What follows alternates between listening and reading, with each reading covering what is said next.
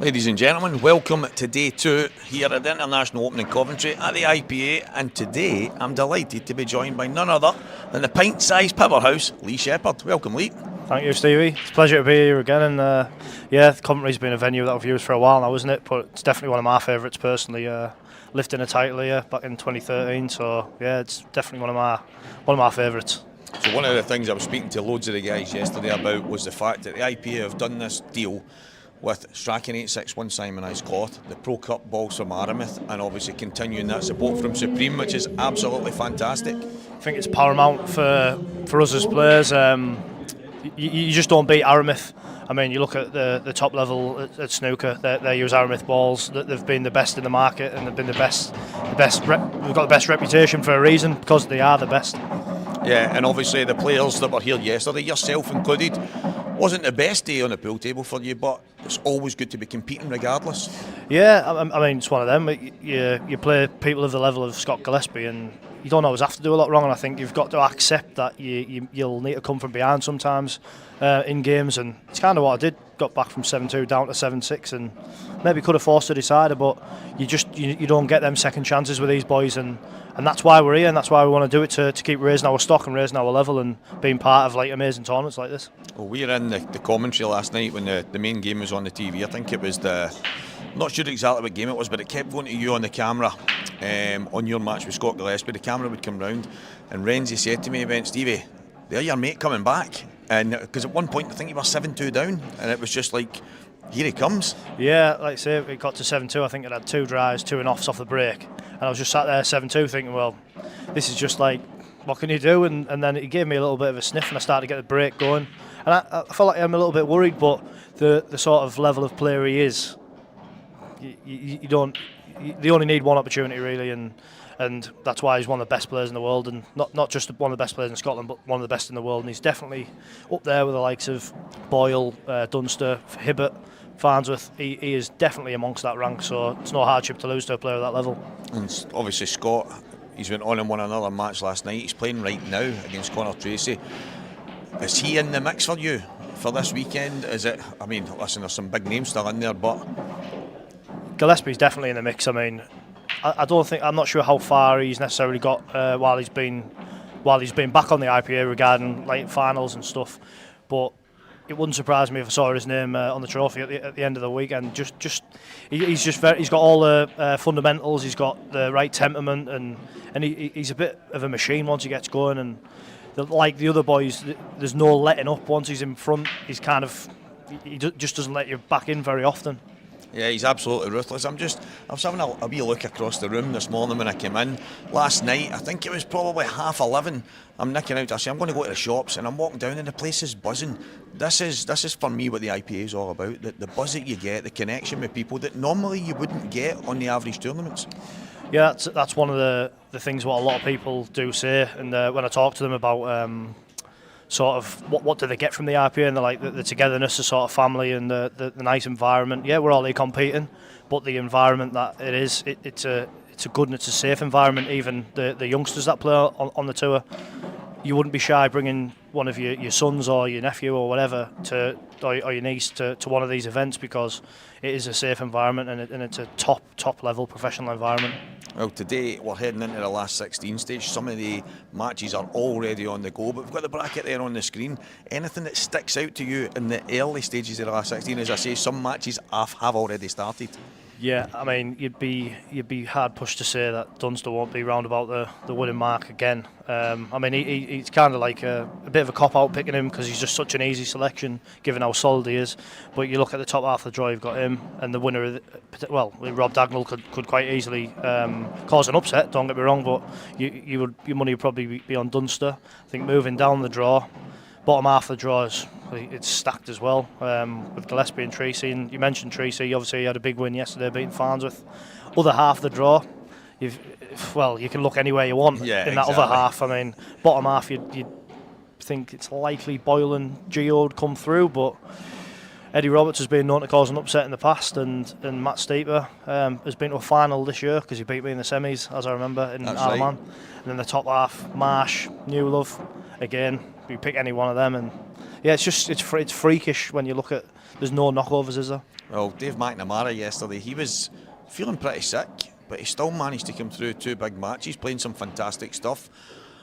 We seen him last night on the camera, and Renzi said Dave seems to have made a remarkable recovery. He was sitting watching one of the games and he was buzzing, but obviously getting through those matches, he just needed a little bit of a rest, but he's got Gareth Hibbett now. I think, when you have had a little bit of illness or something like that, you can kind of think, well, I'm expecting nothing. So the pressure's kind of like, often you think, well, I've got no expectation. But then the next thing, you start with a bit of form and you stop feeling sorry for yourself as such. And the next thing, you find a bit of flow, and who knows what can happen after that. Well, the match that we've got live for you guys right now is Ross Fernie and Dan Davy. A little bit about these two. Both of these guys, obviously, top of the tree. Dan's already won this year here, Lee, and I think Ross won the UK Masters last year in McGoldrick, so both of them have been in the winner's circle lately, but it's a tough match. Doesn't surprise me to see these two sort of here, but I mean, Fernie's probably a bit more cue action wise, a lot more, probably better fundamentals, let's say, but Dan Davy is very, very solid. He knows how to win, and when he gets to the winning line against whoever it is, he doesn't really often falter. I mean, we commentated on one of the finals, well, the last final that you mentioned he won, and I think was it against Hibbett or it was Hibbett, yeah, and he never really looked shy of the winning line, and that shows that. I think he's won quite a few titles, hasn't he, over the last maybe 3-4 years. On. Yeah, and I wouldn't necessarily at one point have thought that he was rated amongst the elite, but if you're winning 4 or 5 titles in the last couple of years, well, you've got every right to put your name in there.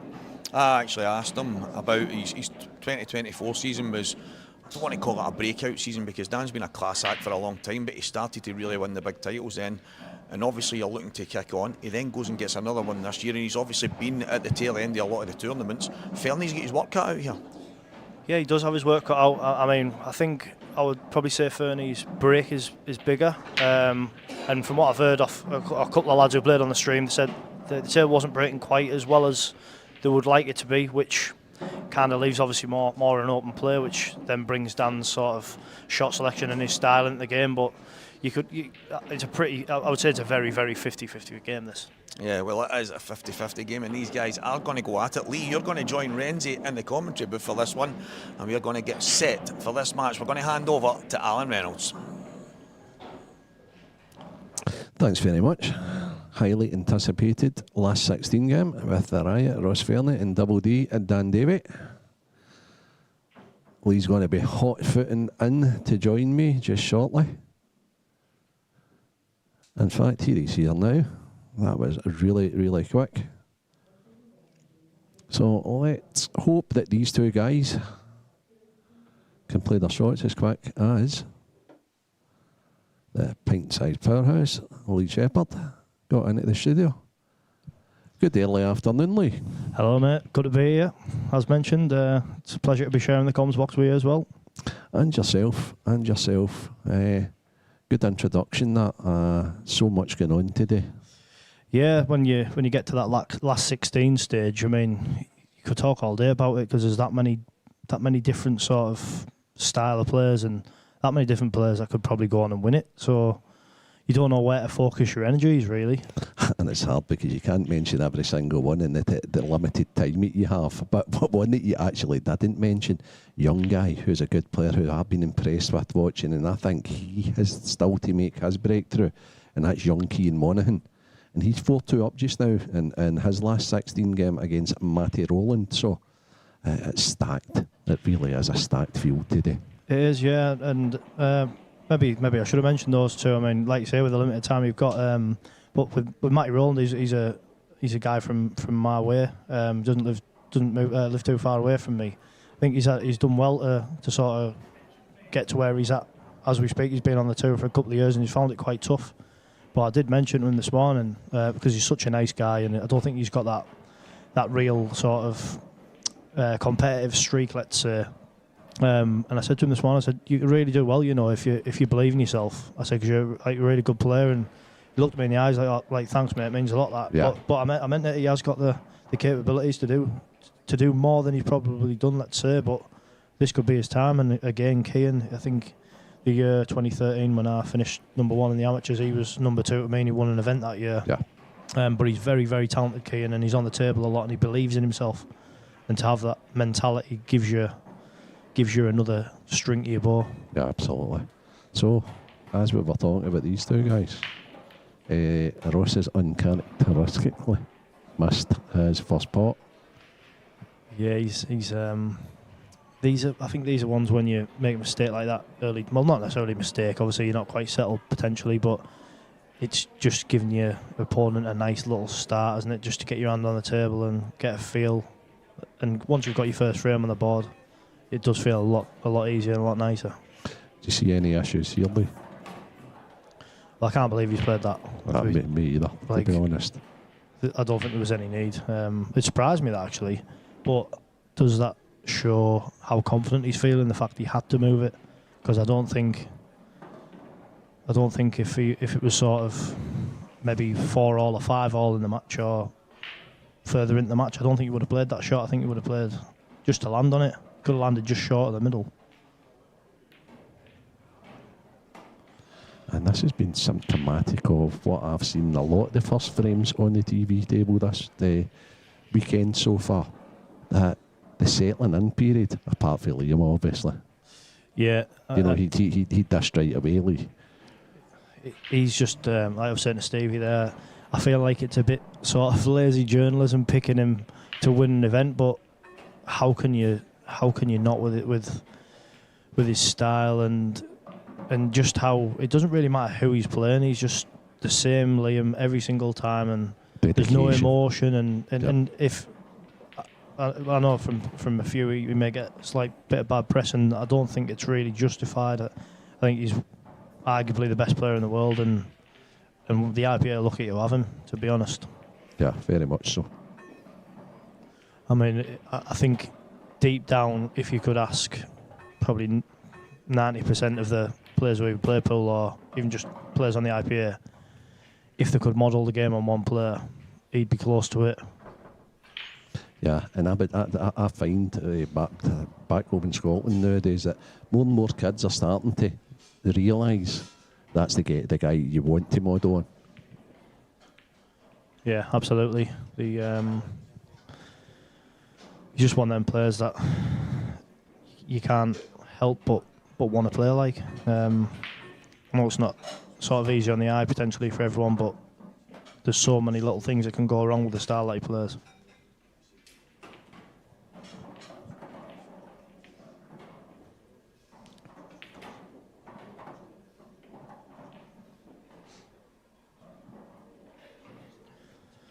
So yeah, I think Ross will be taking this frame now. Just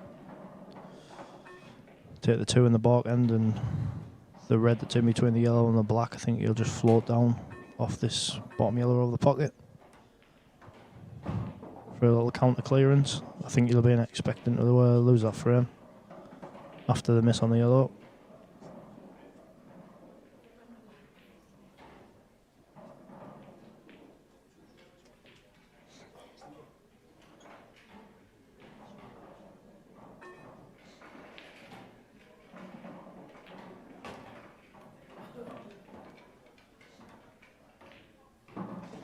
So he just needs to keep still on this one and no double kiss. Nice little counter clearance. Like I say, would have expected to lose a frame after moving the black out with the first shot and missing the yellow. Yeah, and it's very important against these ones because you don't want to be having more than 2 chances in a frame, especially at this level. Lee. You just don't want to show any sort of window of opportunity to your opponent there. Yeah. I think they'll both. I don't think. Well, Ross will obviously be the happier of the 2 winning that frame, but I don't think both will be overly happy with the first frame. No, but they're great frames to win. Yeah, they're ones that you feel it's got away from me, that one a little bit, but still a long way to go. Race to 8. Just seeing on the screen there, Kean 4-3 against Matty Rowland.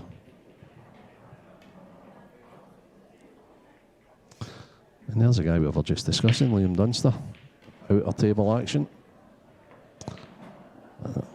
Yeah, that's the one that's live on YouTube. So anybody that's wanting to watch Liam, try and learn a wee bit about how to do it, just go onto YouTube, table 23. 22. 22. Oh, so there we go. Nevertheless, I think it's great to have a couple of streams going, and Because everybody likes watching different styles, don't they? And it gives a lot of people an opportunity to see different players. And their favourite players as well. Like, you know, it could be family sitting back home, it's what you watch their Yeah, that's it. husbands, sons, daughters, whatever it may be. I think it's good for everyone to have an opportunity to sort of to be able to do that. To some people who potentially struggle playing on streams and stuff, it's good experience for them to be gaining over time. Has Dan got a red starter here? Is he going to have to duck safe, do you think, Lee? Looks like he's going to play safe, I think, but other than the safety, I think he's only really got the red that's in between the yellow and the black. Yeah. There's a plant, but that is a nasty first. Oh, that's a nasty first shot, but I think he's taking it on. It's just the distance, isn't it? Yeah. He's played it well. That was a good spot. Yeah, I think when you play them sort of shots, you've just got to forget the red and just hit. I think because it was dead straight, you just hit the centre of the red, the centre of the back of the pocket, and just forget the red completely. That's the easiest way. So is there any further obstacles here? Or are these pretty straightforward now, Lee? Not 100% if that... I mean, he looked like he looked at that red, didn't he, at the bottom of the table? If it goes off past the yellow. So if that's the case, I think he's pretty straightforward. Although the red that's below the black doesn't want to land too low, and be going back up the table, because then he's got a few issues. So all will be revealed, because some would consider that perfect, but if that ball doesn't go, he's came too far. Yeah, that's it. I think if he can pot the one at the closest to the middle pocket, yeah, that'll be a nice little choice. But what I mean, and then he can release this one and stay on the other one to the opposite middle. He can, or if he does pot the one on the right, he could cannon the black and just float the red down. But it looks quite tight. He's played it great. Yeah, he has. I'm not sure if he was sort of playing in an area, so he had the option in the two there, or that was his plan all along. But he does play a few little clever shots, Dan. He's been at the game a long time, Dan.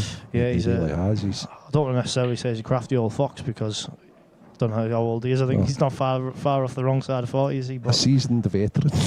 Yeah, he must be around the 40 mark. Yeah. It's a tidy little finish, because they weren't easy. I think he just made his finish that little bit easier by flicking that red out. And he needed this after having a chance in the last one. Yeah. I wonder if he'll think that he still played the right shot in that first frame, trying to move that red out. I think if you watched it back, I mean, sometimes it's harder when you are playing, because the angles look slightly different to what they do on the stream. It's brilliant in here, because you never fail to get a positional shot right. I know, yeah, you never miss a ball. I should have done this years ago and never thought about playing the game at all. This is class. 100% record sitting here. Yeah. Sometimes I feel as if, like, when I'm commentating as well, I'm a little too harsh here. Yeah, do you know? Yeah. But when you look at it back and you're talking to somebody after it and you're saying, wow, I've just actually criticised a couple of your shot choices there, and maybe I shouldn't. Yeah, I think there's nothing wrong with wanting perfection, but I think sometimes with this game you can try and be over perfect. I mean, you can always, if you are straight, for argument's sake, you can often manipulate an angle, and you can sometimes find criticism where it's not always warranted, but we do our best. So have a look at the Ross Fernie break again. Doesn't half hit the Ross. Wow. It's very rare that I see when he does break. I know he screws into the baulk cushion as much as he can, but it's very rare I see him go towards the corners, which shows how centre on the cue ball he's hitting off the break. It's easy when you're hitting him with that pace to catch a little bit of bottom left or a bit of bottom right, and as soon as you do that, you're going towards them two bottom baulk pockets. We were discussing yesterday how important the break is, and how some players actually just practice breaking constantly for like an hour or 2 hours, just break. Ross used to side break, and he was one of the best side breaks. And now he's going down the middle, and he's hitting him equally as good. Yeah, he was living near me for a while, and I did practice with him quite a little bit. And I think he's one of them fortunate players where he's got a good break whichever way he goes, because he's a true hitter, isn't he? He cues the ball with conviction. He's not a flicker. Yeah, very much so. Which, I mean, obviously you've done quite a bit of coaching, and I'm going down that avenue myself also, and he's kind of like a coach's sort of textbookish sort of style player. I mean, I do think his back arm, I've always thought, his wrist, it's quite he's quite underhooked. I don't know if you've noticed that yourself, but he does still cue the ball so true and so straight.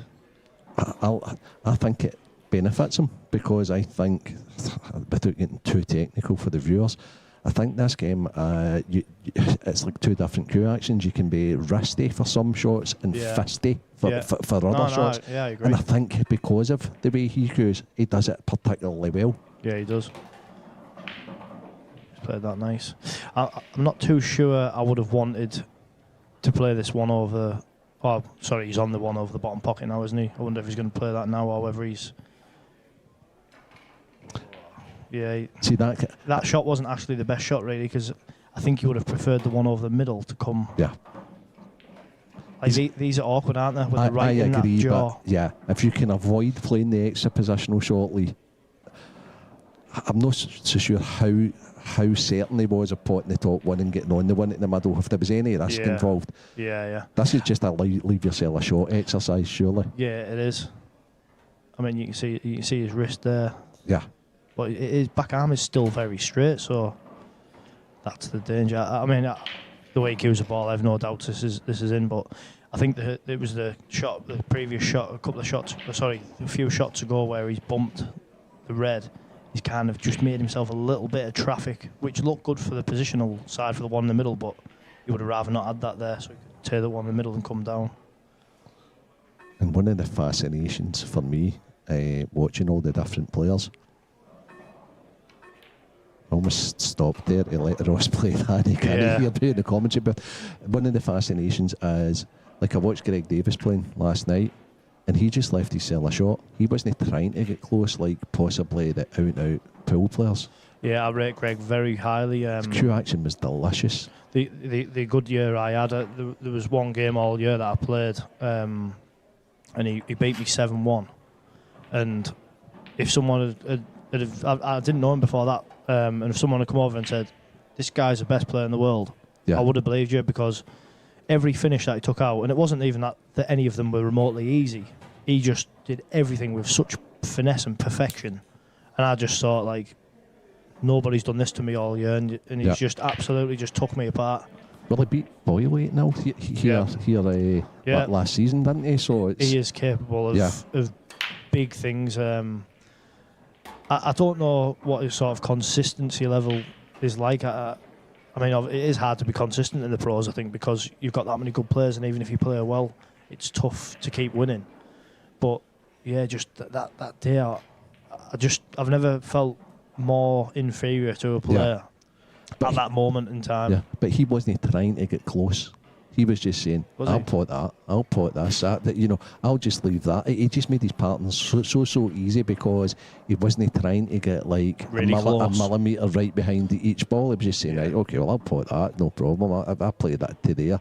So he was taking no risks. Yeah, I like it. I like it. If you believe in your potting ability and you don't mind being that extra 2 or 3 inches away, absolutely, like, believe in yourself. I mean, myself, I like to try and keep a tight white if I can, and try not have to play too many shots, as we call it. Yeah, but that's very Liam like, Mark Farnsworth like. I would say Gareth, because he's quite old school, but Gareth's a good potter, single ball potter as well. So that's another great break. Yeah, they aren't half hitting them. There was a comment from someone yesterday saying the table was breaking pretty tough, but it doesn't look like it today. I think we've gone reds here. Yeah. Red goes past the yellow in the corner, in the bottom right-hand corner as we're looking. I take it you would leave the ones upstairs to the end then. Yeah, to be honest, I quite like the one that's close to the blue spot now. Just float that in this bottom left corner. Whether he thinks I'd rather get a little bit closer first. Yeah. But I like, how much closer are you going to get? was he going to play that into the yeah, I like that. That to me is absolutely straightforward now. Yeah. It means when he's playing the one at the top right that he's only got to draw back a little bit and he's not got an extra positional shot to play because that's an auto connect for the 8-ball. So yeah, it's hard sometimes when you're here to see the angles. yeah, it is. You don't know exactly But where. I know he was his plumb on that to get on that. Oh, I don't think that reacted how he was expecting. Well, I don't think he needed to play that. I don't think he needed to play that. To be honest, the one that he looks like he's playing on now, that would have been my first ball. Right, okay. I would have played that one, then the one next to the black spot, and then I would have. Then I was up the other end of the table. Got you. And then I've got the easy black in the middle. I just didn't think there was sort of any. I mean, he's still all right, but Yeah. just looking a little bit loose at the minute. He wouldn't mind the cue ball back to where it is just now when he potted the one downstairs. Yeah, I think if I'd be playing the ball on the balk and bottom right now and just stun it dead and just land where just slightly behind where the red is now, and then just punch up. Ah, he's going upstairs. He doesn't want to get too much into it though, because if he gets too much into it and lands like that. What? Why didn't he just stun it dead to where it was? I think he's purposely played for the one downstairs here, which is a little shock to my system because it looks as if he needs to top forward now. Yeah. Well, hopefully it doesn't swing, because if it swings and slides off this bottom rail, you end up nowhere. He's just going to give it perfect to make us look silly, but just like that. Yeah, he's played it well. Yeah, it wouldn't have been my choice, but it's effective. I don't think Dan set out to play the finish like that. No, never. But I think you can fall over yourself sometimes when you've got that many options, and it's just literally just pot the balls. I think it's just so important. So important. Rob Dagnall's making a fight against Liam Dunster, I'm noticing, Lee. Yeah, 4-3. We'll give you a couple of scores there. So 4-3, Liam Dunster, Rob Dagnall. Ross Fernie leads. Well, no, he doesn't. It's 2-2 because that's the one we're watching. Cian Monaghan 4, Matty Rowland 4. My mate who beat me yesterday, Scott Gillespie, is 3-3 with Connor Treacy, who he had a good game yesterday, didn't he? Beating Mark Farnsworth. Yeah, for sure. Yeah, I'm told that is now 4-3, that game. Steeper and Gio 2-2. And Eddie Roberts is 2-1 down to the Magic Man, Mark Boyle. So this game's starting to take fire. The latter stages, you know, are going to get better and better. Fernie's break again. That was good. No, but he's nailed one. He's hit it, yeah. I think he's not hit them as well because you can tell the white went closer to the corner, so he hasn't got as full a connection. Yeah, correct. Although he still hit it pretty good. He's a little fortunate and end up to get the wee kick in. And yeah, it's kicked in this bottom right, hasn't it? Both sets are sitting lovely, aren't they? Yeah, I wonder if the red that's in between the two yellows near the black spot, I wonder if that'll just squeeze past the red yellow in the corner. If it does, you're hard pushed to say it's not going to be 3-2.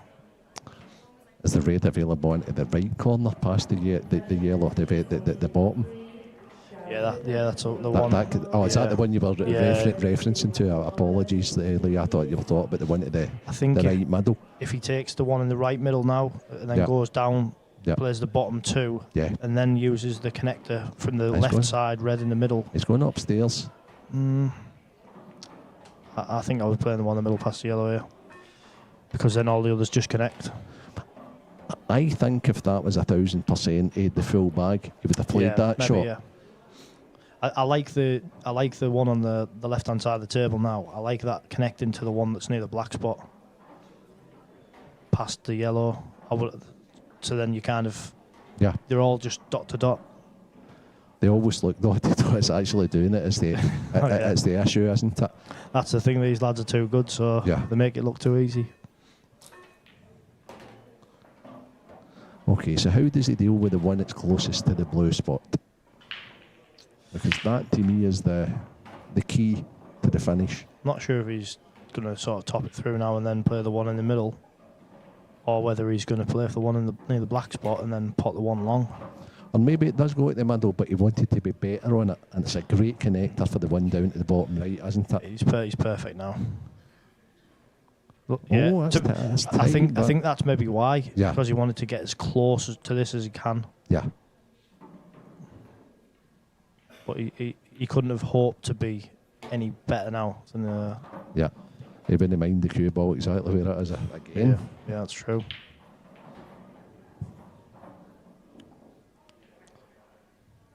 They're always funny ones, these, aren't they? Yeah. I think you just avoid the yellow. Yeah, just miss the yellow. You just play it, miss the yellow. But I think again you can overthink it. Just think, right, if I just put it into the left hand of the pocket there. Yeah, my motto on them is if it's tight, it goes. Yeah, that's it. Yeah. But just avoid hitting the ball that it's close to. It's the only thing that can go wrong, isn't it? Right, this game is as good as it's getting. As good as it's been all weekend. 3-2, dish after dish. Yeah, it's starting to warm up. I think it's good. Obviously, the race to 8. I know it raises to 9 in the quarter final. But kind of, even if you were sort of 7-2, 7-3 behind, I don't think you're necessarily out of it, because you only need a couple of dries and a bit of rub, and next thing you're staring down the barrel.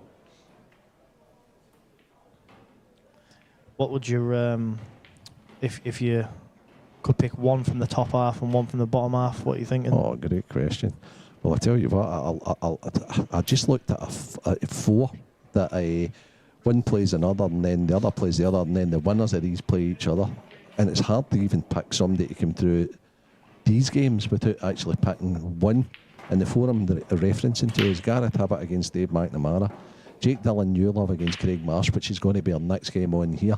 I think the winners of them play each other. So let me go for... Scary, isn't it? Yeah. It's good, though, because obviously you're thinking at least you've got fireworks coming after fireworks. Yeah. Should I just do the normal pick seed 1 and seed 2 to play against each other? But they're both my homies. Let's get you outside the box. Come on. Hey, Scott Gillespie, Gareth Hibbett. There we go. How's that? Is that what you're saying? Aye. Just to be different, because I always say Liam like Dunster against Mark Boyle. Well, I mean, if you've said that 10 times, you've probably been right about 8 or 9. So I can't fault you on that one. I think... well, I'm going Dunster in the top half. And I'm going Boyle in the bottom half. Nah. After all the Scott Gillespie talk. I'm going to go Dunster in the top half, and I'm going to go young Gio in the bottom half. Good choice, okay. The reason being is I think obviously he's been playing a lot challenge matches, and he's been. I mean, he's always playing, but I just think in the next. I've commented previously, and I said I think he'll be world champion within 10 years. I think I've said 10 years because I think it just gives me that little bit more time to be right. But I think it could be sooner than that. He's a super talent. Yeah, I think he's very similar.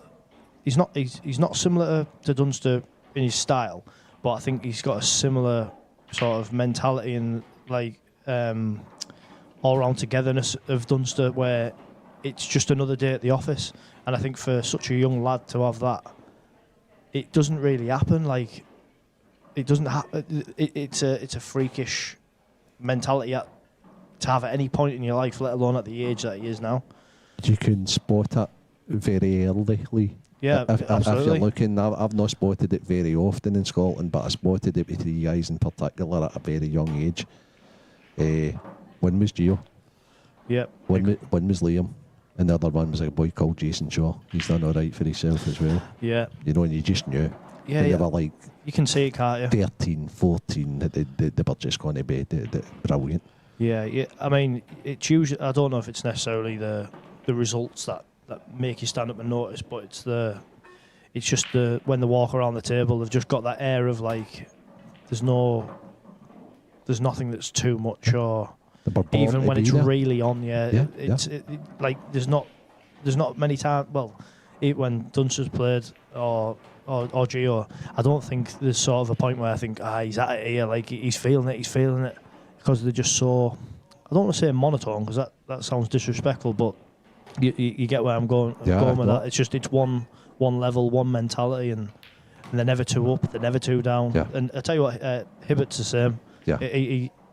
I mean, some of the shots I've seen him play under the utmost pressure is you can't do that if you're feeling it. You can't do that if your heart's beating out of its chest and there's just ice through the veins. And you also can't do it at his age if your heart's beating out your chest, because it becomes a stress and a strain. Absolutely, and he's still just enjoying himself. He just looks as if he's enjoying it. Fernie's been brilliant here so far. Yeah, he has. That's an interesting one because that's the reverse dish. Yeah, he's put a little daylight there now, hasn't he? And with how strong the Ross break's looking. Both players have been in the zone. None of them are really missing. It could be all about the breaks again. Yeah, I think when you do play a player that breaks as big as Ross, you've got to be in front early. I think because there'll be a wave at some point that comes from the other side, and you need to kind of be in front before that happens. If you're 4-2 down and he's breaking well, it's tough to reel back in. But in the same breath, the last one did go a little bit more towards the corner.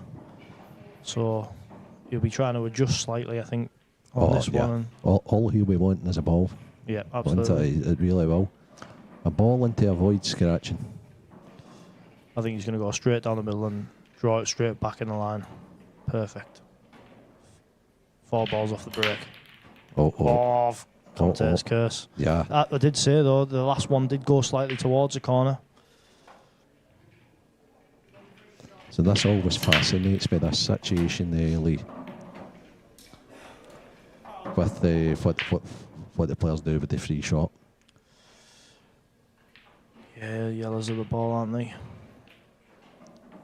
I would like to see a rule change. I think with I think at this level, as soon as you're going off, it's frame over. Like, and even if it's not frame over, you're going to be massive second favourite. And I mean, I don't know how you would necessarily police it from if you said, right, if you go straight off, it's 2 because it's your own fault. But if you get kicked off, you couldn't necessarily do that, because I think sometimes it is just misfortune. What he's done there is straight off. He'll be kicking himself. I think there was a conversation had on Thursday afternoon with the chairman, the treasurer, the secretary present, the new technical director, Neil Toms, came into the conversation, and his first input was, you need to change that break rule. Yeah, I think it's right. And he's a top player. Yeah. I think everyone would be in agreement. And another rule, what I think would be better from a probably more a spectator's point, is if you pot the black off the break, I think that just counts as a ball potted and the black goes back in the spot and you maintain control of the table. Because if you pot in the black, the aim of the break, what we want by the rules that have been brought in, is to get the balls open and have an attacking game. So if you're getting the black off the break, you're obviously attempting to be attacking. So you shouldn't be penalised for that. You've got a ball. That was point 2 of the agenda. Yeah. in the Thursday afternoon. I don't like this. But what you would say is the 8 ball itself counts as a ball pocketed. Yep. Okay. So that's the only thing I see maybe slightly controversial or different. I think if you're getting the ball that's in the middle of the pack, which is the black, you're obviously attempting to have a hit with some power, or you're attempting to hit it with some power, or you're trying to be aggressive. And it is a ball potted at the end of the day. So, yeah, I think you should maintain control of the table, and the black should just go straight back on the spot. There we go. Do we agree with Lee? That rhymes. Big mistake, Dan. Yeah, that was a poor shot. I think looking at a few shots I have seen, the cushions are playing slightly firmer. They're not as slidey, so a little bit. Still, obviously, a really hard shot, but more manageable to have a good effort at, let's say. Yeah, and he needs to try and make this as well, quite obviously, because Ross is sitting there. Wonder. It's not quite in a straight line, is it? Oh. Yeah, it's as you say, the slide there is. I think if it was a straight line from the yellow to the in-off, you kind of focus on going in-off, don't you? And it's a little bit of a helping guide, but with it being slightly away from the pocket, it's tough. But yeah, I think Ross will be just looking to pounce here. Yeah, he's just composing himself, hasn't he? Yeah. The realisation's kicked in that this is like a 4-frame swing if I get these. Yeah, I know Ross often, he's not scared of like balls down the rail and stuff like that. I mean, but here I think, does he play the one that's at the top left as we're looking now and move the other one off the rail while he's still got options? Not in this shot, but does he land on that to just make it easier, or does he just land on it? There's various, isn't there? I think the way that he does, he's looking down the line now, but yeah, he's going to play the one. He's going to play the one he's closest to. See if he pockets. That's the thing. I think it's missable though. Yeah, I agree. I don't think I would play this personally. He's playing with a wee touch aside, hasn't he, to try and take a fight to you. He's played it great. It's not missable when you play it like that. Okay, and this plant's unmissable. I think you might take the bottom left one, then take the one over the bag. Yeah, and then leave an unmissable plant. Then again, though, like I say, I think it's going to double kiss at worst if it doesn't go in, if he plays it now. But I think you're right. I think I probably would play the plant here. But there might be a risk attached to this. Playing your way, there's no. Yeah, so it wiped his feet in the meantime. We're just looking for. Yeah. We're looking for wee things. There's no issues. There's no danger. It's 5-2 here, but yeah, just looking at some of the scores. Kane Monaghan's took a 6-4 lead against Matty Rowland. Dunster the same, 6-4 against Rob Dagnall. 5-3 Gillespie and Connor Treacy. So the top half of the draw, there's 2 frames swing in every match. Close matches though. All close matches, isn't it? I think that shows how competitive that it sure. is. Good to see a few of the guys that come up with myself from the amateurs still batting there. Keane being one, and at the bottom of the draw, Matt Steeper, Eddie Roberts. There was a good little wave of players that come through at the same time as others. Very much so. Was it the class of 2024 or 2023? Yeah. But yeah, it was a really competitive year that year. I think there was Stephen Ellis came through at the same time. Christian Phillips came through at the same time. Rob Wilson, who won a pro event. So it was I think. I don't want to sound like blowing me on trumpet. I'm not. Some more compliments to the other players, but I think that wave will have probably been one of the strongest influxes of amateurs to pros. No doubt.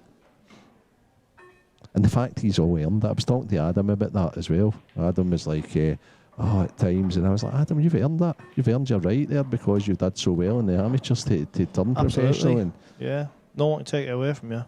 And even if it doesn't necessarily work out, to say that you've done it and you've competed amongst these elite players, like for myself, I think, yeah, my ambition is to try and win a pro event, and I've had a couple of semi-finals and stuff, but to just be here and be considered among some of these guys, like, you've got to be proud of that. I mean, you can probably pick one of 20 players that can win this professional event. Very much so. If you can get to the semi-finals, you can win. Absolutely, that's the way, because you've got to beat good players on route. It's as simple and straightforward as that. Yeah, I agree completely. And this guy can certainly win it, and he looks totally zoned in. Yeah, I mean, like I say, I've known Ross well, and I've known him for quite a while. And I think that certain times I see him, I think he's at it this weekend and he really wants it. Other times, maybe not always the same mentality. Come for a weekend away and enjoy yourself, but there's certain times when he's got that steel in his eye. Absolutely. And he looks like he's got it. He's just a great guy. Yeah, I love him. He's a great guy. I cannot speak any higher Yeah. of him. And there's quite a number of guys like that on tour, but he's definitely among them. He's what I call like a guy's guy. He's like, yeah, you want him to do great, but then if he does get beat, and there's not a bad bone in his body, he'll go and enjoy himself. Yeah, and he's not problem. an excuse maker, and like I love that. The last thing out when people well, this happened and that happened, and you know when they pretend like this was where the balls were, and every single pool player when that situation happened, just switch off. You don't even want to know. Bang on, yeah, bang on. I think he says a wee word for maybe a number 2 in situations like that, an expletive. Yeah, no, I agree. No, I was just okay. No bother, Ross. Yeah, that's it. Just sometimes as well, like he was better than me. Yeah. Or yeah. he got. I never got enough chances. That's fine. Like. He's not going to spend 20 minutes with you dissecting. No. That's for sure. No, he can't talk for that long because he's got a beer in his hand. Not playing the skill shot here, I think. A good shot. Yeah.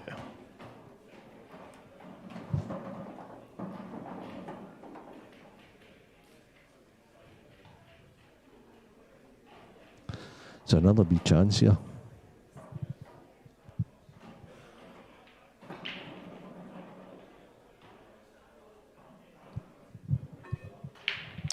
Yeah, it's looking strong for 6-2.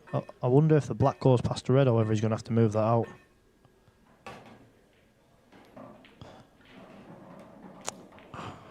I don't think it goes, to be honest. So he's going to have to move it at some point. I think the more you do that, the commentary. No, it goes. Yeah. I was That's just about to say, that tricky cameraman there just stole my thunder. Yeah, if it's tight, it kind of goes. It does. It goes in. He started this finish. He knows everything. Pockets. I think. What a cracking little shot that was. It looked absolutely nothing, but he loaded that up the side.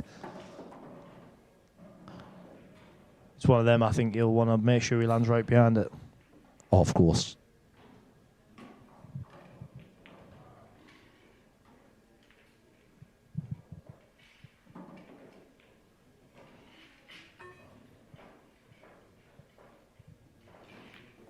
Oh, he's tried. He's brought it further into play.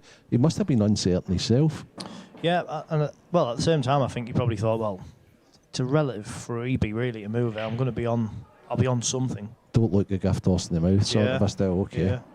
I wonder if he'll want to kind of top through this and maybe push the red right out the way. Or is he just going to stay away from it? He's going to screw off it to avoid it, isn't he? Yeah. Oh, yeah.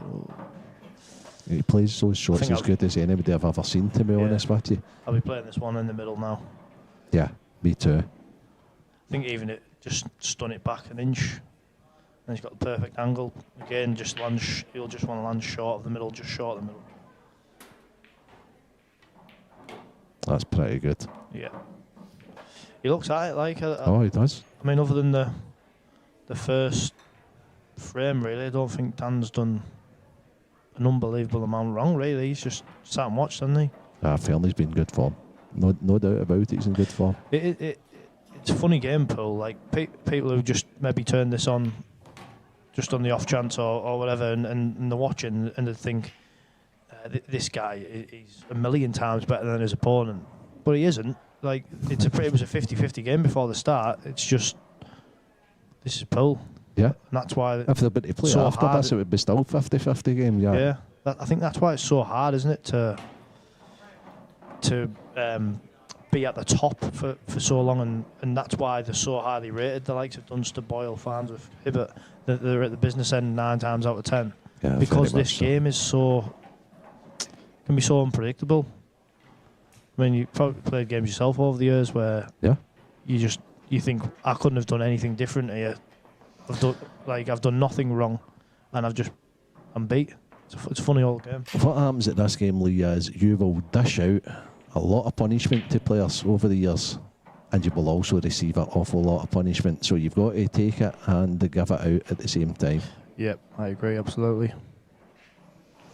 So, well, the guys are in a little comfort break. Dunster 6-4 up on Rob Dagnall. Ross Fernie obviously against Dan Davy, the match we're watching. Cian Monaghan is on the hill, 7-4 against Matty Rowland. So young Cian could be getting into the last 8. Scott Gillespie's 5-3 up in Connor Gigi. So that is a long frame. Gareth Hibbett has started against Dave McNamara. It's 2-1 Gareth Hibbett as it stands. Obviously the next game on here, a cracker. Jake Dillon Newlove, who won the Open event in Glasgow at 2-3, is up against Craig Marsh. Yeah, it's a good game that. And again, when I was a junior and he was playing the county scene and stuff, Jake was in my region, and I don't think you mind me saying, but he wasn't renowned as, he probably wasn't in the top maybe 16 juniors in our region, and he paid his money and he went to every event and he really applied his trade. And for somebody who was like maybe behind ability, well, not necessarily ability wise, but just behind the top level at that time, for what he's done and what he's achieved, he deserves every single bit of success that he's got. I love hearing the things like that. Honestly, guys that just applied themselves, you know. Well, he was. I mean, I don't want to sound like I'm ripping shreds off him, because it's a positive comment, but he was quite limited. Like he wasn't great at all, in all honesty. And then all of a sudden he went to a lot of there was an old UK tour, which was a UK amateur tour, but it wasn't really an amateur tour. It had a lot of top players on there. And he was going in that, and all of a sudden he was getting closer to getting closer results to the top boys and closer ones, and then all of a sudden he's just really rocketed his level, and he deserves everything he's got, and I love to see it. I really do. He's the advocate for hard work, get you places, and he deserves where he's got. Again, didn't quite get him, didn't quite crunch. Feel like that front ball just seems to jump a touch, and it's not really powering through compared to what it did in the earlier breaks. But that result's just come through there. Cian is in the quarter-final, your first man in the quarter-final. Well played, young man, well played. I think as well, with it being being in the pro event, it has that little. It doesn't necessarily. Well, it does have more prestige. Even though all the pros are in the Open as well, but I think this is the event that we all really want to win, and having good runs in the professional event is what you're here for. Oh, absolutely. When you turn pro, you want to do best in the pros more than the Open. You know, everybody's different. Everybody's in the Open. I know Mark Boyle sees it that way, that he prefers the Open, but I just think when you're a professional, what you want to do is you want to try and win the professional event. Absolutely. I mean, when you wrap up playing and you look at your trophies and you see professional champion, like, how good does that sound? And I know it's it's a regular occurrence for a lot of the lads on here, but some may never do it. Oh no, I've never done it, but I've got every intention to. Missed out on a final in my first year, got to the semis, and that's what's giving you the thirst to carry on. Yeah, the fact that you want to do that, you know, it's you've got to have that desire, and I think you've got to have that pressure on yourself to be able to play well, because if it doesn't mean nothing, I know that there's an old saying, play as if it means nothing but it means everything, but I prefer it meaning something to me, because it tunes me in and gives you the sort of the pressure you need to play well. It's also when you're out there and there's gasps. You know, you play a shot, the crowd's watching, and that's one thing what I love. It's a great buzz, Lee. It really is. It is. That's what I love about when you see two players that aren't necessarily renowned as the top of the tree, because there is a little bit of drama, and there is misses and there is bits of pressure, whereas the top boys, it's another day at the office, and you don't see many sort of huge moments. There's not many mistakes made, let's say, but I like to see an odd mistake, and it shows that we're human. Yeah, for sure. That's a good shot Dan's played. Maybe too good. took these well.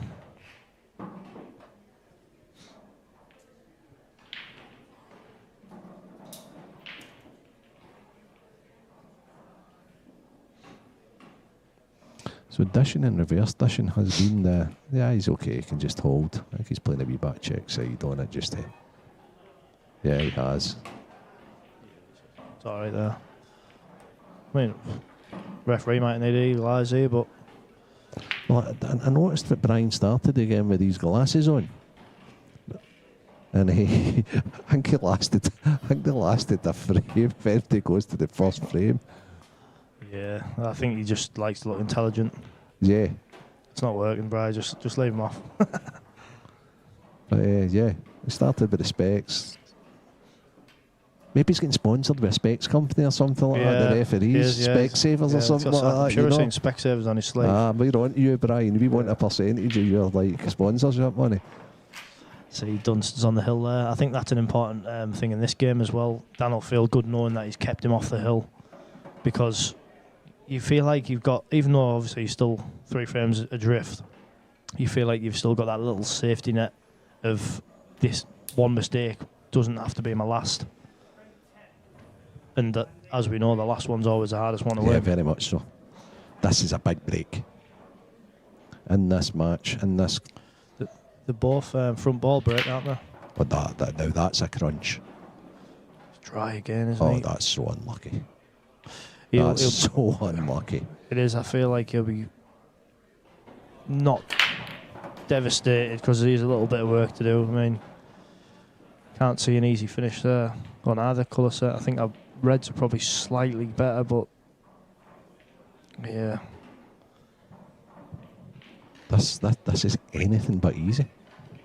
I think sometimes in these positions, I would rather it was just my opponent at that table. Because I don't think I would, with the shot clock in particular, I don't feel like I would be able to make an absolute concrete decision that I think is the best shot in that time. I feel like you need 5 minutes here to... not that I really ever take that length of time, but I think I would need at least a couple of minutes to just work out... Assess whether it's worthwhile even potting a ball. Yeah. I had a feeling Ross was going to play that, but... He's so attacking, isn't he? But that's why he's great. I tell you what, that's actually worked well, you know. Yeah, but still a low percentage finish, but it's a higher percentage than it was before it started. Well, I think if you look at the ball, the red near the balk line now, that'll just play a 3-ball plant now, as long as it's right-hand side of the yellow, it'd be on that one. And this one might be able to just float down. Yeah. So you might get that. It's worked well where that yellow went. Butchered that, though. Yeah. I'm surprised he didn't. Maybe he was always falling to the right-hand side, but I thought he would have maybe tried to straighten it up. Yeah. Come off the bottom cushion and kick back into the yellow. Yeah.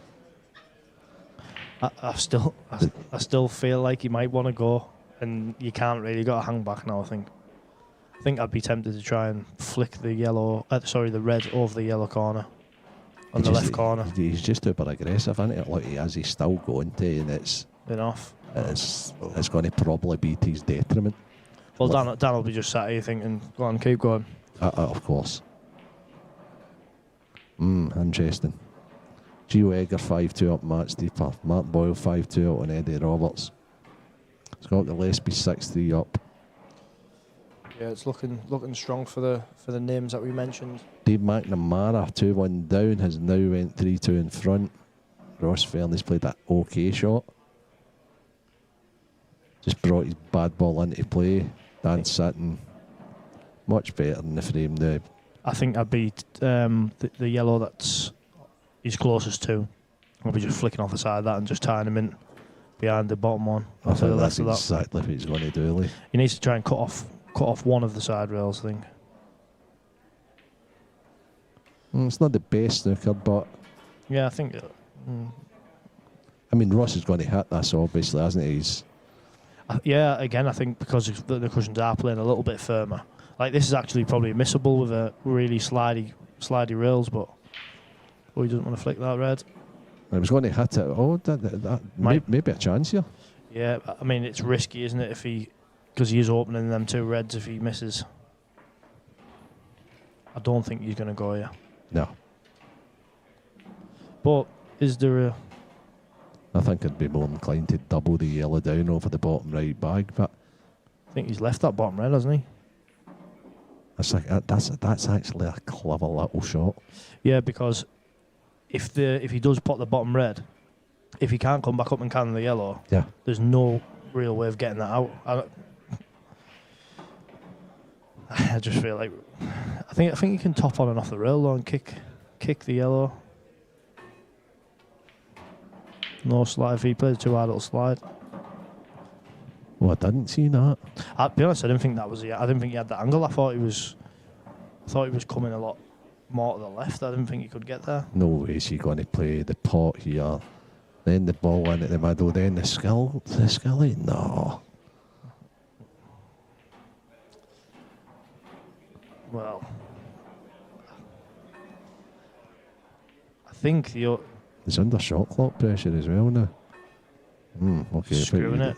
He's got cue ball's gone pinball here. Where's his cue ball gone here? I don't think you can get enough. I think absolute best case you can get close-ish to the left middle, but even then you're like you're not going to know where the black's going. If this works out, this is the highlight rail of all highlight rails. If he gets these, I'm not even going to say anywhere because he'll just get them and then we'll have to do the forfeit.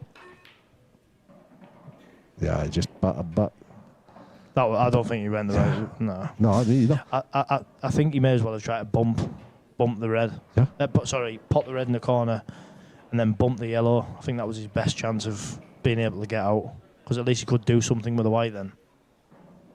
But like you say about that shot clock pressure, you're forced into some shots that you don't really want to play. Yeah, that must be a nightmare for you guys at times when you're playing out there, and it's that. Yeah. Generally, I think it's the worst when you get two shots or something off the, Yes. and then you're just trying to you look and you think, well, I'll do that, but then you'll see something better, but there's only 10 seconds left, and then you haven't got time to evaluate whether it's a right or the wrong shot. But I think for the faster players, it's easier because you see the shots quicker.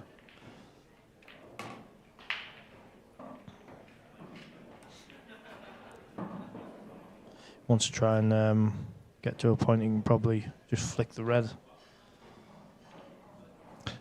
Yeah, that would be ideal.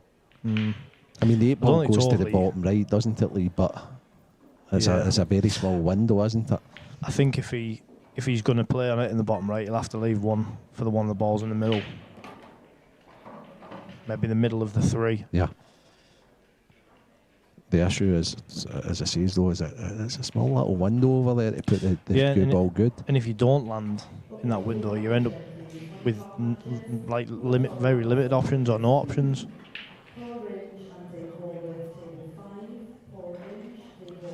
So yeah, Gillespie 6-4 up at the moment, and Gio taking a 6-2 lead. I do think, I'm not sure how much Mark Boyle's been playing. I was just in the steam room with him a bit earlier, and obviously he's got a lot of other things. Obviously he's doing a lot with Lola's pool party. Utterly fantastic, honestly. Yeah, I love it. But I think he's probably playing a lot less than he was. The early rounds might be Mark's practice, you know. Yeah, but I think it definitely brings that gap closer between him and Gio if they are to play each other in the next round. Because Gio is on the table more than the cloth, isn't he? And yeah. Without a doubt. That's why he's getting what he's getting out of the game. You're going to bump into it now? I don't like that. I wonder if he might draw it back to get a little bit higher than where he is now and pot the yellow in the bottom right. He's playing it off it. He's off it. Yeah. It's a clever shot, that. Yeah, I didn't even see very clever that. shot. Very good shot. I didn't see that. That's what I've mentioned Dan's shot selection before, where he plays little unorthodox shots or different shots to other people. But he's just made it a little bit awkward to absolutely guaranteed, hasn't he? He had his all filled there, to be honest. He did. I've never seen that. I didn't see it. That was very, very well done. Very well played. Okay, 6-4. All on the Ross Fernie break, I think. Breaks, isn't it? Gio won another frame there. He's on the hill, 7-2 against Matt Steeper. McNamara putting up a good fight there against Hibbert, 3-all. Yeah, he was 3-2 up. He went for 2-1 down to 3. So I think I see there it says Hibbert's had 3 breaking runs, so wow. 4 in the match out of 6 frames, so it's a good standard. Stay tuned all day, guys. Dunster's through it. I just seen at the top of the screen. He's putting his glove up it. Yeah, He's it's just so difficult to discount him at any point. I mean, I think in a race to 8, if you get 1 or 2 chances off him, you've got to take them. He just doesn't give you more than that. It's that simple. He did go wild, got that corner again. And that's better. Oh, wow. Tell you what, he'll be absolutely over the moon that stayed out. Oh, it was because he threw his hand up in the air. That would have been very unlucky though. Yeah. That would have been very unlucky. I mean, he hasn't hit it unbelievably well, but the power he's getting in, it's so hard to get to the centre of that baulk line. Yeah, good enough. He had it good enough, didn't he? Yeah, he did. Rightly putting the spot a wee bit for the scene. I wonder if the red will sneak. The black can sneak in the middle past the yellow. Okay. But I think I'll be going yellows. Yeah. Starting with the one top right or middle? Yeah. Yeah. The one he's playing. They must have heard you. Yeah, well, I think yeah, I do. The only issue, I'm not sure if the red that's sort of underneath the blue spot is hampering that yellow, so I'm not sure if he needs to do something with that or whether it goes in the right middle. I know obviously he's got the issue with where the black is there, but he can move that out. Well, he can just pop the yellow in the middle and move it. Either flick the yellow or the black, whichever he wants. Yeah, it also goes top right, doesn't it? But I think it makes the finish a lot easier if that yellow does go between the reds into the right centre. I can't. Oh, yeah. I can't see that he's very similar to a finish that Dan had played earlier on. I think it was the first frame. Ross could use the ball that's closest to the left middle, play off the cushion, move the 8 ball into play. He's got 2 options, hasn't he? Bang on, of course, yeah. He is a clever player like that, and because he's so attacking, these are shots that he plays regular. Yeah. And is it now? I think I would have rather been a bit further down. I think he might have to cannon the yellow now. But if he hits it thin and kind of goes in between the gap-ish, then he's going to flick the yellow down the rail a touch. Yeah, he's good. Yeah. But he doesn't want to flick the yellow too thin and then go too far over to the right. Played it good. Played it real good. Yeah, as long as that, even if it doesn't, I think it goes easy off the red too. And with Ross's pattern, it was better because he's got the ball to fall back on closest to the right hand bottom. That's one thing that we always say when you're moving balls out, make sure you've got a ball on. Yeah. I know you can't always have that luxury, but if you can pick your pattern that way, it's definitely the way forward. Definitely helps. Is he playing it off the red or does it go? Yeah, he sneaked it in. Used the whole bag. Just wants to make sure you've got an angle here. Kill it. Either an inch back from where the yellow is now. Where are you putting the 8 ball here, Lee? I think you've got to play it in the middle, haven't you? Just clip up, just see the sort of left-hand side of the red. And I like the fact that Ross is looking at all options here. Because it can go top right as well. Yeah. I bet it goes to the middle. Our camera guys showed us earlier on. They were on that. Yeah. I like it to the middle. I think as long as you get close enough to it. But he's got the perfect angle here just to... I wouldn't get too frisky with the red, but just anywhere just left of the red's good. Yeah, just come inside the red. Just a natural out. Looks like it might be going through. I think I would have been tempted to play a bit of side just to square the angle. Yeah, sure. I thought he would have came closer to the... Yeah. I don't think there was ever sort of any danger. But I'd probably be tempted to play it in the top now, I think, from this angle. Because at least you're not playing it with a blind pocket then. Yeah, he's 1,000% playing this in the middle though, isn't he? He's not looked at any other option. But again, is it that angle? Because it looks tight from here, but it might not look as tight from down there. Yeah, fine. Yeah, like you said, the angle does do you sometimes there, but... Yeah, I mean, he took them well. He really needed that. Yeah, I mean, the last thing you want to go is go 6-5 Yep. when you were 6-2 up. And then obviously be against the break. Because next thing, you're 6-all and you're thinking, if I don't get a ball here, it could be my last shot. But that top half is shaping up tasty. Well, it was dry break, wasn't it? And then it was followed by what I would call as... hope Ross doesn't listen to this, but kind of kamikaze one, wasn't it? He just went... Yeah, he went for a mental one, didn't he? And then that shot that he was trying to pull off, that would have been unbelievable. But it's just the way he plays, and he gets them now and again. He does. It's one thing he always said to me before. He said, like, I would never really play like a safety in a decider or something. He said, I'd rather just have a go, because if I play safe and I lose off a safety. But maybe that's why he's not probably won as much as some of the other top boys, because they do have a bit more of a solid outlook.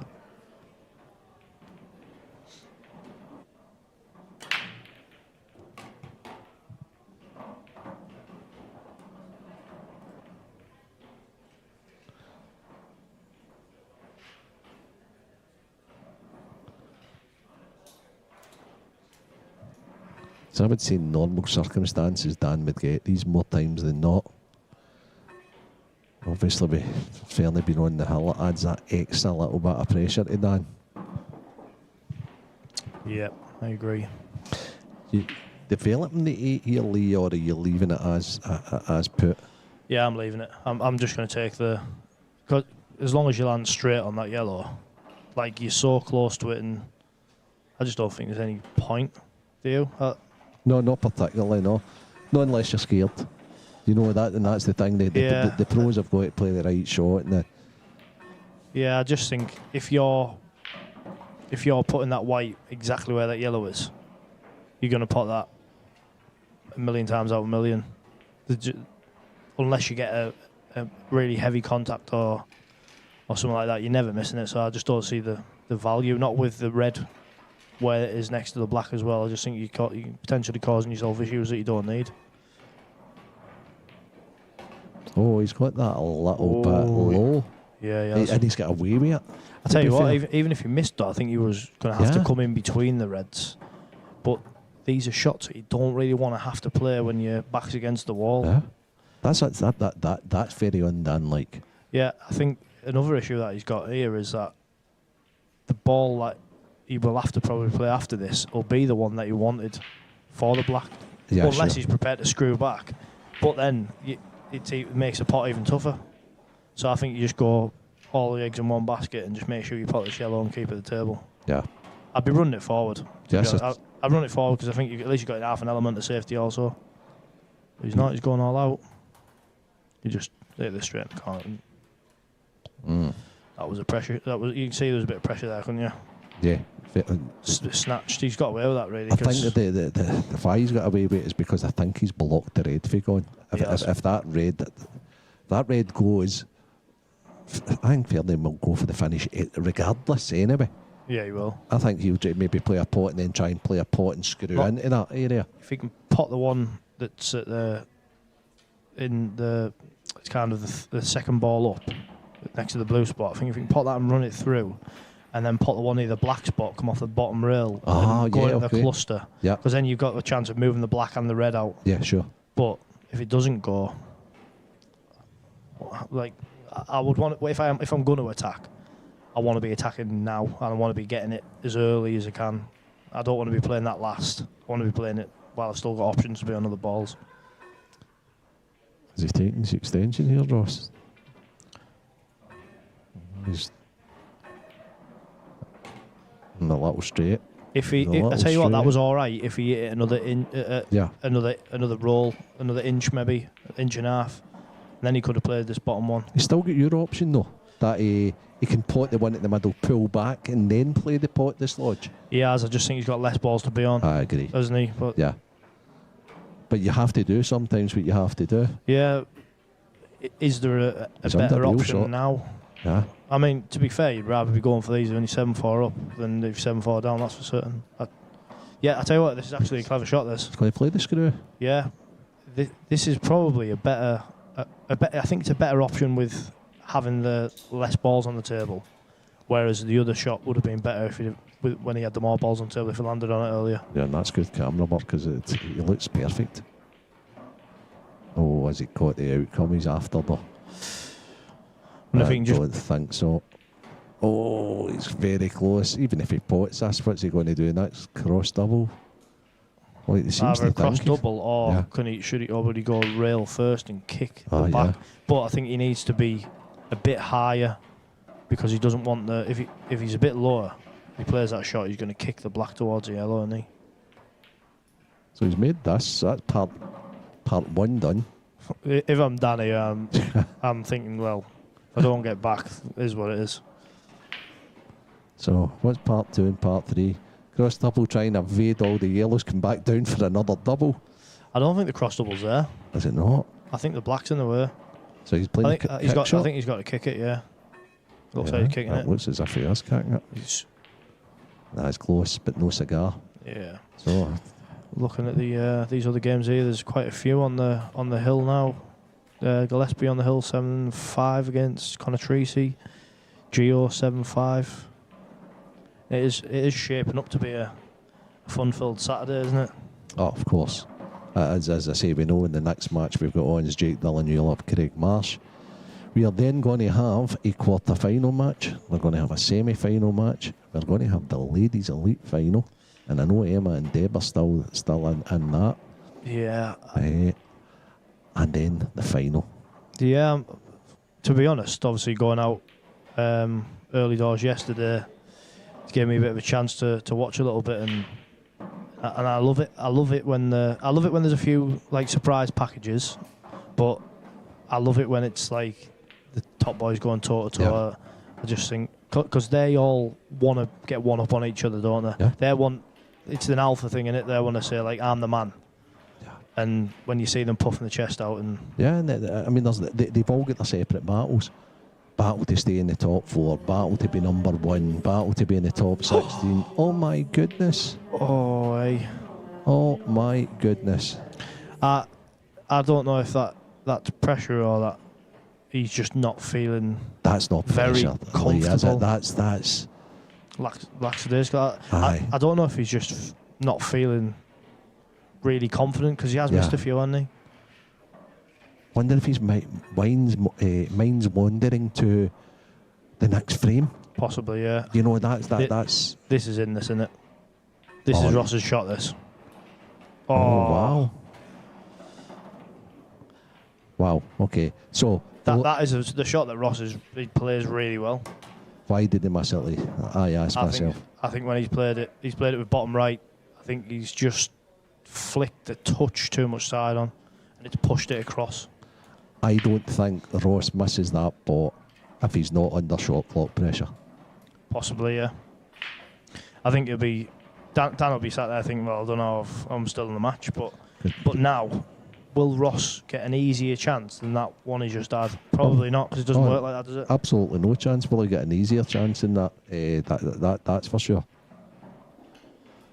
Not because he'll have to play positional shots and he'll have to, no, that's the easiest chance that you'd get. You know, there's times like this where Dan could actually go on and win this tournament now. Because like I mentioned, the first one I won in which was here, and I'd gone in the losers half, and I was 4-1 down or 4-0 down, and the lads he just fell over basically and come back and won 5-4, and I just thought, well, I should have been out and gone here, and then come back and won. And look at that. Hello, Reds. Oh yeah, yes please. This honestly, it wouldn't surprise me if Dan won this tournament now, because it's a pressure thing as well, isn't it? When you think, well, I should have been gone anyway, like.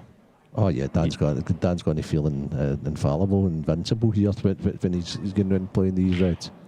I tell you what, this is going to a decider. Yeah, Dan breaking dish next, you think? Yeah. Dan breaking dish, and then Ross is thinking that I don't even want to break. And he has. He's actually played that shot super confident. Yeah. Almost as if he's lit for re-rolling. I think I would be just screwing and get towards the right middle there. Don't get too frisky, just get towards the right middle. I wouldn't be going in there, there's no need. There's absolutely no need to to risk going in there. No, there's not, because the red next to the 8 ball goes to the bottom left, no problem. It doesn't need to disturb that. It's insane. It's worked out okay, but I wouldn't have played that myself. it's just a risk that I didn't think he had to take, but hey ho. Again, Dan Davy here. you know, when you're not feeling overly confident, you can be as precise as you want to. You just think, well, if I can just get around there, that'll do. But it looks as if he's up to tempo, as you said, Lee. As if he is free rolling, and the ball should be out anyway, and that makes him even more dangerous. Yeah, I think Ross will be thinking, oh dear. He's played this finish like a man with nothing to lose and everything to gain. Ross is, looks like he's sinking in his chair a little bit there, doesn't he? Yeah. These are the sort of games that I enjoy, though, because Dan's just obviously missed that easy black in the last frame, and then all of a sudden he could be 1 frame away from winning. Yeah. The only good thing that Ross has on his side here is he's breaking in the decider if it goes to a decider. Yeah, I think from Dan's perspective, he knows that he needs 2 chances, whereas Ross only needs 1. But from a mentality perspective, would you rather be Dan here or would you rather be Ross? That's it. From a mentality, definitely Dan. Yeah. From a scoreline, definitely Ross. Definitely Ross. See there, Conor Treacy's got 1 back against Gillespie, so that's now 7-6. Obviously this game's 7-6, so... Gareth a bit stretching away for Dave now, after being 3-2 down. 5 break and runs. Wow. In 9 frames, so every single break he's break and run.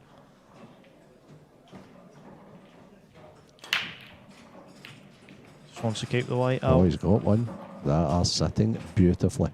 Yeah. I think he's got a red to the middle. Yeah, that's where I'm going.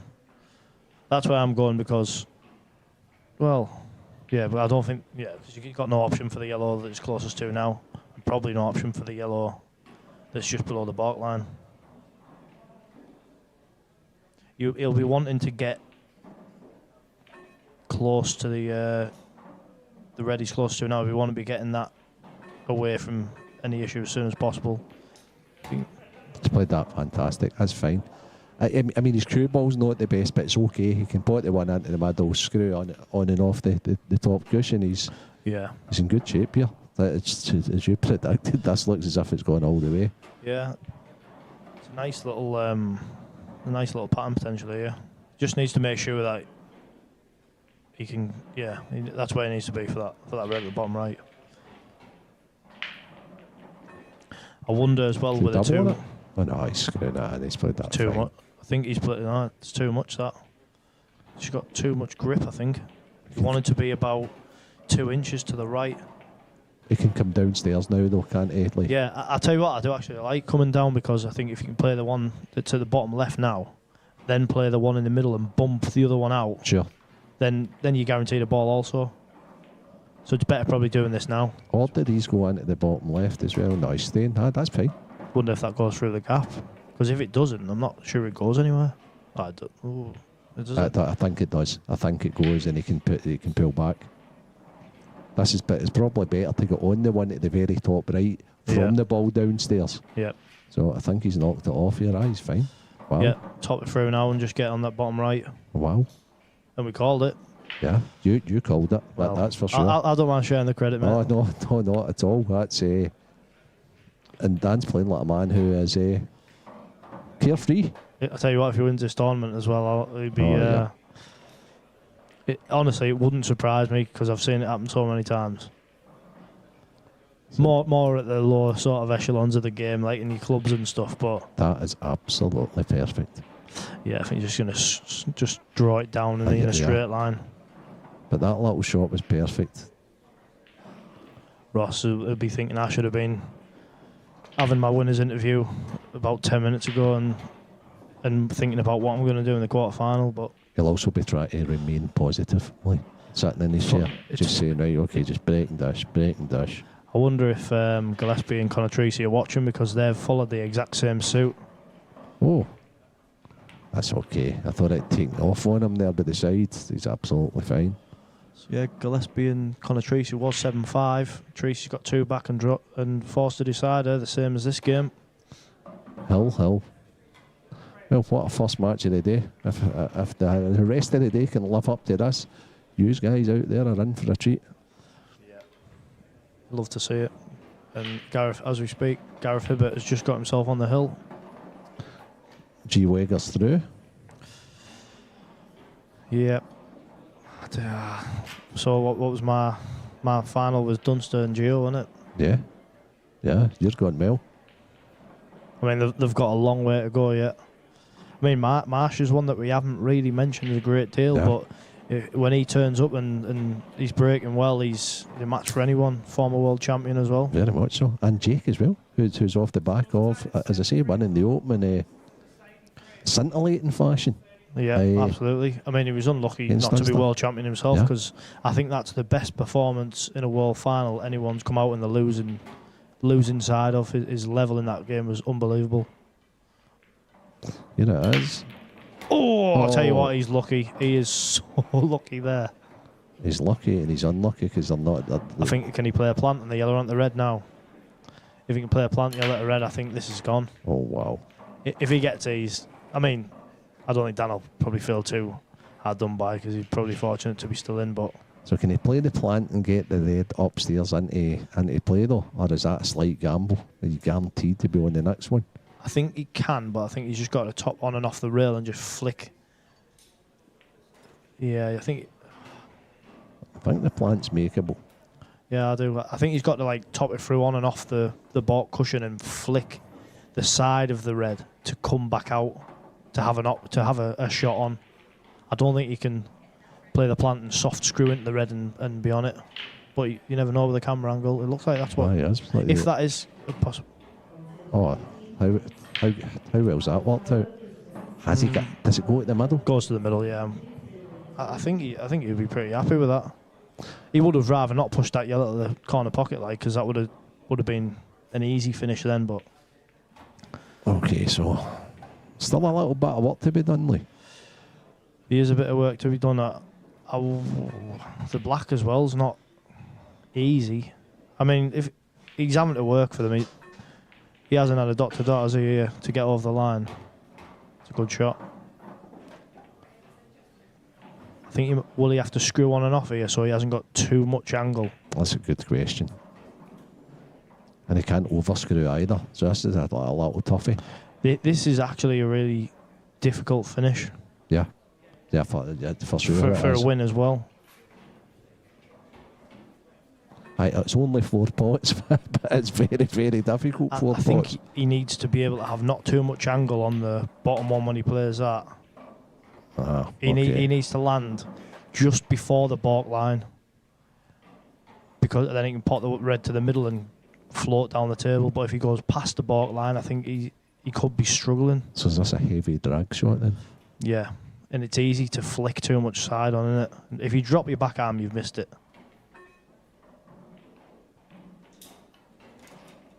Well, he's played it well. Is he just? Wow, he's played it well. I think. I'll tell you what, he's going to have to just top through, isn't he, and put the black in the corner rather than the middle. Or right middle. Yeah, he's got 2 off. To be honest, that's landed. It's landed better. It doesn't look great for our angle, but when you've been in behind it there, it looked as if he could get forward. To be honest, I think he's actually played it absolutely perfect. Oh no! Oh, but it goes to the. Oh yeah, it must go. It looks like just off straight, doesn't it? That looks tight, but that obviously flies. Oh, look at that! Like you said, yeah. You just. I'll be honest, I aim for the far knuckle here, because if you hit the far, even if you, the far knuckle, I don't think you can fail. Oh, what a match! Yeah. What a match! That's. I think he deserved to win that, to be honest. I agree. But Danilf, I didn't expect it to go that way. Yeah. Let's say. What a cracking match. Lee, thanks so much. I hope you'll be back in here at some stage today. All the pleasure. best in the Open. Stick in. Just you play as good as you commentate, and you'll be there or thereabouts. Thank you, mate. Pleasure. And we'll be handing over now to our winner, Ross Fernie. What a cracking opening to the day, guys. Stay tuned for Jake Dillon, Newlove and Craig Marsh. We have got Dan Fairway coming in with IPA Pro Adam Myerskoff for the next one. We're going to be with you all day today. Quarter-finals after this next one. Semi-final. Then we're going to have the ladies' elite final. And then culminating in the final of the pro event. Just a couple of scores before we hand over. Mark Boyle is 6-4 up on Eddie Roberts. Scott Gillespie and Connor Trickey are 7-7. Liam Dunster plays Ross Fernie in the last 8. Cian Monaghan's playing the winner of the Scott Gillespie-Connor match. Gareth Hibbett has now eliminated Dave McNamara to set up a mouth-watering last 8 tie with Jake Dillon, Newlove or Craig Marsh. Stay tuned for that one. And it is Gio Edgar who is going to be playing the winner of Eddie Roberts and Mark Boyle. And that's us all updated.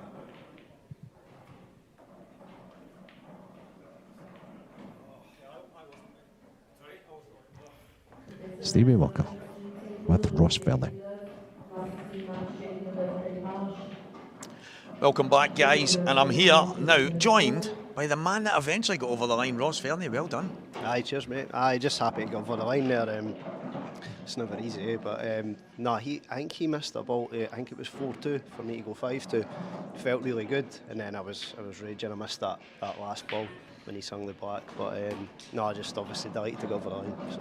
There was a few, obviously. There was ended up quite a big crowd watching it in the end. There's a bunch of the Scottish guys because they're all going mad who they think's going to win, and it looked at a point as if you were maybe going to just steamroller Dan, because you know Dan won't go away, but you looked like it was just going to get to maybe you 7-4 or not. It was 5-2, 7-4, and then you're thinking, right, and you do miss that ball. I know you were kind of kicking yourself a bit, but it wasn't easy. Aye.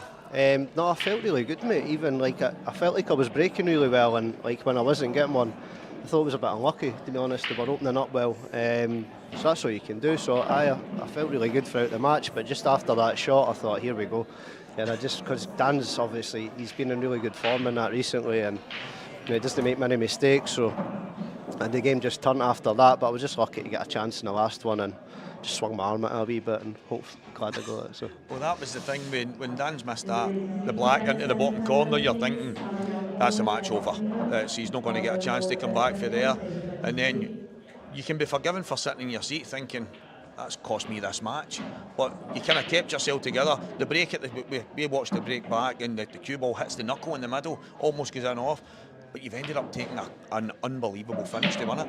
Aye, there was a couple there. I thought first shot, I thought if I just play the plant, and I needed a wee bit of luck for me to open up well. So they all went after that. So it was just just try and get them in after that. But like I said, once I missed that red, I thought I smashed him really well and dry broke, and then obviously it's went to 7-all. But just buzzing to go over the line and looking forward to the next one. It's good for the viewers. We get a wee bit of excitement. We get to see. Not for me. I know, but it's one of the kind of. Dan will never go away. He's obviously been a really good on-form player in the last maybe 18 months. He's won numerous titles. He won here earlier this year. So to win these, you know yourself, Ross, to win any of these, you need to beat some of the very best players in the game, and it's definitely not easy. No, especially, I mean, when Dan's playing, he doesn't really make many mistakes. His cue ball's good, his potting's good, and like doubles and that. So when you get your chance, you really need to take them against these sort of boys, or you just, that's you. So. But he missed a couple that I didn't expect, but I was happy to capitalise on a couple of them. So. Next up, you've got Liam Dunster, I'm sure. So you've known Liam for a long, long time. That no matter how many years go by, how long he's played against each other for the youths and stuff, it's a long time, but it's always a battle. Yeah, we've played hundreds of times. Played hundreds of times. So looking forward to it. I'm going to be at the top of my game. I mean, you didn't beat Liam unless you're bang on it. I'm going to need to be breaking well as well. But no, I'm feeling pretty confident in my game, mate. So hopefully I can kick on a bit. So. Yeah, that's it. Well, to win one of these tournaments, mate, you need to beat the very best players, and this is who you're up against. So you're still in it. So congratulations, Ross Fernie. Cheers, Stephen. Next up, guys, we do have Jake Dillon-Newlove. I'll take that, Ross. Jake Dillon-Newlove, Craig Marsh, and that promises to be another mammoth tie here at the IPA International Open as the professional ranks.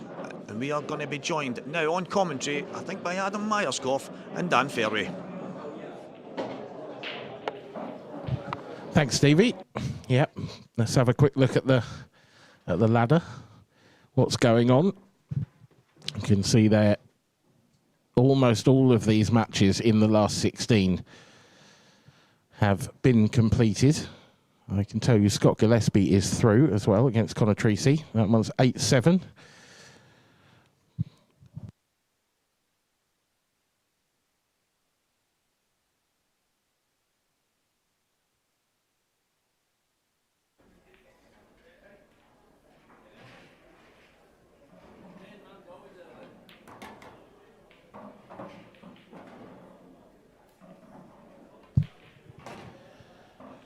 On to what will be the last of the last 16 matches here then.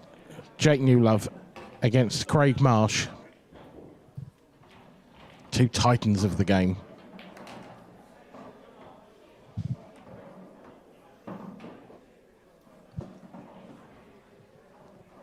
It'll be a really interesting match this. Craig is very much a form player, but he's been getting to the latter stages a lot more than I hesitate to say usual, but he's been getting to the latter stages quite a lot in recent events. I mean, it feels like maybe returning to something approaching his best.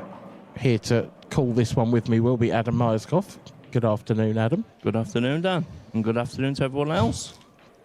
Absolutely. Yep. This is a blockbuster, isn't it? It is. It's perfect Saturday afternoon viewing, that's for sure.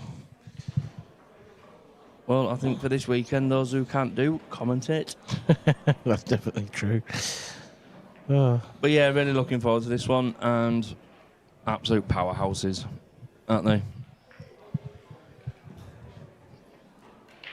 Yeah. Craig Marsh, of course, former world champion. Jake Newlove, former runner-up. Yeah. And Jake's sort of newer to the professional scene, but has been around the block now for quite a long time. And Craig's, to be honest, part of the furniture a little bit. He seems to have been here forever. Certainly ever present in my time on the IPA, in the professional ranks. Yeah, he seems to be around forever, hasn't he? Yeah. He's done loads, and I think, because I've watched him over the years as well, and I think he is the elite, isn't he? He is. I just think he's quite streaky, and I don't mean lucky by that. I mean he's either in form or not. Yeah. You know, when he's on it, he's so good. But he's not always there. He wears his heart on his sleeve. Yeah. Any more cliches have I missed? An absolute hammer from Jake there to set us from frame one. Yeah, certainly a good break. Everything's opened up really nicely there. There's a lot of distance between everything. There's no little clusters or clumps of balls around. Should just be able to pick them off, you would think. Yeah. Looks like yellows.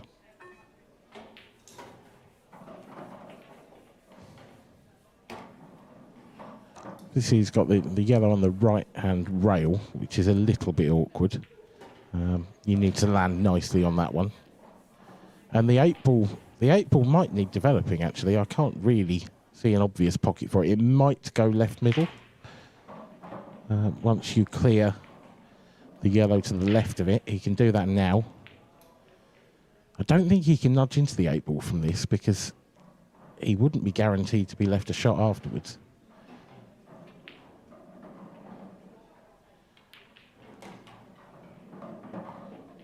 Yeah, he's played it nice. I think if he came a few inches further, he may have just took the one down the line.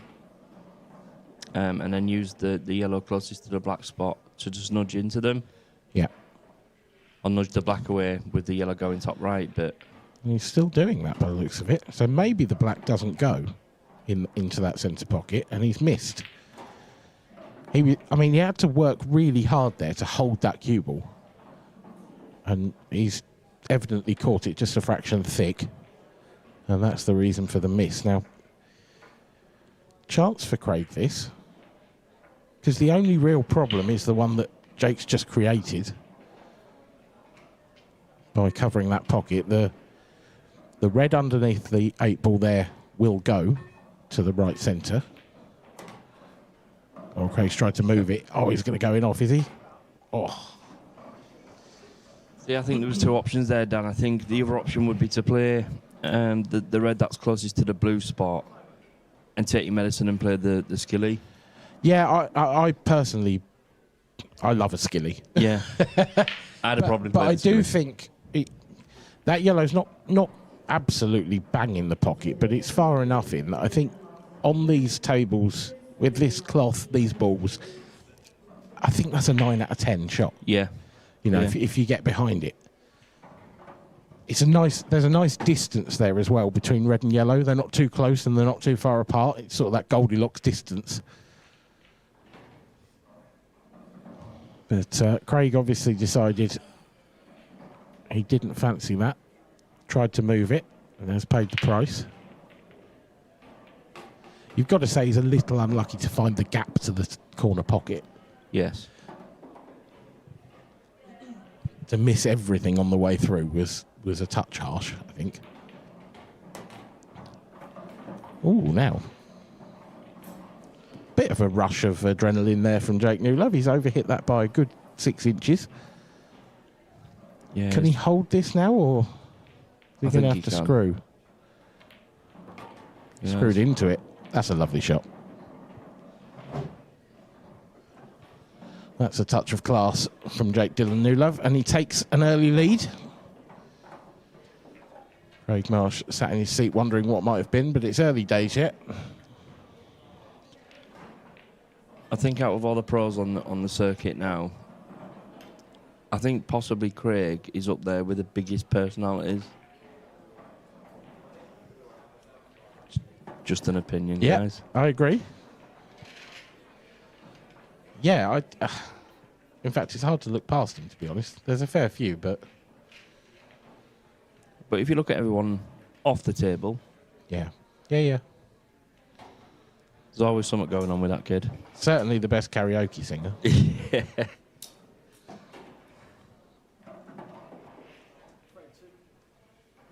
He just makes friends everywhere he goes. Well, he's just a lovely man. That's the thing. He does make friends everywhere he goes because he's just so easy to talk to. Gets on well with everyone. But that doesn't win you tournaments, and it doesn't make you break well either. No. Hit him lovely enough, and he controlled that white ball. Yeah, it's a bit unfortunate there not to make a ball. Got to go yellows here as Jake.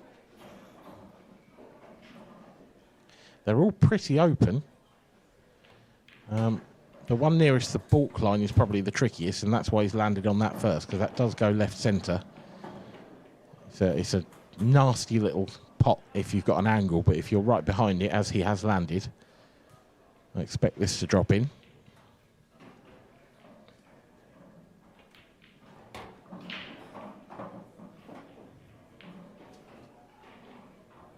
Played that with conviction, didn't he? Yeah. So now for me, the tricky ball, well, it's this one he's taking on now, and it's why he's taking it on now, because it's blocked in by those reds. Played that nice.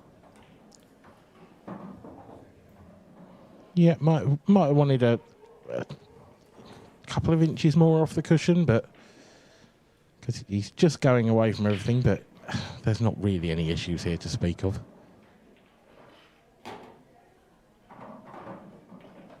Dot to dot.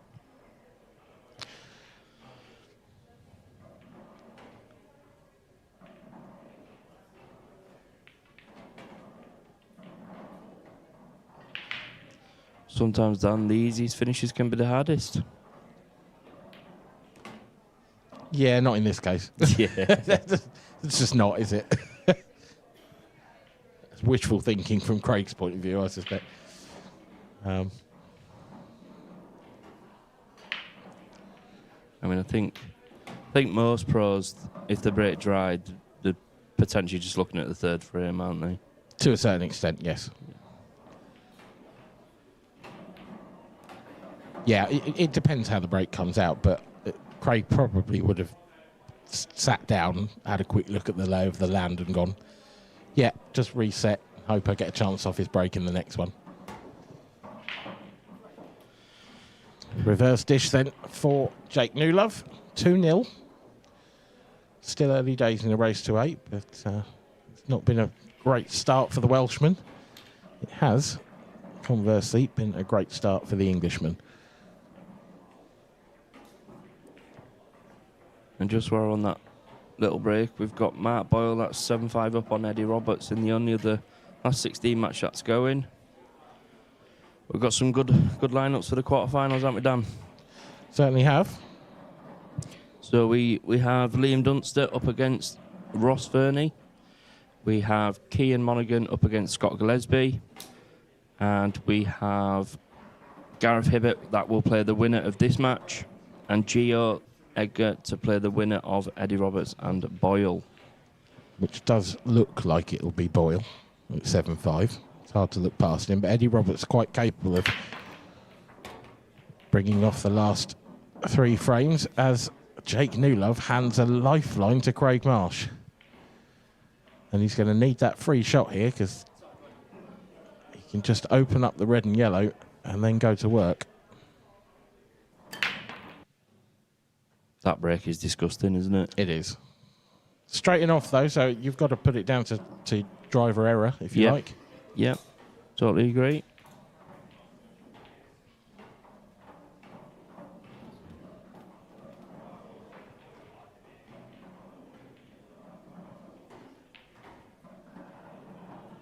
See a few of the crowd, some supporters of Jake. Another pro, Alan Robinson, with his wife, Christina. Always seems to have mates around the table, does Jake? Is there a big group of... Are you involved in that? Are you? Yeah. I've known Jake so many years now. Obviously, when I first started for County, he used to play for East Yorkshire. So obviously played against him, and yeah, just over these last few years, just got to know him a bit more and got a lot of time for him. And someone mistakenly said that it was my brother. I can see it.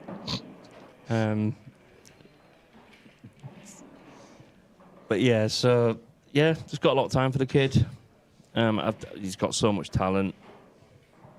He's obviously trying his hand at 9-ball, and he tried the Chinese hair ball thing a couple of times, maybe.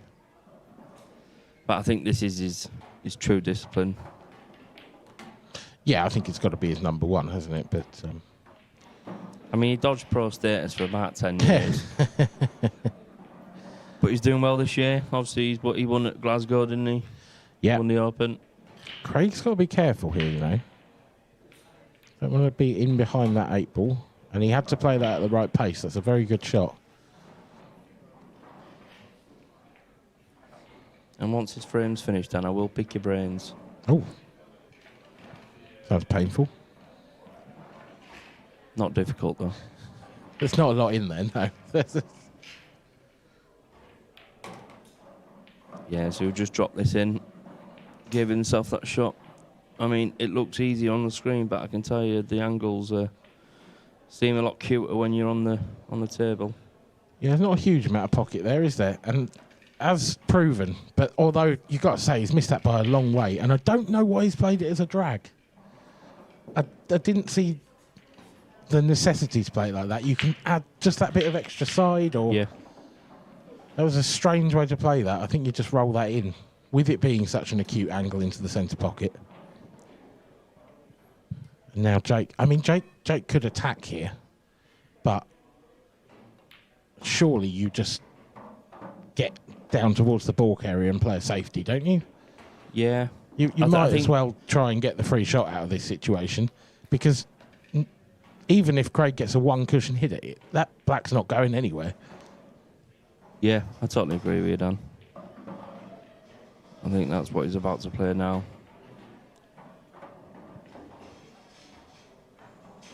I think if you thin clipping off this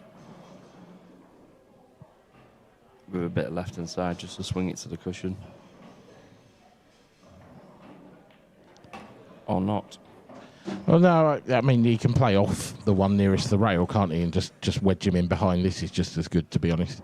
I think he might have played your shot, but he landed... The angle he landed with, the perfect angle to play the safety was also the potting angle. Yeah. But it turns out, though, Dan, that obviously that shot that Jake's just played was better. Yes. Yeah, it is, yeah. But I don't think it would have mattered. I mean... It's one thing to hit this, but to pot it, he's tried to bend it round, didn't get the swerve. Ultimately, never had the line.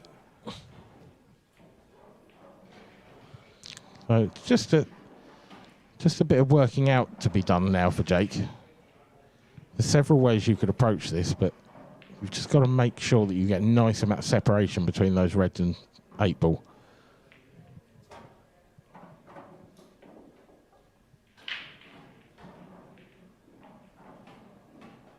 I think the key with this shot is not only to get separation, but just aim to land on one of the other two reds.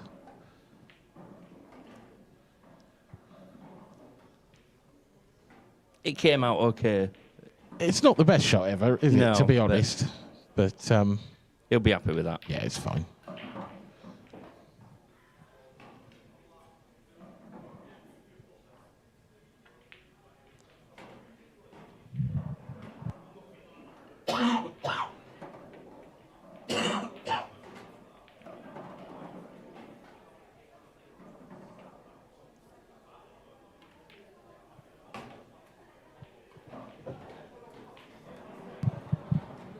Perfectly straight on this red, just a run through for it to the opposite centre, and he's got a bit of a kick there, I think. But for the cheeks there, Dan. Oh yeah, I mean the cue ball sort of seemed to really die. I'd love to see that one again. And I'm pretty sure I saw a bit of a jump on the cue ball as well.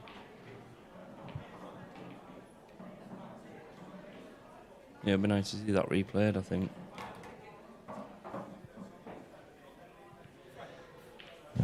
Jake Newlove takes the frame and a 3-0 lead.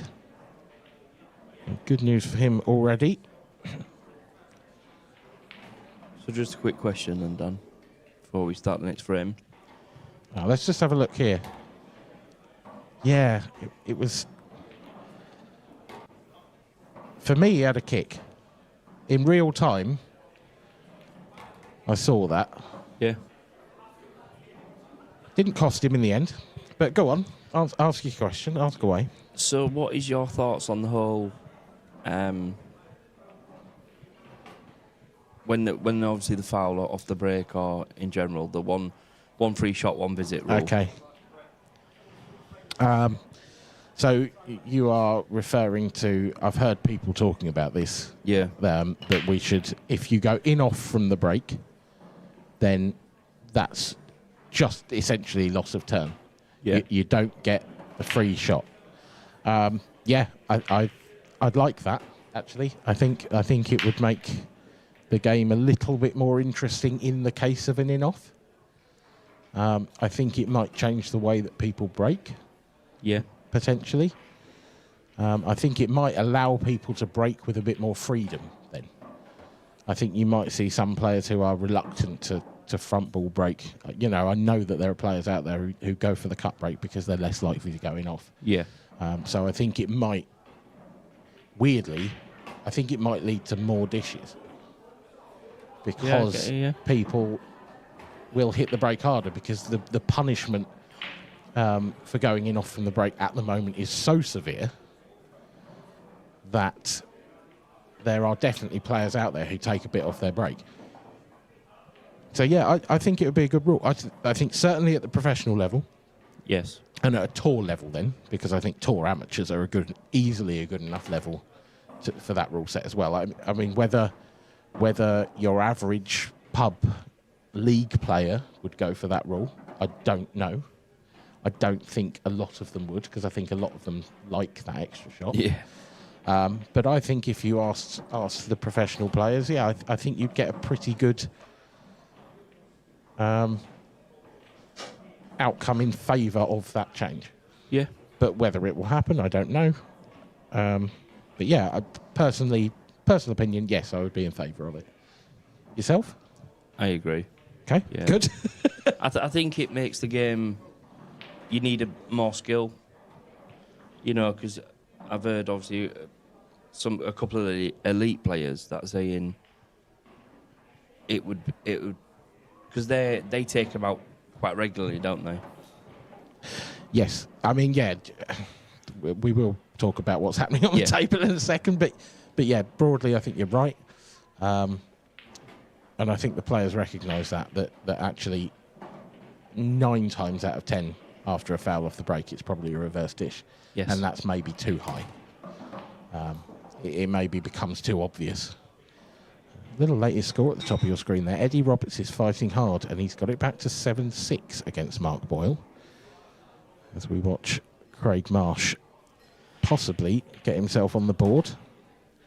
So this one then, Dan, obviously it was Craig Marsh's break and another drive, but the yellows were set out for Jake, and unfortunately, Jake's obviously the position It was a pretty sloppy shot, to be honest, wasn't it, positionally?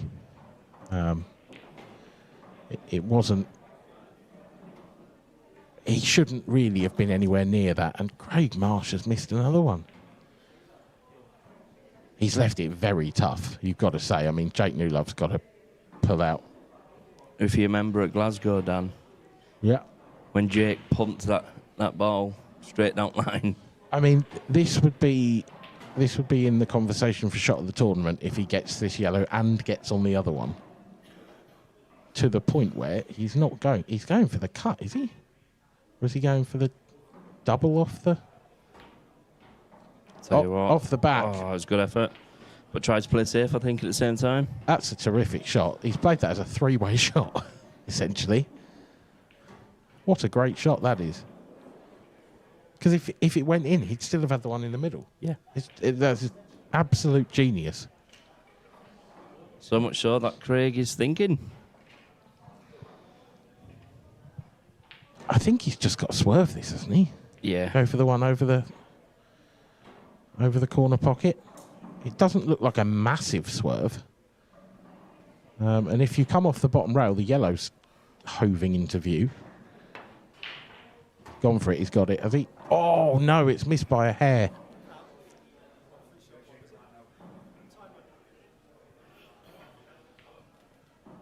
Marshy almost throws his cue into the corner. Yeah, it looked like he miscued that a bit, Dan, when he swerved that. On the replay, I absolutely agree.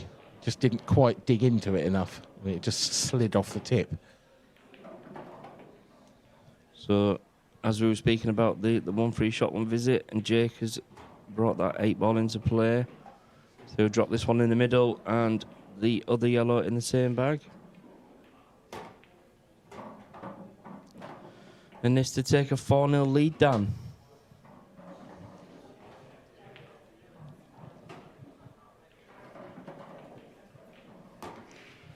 Yeah, it's been class all the way from Jake Newlove. And he leads deservedly 4-0. Craig's going to take a little wander out of the arena by the looks of it. Wash his hands, perhaps. It's not gone his way so far. Partly misfortune for Craig, but a lot of it's been of his own doing as well. Yeah, he's made a couple of mistakes. Couple of dry breaks which have hurt him, ultimately. And he's hit them pretty well. I don't think you can blame him for those, but he's definitely made some glaring errors. I mean, whilst obviously we never think that they are going to miss certain balls, that they are human. And it does happen sometimes. Yesterday when I was commentating, it happened.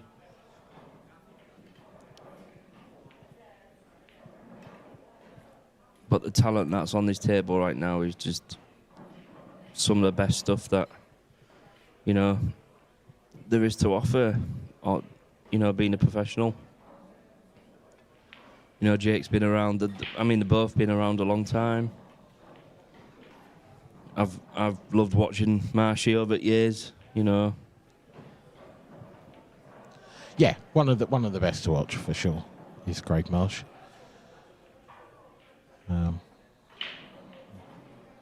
When he's on his game, it just flows. He flows beautifully.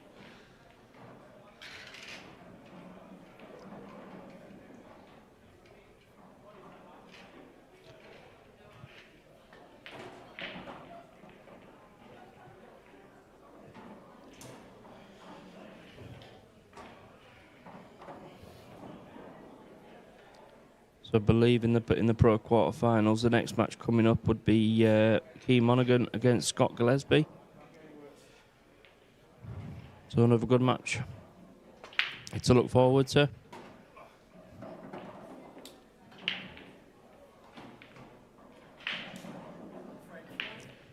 And obviously, Dan, there's the Isle of Man still to come.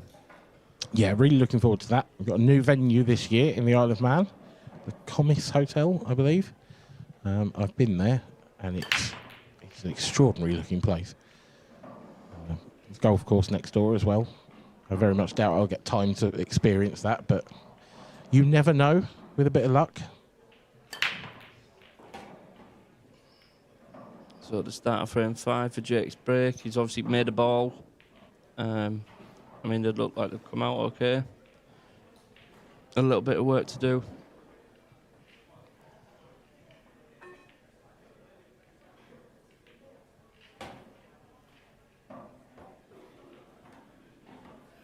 Mark Boyle there safely through to the quarter-final, eventually overcoming a stubborn Eddie Roberts. A lovely tie with fellow countryman Gio. Yeah, they've made each other's acquaintance on the table quite a few times. There's a very Scottish feel to this quarter-final draw, as there quite often seems to be on the IPA in recent times. Certainly, you can't really look past Liam Dunster and Mark Boyle, I think, when you're talking about number 1 and 2 in the last couple of years. Other players enter the conversation, of course, notably I'd say Gareth Hibbert, Mark Farnsworth. Yeah. But yeah, 5 Scots into the last 8. Now Jake's under-hit that shot. And definitely has some work to do here. This is a very thin cut back to the centre. Cue ball's going to be travelling. Can he play this with a little bit of right-hand side and sort of come round the back of that other red? Stay on it into the same pocket? He couldn't cut it thin enough. Caught it thick in the end. Well, Craig Marsh has been off his game so far. Jake Newlove has offered up several opportunities in this game. I would argue this is probably the best of them. It may have already gone wrong. Does that go? Oh, just about slid through. I didn't think it was. It looked so tight, didn't it? It looked so tight. And he's wasting no time with these down. No, I quite like to watch Marshy when he's a few frames down because he plays what I'd call angry pool. Yeah. And he just sort of gets on with it and gets down and pots things. And it can be a joy to watch. He is going to get himself on the board this time. It is going to be 4-1. And Jake's got to be careful not to get complacent as well, because you can watch your opponent fall apart a little bit. Marshy sort of threw his cue into the corner there, had a little word with himself. And in that situation, as the opponent, it can be a little bit distracting and you can sort of subconsciously think the game is won sometimes when you watch your opponent do things like that. Yeah, no, I totally agree, Dan. And obviously, Marshy should have been staring down at 5-0, to be honest. There's been a couple of occasions where Jake sort of ran out of position or he's landed on the top of a ball, which made the next shot so much more difficult, you know. But yeah, both have made a couple of mistakes so far. And here we go. Yeah, Marshy's not gonna hold up and let his arm go into that break, and it's going to be dry again, and that is just harsh. It's not a bad dry break to leave, though, is it? This is horrible, Dan. It's awful. Because you've kind of got to be reds, and he doesn't have one to go at. Because you've got a problem with the yellow next to the 8 ball, a problem with the yellow on the left-hand side. I do wonder if he might be able to sneak that yellow next to the 8 ball in past that red. Which could in turn open up the pocket for the other one. So it's potentially this clearance is on. But he needs to get the cue ball down into balk sooner rather than later. Yes. Because he needs to get back out for that other yellow. I suppose worst case as well, the yellow on the left-hand side will double.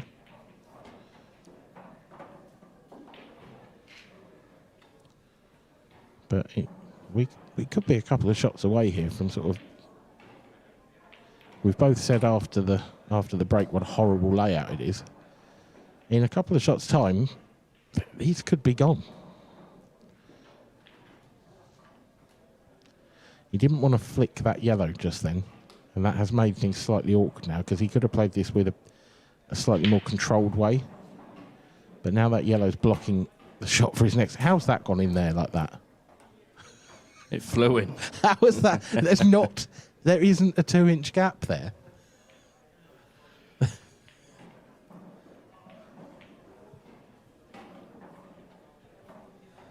There just isn't.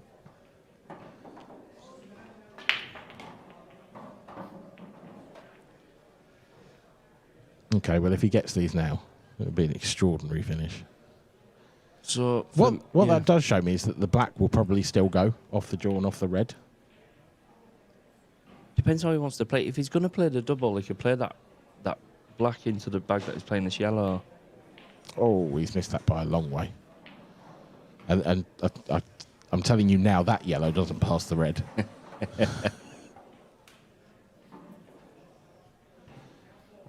Craig's got to play a safety shot here, isn't he? Yeah. I think he can just weld him to that red nearest pocket. Okay. Didn't think he'd go for it. I thought he'd just lay on that. Because those two reds are massively in trouble on the left-hand side. I was going to say, Dan, 'cause this is a big shot if he's going. Can't do. Surely you can't. What, 4-ball plant? Is Yeah. that what you're looking at? He's not, though. He's not playing that. Even Craig's not that suicidal. Did he get a cushion there? He must have done. Referee just took my eyes away from that one for a second. But Jake's called a total. Good hit. Yeah. Didn't quite... If he'd ended up behind that yellow with no view of any other reds, it would have been fantastic. But as such, just offers Craig the opportunity to just get a red out into open play and leave a lot of distance.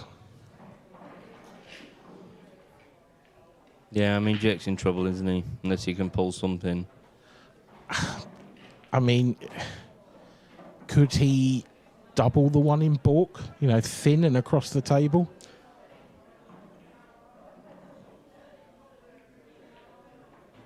See what I was trying to do there. It was a good effort. The white was welded to the black 8 ball. Yeah. It's just, at some point, you feel like he's going to have to take on a big shot, push the boat out, and just try and make something happen. if he gets the chance. That was a nice shot from Craig, because everything's open now. All the reds go.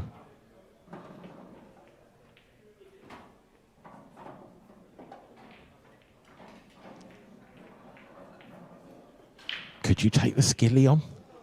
That was my first thoughts, Dan, but I think that red's a bit too far from where he is. I disagree. I mean, don't get me wrong. I think it's a 1 in 10 even for Jake, but what else have you got? And I think if you play it at the right pace, it will run through that red. If you catch it bang on. Yeah. Caught the yellow first. But I think it was the only shot available.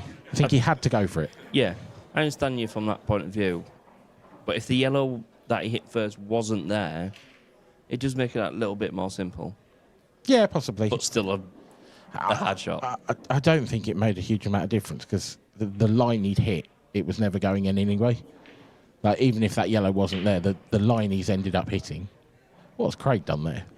That's a pretty terrible shot, let's be honest. You shouldn't be pushing a red into any sort of position of safety from that. I mean, he'll still probably get these, but... And there's no pressure on this at all, because even if he misses it, Jake's going to have nothing to go at. He looks a bit straight, Dan. Yeah, he didn't want to be. Jeez. Didn't want to be. He's got a bit of an angle.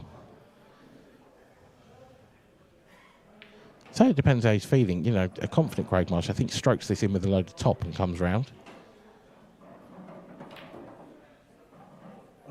Oh, he's nearly gone in off. Wow. He's got away with that. He's got away with murder there, to be honest.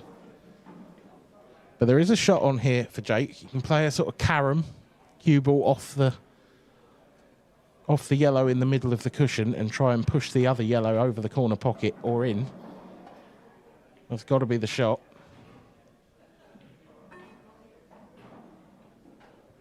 Delicate one. He's nailed it.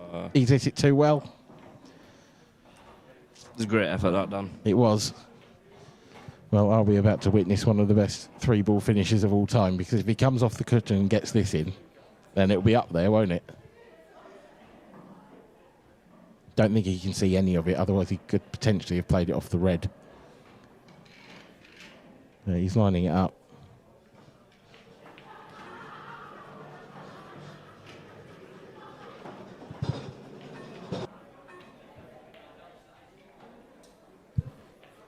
A good effort, but it was never quite on its way.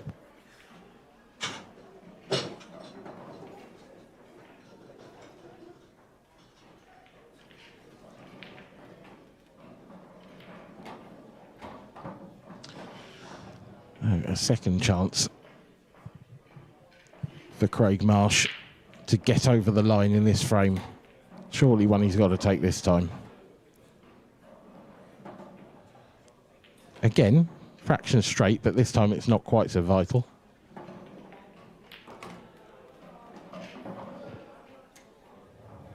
Just punches it down table. And it's 4-2, and do you know what? Jake will probably be sat in his seat not very happy, because although he's 4-2 up, it should be 6-0. It absolutely should be 6-0. Totally agree there, Dan. I think Craig's feeling it a little bit out there. I mean, it doesn't help that every one of Craig's breaks has been dry. Yeah. You know, he's not got first visit to the table. He's had first visit to the table once, and to be fair, he should have taken them out and didn't. But since then, you know, he hasn't had first visit. He's always on the more awkward colour set. And he's done everything right there in that he's played the right safety shot. You know, he's got himself back into the frame. He's forced the mistake from Jake Newlove. But just when it looks like it's over, Craig's got this habit of throwing in a really bad shot at the moment. Struck those so well, and that is a desperately unlucky in off.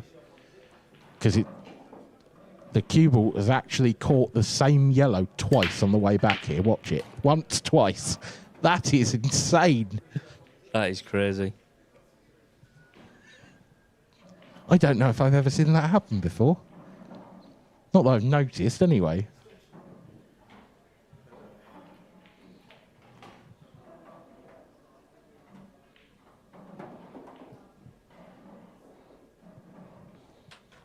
an opportunity for Craig Marsh to get back within one. And that would really set alarm bells ringing in Jake Newlove's head. Because there is definitely a part of him that will be thinking he should almost at this stage be preparing for the quarter-final match. Which, of course, would be a repeat of the World Final from 22 against Gareth Hibbert. 22, 23, 23. 23, Yeah. There's too many in my brain now. They all get muddled up. And what a final that was. My favourite, I think, actually. Yeah. I think my favourite final. There's been some good ones. There's been some really good ones.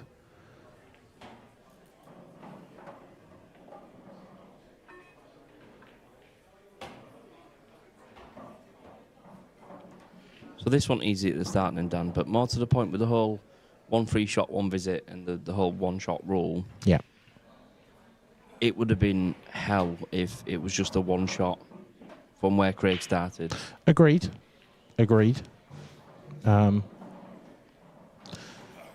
Yeah, I mean, sometimes you need the free shot to give yourself an opportunity. But having said that, that's kind of the point, isn't it? That's kind of the point of the rule, is that sometimes you're not going to come to the table with that opening shot. So rather than a guaranteed dish, Yeah.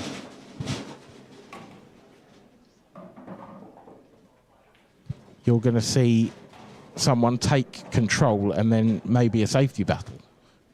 Yeah. And I don't mind that. I like a safety battle personally. Was a very awkward layout this for Craig, and he's working his way through it admirably. That was a nice shot. Can he nip this one into the centre pocket?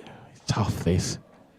This is a really tough little shot. It's an acute angle. Dragged it in. Lovely shot.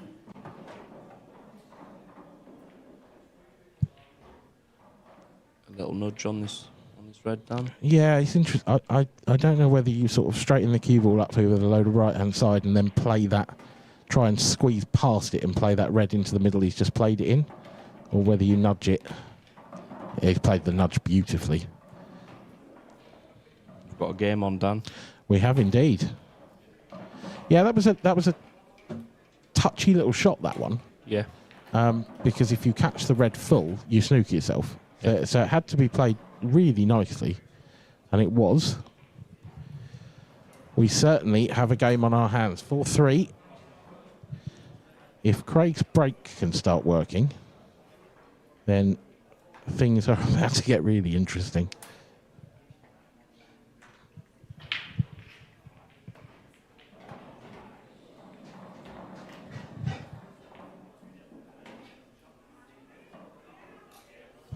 I slightly hesitate to say it, but I do think this has been quite a poor performance from both of these at the moment, actually. Yeah, there's been quite a few mistakes, haven't there? Not what we usually see from these two, but it's never easy. You know, we all want that perfect game of pool. It's match. not. It is nice to see a great player make the game look difficult sometimes, though, isn't it? From a very selfish point of view. Let's try again. Yeah, that's me, Dan. I said a great player. No, I'm sorry. That's too far. Too far. I think you made it easier for me, Dan, with your rest. But yeah, I get what you're saying. Again, this is a similar situation to last time. You know, if had that been a foul break, if you didn't have the extra shot there, that would have been a really awkward, and it is a really awkward one for Jake. This is kind of, you know, showing what it would be like, isn't it? Yeah. I mean, obviously, the art of getting down to this end of the table, to the bottom end of the table, sorry. Just got one ball to nudge out. Is he going into it now? Because he's got a nice angle on that one on the baulk line. You can play this with a bit of screw, bend the cue ball in towards the yellow. You're guaranteed to finish on a red, you would think. No, he's left To slow up. I don't think He's that's... absolutely perfect there, Dan. Do you think? Yeah. Think he's going to flick the yellow? Yep. And he's always going to be on the one to the middle anyway. I was just looking at his facial expression when it landed, and he did a bit of a mechanics, you know.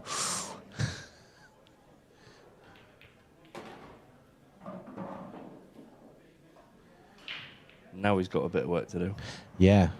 Yeah, that red does not go into the left centre pocket anymore.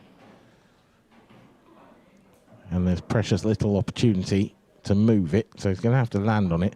Can he come back across past that other red on the cushion and play it now? I don't think he can avoid the red. Doesn't want to be straight, anything but straight. Oh, that's... Saying that, Dan, if he screws just past the middle, maybe 4 inches past the middle here, he can then play that red in a way that the white's going to be stopped by the yellow, yeah, and cut the black in. But it makes this shot much more difficult. He needs to cue it, because it's not easy. No.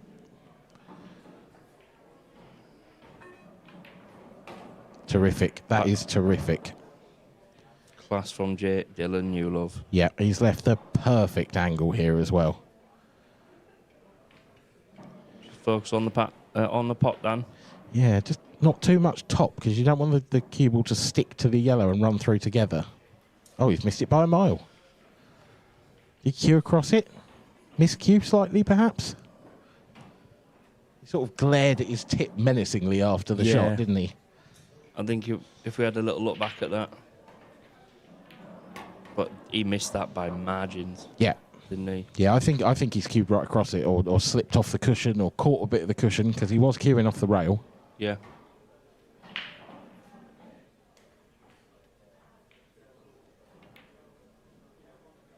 Oh, Craig Marsh. Missed another one.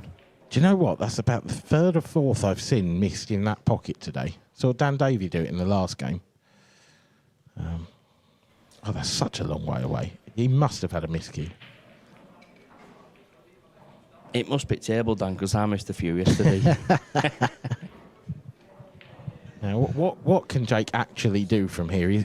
I don't think he can see to cut it into the bottom right. I think he could potentially cut it bottom left. There is a gap past that yellow, but the cue ball's going to be flying around if you play that. Super thin. So I think he's going to look to double this in the centre pocket. Yeah. It's about the only way he can stay on the 8 ball as well. This goes in. Bring the house down. Oh, it was a good effort. I thought it was in for a second. I did. I mean, it wouldn't have been the easiest of chances on the 8 ball, but he would have had a shot. I think if you get that, you probably get down and knock that in. Yeah. Just the confidence that shot would give you. You've got to be careful with the rest head there. Awfully close to the 8 ball. Was fine. We don't talk about it. To be fair, I think Craig is the most, like, the player that uses that rest the most. 100%, yeah, he's a good rest player. Yeah. Yeah, I mean, make no bones about it. You know, he needs it more often than most.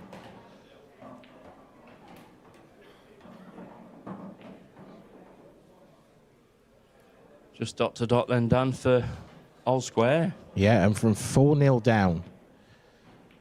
And the thing is, from 4-0 down, you know, it's not like Craig's really found another gear or turned on the afterburners. No. He's still broken dry. It's just that Jake's let him back to the table so many times. You know, he's just been sort of fed opportunities. Yeah. This black then take us to 4-all, and it'll be back to Jake's break. Oh. I mean, have you seen in a professional match, we've had 2 good breaks, 2 foul breaks, and 4 dry breaks? It just doesn't happen, does it? No.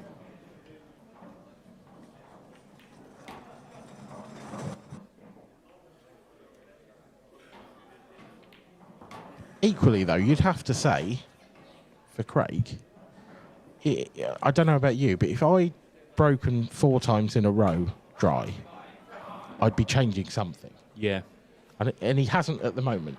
I don't feel like he has anyway. It looks like he's done the same break every time. I mean, it's because he hits them so hard. Yeah, but, you know, does he perhaps need to try a cut break? Or even just move the cue ball to the side a bit? Just In fact, I think try he and did. find something different. I think one of them he did, because I think he put his hand on the table on one of them. Okay. And then... This is why Yeah. we've got you in the commentary box. Eagle-eyed. I am watching. So probably another hammer break from Jake.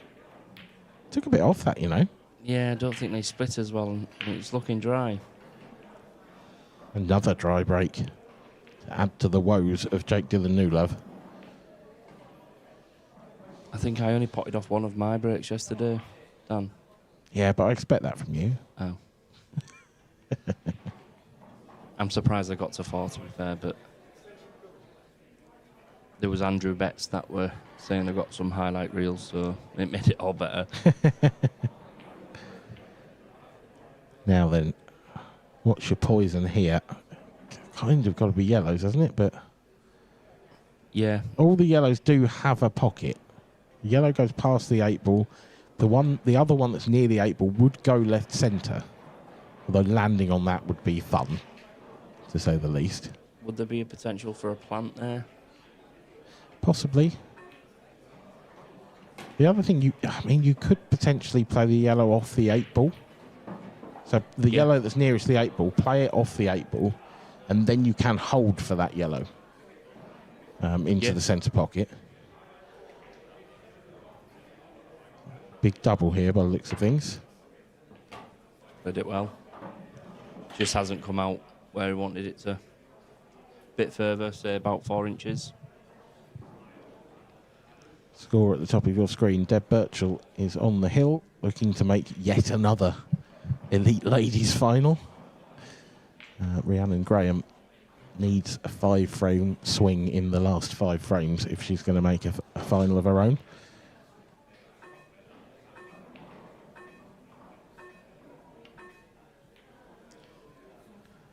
And another mistake. Yeah, But this would go down as probably a good mistake. yes. Doesn't look like it'll be very costly, but Yeah. It's hard to know what must be going through Jake's mind at the moment, because he's made so many mistakes of his own and left easy chances, and then Craig makes one of his own and leaves this. Not ideal, is it? I like that. I like that shot. Yeah, it's a good containing shot, that's for sure. I think Craig's still the man in control of this frame at the moment, and that is a very nice shot. I think he's got the one near the bolt line, but off cushion. It's a tough one. I can't see him playing anything else.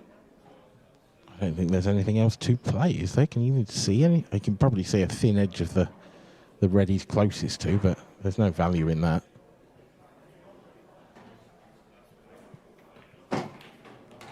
Oh, he's punched that, hasn't he? Oh, that is lovely, Dan. That's a fabulous bit of cueing, isn't it?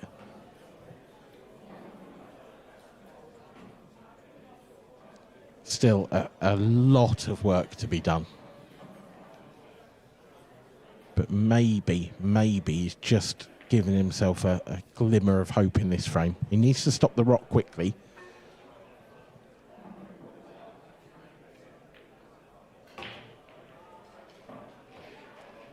Big shot coming up now. Is he on it? The red to the left of the blue spot goes past the yellow. Cue ball's going to be travelling towards the yellows and red that are close together. He's thinking about the middle one, Dan. Yeah, he is. Okay. It's dropping it in, I think. It flew in. It did. It looked close to the cushion, that, didn't it? I wasn't absolutely convinced that went in quite that easily.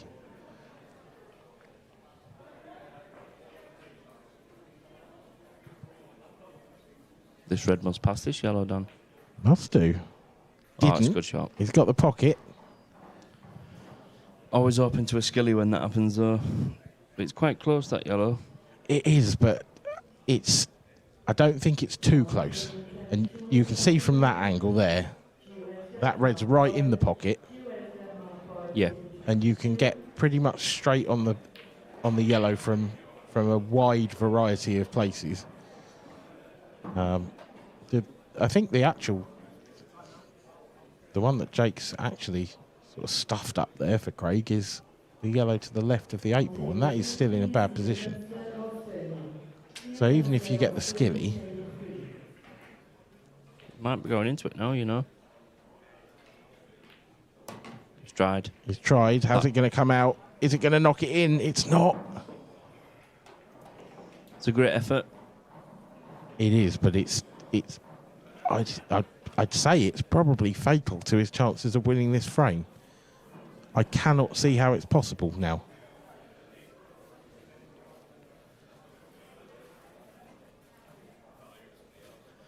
Yeah, he's just trying to tuck up, isn't he, now? Yeah, and he's played a good shot there, as Craig. But I know it's a tough shot, Dan, but hear me out. If Jake can pop the one that's closest to the black spot into the middle bag and then drop the one that's closest to the left cushion in the middle bag and play the red at the bottom of the table, you haven't got it, but at the bottom of the table, off the back cushion, I agree with you. to nudge into those with the white coming back up near the black spot.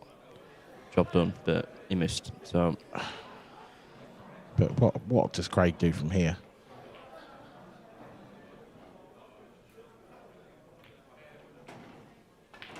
It's just containment, isn't it? That's all he can do. He's played that lovely, I've got to say. The weight on that shot is as close to perfect as you could be. Welded him to the cushion. Jake's just going to push his first red.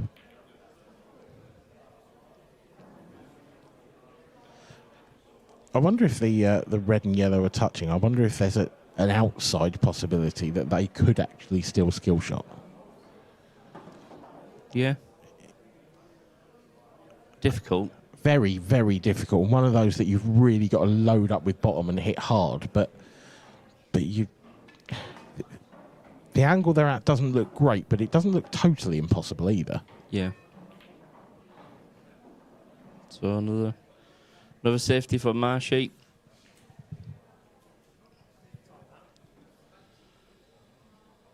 I think it's very much Jake's frame to lose at the moment. We've said that before. Probably 3 of the last 4 frames, actually. We've certainly thought it.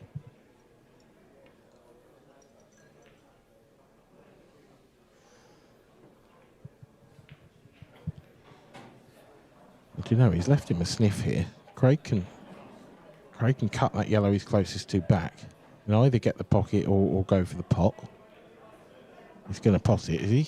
Oh, yes, he is. And now he's got an angle. And we said it was Jake's to lose. Well, he's just had a look at that potential skill shot as well if he doesn't get this, I think. Is he canning the black into it, though?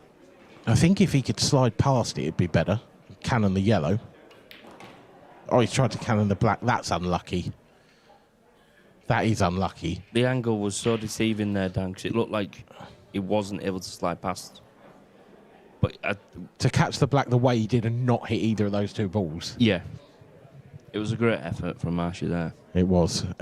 Now his race really is run, surely. There's no way out of this, is there? Going to try and get the cue ball down behind the 8, I think, but yeah, it was odds against, massive odds against.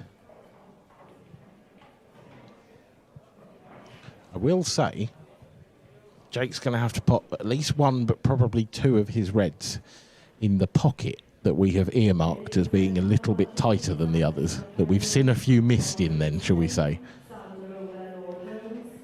I think this is going to be a shot to nothing, really, Dan. And I think that might be the reason for the shot to nothing. Just like that. Yeah. But I think that's why he's taking it on there, because he's seen a couple missed in that pocket. You know what, I think he's gone, I can take this on now, and if it doesn't go in, it doesn't matter.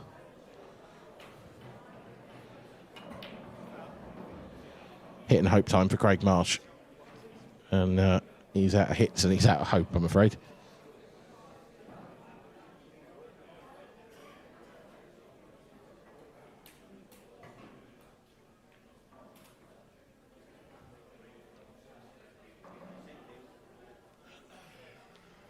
And now Jake can stop the rot.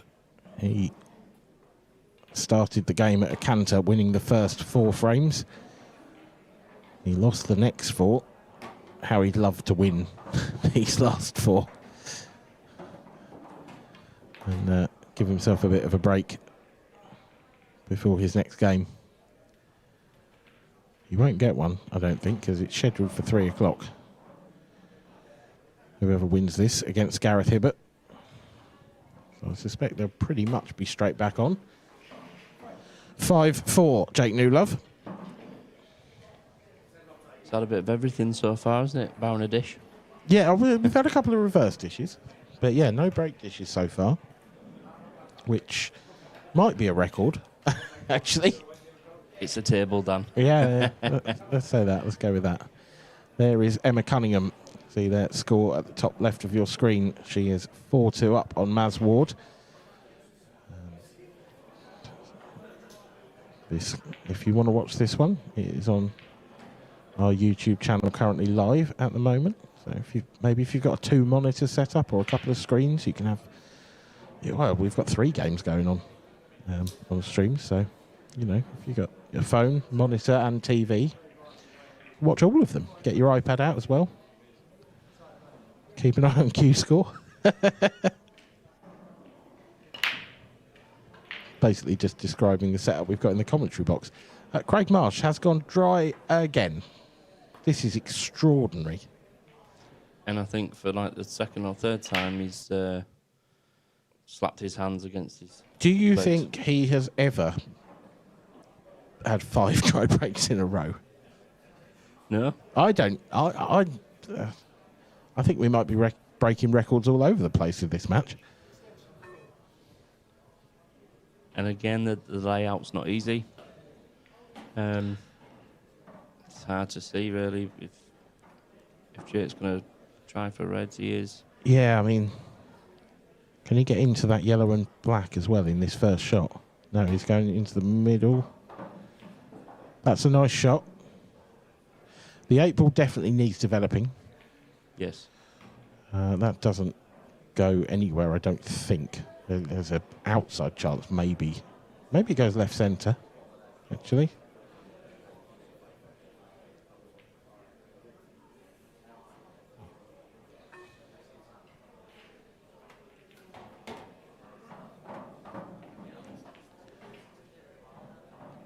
Top left of your screen, Deb Birchall will take on Emma Cunningham or Maz Ward in the final of the Elite Ladies. That will be coming up for you shortly on the main table. I think we'll have one quarter final first in the men's professional event, and that will be followed up with the ladies final.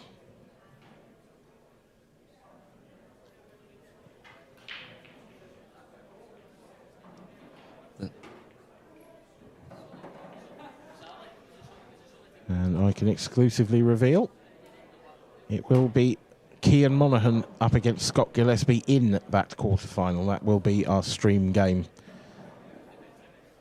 Next up on this arena table. There's Jake Newlove just floats around the table doing what he does. Oh, wow. Wow, that's a long way off. He's got away with that a bit. I think they're both struggling. Yeah, they are, Aren't they? clearly. Yeah, it's certainly not been a classic, this one. I don't think Jake's left anything easy.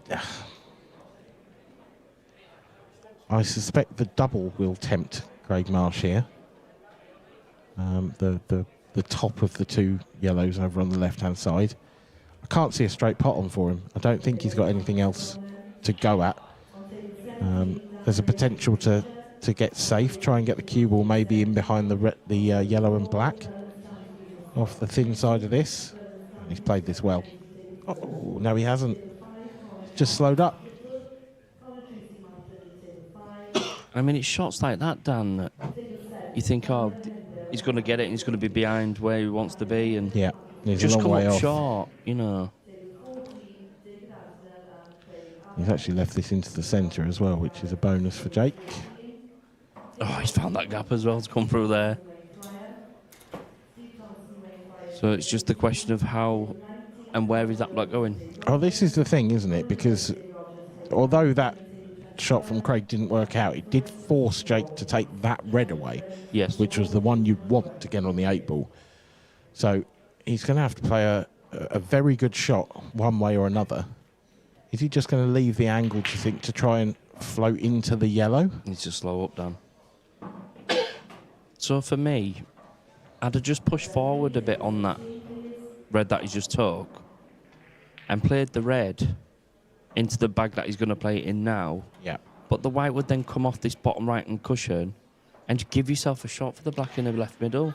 Yeah, I mean, I'd have been tempted to play it the other way. I think I'd have left the cue ball over on the left-hand side of the table. I tell you what, Dan. Oh, it was a good effort. If that misses that yellow, it wasn't far away, was it?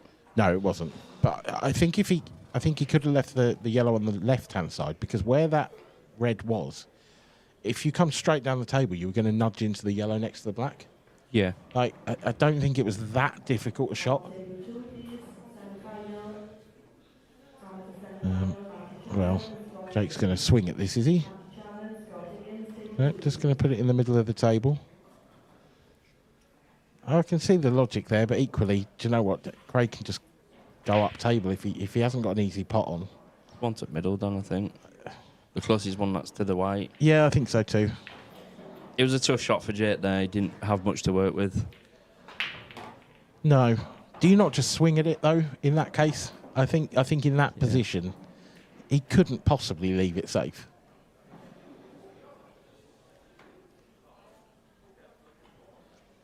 I think the phrase to use, it's just been a bit bitty. Yeah. Yeah, absolutely. It's exactly what it's been. Just neither player has flowed or got going at all. Wouldn't put it past whoever wins this match winning the tournament, because I think if you get through a match like this, it can actually build your confidence. You can think, well, you know, if I win playing like that, then I can win anything. Totally agree. Having said that, whoever wins this, if they are to win the tournament, is going to have to play a lot better, because there's no way they're going to get away with playing like this throughout. And as you can see, Dan, Craig is playing the percentages. Yeah, he's firmly in the match. If that was the table 4 frames ago, Craig would have just gone. 100%. But now he's in it. There's going to be a bit of power in this shot, I think, from Jake.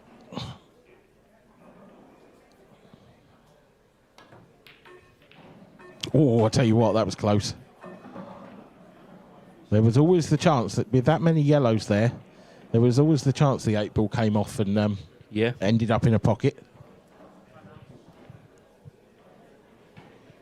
Craig presumably will use this opportunity to just nudge the 8-ball off the cushion, or will he? The yellow on the left-hand side is sort of missable as well, isn't it?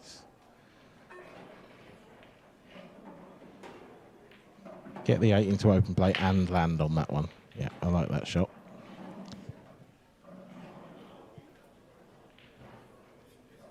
I think the 8-ball's just held up in time that he can take the yellow that's nearest the blue spot next. He's thinking about it, though, because I don't think this is as clear-cut. He didn't want to do too much with the white ball, so... No, he landed plumb straight, didn't he? So he couldn't... If he ran through, he'd be queuing off the cushion. It was an awkward one, that's for sure. As you can see on our screens, Dunster's take a 1-0 lead over Ross Fernie. The quarter-final. And this looks to go all square again, Dan.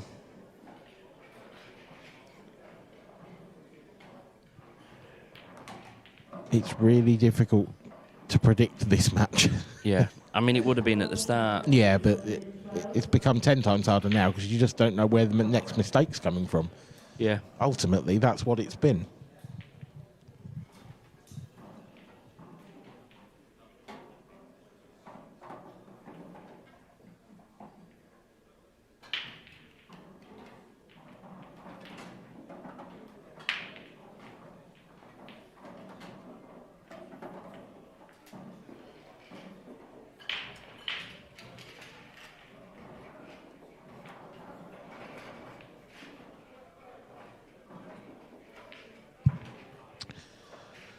Emma Cunningham in the background there, and Gio Edgar also racking up. He is playing Mark Boyle. That's on table 22. So both of those tables you can see there on your screen are also streamed separately. So if you want to watch either of those, or you're bored of listening to me and Adam, and who could blame you, then hop on over to the IPA YouTube channel. Yeah, speak for yourself on that one, Dan. And take your pick. No, I won't. I'll speak for you. Oh, wow. Cue ball jumped off the table. I was looking at the overhead when that happened, and I thought it was going to fly in the middle, but instead it just flew straight over the top of it. That is rarely seen, and perhaps a show of frustration about how the break's going for both players. Jake's obviously just pumped a little bit more into that one, and perhaps a bit too much. But again, it's an awkward little layout. It's not absolutely straightforward, this. No. It's a good chance on yellows. It's better than we have seen. But there's definitely work to be done here. There's definitely things that could go wrong. And I think the yellow closest to the blue spot, and well, near the three reds. He'd have wanted to get on now. So he still might take this.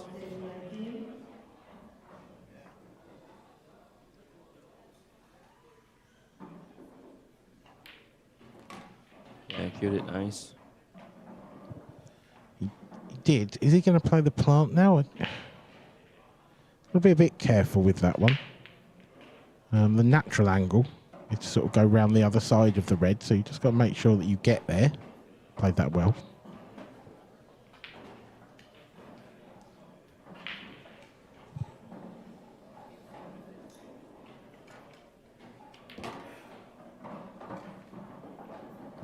Lovely little bounce off the cushion. That is perfectly weighted. I would say when he first hit it, it looked pacey, but absolutely plumb. I do think, I know conditions-wise, I think there was a small hiccup with the aircon in the room yesterday. And the room was definitely warmer yesterday than it is today. And I wonder whether that's had an effect on the table and might explain some of the sort of slack positional shots we're seeing, because I feel like the tables have slowed down just a touch since yesterday. Yeah. Yeah, agree? Yeah. And I believe that's the first time that Marshy's been in front. It is, yeah. He was 4-0 down. He now leads 6 frames to 5.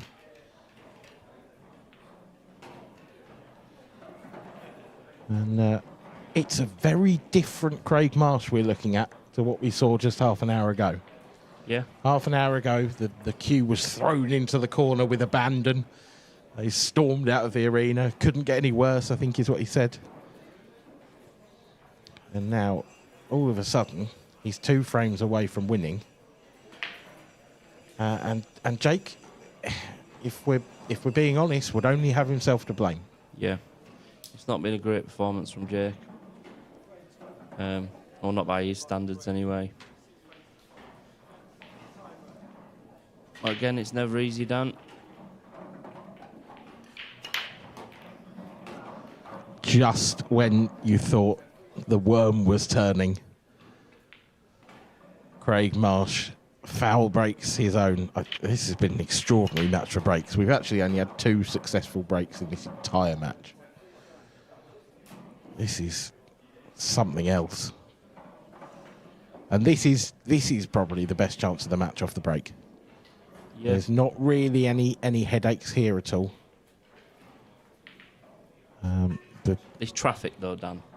A little bit, yes. But I think the yellows are the colour.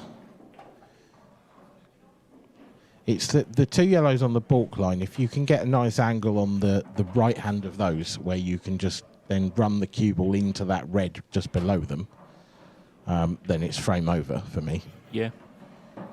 So it's all about this shot, really. It's all about the angle he leaves.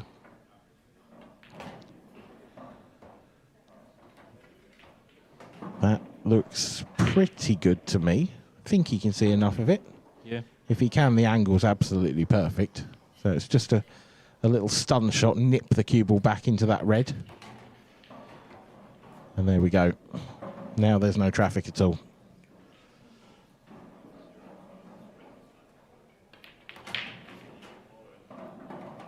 Oh, I'll tell you what, I don't know if he wanted to leave this as a plant, would he?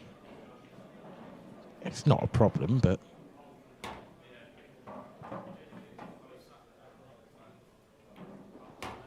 Just pinch that middle pocket a touch to hold the cue ball.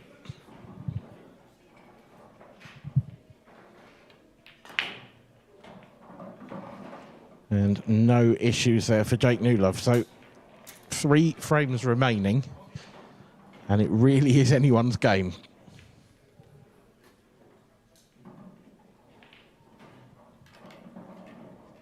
Can we see our first break dish of the match, Dan? I'm just, we'll find out. I am starting to wonder whether I have ever seen a match on the stream that didn't have one. Certainly in the professional event. I don't know if that's ever happened. I mean, obviously we don't keep yeah. we don't keep records like that, unfortunately. I think maybe we should start. But yeah, I've been commentating a long time now. Depressingly long time now.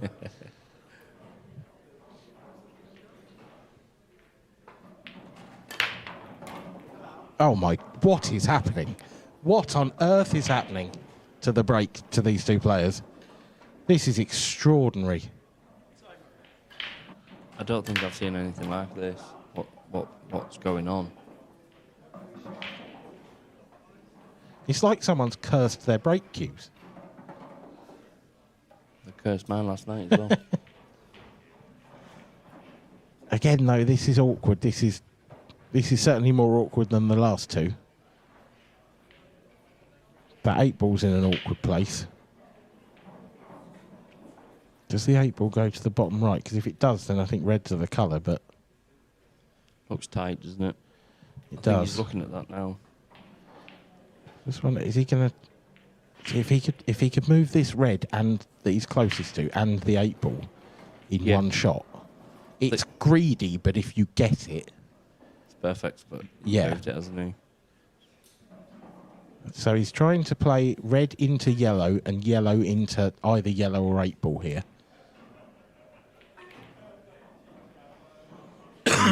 He's got it, and that's perfect. And now these are sitters. That's a very clever first shot. Simply lovely, Dan. Simply lovely. Simply lovely.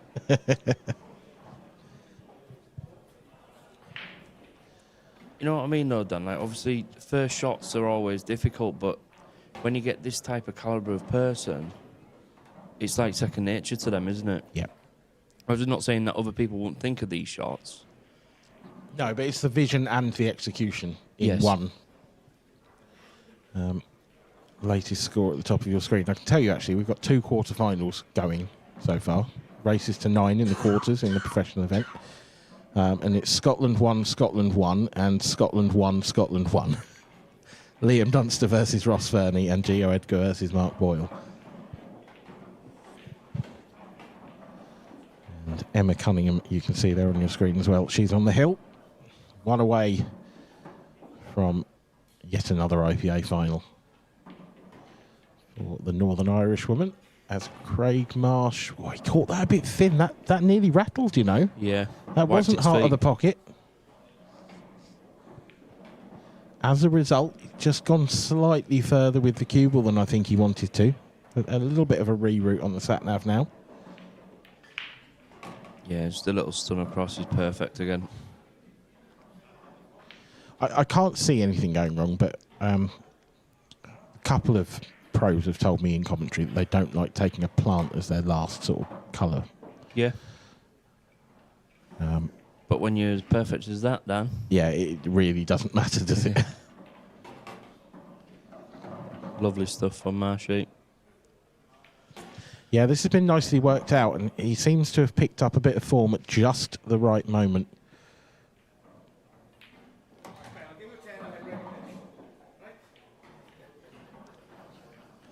A bit of banter with the ref. I'm not quite sure what that was about, but everyone in the arena seems to have a smile on their face.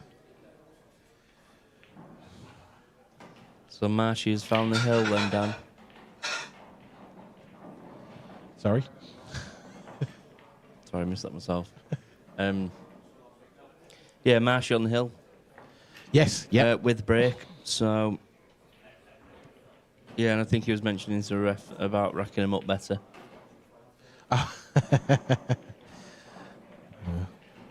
Nice to have the ref back as well. Ben Taylor Fuente. I'll second that. Yeah, lovely to see him back in IPA colours. One of the most popular people on the tour. I mean, in general, though, Dan, all the refs are top quality. Oh, aren't they? 100%, yeah. Lovely, down-to-earth people, Yeah. too. Yeah, we always have a laugh, actually. We always have a laugh with the reffing crew. Here we go, Dan. Oh, he's kept the cue ball out this time. Has he made a ball? He has. He's made a yellow. He's made a ball. And he Arms in stood. the air, celebrating like it's a goal. And I tell you what, it's a chance. It is a chance. And he likes that much. He's still smiling. Watch this. Look at the smile on his face. Brilliant. Well, we are into our 14th frame. Are we finally going to see a break dish? And if it's to win it, it would be exceptional, wouldn't it? Yeah. That would be a story. I think he's going to take reds here, Dan. Yeah, there was a options for either. That's come out just about okay. I think I slightly preferred yellows, but I did, but the first shot, he couldn't really go anywhere with the white. yeah, it was very straight, wasn't it, on that one on the rail? So forced into reds. But that red that he's left there in balk, that doesn't go top left. And now it's getting very, very difficult. I think all he can play here is the one just above the right centre pocket, up to the top right.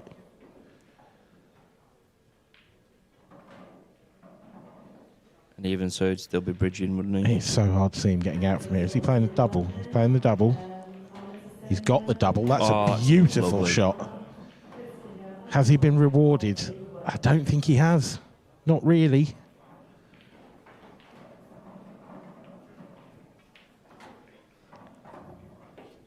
Oh, it's hard to see. It's just so hard to see a way out for him. It's hard to see his next shot, let alone... He's used his extension as well, I think, so he's got 8 seconds. I mean, is he going to... I think he might play this with some pace and try and knock the one over the corner in. That's what he has done. Oh, has he fluked one? Oh. That was very, very close. It was. He nearly got the intended shot, and then he nearly fluked one as well. But what he has done is left a pretty open table of yellows for Jake Newlove. And I think even that one on the balk line over on the right-hand side, I'm pretty sure that'll pass to that top right corner. Yeah, I just think Jake just needs to hold himself together here and force that decider. Not decider, sorry. Get him to 7-6. Is that right?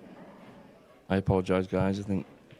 No, I think something's gone wrong there on the scorecard. It's Def- updated as we speak. It is 7-6. This would be a decider if Jake were to win this frame. You were right. Apologies on that. Being gaslit by the scorecard.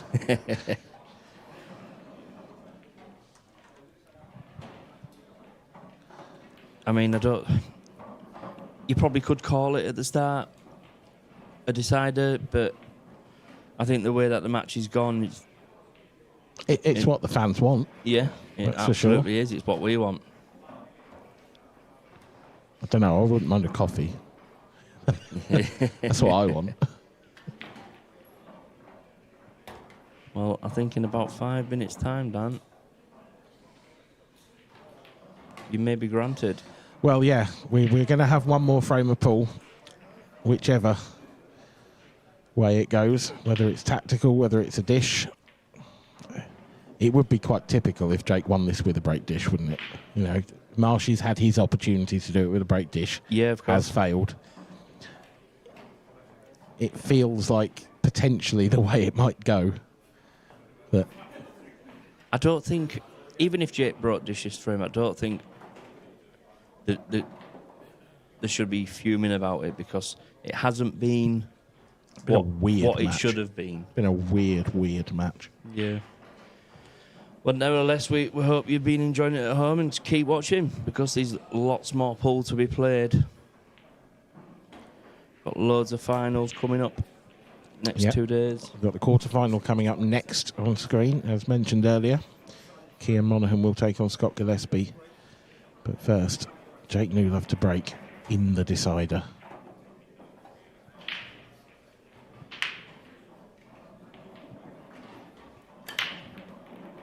Cue ball's in.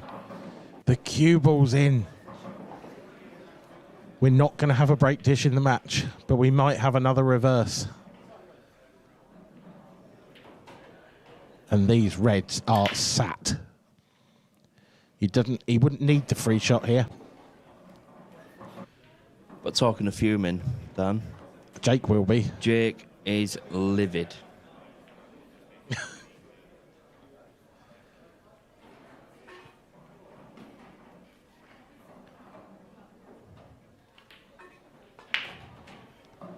I assume Craig just clearing a path there with his free shot, just getting a yellow out of the way, basically.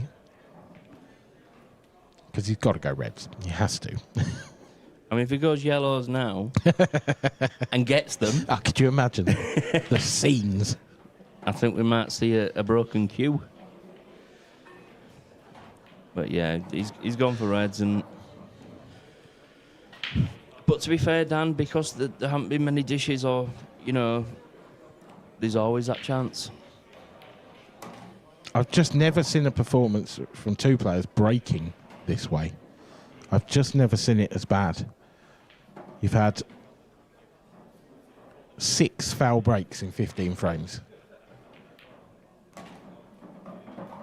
And 6 dry breaks in 15 frames.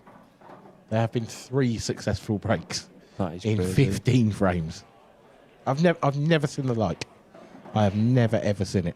I mean, it's actually good to witness if you're not on the end of it. Yeah. But for the two guys, like, especially with these two that have got like the biggest breaks in. Yeah, they're definitely game. two that you'd put in the conversation. You know, you talk about the Boyle break and the Hibbert break, but the Marsh and the Newlove breaks are, you know, they're definitely on a par. Do you know what? He's making slightly hard work at this.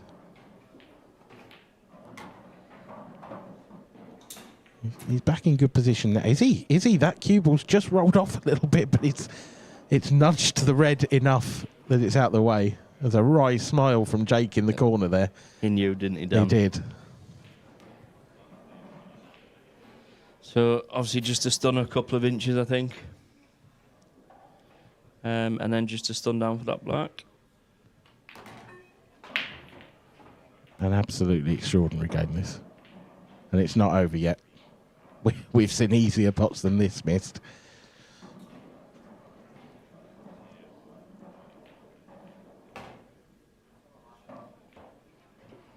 This Black Lendam for a victory for Craig Marsh in the decider. And he's done it. One of the most unlikely victories you will ever see. Craig Marsh trailed Jake Newlove by 4 frames to 0. He was dead and buried. He hadn't made a ball off the break. But Jake just kept letting him back in. And eventually he got over the line. Yeah. Have you ever seen a game like it? I've never seen a game like it. And to commentate on it as well was just absolutely crazy. But well, I'm glad you enjoyed it. I hope you enjoyed it at home as well. Craig will, I'm sure, be in the interview room shortly, but just before he does, let's run you through the latest scores. Ross Fernie 2-1 up on Liam Dunster, and Gio Edgar 2-2 with Mark Boyle. Thank you to Adam for joining me in commentary for this one. It's been a pleasure. I think he's enjoyed it. I think all you at home have as well. We've got, I can tell you, the ladies' final, which will follow the next quarter-final. That will be Deb Birchall against either Marianne Ward or Emma Cunningham. Marianne Ward is just about hanging in there by her fingernails. She is 6-3 down. And if you want to watch that one, it is live on our second YouTube stream, as is Gio Edgar versus Mark Boyle. That's on yet another stream. We've got 3 stream tables for you here throughout the weekend. In the amateur event, we are down to the semi-finals. We've got Chris Kingham and Anthony Monarch. They are just getting underway on table 1. That's 0-0. And Matty Challen, former amateur winner himself, up against Scott Higgins in the other semi-final. That one being 2-1 to Scott Higgins. So there's so much action here going on throughout the weekend. But for the next game, we will be sticking with the professional event. That will be Cian Monaghan against Scott Gillespie. But just before we get to that, Craig Marsh is going to have an interview with Stephen Walker. With the victorious Craig Marsh. That was all right, mate. I was absolutely dire. But to be honest, I think I just dragged him down to start. I honestly did. He was... I missed so many chances to go 4-0 down. And I think he just got a bit complacent, maybe, I don't know. Right, and I just started missing a few after that then. It sort of let me back in. But that break was frustrated. Jeez, I swept. I just couldn't get anything going with it at all. I tried everything. Put the white everywhere. I still just couldn't pot one. I was going to say that about the break. So we spoke about it last night, about certain players. They go left, they go right, they go down the middle, and nothing's working. And I think Liam, he probably just tweaks it slightly, and he'll maybe change the bit of the cue ball that he strikes and stuff like that. But sometimes when it's not working, it's just not working. It's just not working, yeah. And the problem is, because my cue action is so steep, I can't cut breaks, see? Because I come in sort of so steep. I lose the white all the time. The white goes flying off the table, so I just don't do it anymore. I don't even try to do it anymore. So I have to go down the middle somewhere, or from behind the line somewhere. So anyway, I'll take the win. I'm happy to just get through. No, that's it. We mentioned that we're standing in the corner watching it, and the breaks, it wasn't good for both of you. Jake's ended up with a few right bad ones at the end, and it's obviously... His break was good at the start, really good, and mine was terrible, and his was terrible at the end. I think the last 3 breaks he had, he went in, off the table, and off, didn't he? I think so, yeah. So I couldn't win otherwise. I mean, the way I broke, he should never really win a match, really. He should have beat me 8-0. So he'd be kicking himself, he'd be fuming with that, I think. Yeah, at the end of the day, you can only play the balls, you can only take the chances when they come to you. And getting through is the main prerogative. Yeah, absolutely, yeah, absolutely. And that's all. As long as I win, I mean, as I said, I don't play a hell of a lot anymore. Practice-wise, I play all the tournaments, play everything, but practice-wise, this is my practice. Yeah. Nearly a couple of rounds. I'm watching some of the shots. They're not highlights, low lights, they're called. No, the sole goal is to try and get yourself through into the next round. That's you into the quarters. You're still in the tournament, mate. That's all you can do. Yeah, hopefully it gets a little bit better now after this. It'll have to get better than that, otherwise I get hammered. I think I play Gaz or somebody next. I think it is, yeah. So it'll have to get better than that, or I'll be out. But I'm still in, so I got chip in the chair, as they say. No, that's it, chip in the chair. So Craig Marsh is still in the event. So while he's still in it, who knows? Who knows? I might get a bit better, and I might get a bit of luck. You never know.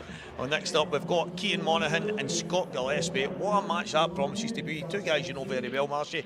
Any day two. Obviously Cian trying to go all the way for the first time. Yeah. Scott's been there, done it, but it should be a good match. Yeah, it should be. Cian's played well this weekend. I've watched a couple of his games. He's had some good results so far already. So, I mean, if he keeps playing like that, he'll have a chance. But Scott, you know what you're going to get with Scott. Scott's solid, isn't he? Do you know what I mean? He's not going to give you anything. He's the most nasty looking player I've ever seen in my life. Yeah, he always looks angry. He always looks angry, I know. He's ready for war every single time. Yeah. I said to Cian, he was adding up, so is it 9 race to 9 race to 9? I said, all you need to do is pot 28 blacks and that's you the champion. And he laughed at me. Well, when you put it like that, but I mean, that's it in simple form, innit? You just have to go, just don't pot it out of a ton. Just don't pot it out. That's what it is. Well, Cian Monaghan, Scott Gillespie is coming up next, guys. I'm going to hand over to the commentary team, which is Alan Reynolds, and I think he's going to be joined by the one and only Mark Farnsworth. Thanks very much, Stevie. And indeed, I am, unusually, I may add, joined by Mark Farnsworth. Why? Because he's not in the tournament that he usually is. Mark, what happened? How's it going, mate? All right? Yeah, very good, Mark. How's things? Well, a little bit sore last night. I got a bye in the first round, and then Connor Tracy played really well. I struggled. First match on, made a few mistakes, but Connor played brilliant, to be fair. I missed a ball down the rail at 4-all. I probably could have rolled it. I decided to stun it, wobbled it, and came back to the table 7-4 down, which he played well and deserved the win. It was one of those matches, and obviously the short races, you've got to get out the blocks, and I didn't, and he did, so I've had a pretty boring existence since then. Oh, I'm sure I wouldn't like to draw you in the open event when you're hot like that. And he very, very close to actually being in this TV game against Cian, because Scott Gillespie beat him Hull. Yeah, both fantastic players. Obviously, Scott's got a huge reputation and he's more experienced of the two. Done pretty much everything in the game. You know, Cian's one of those young talents. He's fantastic ability, but I think one of Cian's strengths for being a young lad, he sees the game, he plays the game properly. You know, he doesn't go out like a maniac. His shot selection's pretty impressive for a young lad. You know, he's probably only downfall he supports United, but it's on paper I think Scott's definitely the favourite. But Cian is more than capable of not only giving him a match but winning the match. You know. Yeah, and it's actually quite good to see a young guy like Cian breaking through. Yeah, I agree. Like I said, he's a fantastic talent, and he plays the game right. Doesn't go out just trying to pop them off the lampshades and stuff. You know, he's got a reasonably good cue ball. Shot selection's pretty good as well. You know, he's got a pretty good all round game. But like the youth talent and the fluency's there as well. You know, so he's one of those players that's someone coming that he's definitely got a big future in the game. Yeah. Yeah, and Scott Gillespie, as you said, he's pretty much done everything in the game. He's got a big reputation. He's now obviously chasing ranking points because he's just back involved with the IPA. But he'll be looking to win a tournament sooner rather than later, Mark. Yeah, like I said, Scott, it was great to see him back on the IPA. Like I say, this year it's harder for him because he's low rank, but it's only a matter of time before he's back. Winning tournaments and getting the business end of them, you know, because he's got such a strong all-round game, you know, powerful break. He's got a lot of bottle. He's a big, powerful player. You know, he's one of those players that punches the backs of the pockets. You know, and he can sort of intimidate some players as well because he's such an attacking player. And when he's on his game, he's drilling everything. You know, so there's none of this. He's not going to like quit many shots, you know, so it's good to watch Scott. You know, like when Scott's on his game, he's hitting everything.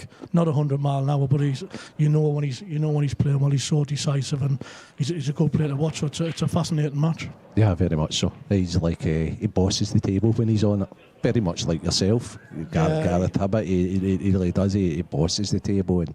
Yeah, he's like I said, he's got a good all round game, and like his break's a big factor when he's playing well. He's breaking well, you know. So. Like I said, it's a matter of time, I think, before he's back winning tournaments in the IPA. But it's great to have him involved again. But like I said, there's a lot of firepower left in the tournament. But these two are both Cian. Like I said, I don't know how deep he's been in the events, but his all-round game's there. You know, he's just got a little bit more experience. But you can never write him off. No, somewhat free roll. It's if you look at the other 7 competitors that's there, and some of the matches are in play at the moment. It's Liam Dunster who's playing Ross Fernie. Ross Fernie's 3-1 up, Mark. Obviously, you've got Cian against Scott. Gareth Hibbert against Craig Marsh. two top players. Yeah, like I said, like even Scott won his last match 8-7 against Connor, who beat me. So the field is so the strength and depth. But you do look at the top two seeds, which Liam and Mark, they've proved not just this season, but in years gone by, they've been the standout players in the tournament and the tour itself. So at the end of the day, you expect. Well, you don't expect. It's tough, but you do think those two are going to take a bit of beating. But like you look around, even the quarter-final draw, there's a lot of players out. Hibbert, he hasn't been as usual self the last couple of tournaments, but he's obviously, you look at the last 18 months, 12 to 18 months, he's won a lot of tournaments. So I was in doing a game earlier with Lee Shepherd, and he said to me, "So tell me your two finalists." And all the time, what I do is I always say Liam out the limb there, and maybe probably yourself or Mark, or whoever's 1 and 2. I always say they two guys because you're there for a reason. But this time, I says I'm going to change just for the difference, and I says it's going to be Scott Gillespie against Gareth Hibbert. So there you go. There's my prediction. You haven't really went from any outside. That's two greats of the game. Yeah, but it just shows it's tough. Like I feel as if I've played pretty well myself this year. But like you said, very much I so. think I've won one event. But the standard when you get down to the nitty gritty, it's sometimes you can lose a match without really making many mistakes, if any. So sometimes you've got to just dust yourself down and go again. So I think this match, obviously the winner of this plays, and I think Liam's just came back to 3-2, hasn't it? Ross has obviously had a great tournament so far, but obviously Liam, you know what you're getting with Liam, don't you? It's you need to scrape him off the table, Mark. It's that simple. Yeah. So who do you think? Obviously you must be edging towards Gillespie if you think he's going to get to the final against Hibbert. But I can't back against him now. I'd love to see the young boy put a real good performance in. And I don't mind either way. I've known Scott for a long time. He's a friend. But I still like youth. And I like youth coming through. I would love the young guy to do well. I really would. Yeah, I'm sure it'll be a great watch regardless. So final preparations before we get started here. I think that's a fantastic idea what the IPA has brought in. I think it's just this year. I think we're getting a few minutes knocked because the stream table definitely plays different to the outside tables. Obviously, there's not many people here at the moment watching this live in the arena because there's that much going on. But the table definitely plays. The lights have a factor. So that few minutes just to get yourself a little bit of a feel, especially for the people who don't play on the stream as much as the recognised pros. I think it's a great little thing they brought in. They get like 3 minutes, I think. So just get your hand on the table, get you a bit more preparation for the game, So yeah, it's definitely a thing that's been thought through. And I know the big brother at sport, if you want to call it that, in 9-ball and what have you, in the matchroom events and the tours, they do that. Especially for the TV table, they give them a shot on the table before, or a rack on the table before they play. And I think it suits you guys great. I think it's a real good thing because the TV table obviously plays different. Every player that comes off says it plays different. So yeah, you couldn't really do it on the outside tables as such because it would be so time consuming. But I think it makes sense for the sake of like 3 or 4 minutes each while the referees just everything else just getting set up on the stream. It makes a lot of sense. Okay, so enjoy this quarter-final action. It's going to be followed by the ladies' elite final. He didn't catch them as clean as he usually does. The white was travelling towards the centre, but it just left a pretty open table for Keane to come into. So there's still a little bit of work to do, but he'd be pleased that he's at the table in the first frame after losing the lag. So from your point of view here, Mark, what are you assessing right away? Yeah, I think reds is a balls. He's got that red towards the right of the table where the yellow's in front of it, but he's got them 3 below, which gives him it's a big area to be able to nudge that one into space. The first shot, he's probably travel a little bit towards the centre too. He's wanting to try and get on one of the 3 reds at the bottom. He knows where the problem is at the bottom end of the table here, that the right to where the yellow's covering. So that's his first train of thought to see how he gets that into play. That's a nice pot to settle you down, isn't isn't it? Settle you down, yeah. He's probably been a bit unfortunate. He's a bit straight on this one, but he's certainly looking to try and how he's going to develop or get onto that ball to the right of the 4. That's the problem he's got with the finish. Can he force through here? Can he play a power stun, or does he need? It looks as if he's lining up for it, Mark. Yeah. He's actually played that really well because he's got a nice angle on the next red. He's played that really, really well. And now he wishes that ball wasn't upstairs, Mark.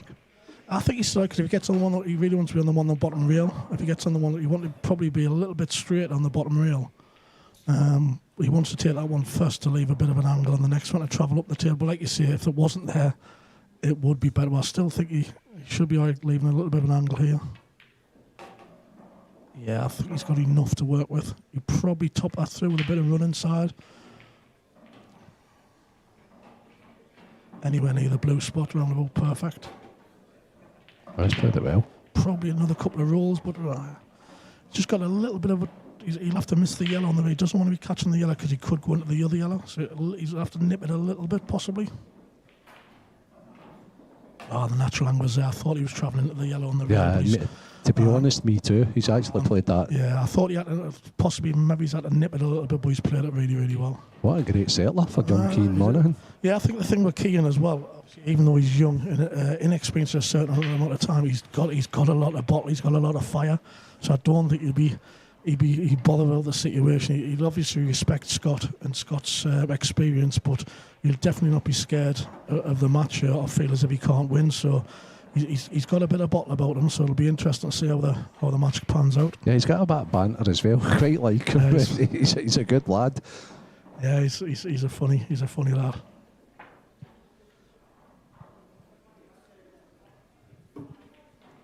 So all the scores in the other quarterfinals are all the same. Nothing's changed there. Yeah, Liam must be. He must have Fernie in the trenches at the moment. That frame's been going on. That frame's been going on a while.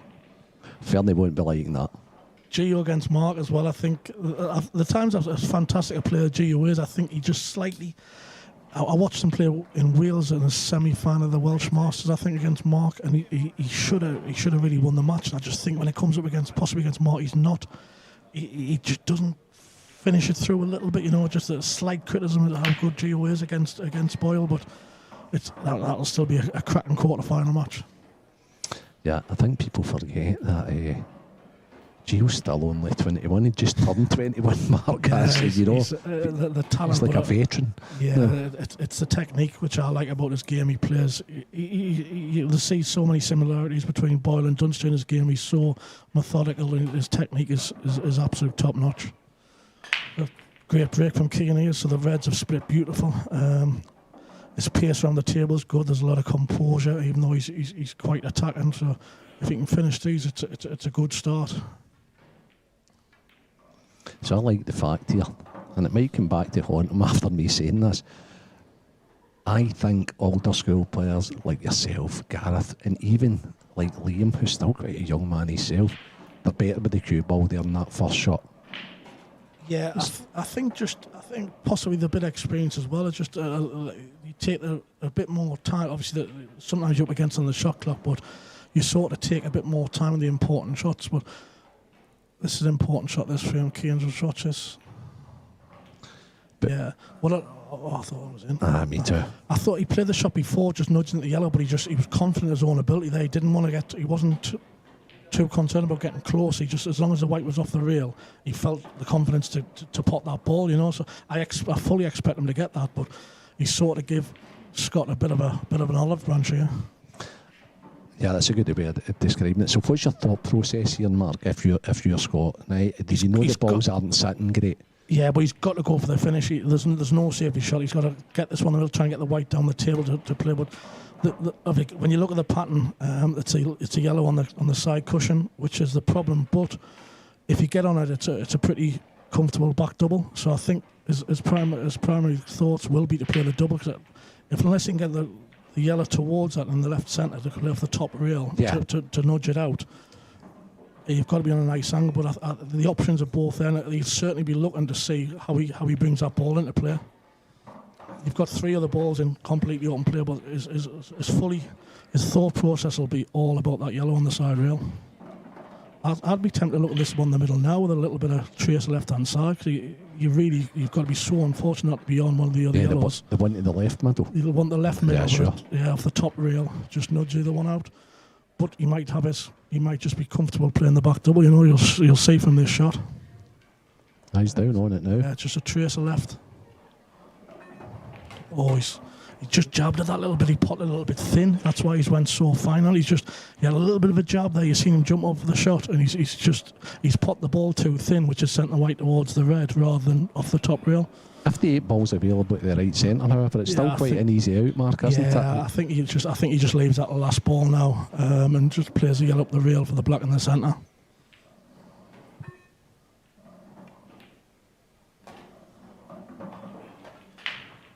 This will work, Keane, because he had first dibs. Yeah, like I said, it was a good break-off shot, and he trusted himself to pot that ball, but there wasn't a great lot of conviction with it, but I still fully expect him to get it. Yeah, he's played a clever little shot, a little bit of check, taking the weight off the ball there, so he can just stun up past before the middle of the pocket. You don't really want the white dead on the rail, you want a little bit of an angle. They're a little bit tricky if it's 100% straight, but I think you'll find just nudge. You want the white maybe a couple of centimetres off the rail. Perfect. Yeah, that's if you want to put it with his hand, that's exactly where you would have put it.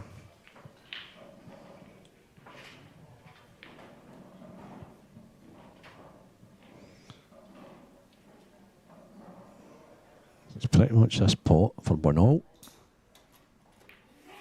Yeah, straight in the heart. Even that, obviously that's just Scott's game. A lot of people would just trickle that and pot away, but Scott just got his arm through it, trusted his ability, and just basically punched it up the rail, And that's just what it is. That's Scott through and through. Yeah, very much so, and it's you can't miss against me, young man.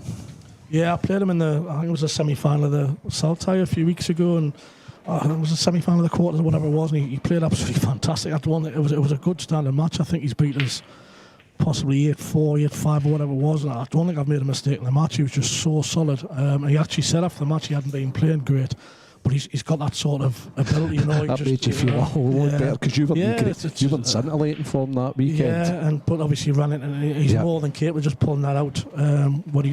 Not when you least expect it, because he's capable of doing that, but the talent's there, and sometimes, like you say, if he's not at the races, you always know he's capable of flicking that switch and being obviously as good as anybody. I think he lost out in the final to Mark. Yeah, that's right. Yeah. It was a strange thing, because I say it looked at you were going through the field no problem. Then you bump into a great performance like that, and then Scott bumped into a good performance in the final. It was 2 semi-finals in a row. I think I got beat off Scott in the Saltire, and then I got beat off Mark in the semis of the Scottish Masters, I think it was, or whatever, the Grand Prix. He's hit that a lot better than the first one, but still dry, and they've came out absolutely like cherries again, first keying, so after the mistake in the last frame, he's sort of getting a bit of a lifeline. This is replicating, obviously, the last match. Reds all day, yeah. The start in the last match was incredible, Mark. Yeah, I think even there with his first shot, it looked a little bit tricky, but the gap was just perfect to drop through the yellows. Even now, he's got this red in the left centre to top through. The only slight problem on the table is the red to the left cushion, left rail, but now he's plumb on this. He should be able to top this through, get that one out of the way, and you've richly got balls in the middle of the table. I didn't have the angle. So the only slight concern would be that red to the left. It's just a good positional shot to get on it, though, so you expect him to get on it when he decides to. As you alluded to, Mark, he plays at a really nice pace, so he must have a quick brain that he's already worked this out. That's not ideal. I think you want the white another few rolls down there to give him a couple of more options, so he's got a little bit of work to do. I'm not sure if the red to the right passes the other red. It looks quite tight on this angle. If it doesn't, he has got a little bit more work to do. It must pot. It looks tight from the camera angle, but it must pot. No, it might be tight.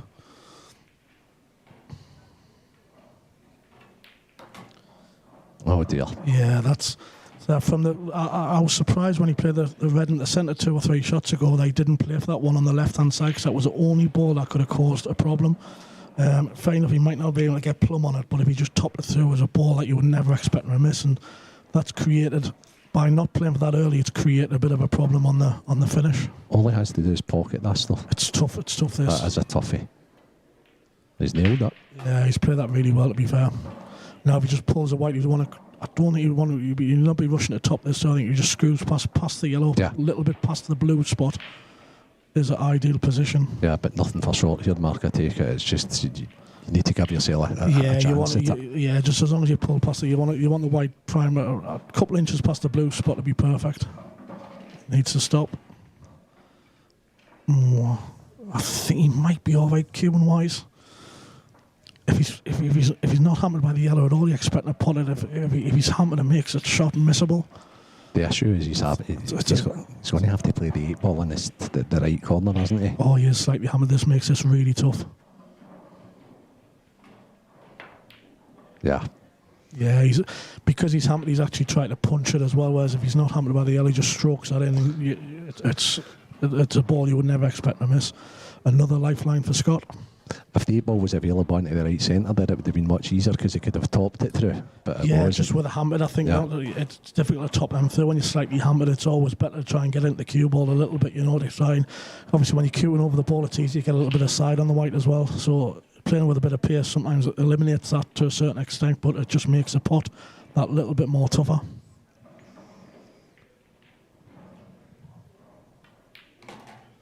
Scott will be over the moon after 2 dry breaks. He should be 2-1 up, and these are bread and butter for Scott. He'll be taking his time to make sure he doesn't make any silly mistakes. Just getting the white in the right sort of area, keeping your hand on the table. It's basic stuff. Absolutely. For Scott. He'll be even happier the fact that, not in a bad way, but that his opponent's made a couple of errors. Yeah, because you see if you hand on the table, Keane realistically could have been 3-0 up. He's 2-1 down. Still early stages in the match, but I think Scott will definitely feel the better of the two the way the match has started.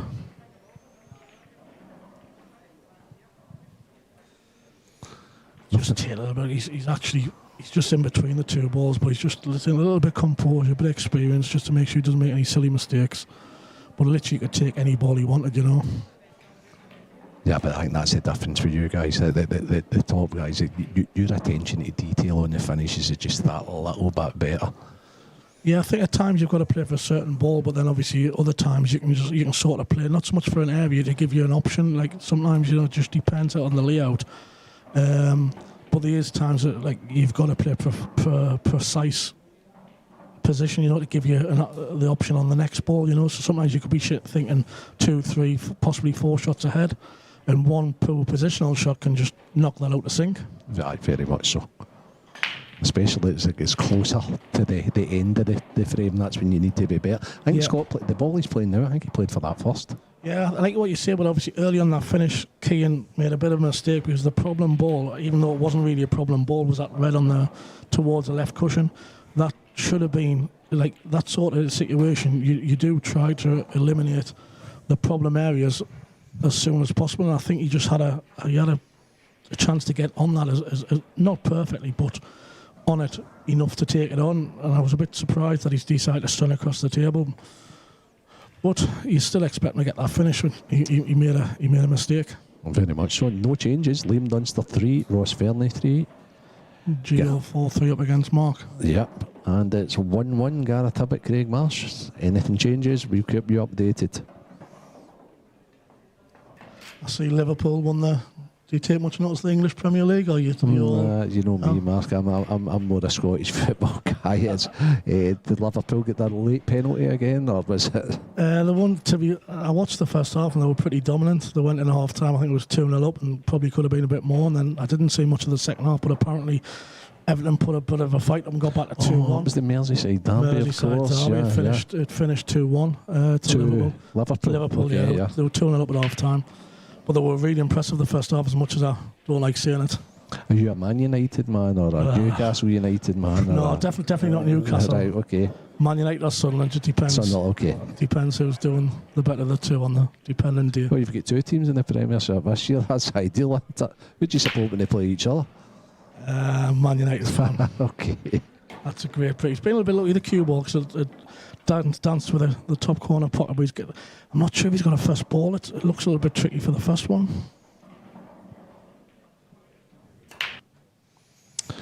Is your preference reds here, Mark?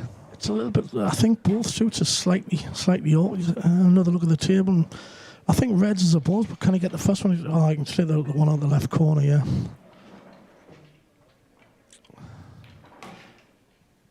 Yeah, I think that the red towards the ball line, the right-hand side, even though it looks a bit awkward, I think as long as you're in the centre of the table, that pot's pretty comfortably.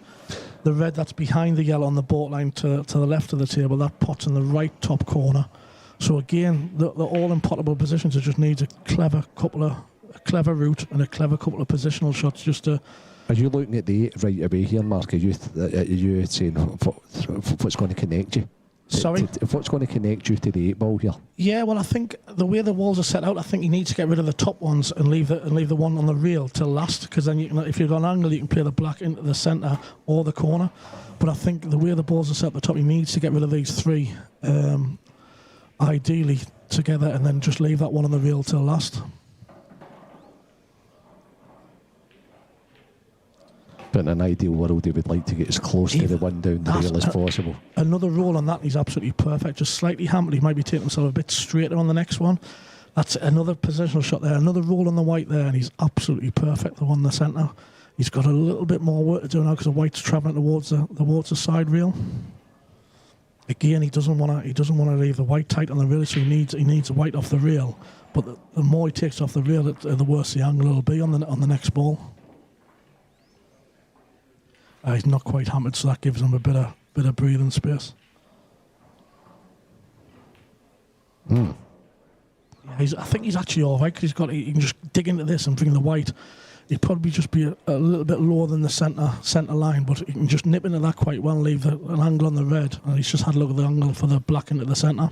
Will he be using the yellow here? No, I think he can just nip it. He can just nip it just past the yellow. Oh, yeah. Just like that. Okay. And I think this is just a plain ball pot, bring the white back for the black in the centre. Yeah, but I think leaving that red till last, even though it's on the rail, you had that option. If you're straight on, you can pull it back for the black in the corner, or angle, you've got the black for the centre.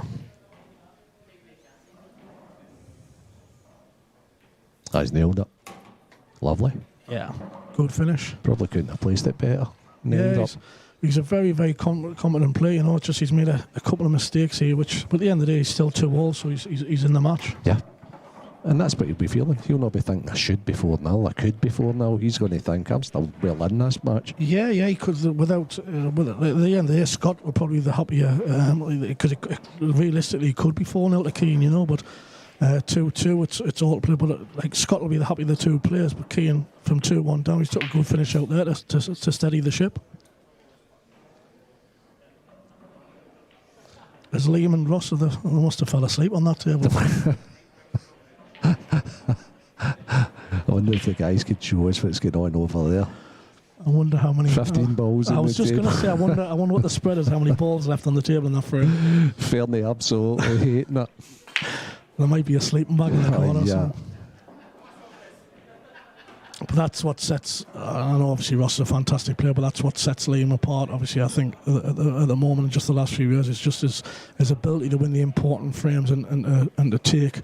Sometimes he's playing within the rules, but sometimes he takes a long time just to composure and so upsets his opponent's rhythm. You know, so he's just so in them pressure situations and important frames. He's so consistent at winning the important frames, especially on the outer tables, Mark, where you get abbreviate a little bit more, you know. I've never noticed before for overhead camera, Scott queuing up the right hand side of the ball there off the break. I've never ever noticed that before. I don't know if it's intentional, but he wasn't queuing up the centre of the white ball there. It's something obviously I'll ask the question in future, but I've never ever noticed that before. He's queuing to the right hand side of the cue ball there. I wouldn't expect so. I don't think it's a thing that he's thought about. You get some people at the left hand sided and right and sided. It wasn't just a shader. It wasn't to the extreme of the ball, but it was definitely like halfway to the right hand side of the cue ball on the break. I don't know if that's something he's obviously must know he's doing it.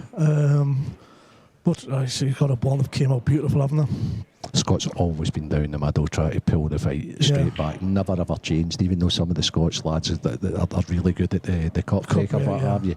Yeah, Scott's like, he's naturally, like, when you look at people who've broke well over the years, Scott's a naturally big, strong fella. Yeah. So, even though he doesn't really get his body into it, but he's got big arms and a big shoulder, so he puts so much power in it without really moving his body.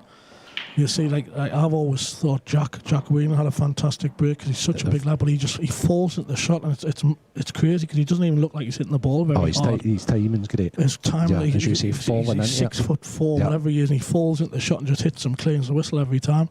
Scott's doesn't break like Jack. He actually plays with a lot more power because he's such a powerful fella. He doesn't have to jump his whole body into. He just trusts his arms to time the ball pretty well and absolutely crunches him.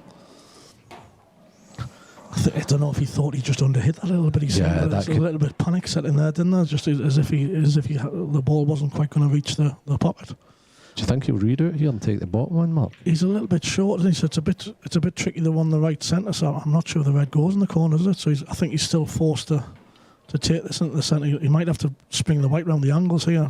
It makes it missable. Yeah, he has. Where's the cue ball going though?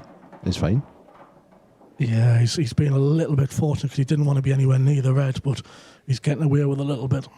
Now can he get fit the gap downstairs? I think he's still got to take the one in the centre by the camera. Oh, you can see the one in the corner. I looked from the overhead that it was tight. Yeah, and just stun up the table now, just past the two yellows and leave the red into the left centre. Black goes in either side, even if you're a bit short, you should be alright as long as he misses the yellows. I don't even think that's stun up, maybe it's just a trace of left hand side here. It's like a soft little stun with a bit left hand side in between the two yellows. It shouldn't be a problem for Scott. I might even be able to screw it. It looks a bit straight. I might be able to screw it through the gap. That's played it well, yeah. I thought there was a bit more angle in that, to be fair, and he's played it well.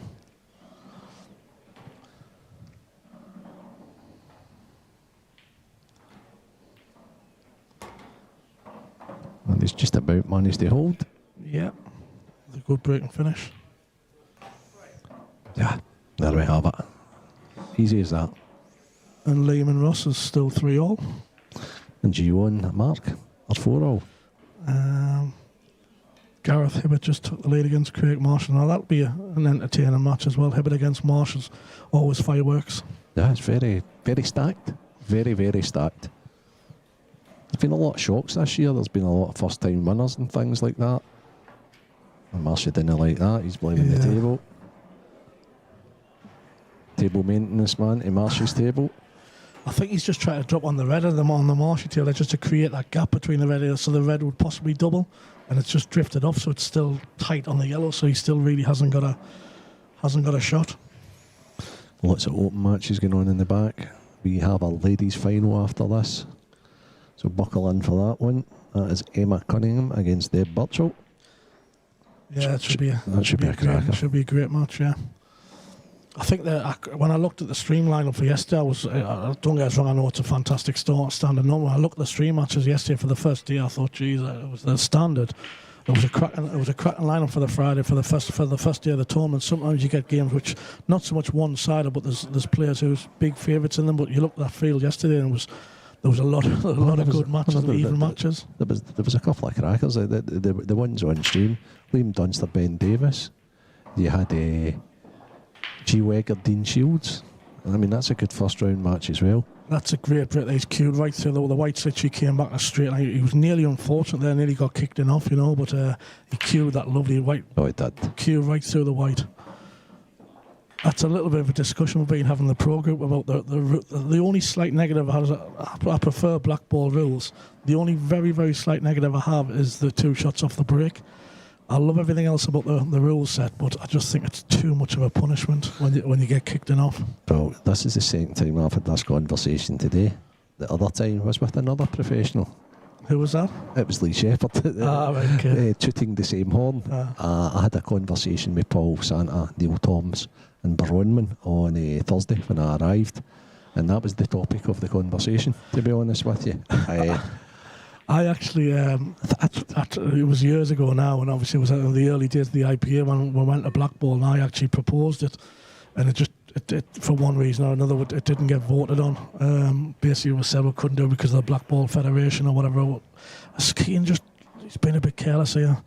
It was a relatively easy finish. I think he's just left himself touching ball. I'm not sure if he can get through to it. That would be a disaster. I think it's too close to swerve as well. It looks tough. An eagle-eyed referee here. I think it looks tight. Is he trying to chop this one in the middle? He's close to. Yeah, he's going to try and swerve fast. I think he's trying to put the one. I think he's trying to put. Oh, he's played it well. Played it very, very well. Yeah. He's just been a bit fortunate there. It wasn't absolutely touching ball, so he didn't have a shot. He's getting out of jail there. Yeah, but going back to that, I proposed it a few years because I just think the 2 shots off the breaks is just a little bit too much of a punishment. If you go straight and off, you deserve to be punished. But if you get kicked in off, the way the rules are, the standard of the game with a free shot as well, I just think it's. I think it's if you much. propose it again, Mark, it would sail through, to be honest with you. I think all the guys are in agreement in that one, and I think player power is so important, especially you guys at the pros. Yeah, and I think at the end of the day, the IPA is such a strong brand now. We have got the rule with the break slightly different to the Blackball Federation, but at the end of the day, the brand stands on its own. If it gets voted with the committee, obviously Paul and Santa primarily, and then obviously filters down to the committee and the players. If something gets voted on, there's no reason why we can't have various different rules if it's for the benefit. What you of the probably game in general. find is Blackball would change. You know, Possibly. The pros should be the innovators. I think he's just a little bit sloppy in his position shot. If he's leaving a little bit of an angle top through the blackness, I think he possibly might have to play the double. Has he got an angle to drop through for the centre? He's going to play the double. So you wouldn't expect him to miss it, but a little bit of a careless position shot the one before. Sure. Not leaving an angle to drop on the black into the centre. Perfect. Yeah, he's potted that really Really well. needed that. Yeah, he's potted, but like just them little positional shots can sometimes catch you out and cause a problem. It might not be the next shot, but it might be 2 or 3 shots further down the line on the finish, just being a little bit careless. I say it to people in the club all the time. You're watching them practice, and they're so lackadaisical with some positional shots, and you can see the problem. You might be 2 inches out the first shot, but the next shot on the pattern, suddenly because you're the wrong angle, it doesn't make it impossible.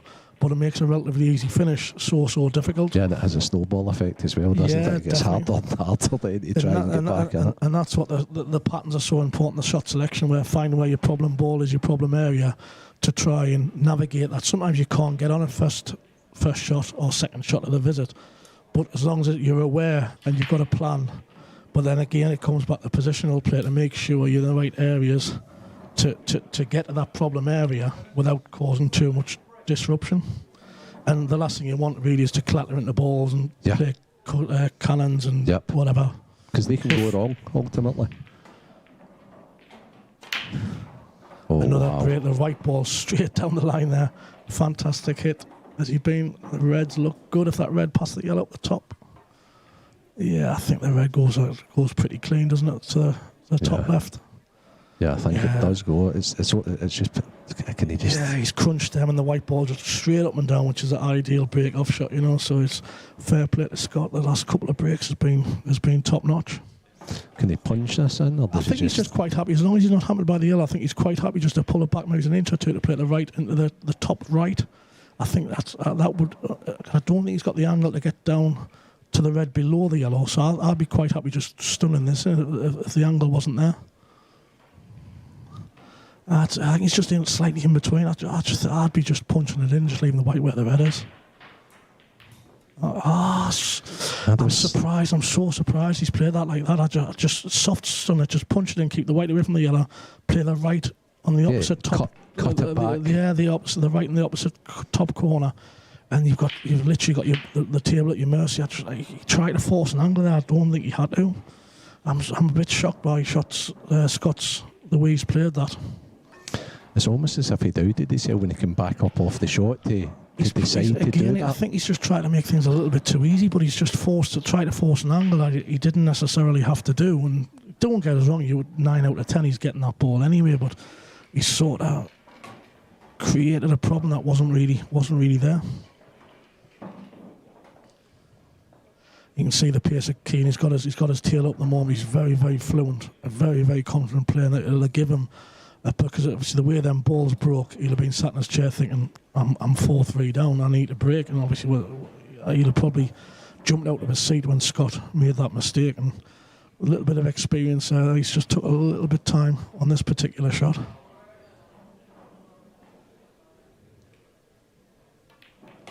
I had a feeling he was going to do that. Yeah, to be honest, I think he sort of tried to put the 2-1. Oh, yeah. Not that it makes much difference, but sometimes when the red's right in the knuckles, it's sometimes a little bit more difficult for positionals. So I think he has tried to put the 2-1. It still shouldn't cause a problem. He's hitting the ball good. He's hitting the ball with a lot of purpose. But I think you'll find he'll screw this straight back, because obviously with it being so close to the knuckle, it's sometimes a little bit more difficult to judge the reaction. Whereas if it's like an inch out the pocket, you just sudden off the rail. But with it being in the knuckle, I think you'll find he'll just screw this straight back rather than go on the cushion. Yeah, just like that. Aye. Not that it can go wrong, but it just with it being right in the knuckle, sometimes it's just a little bit more awkward. Spins and stops. Yeah, just you're not sure the exact reaction you're going to get from the knuckle. Yeah, very good. Such a fluent, confident Potter when he's on his game. He's confident. And the fact gives you the first shot there. That'll fill him full of confidence. Yeah, it was like after a cracking break-off shot, he couldn't have wished to hit them any better. And the way they came out, it was a fairly basic finish for somebody of the stand of Scott. And just the first shot was just it was one of those that give it back, he'd probably play completely different. But it was a shot. It was a mistake you'd never expect him to make. That's 4-3 to Liam. No matter what he does here, Keane, he's held his all together well. Yeah, that's the one thing. Even when he does make mistakes, I think he's like quite a confident player. He's confident in his own ability. So even when he does make the odd mistake, it's forgotten about, and he doesn't let it beat himself up about it. You know, so that's one definite positive about his game. Fair enough, he's a bit inexperienced at certain times, but the one thing he's got is a bit of bottle, and he does forget and puts things out of his mind relatively quickly, which is a good thing to do. So the wee bit of viewing here on the side table is there's a score above it. It's 5-4 Geo, but Mark Boyle seems to have a ball in hand here. Yeah, so I think again, is that from the break? So could be. Yeah. If obviously don't get expect a player of Mark's ability, you'd still expect him to get. What a break it was to get off. But my proposal was it wasn't even one shot behind the cue ball. It was cue ball in hand, which I don't know if cue ball in hand anywhere on the table would be the right answer, or one shot behind the baulk line, you know. So that's, again, that would be up for discussion if it was to progress to a vote or whatever. But again, another in-off, which that was straight enough. So when you're straight enough for the break, I think you deserve the punishment. When you get kicked enough, it's one of them where okay. So you're taking it to another level then? No, but I wouldn't bring a rule into thinking about it. I just think if you go straight enough, you sort of deserve, well, whether you deserve to lose the frame for it, but you deserve to be punished quite severely. If you get kicked enough, it's sort of, there's a lot of, you've been unlucky to be, especially if you get a ball. So fair enough, you deserve punishment, but do you deserve to lose the frame? Do you deserve to give 2 shots away with ball in hand? I just think the punishment's too severe for being relatively unlucky. Again, this sort of shot, obviously, because of the rule, you just bring this in open play. I just think this is... that's the sort of shot which I don't like in the black ball. Obviously, it's a correct shot to play. It's definitely the right shot to play. And that, to be honest, every time I get 2 shots, I very, very rarely put a ball unless it's my opponent's ball. But that's what I don't like about the 2 shots off the break. That little bit of shot there to make things easier. Yeah, he's just made the connect for the 8 ball simple with that shot, hasn't he? I think with one shot, you still expect Scott to get them. You know what I mean? But it just sort of asks the question a bit more.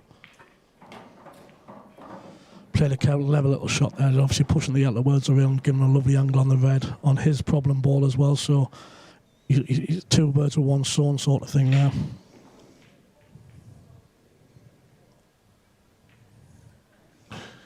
Keane just can't seem to get that 2 in front just now. Yeah, I think he's just desperate to get this frame. He's actually broke really well in the match. The first one, he's just jumped off that little bit. Probably hasn't hit the head ball as clean. He's probably hit it a little bit towards the left-hand side, which has pushed the white to the left centre. He's just trying to give that little bit more, even though he's been breaking really well. But it's hard not to when you're obviously 4-3 up in an important match. He's a confident player. He's just wanting to give that little bit extra, and obviously he's came off the straight line. Unusually using like a 9-ball cue for breaking as well. I think, like myself included, I went to a break off cue and I get this mental block when I break from the top ball. I kind of get out of my head to push the cue through further, so I've went to a cut break and it has been working a lot better. It just seems I seem to have a bit of a brain freeze breaking from the top ball, trying to push that cue through further than what I would on a normal shot, which I think you've got to do to create that extra power. It's just such a big shot nowadays as well, isn't it? Yeah, it's just people say it's down to luck on us. I can't even bother to argue with them anymore because it's such an important shot. But the top players have practiced it, and obviously you look at the top players in the world, that the breaks are consistent, and it's not lucky. You can hit them well and be unlucky, but in general, you get players who's got a better break, will break 100 times, they're going to get themselves, they're going to get more balls, they're going to give themselves more chances. So people who just say the breaks down to luck is generally people who don't understand the game and haven't got a very good break, and they just use it as an excuse. Do you know what I mean? Is it ever a thing you've spent time on, Mark? Is it a thing you've went and actually says, you know what, I'm going to spend a couple of hours tonight just breaking? I was very, very stumped for a lot of years breaking from the top wall, and basically I couldn't break from the top wall, but it was in my head just to hit them, and I would hit them like a girl, and it cost us so many tournaments. So I've sort of bit the bullet and thought I can't break from the top wall. So yeah, good. And I just I'm pretty obviously just focused on the cut break, but I feel there's so much to the cut break as well. The pace you hit them, the angle you hit them, and all the rest of it. Very much so. So that's a good finish from Scott to bring it level again. And Liam and Mark seem to have. Yeah, I think Mark's cut break is absolutely exceptional. I think it's crazy though, isn't it? How he manages to do it. He's relatively light, but he times it so well, but like moves forward into it and creates so much power. And it's very rare that his weight comes off the table. But he generates so much power for a cut break. So the balls is literally like it sounds like an explosion every time he hits them. It's so hard to do though, to try and keep that for your own cut breaking. But even if he doesn't get a ball in directly off the first split, because the balls are travelling so much, the balls are travelling so much. He just emphasises his chances, and like Liam doesn't hit them anywhere near as good, but Liam's nearly perfected that ball in the centre pocket. Yeah, sure. If you watch Liam's break, more often than not. Here it's here. We're getting to be a review of it on the other. Well, then it's wow. Okay. Yeah, he lifts that back arm up, but the power generated, and again he got a ball in the first split there, but he doesn't necessarily need that ball. Yeah, it looks as if he's going to be going 6-5 in front. Gibbsy's brilliantly. Yeah, again that's the complete flip side. Obviously Scott, he's hit them like an explosion, but he hasn't had to generate body power. He's used a lot of his arm and his shoulder to power the white through, keep himself in line, and generate a lot of speed through the cue, which is what you want. You want the balls moving as much as possible and the white moving as little as possible. But two examples there of obviously fantastic breaks. Different breaks, one down the middle, one side break, but the it's just generation of power. The only concern here, obviously, the balls, it's just that yellow and red together. Well, Keane would have been praying that to come up and sit there when he watched that break. It's not necessarily a huge problem, but it's just one of those that you've got to navigate it. Been a bit unlucky there because he's actually crunched the ball. The white came up the tail. He's been kicked towards that corner pocket. Has he chipped this yellow in the middle? Oh, another strange shot from Scott. I can't believe he's took that ball on. I'm surprised he took yellows. I'm gobsmacked he's took that. It was a strange shot. Again, the thing is as well, what you've got to take into account, even though you've got the 30 seconds, you've got the obviously the extra cushion. It still does it. Like people don't realise, obviously, when in the heat of the situation, sometimes that shot clock can affect your shot selection so much. I've been there a million times myself, and you go back to your chair and you think, what on earth have I played that for? And you sort of, not so much brain freeze, but you sort of get yourself so concentrate on the shot, and then you're looking at the shot clock and you sort of... Or why did I not take the extension? Logic sometimes goes out the window a little bit. Even that shot, I'm not sure about trying to get the ball out in that particular shot. You know where the problem ball is, but I don't think that was a right shot to play again. I think it's the shot clock, the pressure of the situation, that probably he's clutched at straw. It's still... He's going to play a double into a ball. It's not a shot I'd be playing with. That's strange. He might. It's one of them. I don't even think I'm taking that on the practice table. I think that you've got 3 or 4 balls there where you can sort of play a cannon, and that would be me worst case scenario. You can play that as a double, like last shot. Such an important time of the... Yeah, I think it's is that the first little sign mark, possibly? I think it's easy to sit here, and obviously you always choose the right shot when you're sitting watching, don't you? And you never miss a ball. But I just think them 2 little bits of shot selections just have been a little bit, because the standard's been so good, that them 2 shots have just stood out a little bit. Makes this frame huge. Scott's played a clever shot. He's tried to play this one down the rail to come across the table to play the red into the same pocket, because that red... he's played it very well. Yeah, he's actually perfect. He just concentrates on the pot. The white's drifting across in front of the black to leave himself on his problem ball. He should be pretty much plumb. He'd just be looking to drop this in pocket weight bring the white just after the black. Oh, he's played it terrible. Missed it thick, didn't he? Yeah, it's turned into a massive frame. This, he hasn't hit that anywhere near. I think Keane can see the top right mark. Yeah, which makes the finish pretty usable. Yeah.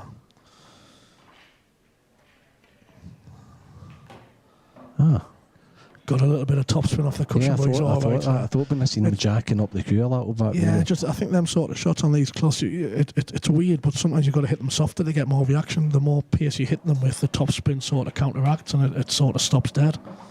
Well, he's played a good little shot. Yeah, it should be good now. I think this first yellow goes past the second yellow. Yeah, I think there's a gap. So he needs to be able to pot this first yellow clean. It does look a bit tight. One angle it looks as if it's tight, other angle it looks as if it's clean.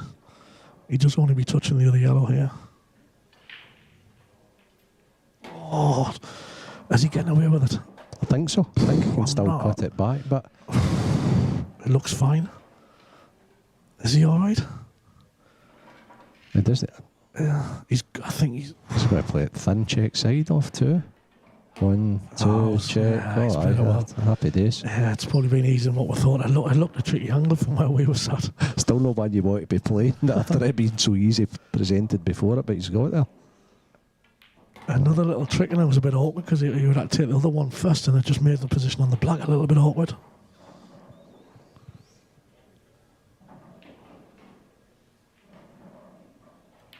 Yeah. Big frame. Yeah, very big frame.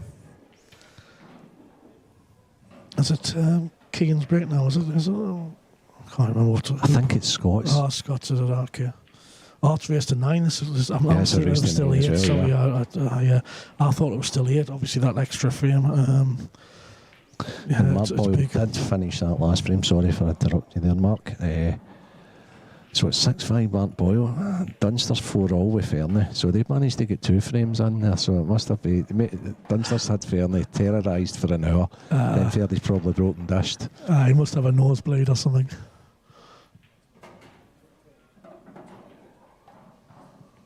Yeah, and if you want to watch Liam Dunster torturing Fernie, just go into TikTok. You'll be able to see that on there. Or you can stay with us. Yeah, I think the social side of things, since Paul and Santa's become involved with the IPA, especially with Craig, the amount of gadgets and stuff he's got going on and a relatively small budget is absolutely fantastic, and it's chalk and cheese what we've been used to on the IPA, and also another huge positive since Paul and Santa's become involved, like Scott. Craig is such an important part. Bronny's been there for a long time, obviously the TD, and bringing Neil Toms is a fantastic appointment. I think Neil, he's one of the most respected players, well, not so much players these days, but one of the most respected officials, tournament organisers in pool. I remember playing in his Hearts tour, probably maybe 20 years ago or something, and every single table was perfect. The times used to run like clockwork, and everything was done so professionally. And he's just took that on over the years and stuff like that. So to bring him on board, I think it's a fantastic appointment. And I've literally just spoken to Neil. I literally just before we came here, so I spoke to him, and he's so hungry to help the IPA improve. So it's a fantastic appointment, and fair play to everybody who was involved bringing him on board. Also a big shout out to the High Vis team at the back with us. I have never seen Craig as happy as he's been all weekend. It's almost as if he's got mates that he can relate to, but it'll be all the computer stuff and the. I totally apologise for obviously not mentioning them as well, because I actually spoke to Craig at the last event, and he said their attention to detail from that team was second to none for us. So from a man of Craig's ability and knowledge, for him to say that, he was like literally. He's there on a different level to him, with obviously, which was obviously speaking a different language to me. Obviously, I don't understand any of it, Me either. It was it's great to see. But I know visually watching Craig, he's normally running about stressed out and all that. He's been absolutely brilliant. He's been in the sauna and all that. I even think he had a wee drink last night. Just 1 or 2 right enough. But he was so relaxed. So that's down to the High Vis team helping him out as well. Man of leisure these days.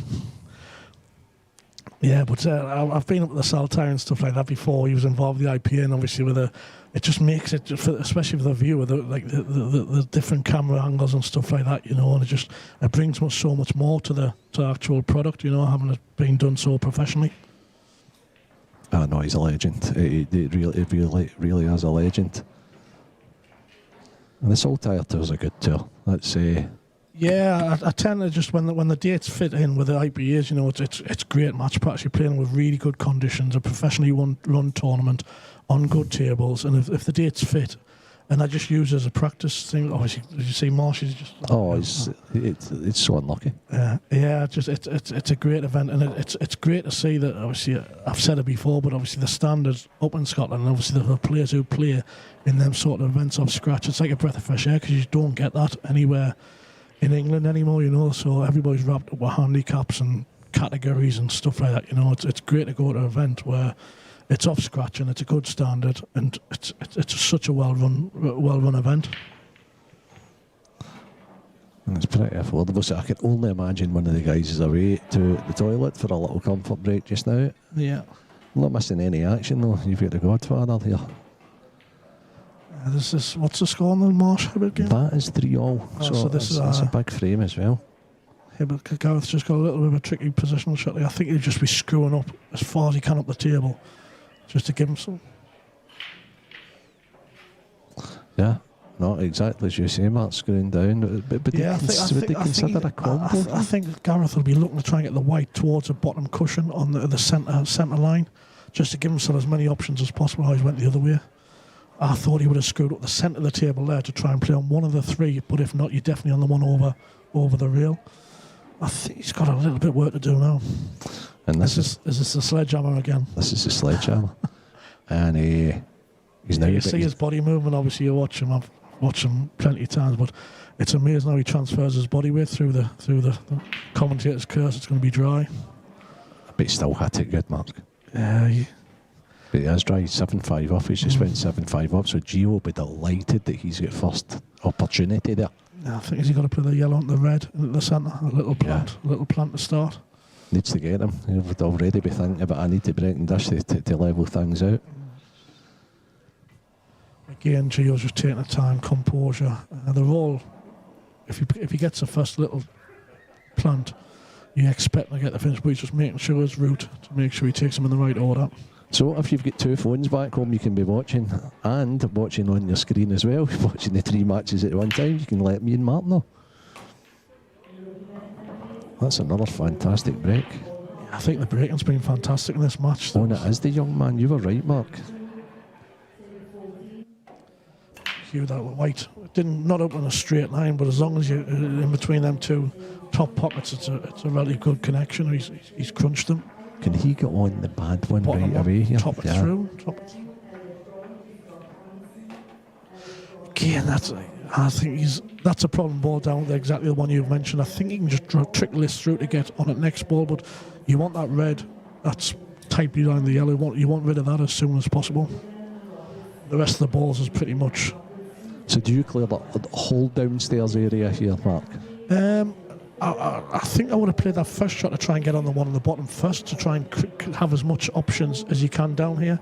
I think this shot here, I wouldn't want to be coming off the rail to play with check because the cushion will probably slide. So I'd be trickling this and potting weight. But then I might be tempted to bring the white up the table after the one on the bottom because okay, so the answer to that's no. I would have preferred to get this end tidied up here to a certain extent and go up the table now, because you've still got that problem ball at the bottom. If you leave that last, the black's a little bit tricky because it doesn't go in either centre. So I definitely wouldn't want to be leaving this red where the yellow is at the bottom right till last ball. So when you get that bottom red, if he leaves it last, the black, you might have to pull it back and play the black into the top left. I agree that, but I think he's mapped it out. He's playing the one to the centre. Yeah, it's the last ball I'm a little bit wary of. So where's he at? If he's coming down, I think he's just going to screw the stun the one on the top past the yellow towards the left centre, play the red into the far corner. Is he playing the 8 long? Yeah, I think he's going to have to. Right, See, okay. that's the only concern. I wouldn't want to be leaving this last ball, to the one to last. Unless he's got... See, it's one of them because the yellows block the bottom right pocket as well. The I know black this might be up the limb here, but is it possible? No, he's playing it 8 long, hasn't he? He's going to. At the end of the day, if he gets right behind it and straight, you Yeah. don't expect him to miss it. You know, it's one Yeah. of those that he's such a confident player and such a good potter of a ball. As long as he's more or less straight, you expect him to get it. Now, I was actually going to call that, believe it or not, and then refrained from calling it, think he would take the percentage shot To on. be honest, he's getting round, but I would have just been playing it long. The fact that you didn't Fair call play. it either. I knew the Because shot was there, George. Yeah. I wouldn't have wanted to leave that to come round about angles, you know, because if the red was a little bit further off the rail, you can sort of manage it a bit better. But you're sort of guessing a little bit because the red was close to the rail with the reaction off the cushions plus with the slide. I wouldn't have been playing that shot. But fair play, he's took them out. He knew what he was going to do, and he's took them out really, really well. So was that in the confidence, the last shot, or was it just that he didn't fancy stroking in the long one? I think it goes back to the shot section from the beginning. I think he definitely wanted to be on that ball first, and he just wasn't quite right, and he just took his medicine and thought, well, I'll get on it later. I'm confident and comfortable enough to get on the black, which is a good attitude to have. But I would have made sure I was on that ball first, and then the rest of the finish is just completely basic. You really can't really fall. You can't really fall off, you know. But that was always the problem area down there. But he's managed it. He's managed it really, really well. He's holding his together well, so he's now stretched 2 frames in front. So this is an enormous break for Gibbsy. Bit of pressure on this break for Scott. Oh, and He's nailed it absolutely brilliantly. crunched him. That's a nice little kick. He didn't even move his body there. He's just obviously so powerful. He literally, there was no body movement at all, just power straight through the queue, and it's obviously helped to bring the white back in a straight line. Good break, especially 6-4 down. He's absolutely crunched down. Did you see here, Mark? I think it's got to be reds, but again, you've got that little bit problem area. It's next to where the cue ball is. I think the one, it might be even an option to take the red to the left of the 3, the cluster, into the left centre, because I think that opens the red up into the right centre or to the right corner. So I think you're right. it's a ball. It is missable, so he might swerve that and just get on the suit and take the one over the top corner just to make sure he's on the reds and concentrate down the bottom a bit later on the finish. That red in the left centre is definitely an option, but it's If he can see that and he can pot that, yeah, it's just I'm sure he'll take it, Mark. it's cutting it back a little bit after he's missed it. No, He's just making sure with the suit, which I understand, especially the beeps were going there as well for the time factor as well. So that just sort of made his mind up for him. But the balls are relatively all right there. Just you need a couple of clever little positional shots. The bottom one of the 3 goes in obviously the right corner, and then, like I said before, the red in the left centre, the right in the right centre. So I think that's a.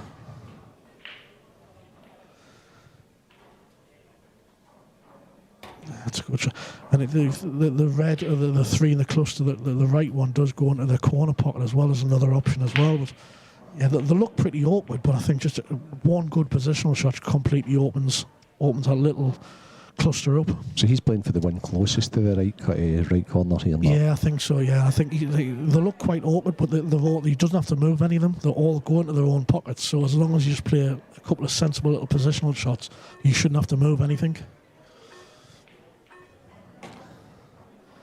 Yeah, he's pretty much perfect. So he's literally he's just got to play a clever little shot. He wants to be playing the one in the corner, and then the one in the left centre. But he wants to be low on the one in the left centre. He doesn't want to be going into the yellow and the red. He wants to just stun this up and just so he's a little bit off centre, so the white's travelling towards the down.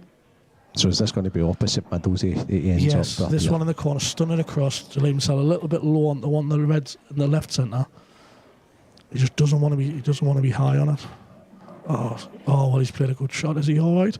So I wouldn't. He's played it well. I would have played for the centre there, but he's trusted his ability to get round the back of it to play in the corner. He's just if he's got 2, he might have to play with Trace right hand side. He's going to punch it back and play the red in the same pocket. Is he punching it back or trickling it through? Okay. Yeah, it's perfect. Very similar. I think it'd have went your way as well, to be fair. It was one of them that went in the one pot. It just depends how you feel comfortable. I think I would have played one in the centre first, but again, it's Scott's game. He'd rather punch it through and be confident of like the heavy stun shot, you know. So.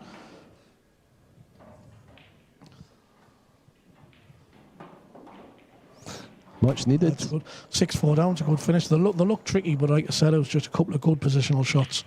He's worked them out without really having to cause any disruptions. He hasn't really had to play any cannons. Yeah, much needed. Which can create their own problems. Well, as you know, Dunster ain't going away. That's 5-all with Ross Fernie. Gio ain't going away. It's now 7-6. So he must have finished every match is tight, so he's talking 5-all, 6-5 Keane, 5-4 Hibbert, which potentially 6-4 here, and 7-6 Boyle. So all 4 matches are still up in the mix. That's what you would hope and expect in the quarterfinals. You do, but there's a lot of talent there, and sometimes matches can run away from certain players or whatever, you know. And so matches that you sometimes least expect, you know, because of the way the conditions are and the break. If one player's not hitting the break as well and the other one's flying, suddenly like a 3 or 4 5 frame gap can open up in a matter of minutes, and sometimes you don't get a chance to bring it back. Okay then, Keane, can you keep us going? The breaking's been fantastic throughout this match. I think there's only been one where Keane went enough. I think every other break's been superb. Oh wow! He had a bit of a snatch at that. Is he getting away with it? He's trying. I think so. Yeah, he's tried to put his arm through that, and he's totally came across the cue ball. He's seen that by. He's hit it so bad. He's below the centre. Yeah, but I mean the ball split well enough. Yeah, it was just he lost the cue ball a little bit. Yeah, it's because he's obviously came across the cue, and so he hasn't hit the white anywhere near the centre of the top ball, and he's literally hit it so bad that it hasn't even went in the left centre. It's hit below, so he must have literally hit that half ball. When he's been aiming full ball, you know, so he's just trying to give that little bit extra juice, and it's worked against it. How are you getting the bad reds into play? Is there any bad? It depends. I think the red on the top rail goes, so if you can get it out with a slight angle, you can nudge the yellow out of the way. So I think what he'd be looking at here is to try and get onto the red on the top rail. Instantly, Mark, yeah? Yeah, and just play it with a touch aside, just kick the yellow out of the way, and it opens the red up. I think everything else is clean, but I think he might just trickle this in now. Play the red in the top left.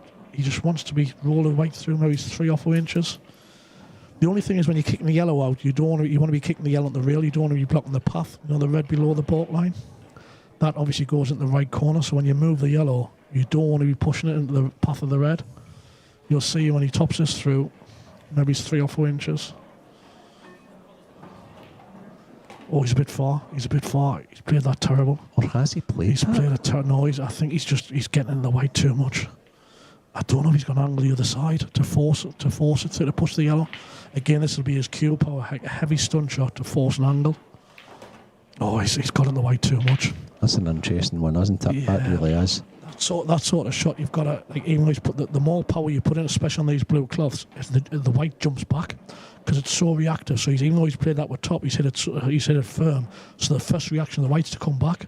Whereas if he'd hit it a bit softer, the white would have travelled further forward quicker. I think he's been fortunate, Mark, because I think he can play the red off the red. Yeah, he's been fortunate to be on that one. Oh, he's played that offy heavy as well. Yeah, I think he's going to have to play the cannoneers. I'm not saying it's a toughie, but you sort of like you think Scott. He played that very heavy, didn't he? I thought he would have played for the are you saying that to take the cut into the top left in cannon? I thought he could have played that off it. He's going to play it off here. He's going to play the cannon now, just a soft little stun shot, try to control it. It's a shot you'd expect him to get, but it's a toughie. Yeah. Oh dear, how's that? I would have hit that a lot softer. I would have hit a lot softer and try and control that bounce. Because you hear about people crashing into stuff, but obviously if you can control as much as possible, he's just hit that a little bit firmer. Then I thought he would have, but he's carried a little bit of luck on him on it. Oh, he'll be loving it, and Keane will be hating it there. Yeah, again, it goes back to that finish, doesn't it? Just that one slack shot early, but he's managed to battle through it and took the finish out anyway. Yeah, that's exactly that. That's such a good description. He's battled through it and taken the finish just out. one sloppy shot created that problem, and it wasn't. It was just the positional shot. It wasn't when the can he tried. It was a positional shot before that made that awkward. Just a sloppy positional shot, which has caused that problem. Even for you guys that are perfectionists, it must feel good getting one of them now and again, because you know what the damage it's doing to your opponent. Because you get annoyed. You get annoyed at something as like in Scott's. Obviously, with Scott's ability, he'd have been fuming inside that he played such a sloppy positional shot, and it gets to you. You get annoyed. You try not to show it, but you think yourself just so annoyed playing such a bad shot. But then when you manage to put, and especially you carry a bit of luck, it's a huge boost for the confidence, because you think you've getting away with one, really. Especially 6-all now with the break. Knowing Keane's probably snatched the last break, he's getting away with a little bit of luck. Scott will be feeling, he'll be feeling like 10 foot tall coming to break this time. So just keep you updated. Nothing's changed much. Liam Dudster 5, Ross Fernie 5. Gareth Hibbett 5-all with Marsh, but at the table. Yeah, he must have lost that frame that we watched the last clip of when he had the balls and relatively easy. He played that bad positional shot, didn't he? So he played the bad positional shot on the 8-ball. Funnily enough, he played like a stun run through, or a power stun, and a power stun instead of running through. And he must have tried a double and missed it or something. That's another absolute monster from Scott. You actually seen the white lift up there after contact, but it was literally nearly. He was nearly more or less stunning on the blue spot. Another fantastic hit. And look at the connection. He definitely came on the right hand side of the cue ball there, where he's hit them clean as a whistle. You can't want to hit a ball any cleaner than that off the break, and you deserve to get one. You deserve to leave yourself a finish after hitting them that well. 2 quick questions here, Mark. Is it definitely yellows? It's just the black. The black's the tricky one. So just how he feels. I think that was question 2. I think I'm definitely yellows. But your first train of thought is, what am I going to do with the black? Yeah. Am I going to kick it out? I'm going to play for the double. If I'm going to play for the double, which one will I leave until last? So all that's going through your head, and you've only got 30 seconds. Do you know what I mean? So I wouldn't be surprised if he does take his extra extension here just to decide what he's going to do with the black, even though he's got 7 yellows on the table. It's the black that's the important shot. Okay. Does that tell you he's taking the double on there? I think he's definitely playing the double. I think he's going to trick this one, come down the centre of the table, leave an option. You're basically playing on 5 balls here. You trick to make sure of the pot. Possibly you trace the left-hand side to bring it down the centre, but I think you just make sure of the pot. You're literally playing on 5. Yeah, he's playing with a trace of left. And that's why I thought he wouldn't, because it sometimes makes a pot missable, playing with check side. Along the rail, if you play a running side, it has the effect of the ball when it goes towards a pocket it wants to go in. Play with check side along the rail, and the check transfers to the object ball, and it wants to hold off the fall rail, and it doesn't want to drop. It just makes that pot slightly harder.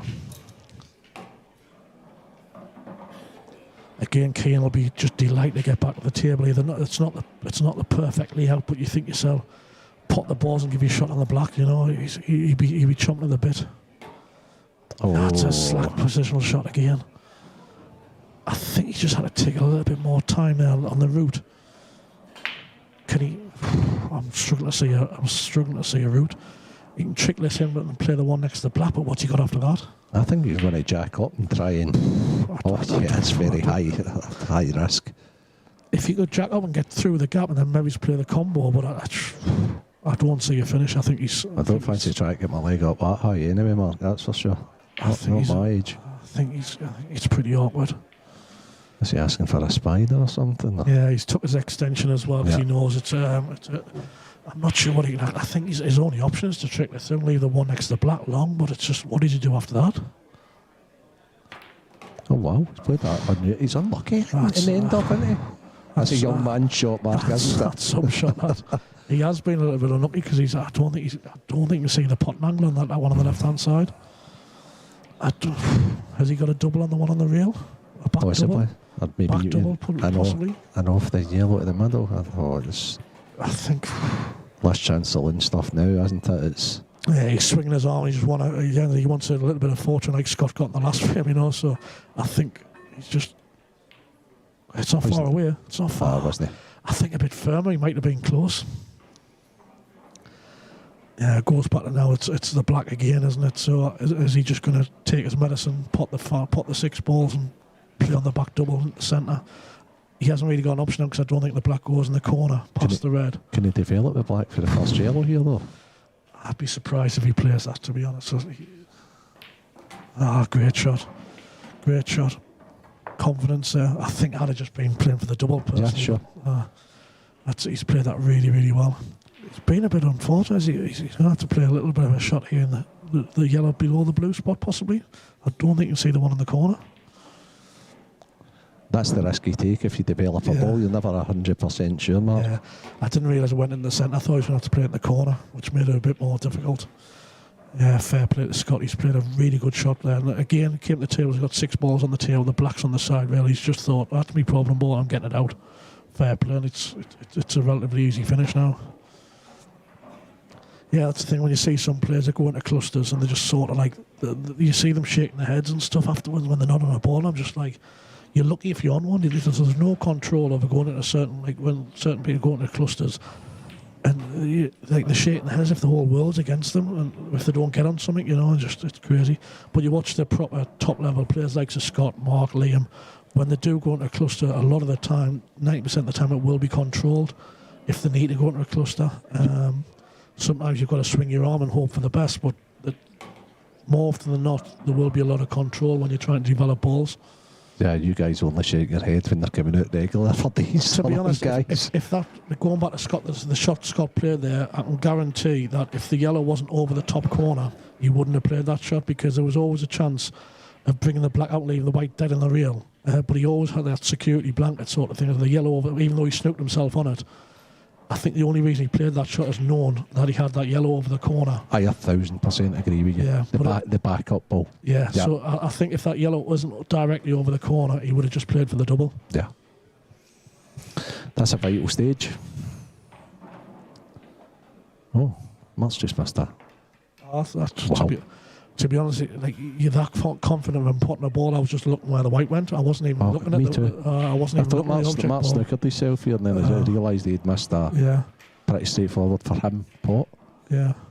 That's how confident you are when he's down on a finish. You sort of think when you're looking at the white ball, see what his position like, because you almost think the ball's in the pocket before he cues it. Is this to make it 7-all? Yeah. That was that. I mean, that was to put distance with you. That was to go 8-6 on the hill and. I've always noticed, Gio, I've never actually asked him a question. Do you know the answer why he always seems to play in long sleeve shirts? I've no idea. I don't think he's any tattoos or that. He's trying to hide. Or it must just be a comfort thing. Even if I've been at events and prefer these, obviously the air conditions work in the room, so obviously it's not cold, it's not hot, it's pretty perfect conditions. But I've noticed every single time I've seen him, he always plays, which that's true. But I've never asked the question, and obviously feels a bit more comfortable. So this is a massive break for young Keane. Oh, and he's hit it. Fantastic. Yeah, he needs that red to move away though. Yeah, he hasn't gotten through the white clean as such, but he's powered into them. The connection on the pack was fantastic, and he's just been a little bit unlucky, hasn't he? That's a tough start right in the middle here, Mark. Yeah. Has he got a start? No, he's not, obviously. Can he actually? I'm not even sure he can see the red in the middle, can he? No, I don't think so. I think he's touching up. I think you want to get this as tight as possible to leave. That's a strange shot. It's an edgy one, wasn't it? Yeah, I think he's give Scott. I think red's the best suit, but I wouldn't be surprised if Scott tries to take one of the yellows into the centre to get on a suit. Does he not get the long red, Mark? The ideal scenario is to put the red in the corner, but it's missable. Yeah, sure. I think I'd be playing the yellow in the centre to get on the set, but he's confident. 7-6, so he pots this, you'd expect him to take the finish. I'd be taking the yellow in the centre and doing the work with the yellows on the two. I'd be confident enough to get them yellows out on the side rail, but fair play, he's taking his medicine. He's played it well. He's played it exceptionally well, hasn't he? And probably deserved a good count. It was very brave, Mark. Yeah, it was very brave. Shot. Like if the white's 2 or 3 inches down the table, that shot, it's unmissable because you're probably more or less under the rail. There's always that little bit of a chance of catching a little bit on the wanted side, and obviously maybe he's like twitching it a little bit, but he's fully committed to it, played it full blood, and probably deserves the outcome. He had a nice little kiss there, which, like I say, it's got a great chance to go 8-6. Oh, he's got it a little bit more than he expected to, but I think he's still all right. But just about, though. I just think there's a little bit of momentum there, a little bit of adrenaline there, because I think he just wanted to float that with a touch aside, but he's actually like more or less soft stunned it. He's going to have to float this way a touch aside, doesn't he? He might not even take it. I think he might take the one in the centre first. Ah, okay. Yeah. Just plenty of options. There you go. It's amazing. Didn't expect that at all. It's an amazing game, isn't it? It just shows you what pressure does, and obviously how momentum swings games and stuff like that. You know, Amazing game. You think he's did the hard work with the long pot. Yeah, and to be fair, the pot is a pot you'd expect to get 99 out of 100, but the bad shot was a shot before. He played a really slack positional shot. Clever little shot by Keane. He was always going to be the one up the rail. It's made a good chance, a very, very good chance now. Like I say, when you're sitting watching, you never miss a ball, you know. Oh, so I love doing this, man. It's been such a good standard when they have made a little couple of mistakes the last couple of frames. It's stood out like a sore thumb because they've been so consistent before that. I'm actually just waiting on somebody coming and saying, "No, you were a wee bit hard on me there, mate." And it's because you see such high level pool at the latter stages all the time. And a lot of the stuff, like the mistakes in this match, it hasn't necessarily been the pot that's missed. It's been the positional shot before that, which has created a problem. And so the frustration in your head a little bit by thinking I'm not where I want to be. So that sort of changes your train of thought a little bit as well. Perfect. Literally the white hardy movement, which is what you want on a finish. If you can just play stun shots, this stun shot, he's literally the next one. He's trickling away through 2 inches. I've been very impressed with the young man. Yeah, you want the white travelling as little as possible. Perfect. He just trickled. He might even, maybe he's an inch. He hits the ball good, doesn't he? Yeah, he's a fluid. He plays a bit of snooker, and that, so you can see the techniques there. You know, and like I said, he's a confident player. Confident in his own ability, and he hasn't really got any fear of playing the top players, you know. So I think he probably deserves to be 7-all. You know, it's a best of 3. I think it's probably a fair scoreline. How the match has panned out. 6-5 Dunster. Oh, gee, almost missed that finish. Oh, okay. 8-6 Mark Boyle. I wonder. Obviously, that looked relatively basic finish, didn't it? To go 7-all. 6-6 Marsh and Gareth Hibbert. So, all close matches. Have we got the ball that Gio missed? Or is that the technology there? Right, guys, could you get the ball that Gio missed? Mr. Farnsworth's asking for try to put them on the spot now. Put them on the spot, yeah. See Gary Neville and Jimmy Cargo down this long with that. We're being too critical now, aren't we? We'll ask him about it. Yeah, huge part of the match that wasn't it? 7-6 after Mark's missed that relatively easy pot to go 7-all. Now you think Mark 8-6 up, you fancy him from 8-6, don't you? Yeah, but he's just went dry there, so okay. Expecting a crunch here. Oh, white.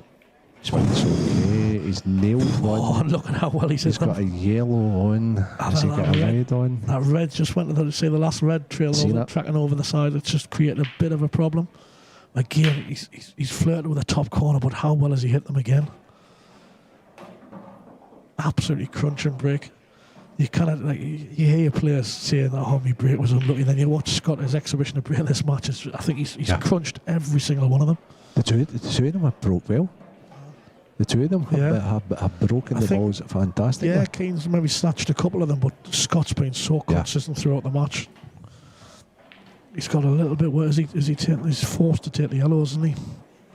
But you've got them 3 around the 2 up with the 2 next above the red. Don't go anywhere, but you've got that 3 above, which I'm not saying they're perfect, but they're in positions where you only need one little cannon. You can push the 3 that's together. If you push one of them to the side, it's probably going to open the other one up, you know. And for that reason, I don't think you want to use extra 30 seconds because he thinks that down here could be a bit of a problem. So he's wanting to keep that 30 seconds extension in his pocket just in case he runs into a bit of trouble. So it's the shot after this. It's going to be the most telling. I think I think the only one he can take is the yellow above the black spot first, but I'm not sure of the angle to see what he can get on next. I think he might have top it through and then play the yellow in the centre first. Oh, I think he's short. I don't think he's on it.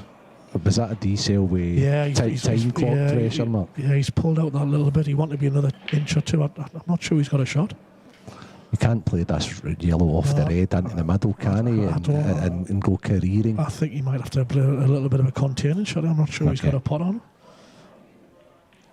The yellow off the red, is it? Or is he just going to snug it in the gap? Yes, he's played your shot, Mark. It's a clever little shot. It's a very clever shot. It's a clever little shot. Fair enough, he's left in the top left corner, but because he's pushed that yellow towards the top right pocket, the top right corner, it's given him a bit of a lifeline. It's an invitation over to you, son. He's more or less says he's used his experience pretty well. He's played a bad shot and he hasn't panicked. Well, I don't think he had a shot on, to be fair, but he's thought it's like, I'm just going to make things as awkward as possible for me, my opponent, and there you go. If you're good enough, you can take your chance. Plus, it sort of forces Keane's hand a little bit here because he's put that yellow over the corner. There's no real safe areas for Keane, so he cannot really play a containing shot back because he's always got that yellow in the corner as a starter. Yeah, of course. And the way the balls are situated, it's only one cannon to open it up. That's true. That's true. He's sort of forced to go for this clearance now.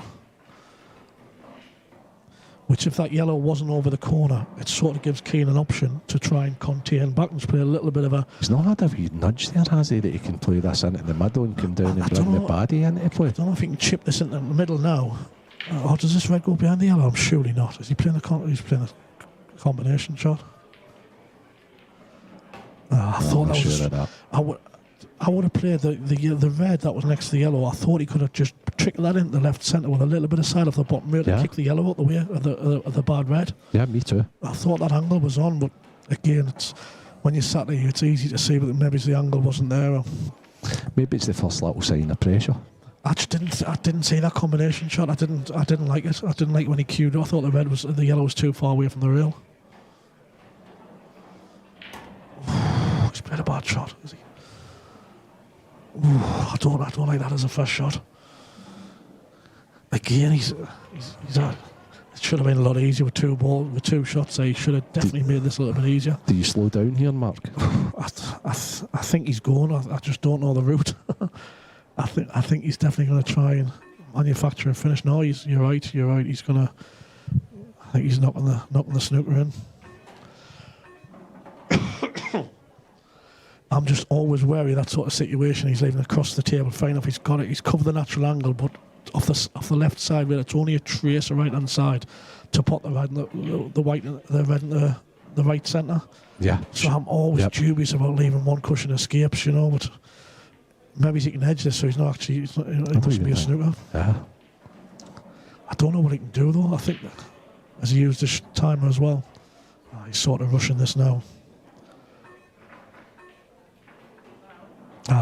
See, that comes down to the shot clock, and I'm a massive advocate of the shot clock. I get it. I do get it why it's involved, but that sort of situation there, and it's 7-all. It's been a really, really good match. It's a race tonight. It's a huge match for Keane. It's a huge match for both players, and I think the shot clock has affected the outcome of the frame. I agree. It's a tough one. Where do you draw the line? Do you know how do you combat it, Mark? But I just think with another 30 seconds there, Keane is obviously playing a different shot, and he's playing it a lot better, do you know what I mean? So it's one of them. It's the same rule for both players, but is it affecting the standard by obviously forcing players to rush important shots at important situations?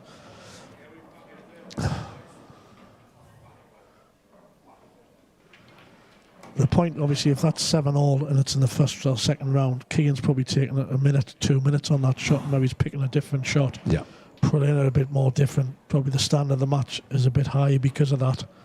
And he definitely doesn't play the shot he's just played, so it's one of them, isn't it? It's you've got to have that middle ground. You want to see the best pool possible. You don't want to see anybody rushing about. And Scott's played a pool position shot, hasn't he? He's got is he over enough? He's recovered all that way, I think. Again, he's sort of decelerating that because he tried to stun it to bring the white. The white should have been probably another 3 or 4 inches higher. He's still expecting to get this, but he's asked the question. He's played that well. He's committed that, and a lot of players would have just trickled that in, pocket away, but he's committed and just thought, I'll nudge into the red, and just played full-blooded, you know. After decelerating the shot before, he's actually played it very good.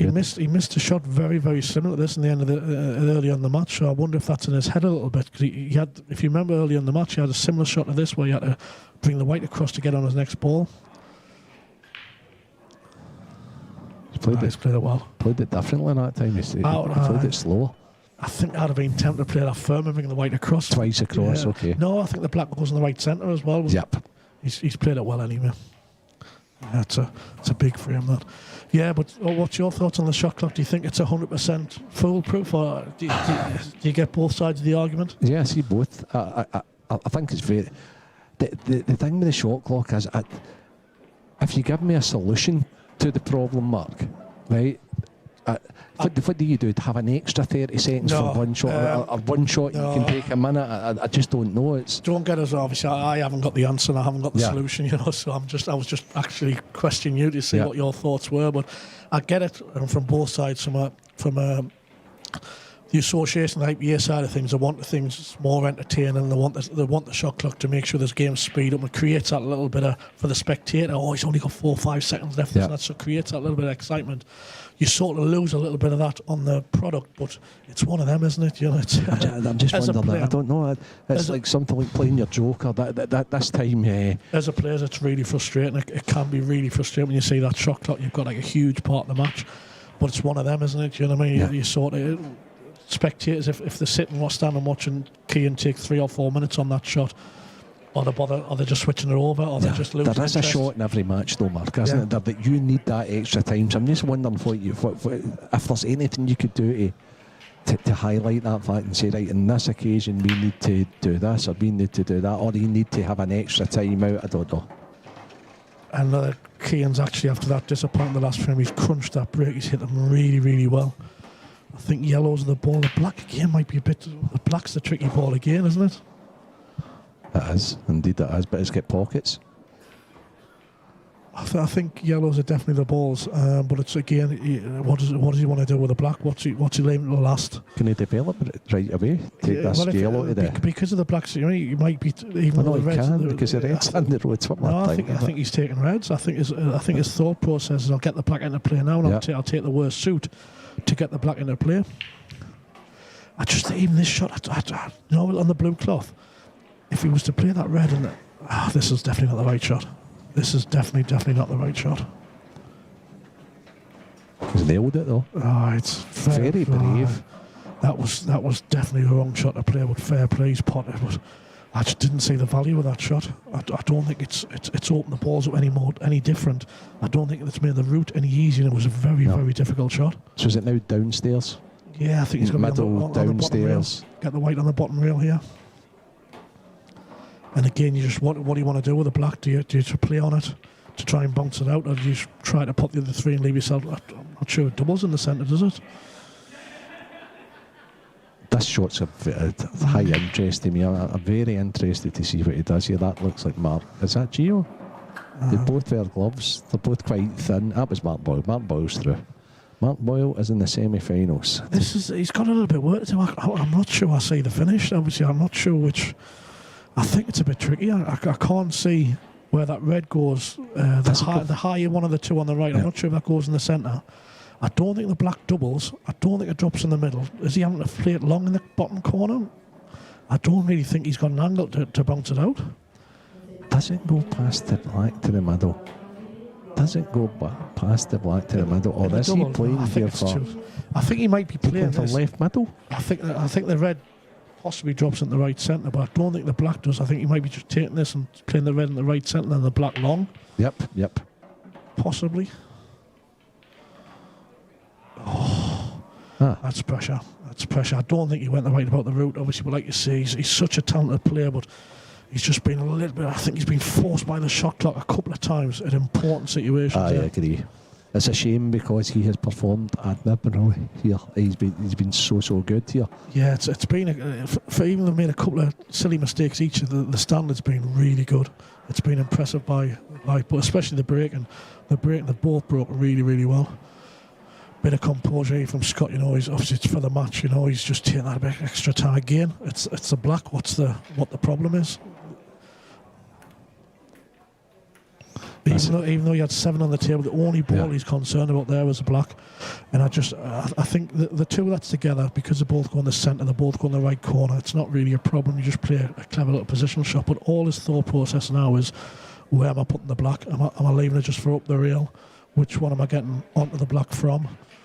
Is he pushing into these two in the left, or is he getting behind them? I think he'll just drift behind them personally. I don't think he'll leave for the centre, he'll just drift behind them.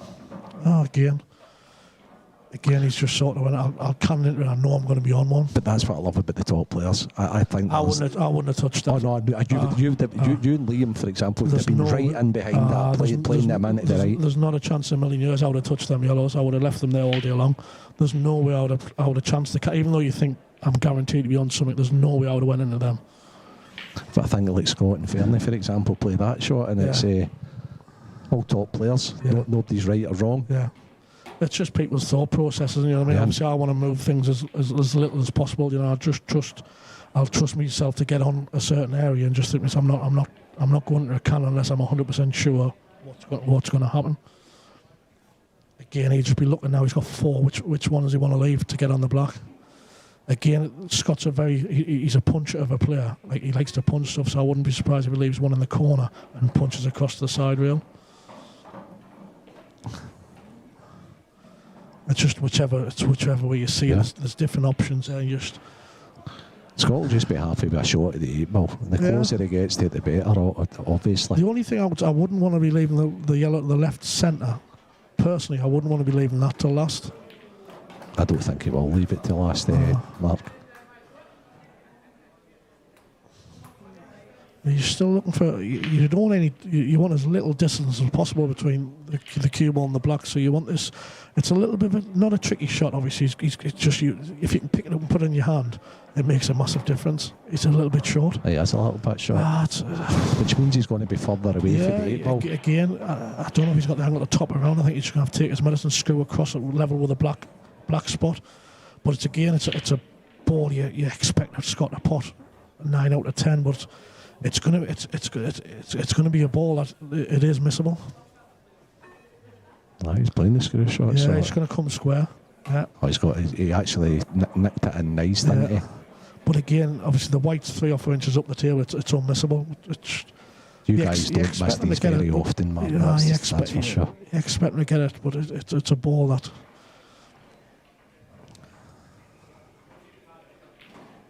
It's cute. He's giving it some.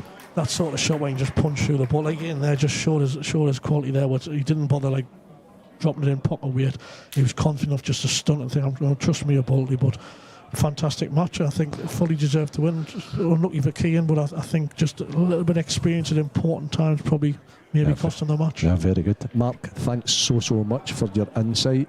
I am sure everybody watching at home absolutely loved that. And it was a great match for us to chat about as well. All the very best in the Open. Thank you. I don't want to be seen you commentating tomorrow or later on tonight. So when do you start in the Open? I hope I see you next season. No, it's been a pleasure. Thanks, mate. Mark, thanks so much. So there we have it. Mark Farnsworth and doing a wee bit of commentary. You don't hear that very often because he's normally in the latter stages of the tournament. Totally appreciate Mark coming in there.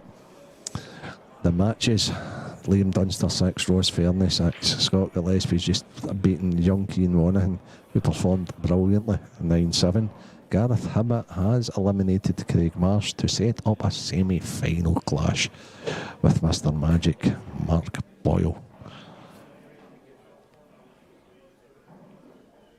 Loads of matches. Next up here we have got the Diamond, Deb Burchell against the rookie Emma Cunningham, the ladies final.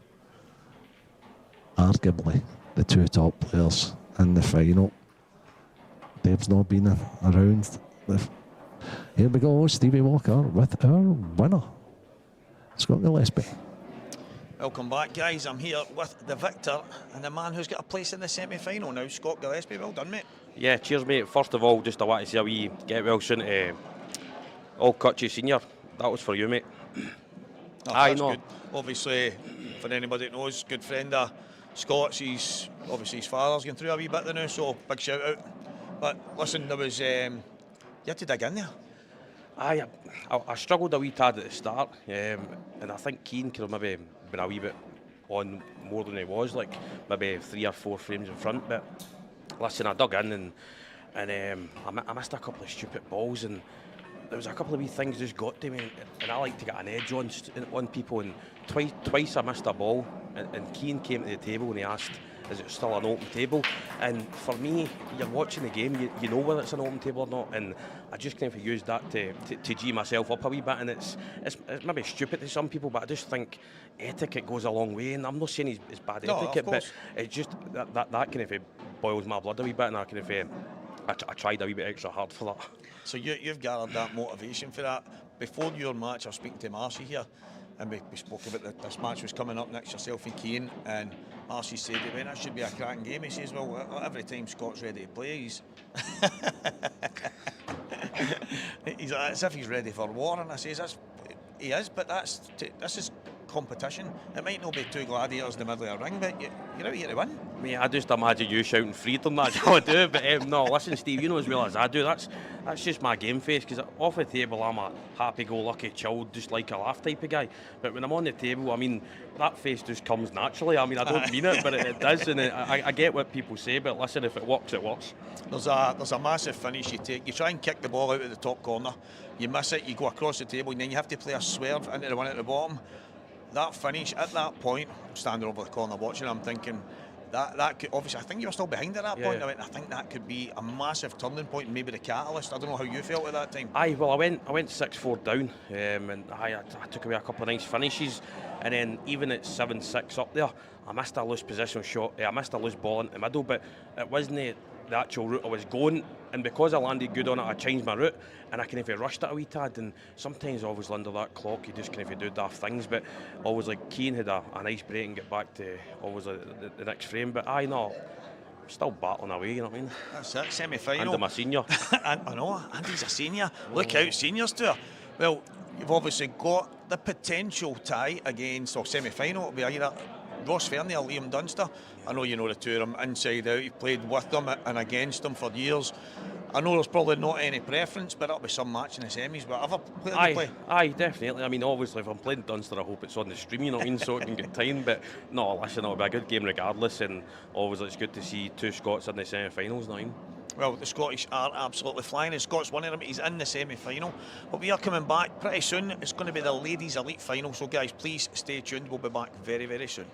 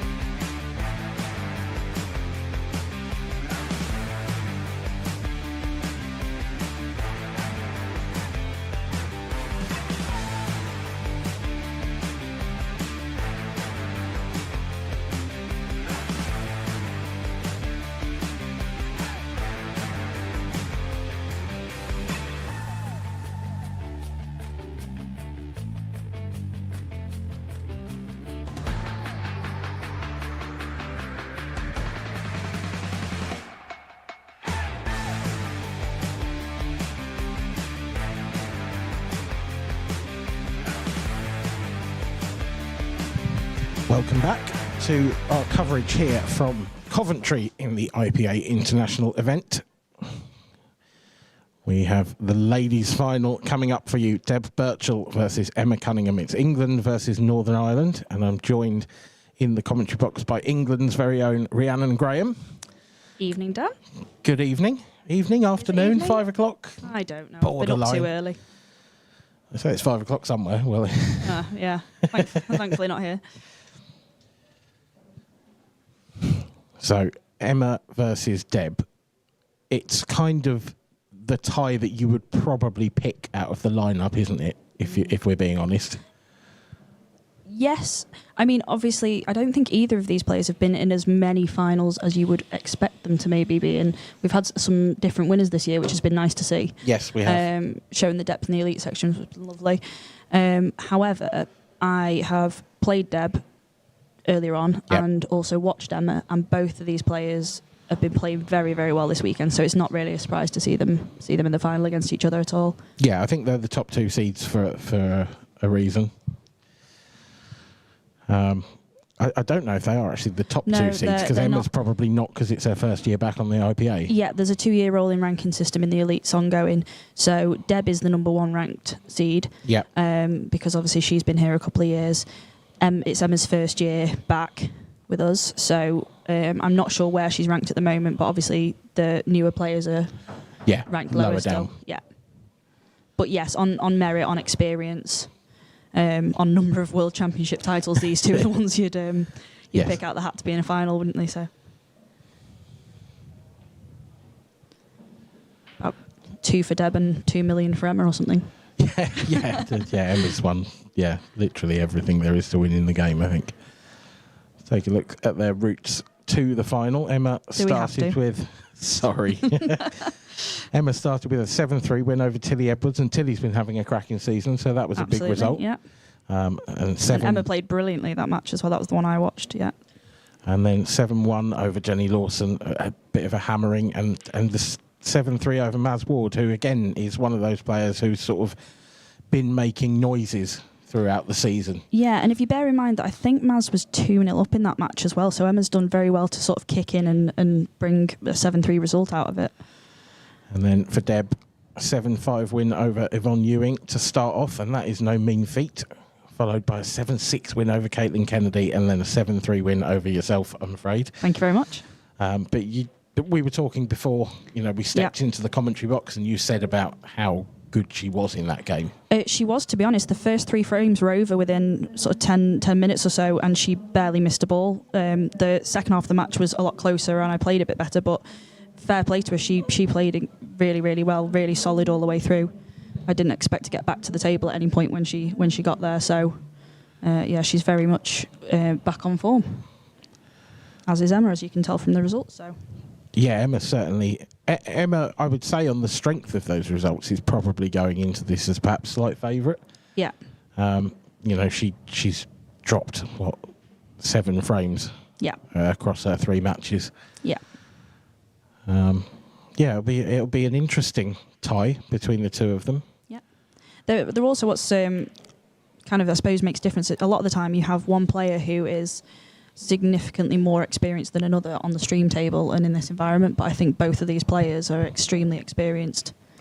Yeah, that's in front of the cameras and things. So that's a very fair point, actually. You're right. And they also both, I think, thrive in that environment. I know Deb, for example, has told me in the past she loves being on stream and enjoys the opportunity. Yeah. Whereas a lot of players, it adds to the nerves, doesn't it? So. Let's take a look through some of the other results. We've got, on the professional event, you're probably aware, but Scott Gillespie beat Keir Monaghan on the stream table just a few moments ago. Gareth Hibbert also through to the semi-final stage, and he will face Mark Boyle. They both won their games over Craig Marsh and Gio Edgar 9-6 respectively. And Liam Dunster has just taken the lead over Ross Fernie. I can tell you that game is live on TikTok, I believe, on the IPA Pool TikTok channel. So it's a very, very strong quarter-final, isn't it? It certainly is, yeah. You're going to have Dunster or Fernie up against Gillespie. It's about that semi-final 4, again, like you said about the ladies, is if you were going to pick names out the hat at the start, they'd be 4 that you'd quite comfortably get picked out by a lot of people. Absolutely, yeah, 100%. When you look at certainly Hibbert, Boyle, and let's say Dunster, if he makes it through, they are 3 of probably the top 4 or 5. Yeah, exactly. Gillespie is obviously up there as well, but again, first year back. Same as Emma. It's yeah, yeah. They've certainly made some running, those 4 players. So that's Emma that's just won the lag there. And then I can tell you also, the first match on the stream tomorrow will be the amateur final. And that will be Anthony Monarch, who beat Chris Kingham by 8 frames to 5. And he will take on Scott Higgins, who beat Matty Challen by the same scoreline. And that should be an exciting final. I've played Anthony Monarch, and he is a phenomenal talent. Really, really class player. And Scott Higgins is a name that I've seen mentioned before several times. I think he had a really good run here in the doubles a few years ago in the World Championships, quite a few years back now. So it'll be exciting to see that tomorrow. But for now, we will get back to the action here on the stream table. It is the IPA International Ladies Elite Final. And it will be Deb Birchall and Emma Cunningham. Yeah, who needs to know about men's pool? Yeah, absolutely. Quite right. Yeah. Let's focus on the ladies. Talking of the ladies as well, the ladies amateur final is ready to go as well. That'll be at 10 o'clock tomorrow morning. I don't know if there's any streaming for that. It may well be on a TikTok or just an outside table stream. It may be on the second stream potentially, I'd imagine. There's a dedicated ladies stream, isn't there, that's going on? So yeah, that wouldn't surprise me at all. And that will be Sally Marola and Lauren Chandler. And that's a very strong final, I think. Yep. Two both very good players. And, you know, I mean, Jill Hayes got to the, I think, open final. Was that in Glasgow? No, it wasn't Glasgow. It was the last time we were here, Coventry. Sally and Lauren, England international teammates? I know they've both played international pool. Sally has played international pool only a couple of years ago, I think. And I don't think Lauren has. She's... Oh, really? That surprises me. Yeah, I know. She's very, very good. She's quite young, up and coming. Yeah, she's a great player. Well, the Expect action... to see her in a lot more finals and deep in competitions coming up. The action is underway. Deb Birchall at the table. A dry break from Emma to start us off. And I didn't see a huge amount of the previous game on the stream, but I have to say the match before that between Jake Newlove and Craig Marsh was probably the worst match for breaking I've ever seen. Of the 15 breaks in the match, 6 were dry and 6 were fouled. Oh, wow. Yeah. There wasn't a single break dish in the whole match. I don't think I've ever seen that before. No. So it'll be interesting to see how this table breaks for these two and whether they can find something that Jake and Craig couldn't.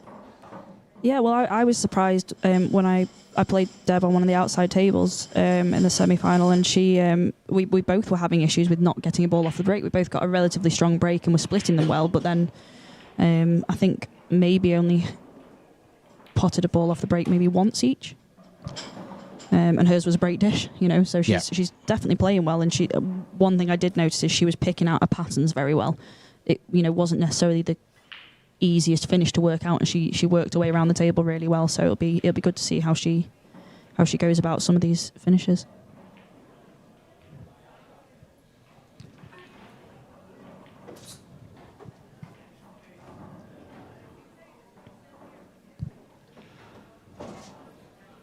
Well, she's started as she means to go on here with intent. She's gone after these reds straight away. But unfortunately, I've put a curse on her there because she's missed the first ball of the match. Where were you when I needed you 4 hours ago? It was an awkward one, that. She was bridging as well. Not an absolutely straightforward layout for Emma, this. Quite close to her work with the first one.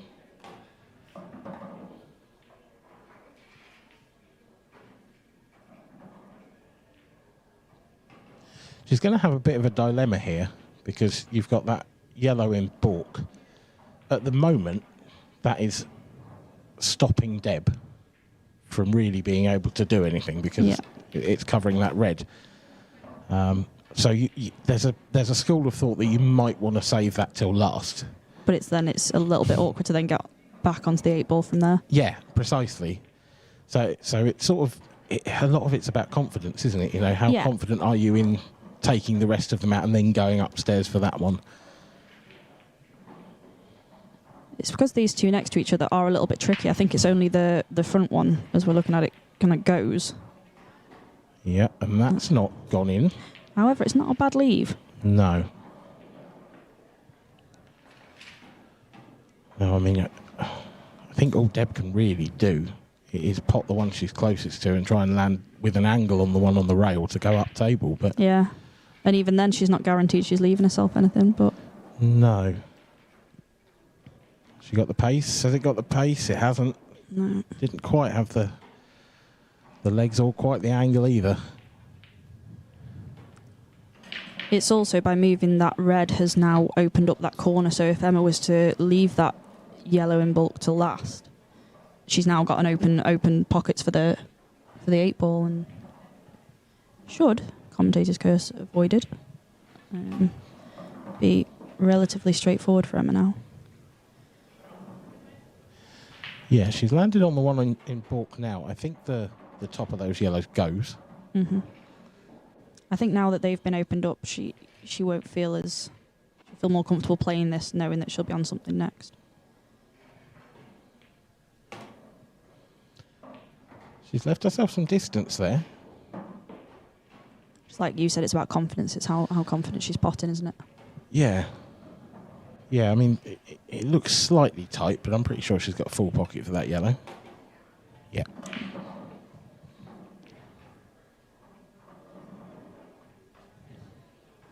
I'm not anticipating a huge amount of safety here from either of these players. No. No, it's not. It's not going to be the sort of game where there's too many fudgy frames, I wouldn't have thought. Although if the breaks aren't coming out well, you never know. Yeah, it depends how tricky the frame is, doesn't it? Like, they are definitely aggressive players and two of the most aggressive players in the women's game. But, but they're not adverse to playing a safety frame or two. A little shake of the head from Deb there when the white didn't go in off. It did look like it was going to go close, didn't it? I mean, that was Emma played it with confidence, but it definitely looked like it was fairly close to that top left corner pocket. 1-0 to Northern Ireland in this one then, after the first frame.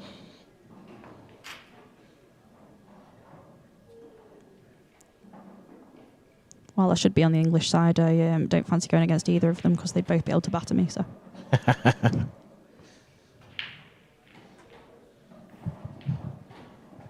No, we'll have no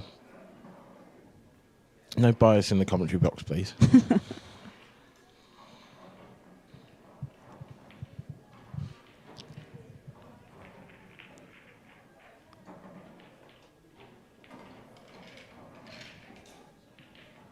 He is an absolute titan of the ladies' game, is Emma Cunningham.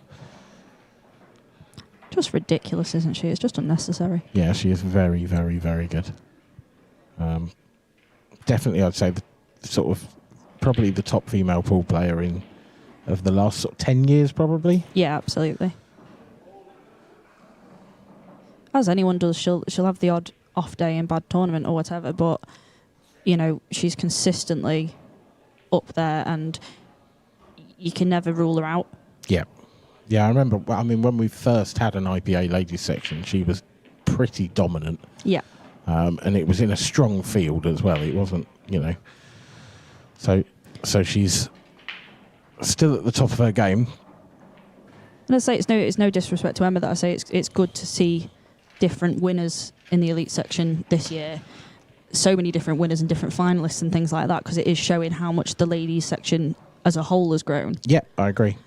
I think because it's not been, because I think after Emma left, Deb was winning a lot in a row and things like that. And you know, it's it's just nice that other people are showing that they're able to take those players out and give themselves a chance at a title. It does feel like the competition's become more fierce this year. Yeah, absolutely.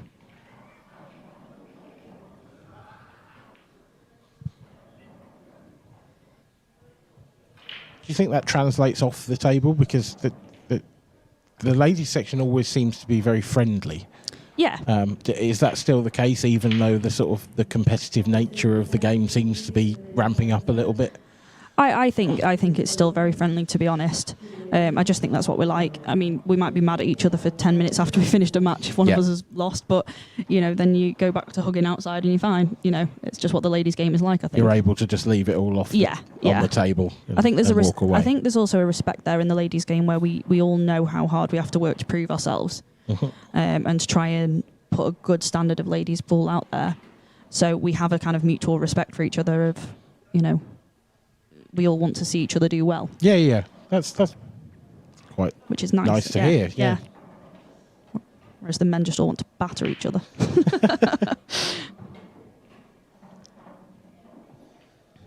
No, sometimes I think it has been said it can get too friendly where people just don't take it seriously enough because they're playing against their friends and everyone loves each other. But we need to stop hugging and start playing. But there's definitely a difference in the atmospheres between a men's and a ladies' game. There's no question of that. And I think there's probably a line somewhere that could be drawn, and I think that goes both ways as well. I think in the men's game, it can get a little bit overly competitive and overly nasty at times, and equally the ladies' game is sometimes a little bit on the friendlier side, and perhaps that needs reining in as well. Exactly. There's definitely I'm definitely the worst for, when the ladies are watching each other, I'll get distracted and start talking to... Because everybody knows... There's such a small group of us as well, I think, is the other thing. Yeah. Is that we're a lot more close-knit because there's so few of us. Especially those of us that have, been at the IPA for a while and everything. It's like it does become, very close, and we all want to see each other do well and everything. So you'll be just sort of having a chat with your opponent halfway through, and sometimes I know I need to rein that in, but it does create a nice atmosphere. I enjoy these events because it's like that, because everyone gets on, and you can be, while we're waiting around between games, it doesn't feel like waiting around because you're just hanging out with your friends that you haven't seen in a couple of months. Yeah, I think there's an extent to which that's true of the whole tour, but of course there's more sort of disparate groups in the men's game just because there's so many more men, whereas all the ladies tend to congregate broadly together. Yeah. It's not entirely true, but... No, obviously there's some groups that sort of play locally to each other and things that all know each other better than others or play county together, etc. But generally we'll all sort of mix in with each other and sit with each other and whatever else, so yeah, it's nice. Now back to the pool. Yeah, a little bit of a delay between frames there, so we could, waffle on for a little while. Got to be good at something. Yeah, I don't know what sort of quirk happened in between frames, but... Moving swiftly on, Deb Birchall breaking off in frame number 2, and she has made a ball. Hey. And she's left... it's not the worst layout ever, but it's certainly not the best. Do we need to tell Deb to teach the blokes how to break then? Maybe just Craig and Jake. I didn't see Kean or Scott Gillespie, so... They were hitting them well, though, I have to say. It was just a freak, that game. Yeah. She's got a couple of tricky balls here, but... I mean, apart from I think yellow... The yellow on the right-hand side, everything else... Yeah. I even think the yellow next to those two reds looks like it goes in the corner. It does, yeah. There's definitely a window there between the two. So she's moved that yellow first off. How's it come out? Ooh, it's not great. Not great at all, actually, because it still doesn't go. To be honest, I would have potentially, if she had the space, been tempted to play that off the cushion, off the red and over the pocket, and then if it hung, then it covered that pocket. True. As an option. But I tell you what, a doubles would be good today. Commentator's kiss. Oh, maybe not. Yeah, I thought she was going to fluke it for a second with the double kiss, but no. The issue now is that she's actually opened up the entire table for Emma. Yeah. All those reds go. I think it's just that the ones nearest to the 8 ball that are a little bit tricky. There's the one that obviously goes, and then it's just getting position on that other one. Yeah, I think you kind of need to take the left-hand one first. Yeah. And then, well, I was going to say Scrap maybe that. come back for the other one later, but she's that's a bit of a howler from Emma Cunningham. Yeah. And it's allowed Deb Birchall back to the table.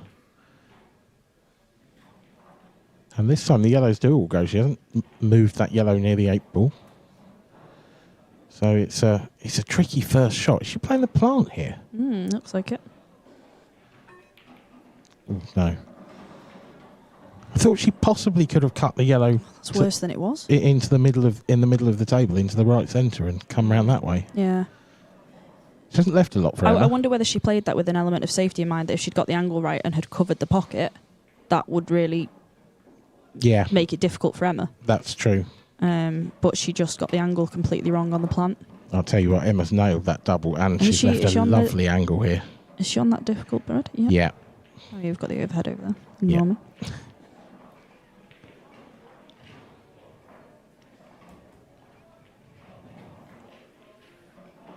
It's not. If it was a bit thinner, it would be perfect. Yeah. But if she it's how it's going to come out next to this yellow, isn't it? Yeah. She's sort of got to stun it into the yellow, and then there's no guarantee she's going to finish on anything. No.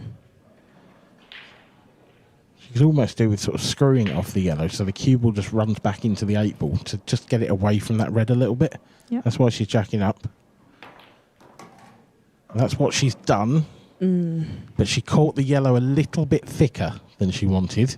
She's now got a new problem ball. It's less of a problem because there's other pockets it goes into, but that red now doesn't go into the middle.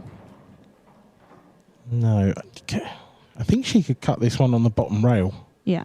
First, but she's going after a double here. No, I think she might be trying to move that yellow out of the way. Yeah, thin that. But she's hit it too well. She's got a chance to do it again. This time. Second attempt, yep. Yeah, it's come out all right, that. Yeah. Could have gone quite wrong, though. Now, do you play this positively and screw back and then play the one down the rail and leave that one in the middle to the last? Or are you just running this through? I'd just do that. No, I don't know what. I don't know if I would have done that. I probably would have missed the pot. I think if she'd screwed back there and landed on the one that's on the balk line, sort of left it long, but all it would have been is a stun shot. Yeah. Now this is a really tough pot. She hasn't got it, and she has got the cue ball. Gives Deb a chance to open those 2 yellows now on the left-hand side. Yeah, she can just nip into those. I think if she can land on the yellow nearest the 8 ball as well with this shot, because that's an awkward one to get back to. Yeah. Well, she's moved it. That'll do as well. Yeah. At least she's landed on the other one, so she can work her way back to that one. Yeah, and actually that is now a perfect last ball, because it's just drop it in and you're guaranteed to be on the 8 ball. Yeah.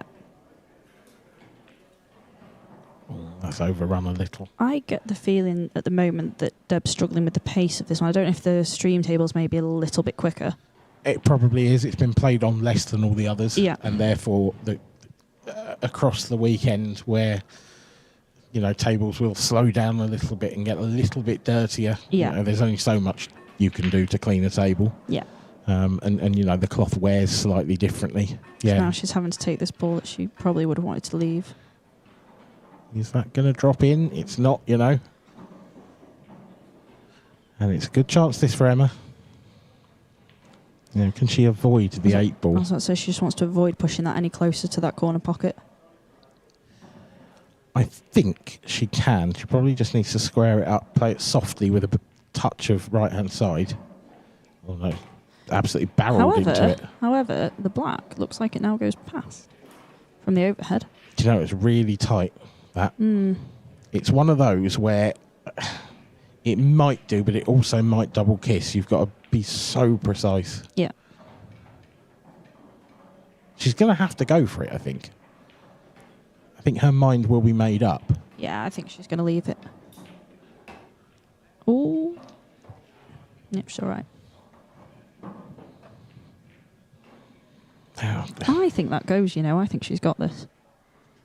Well, we're about to find out. Positive mental attitude done. Yeah. comfortably in the end. Mm-hmm. And Deb Birchall sits looking slightly forlorn. She's 2-0 down, and you can't say she hasn't had a chance, certainly in that one. Yeah. Yeah, they both had a couple of, or at least one uncharacteristic miss in that. Yeah, it was a bit of a scrappy one, wasn't Yeah. it? I think they both had awkward balls that they were trying to get out, and it didn't necessarily go to plan. Yes. Yeah, it was an awkward table from day one, I suppose, Yeah, wasn't it? it looked like a nice split, but there was just odd bits that didn't go.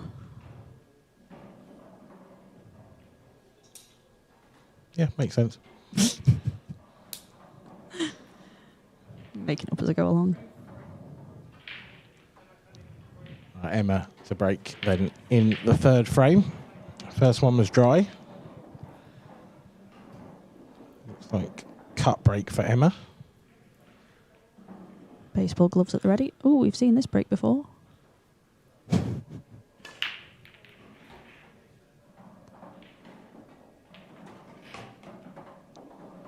you what, that's a nice break. But there's Interesting. no... She's got to go reds, and there's not really a starter. No.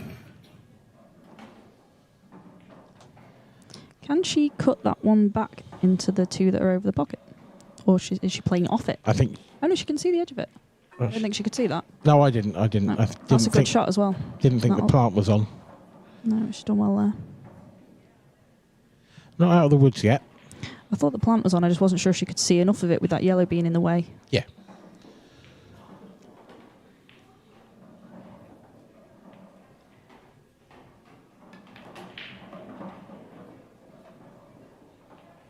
It's a fraction under hit, I think. Yeah, she probably didn't really want to be bridging over this yellow either. No, I wasn't sure if this red went, but she's come round to have a look at it. I think It must do. sneaks past, but she maybe wants to be able to punch it and can't.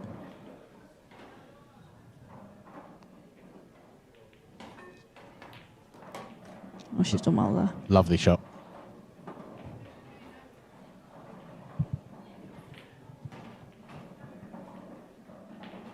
I think the only question here remaining then is around the red on the right hand side. Is that's got to be the last ball, hasn't it? Yeah. The red on the rail. I don't know. I think she'll play this into the middle, then the one down the rail, and just stun back for the other red in the middle and take the black in the corner. Yeah, it does make it easier because you don't have to screw back quite as far. Yeah. To give yourself the shot. It's a lot easier to get the position on the one on the rail now off this one. Oh, if she pops it. Well, she's tried to pinch the pocket there, and she's tried too much. She did have the wrong angle, but I think she could have just played that softly and dropped it in. Yeah, I think she was trying to leave herself straight on that one down the rail, but maybe she could have left herself a little bit of an angle and still been okay. Well, this should be happy birthday. Deb Birchall, if it was her birthday, wouldn't it? I've been told I'm not allowed to do that anymore. No? No, I've been shouted at. Oh, well, I haven't. So she's left a nice layout, has Emma, for Deb. There's no doubt about it. Yeah. I'm 99% sure that yellow squeeze is past. And that's a nice shot just to add that little element of safety, putting the red on the rail. Yeah, it's a little bit of insurance, isn't it? Yeah. It's the kind of thing that I think sometimes people can do it and compromise the pot by trying to have the backup safety there and things. But when it's a shot like that and you know you can play it comfortably and still stay in control, but just add that bit of complexity for the opponent, it's a good little shot to play. Yep, I agree with that.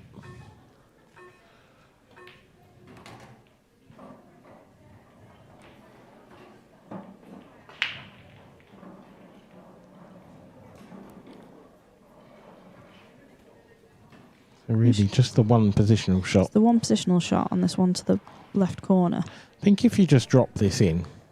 Yeah, and then just swing this one round.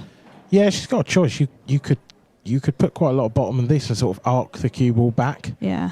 Or you can just come off the bottom cushion. I was about to say, personally, I think I'd feel more confident topping it off the cushion, but some people just aren't confident doing that. You just don't want to throw it wide. Yeah. I like stunning. that. That's perfect. Yeah, I like that shot. Fair play. I think the angle there, if she tried to top off, she'd have had to play it with a bit of check side to bring the cue ball back past the yellow. Yeah. Could have gone wrong. She clearly had the perfect angle to play the little stun shot as well. Yeah, I wasn't sure if she was too far down the table to be able to stun across for it.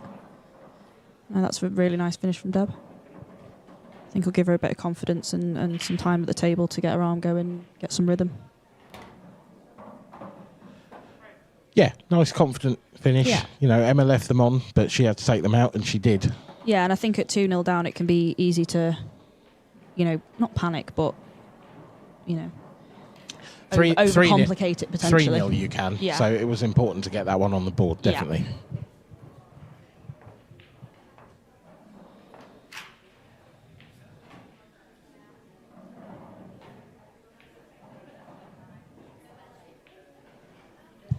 Quick update from the men's professional quarterfinals. Liam Dunster has taken the lead in that one, 8-7 in a race to 9. So Ross Fernie still in by the skin of his teeth. But Dunster goes big favourite. He only needs one from the remaining potential 2.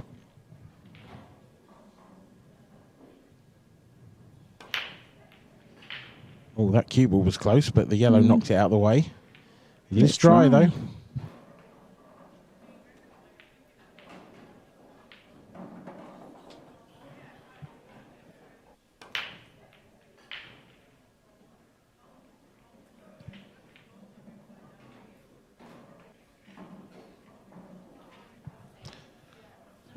It's an interesting looking table. This that yellow that's closest to the cue ball is one of those where it's just on the jaw, and if you're right behind it, you can probably drop that in. But she certainly can't do it yet. I do think yellows are marginal favourites if that one does go in. I think it is one of those. She's going for it now. This is tough. That's a terrific shot. What are we talking about? That was made to look so much easier than it was. That had to be absolutely perfect. Any harder than that, and she would have been coming off the jaw, and she played it perfectly. Yeah. But now that one's out of the way, you've got to say this is a fantastic chance on yellows, rather. Oh, wow. It was confident of her to play that one first as well. If that was a difficult ball, you kind of want to secure your colour set first, at least. You know, pot a yellow first if you want yellows, you know, before you take that on. So it showed confidence that she wanted to just get that out of the way early.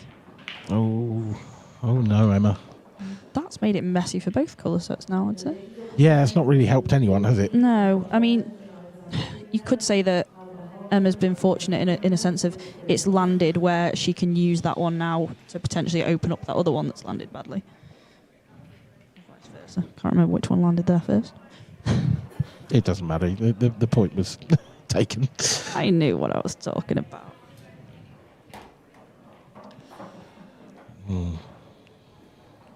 I think Deb might have been trying to come down and leave herself an angle there to go into that problem red. She hasn't got it.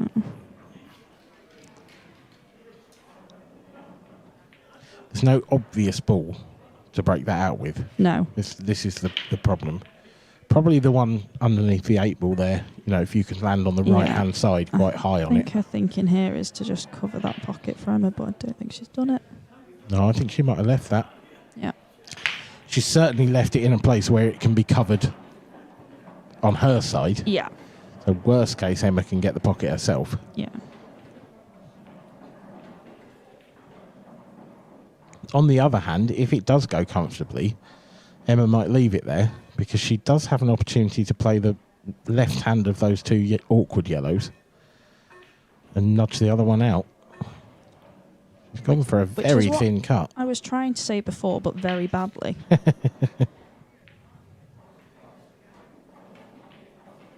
It's not a bad result either, to be honest. She's got the cover. Cue ball's in behind the 8 ball as well. There's nothing easy here for Deb.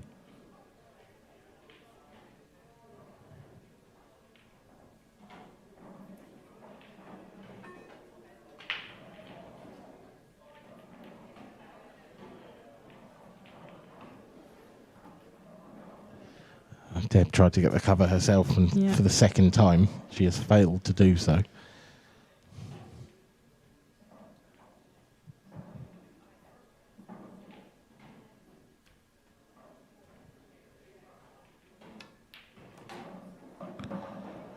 Now this is the angle Emma Cunningham wanted. She's going to play into this top into the red and flick the red out. Ideally, flick the red half ball so it pushes the yellow away from the cushion. Didn't quite get it, but she'll take that. Yeah. This should give her the natural angle to come up onto the yellow near that top right corner as well. She just drops this into the middle. Yeah, I mean, she's got a big pocket if she plays it long as well. Yeah, maybe she's playing it long. Oh, that's a. I didn't like playing it as a big pocket for exactly that reason. Yeah, it's with having the two reds there. It wasn't a straightforward. It'll bump one red out. No, you had the second one to try and deal with as well. No, I thought. While dropping it into the middle. Oh, that's a great shot. It's overrun. Don't think that goes middle. No, I shall just put it in the bottom left corner. Problem solved. Just. Yeah, I think even though the dropping it into the middle pocket might have been a trickier shot, it would have just kept that element of control a bit more. I agree. I don't think or maybe she thought she needed to move that red for that yellow to go, but from where we're sat, it did look like it went. I'm afraid that one's a long way away. She's been a bit lucky again, I think. Yeah. Definitely getting the rub of the green at the moment is Emma Cunningham.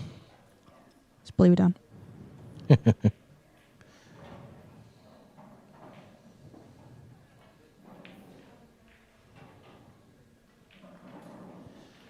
Feel like Deb's got to play a safety, surely. Yeah. Played it nicely. But it is just a one cushion escape, and it's not beyond the realms of possibility that she makes this yellow in the centre pocket. No.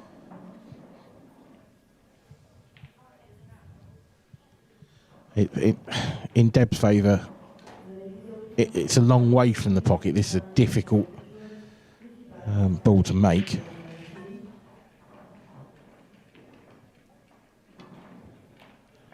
Decent effort.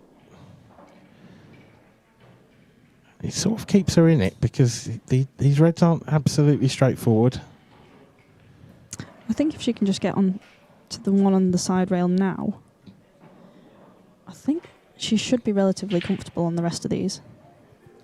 Yeah, if she can, she wants a bit of angle on that one on the side rail as well, and that's nice because now she can play that and drift the cue ball across. So there's an element of safety there, yeah. Exactly that. Having said that, if she does miss this, it's going to be hard not to leave a sliver of that yellow poking out. Yeah. She has missed it, and she has left the yellow on. She caught it thick, and therefore the cue ball didn't come nearly as far across as she wanted. But this is going to take some cueing from Emma Cunningham, because this looks pretty close to an in-off for me. I'd be going in-off here.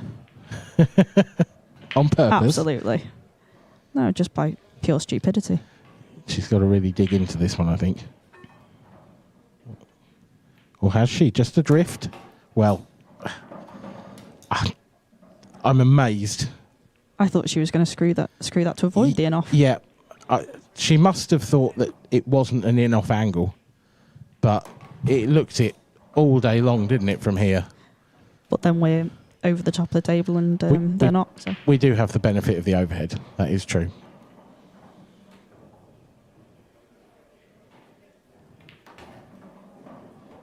Fun little game of dot to dot now for Deb. What shape can we make today?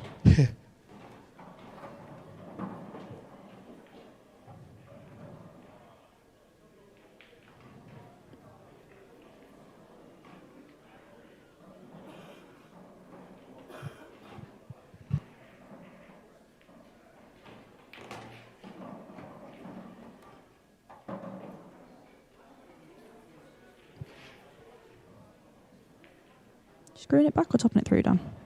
I think she just run this through, surely. Yeah.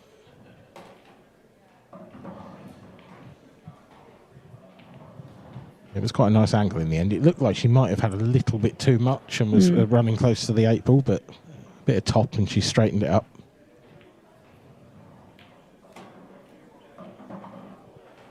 Made it a bit tricky for herself queuing off the cushion, but she should be all right.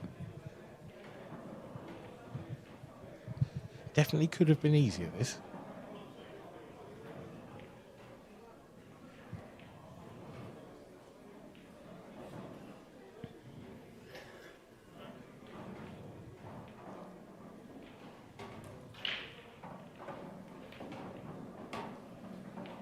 Nailed. I'm just busy chuckling that Emma Cunningham is ranked number 14. Yeah, that's very much not the case in in anywhere except the rankings, is it? Yeah. That one.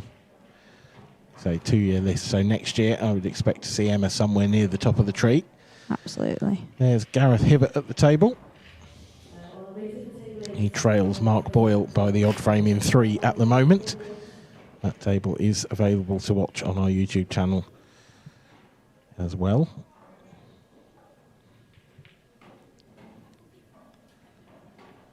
Scott Gillespie still awaiting his opponent in the other semi-final. Liam Dunster still 8-7 with Ross Fernie, so it's probably a fair assumption that that frame's gone a bit tactical.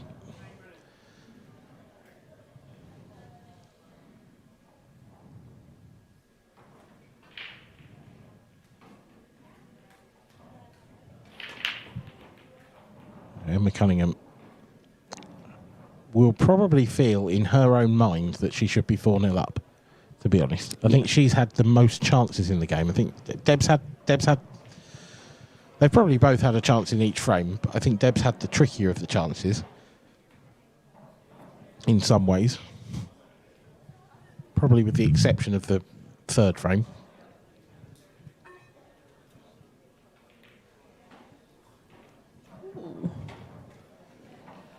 That's a surprising miss. That was a relatively easy plant to the centre pocket. Tell you what, I don't hate these yellows now. No, that's the thing. That was the shot that would open everything up for yellows. And because she hasn't made it, it's opened them up for Emma. If she can get into the middle of those sort of 3 or 4 yellows, the top right, and sort of start playing around with the middle pockets, She'd have loved then they a should all tie together. slightly firmer kiss on that yellow. She's just nudged towards the bottom left corner. I think if she's confident in these and takes this in such a way that she then leaves an angle on the one on the other side, she come far enough out. Deb was halfway out of her seat in that one. Look at her there. Yeah. That's what I mean. She's left herself the angle now, a nice angle to come up the table to get into that area at the top. But it has slightly died there. I think she probably wanted that a bit further up, but I agree, but she's all right. She's okay because she's got the one over the middle that she can hopefully go for next. Not next, but take the one in the corner, then the one in the middle. Yeah, she should just be able to stun this one in balk in and land on that one into the centre pocket. Yeah. That's plum. That is absolutely plum. I say it was all about just getting in the middle of these 3 here and being able to sort them out from there. Yeah, I think she can drop this in. She could take either of the next 2. Yeah. Next. She's landed pretty straight on both, to be honest, so it's take your pick, really. It does look like she's got to be a little bit careful here on not going into the other one. I think if she goes middle, then she could either just sort of stun it in, but then she's getting a bit close, so she could screw it back and take it into the same middle pocket, couldn't she? Yeah. Yeah, that's how she's going. That should still be all right. It's awkward queuing, but it's okay. Do you know what? She's run an inch too far there, and now because she's bridging as well, the cue ball's going to throw a little bit wider, and it may well go towards the 8 ball here. You might see her actually push past the 8 ball and take it to the top left. Possibly. She pushed into it. It's come out all right.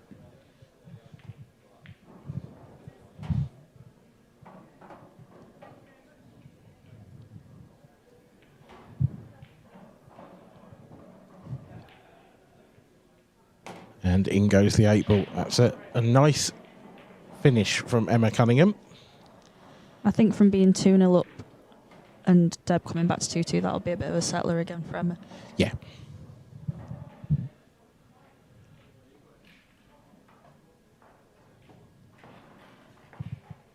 Yeah, Deb will regret that plant. I think, sat in her seat. She did think she was getting up at one point, but that ball just dropped in the corner for Emma Cunningham. It's a bit of a quirky shot choice, wasn't it? Yeah, it worked out.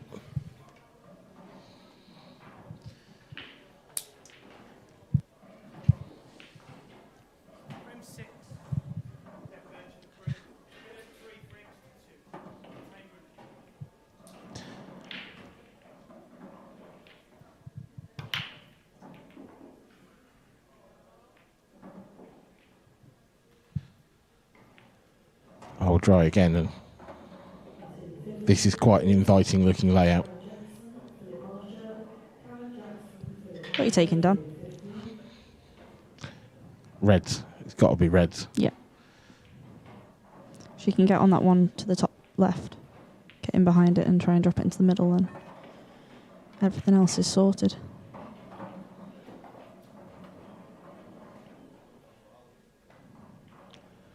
Yeah, just the 8 ball. The 8 ball's in it. It's not bad. I think she's going to swing around and try and land on it now. Oh, wow. Ooh. She's caught that way too thick. Much, much, much too thick. And now Deb might have to take the one she didn't want to take. Yeah, she's been slightly stopped in her tracks there, because this is very awkward. She might need a spider for this.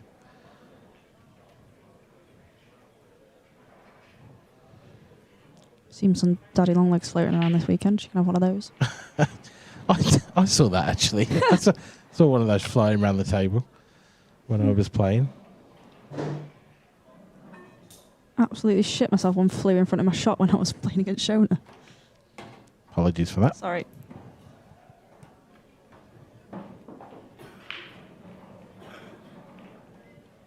Sacked from Coventry. Gareth Hibbert has taken the lead against Mark Boyle.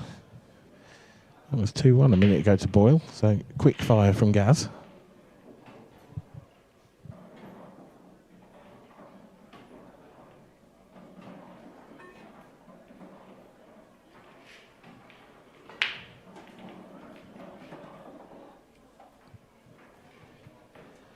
Yeah, odds against there was Deb from making any kind of inroads really into this frame from where Emma left her. And Emma will have a second bite at this cherry.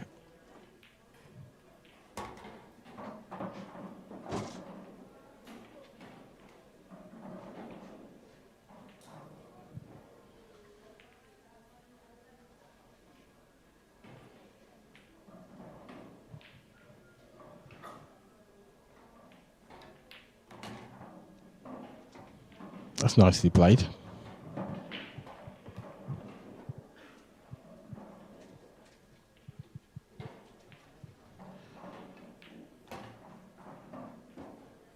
Oh, that's come out nice as well. Not convinced that Emma played to move that red, but she'll take it. So really the key here is getting close in behind that 8 ball. Could just see her lining up that angle there on what she's hoping will be her last red. Yeah, you've got to be quite accurate. The way the table's been playing this weekend. I've seen a few rattled in that pocket. What happened there? I think she had a kick. I think she certainly feels like she had a kick. She's definitely landed where she wanted to be, I don't think. No, I think she's all right, though, to be honest. Yeah, I think she'll be fine. Still see enough of it to drop it in and keep control of the cue ball. Yeah, I think the only snag is she's just got to be careful not to end up behind that yellow. Now that this is thinner than I think she might wanted. consider leaving herself a different angle on this red maybe than she wanted before. Or the same one. Yeah, that's very nice. Just loaded it up with side. It's actually, if anything, got a little bit too much here now. She's going to have to sort of play this in quite a draggy way, I think. Otherwise, she's going to leave a lot of angle. Oh, it's a fortunate little kiss on the 8 ball, that. I love Deb's little head shakes when things like that happen. does make me chuckle. Nice 8 ball. 4-2, Emma Cunningham.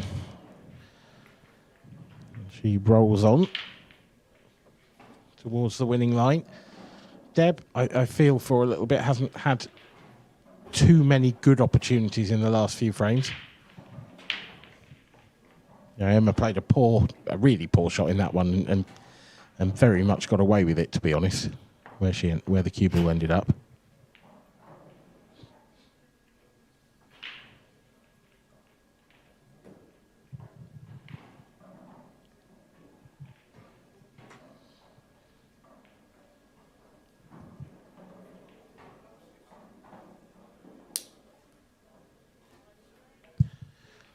So, looking at your screen now, I'm told that is the aftermath, if you like, of a Mark Boyle break. Which is ludicrous. He still trails by 3 frames to 2, though, and to be honest, by the look of that, he's going to struggle to win that frame.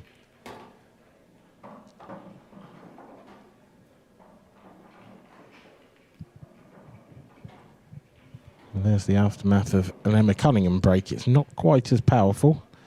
I have noticed about Emma's breaks so far this match that a lot of them seem to sort of cluster over the right-hand side of the table. Yeah, it's the cut break, isn't it? It's the sort of traditional cut break, and everything is forced to one side because you're hitting the opposite side of the pack. They all sort of run across the table one way and then come back the other. Yeah.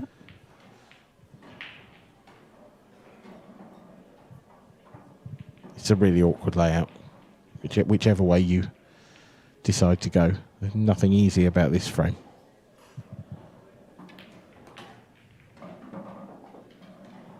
That's a nice effort, but I don't think it's quite the result she wanted.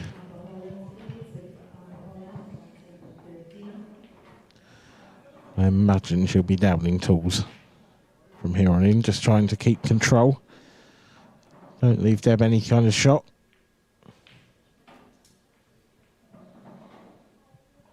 It's not bad.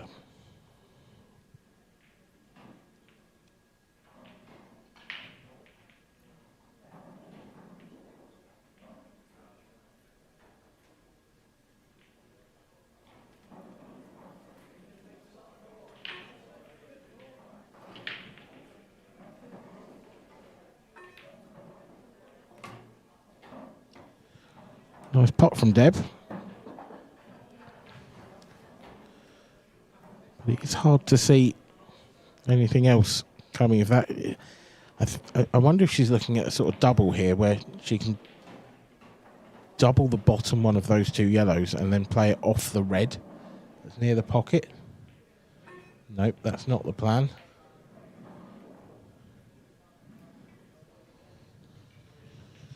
Okay, it's decent. It's contained a little bit. She has left Emma a pot.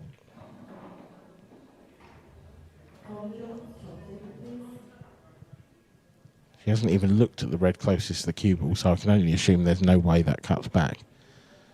But I mean, if it did, then it could be the shot that opens everything up. I think the safety she played early doors, she was trying to leave it where it would go but still cover the pocket for the yellow, and it just didn't quite get there.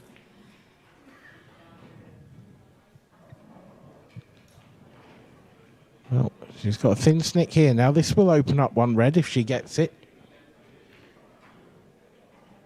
Well, it won't, but she's probably glad that hasn't dropped in.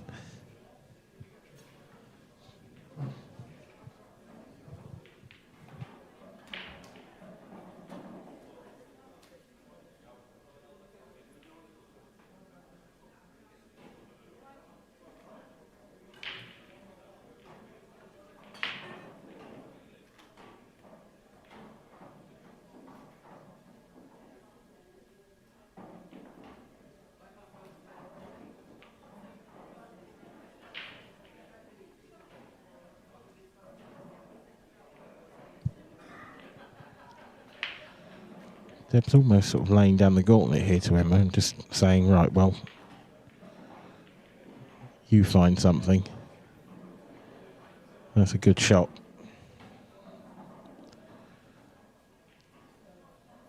Deb is well behind in this frame, and that shot's not going to help her cause. Lovely camera shot there. Look how close she had to get to that red. Now Emma really can lay down the gauntlet here. She's got an opportunity to break out that awkward red, and she could try and get in behind the red below it.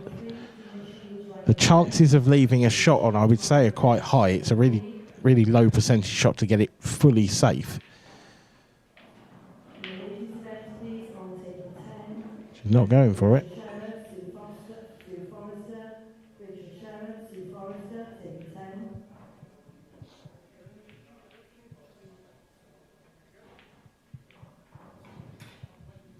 It's a bit of a chess game, this one, at the moment. Two players sort of willing each other to go for it.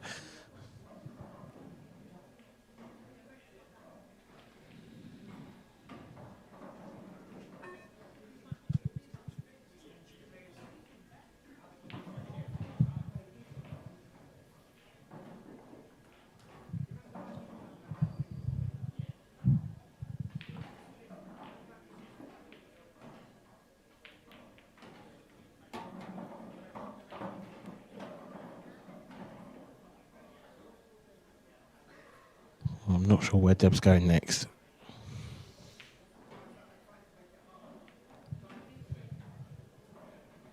Do you know, there's a real...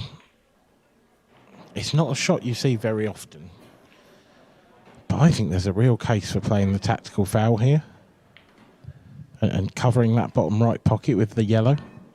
Yeah. Gone skilly. Or just skill shot it and not worry about it. Gone skilly and she's got it. Bloody fabulous. That's a fantastic shot.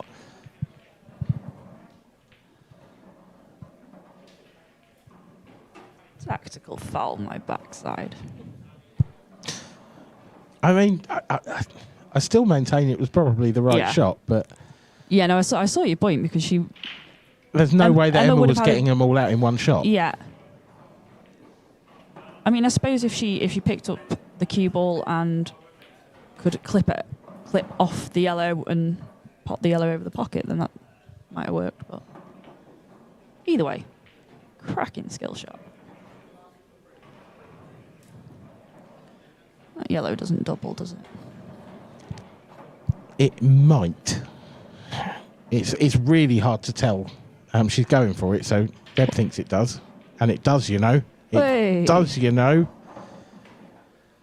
But I think the cue ball's slightly overrun. She's not on the one in the centre now. So it's a bit of a thin snick back, this. And the cue ball is probably running towards that other yellow. If she can come round the back of it, that would be nice. I don't know if she can get enough on it to do that. I think she tried to play it thick to hold it and didn't manage it. She might have had a little bit of good fortune here, not leaving the one that to the bottom right corner. Yeah, that's certainly true. Yeah, this is an awkward one for Emma now. Whichever way you swing it, really, you can either go top left corner or top right corner, or she can go double. This is surprising. Is it a big pocket? She thinks it's a big pocket. She doesn't need it. Fabulous shot, and the position is magnificent.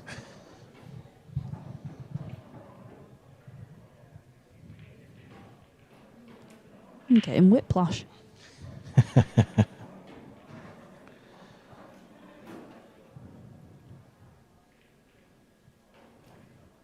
Who needs Saturday night reality TV?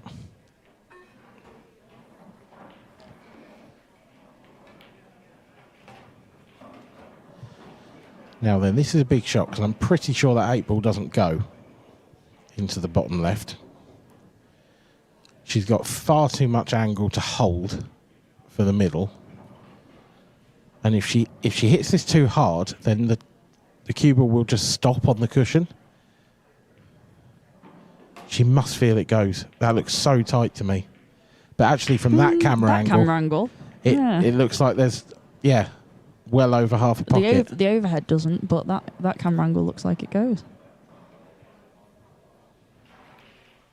That flies in. Absolutely Loads flies of room. in.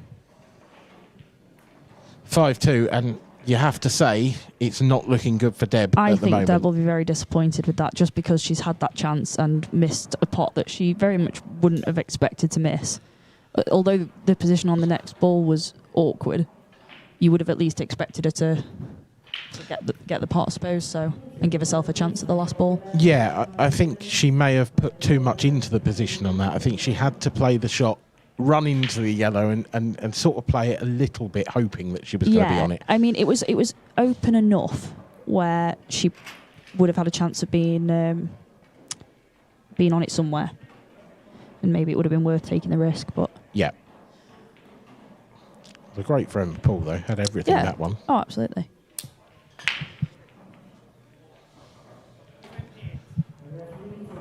(5-2) and Deb Birchall staring down the barrel somewhat.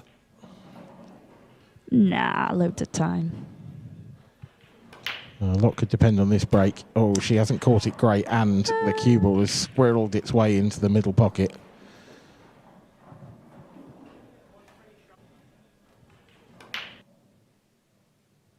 Oh, cheeky slow-mo.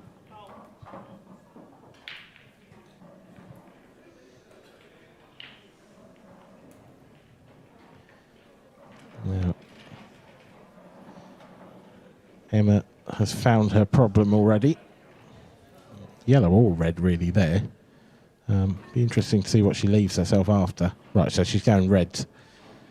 I like that choice. It's a good shot.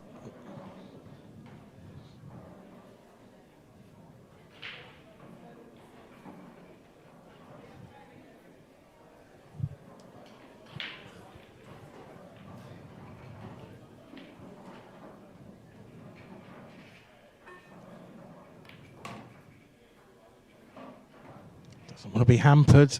Oh, that's about as bad as that shot could have come out, I think. She's going to have to reroute now, potentially. Yeah, she is still on the one to the left centre, so still okay.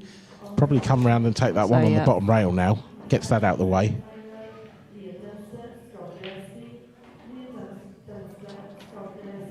Definitely not quite in prime position yet.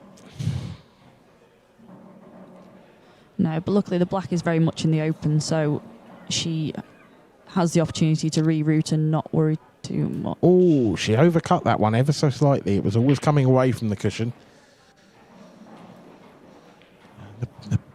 The pockets are definitely playing a bit tight this weekend. Don't think that's a bad thing. Makes for an interesting game. Yeah, I think there's definitely times when you would have seen probably both of those last two shots drop, actually. Yeah. That's nice from Deb, though. She's got the cover. That's going to be very difficult now for Emma to dislodge.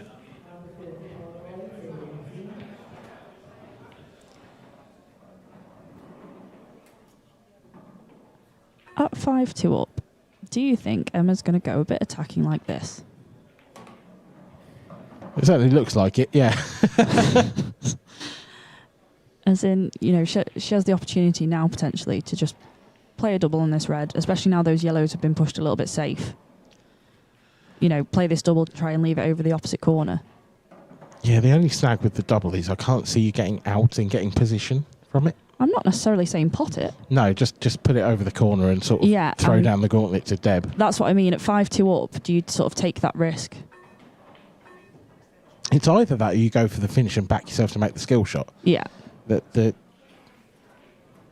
yellow isn't fully over to the right-hand side of the pocket. You know, there's a clear full ball path for both balls.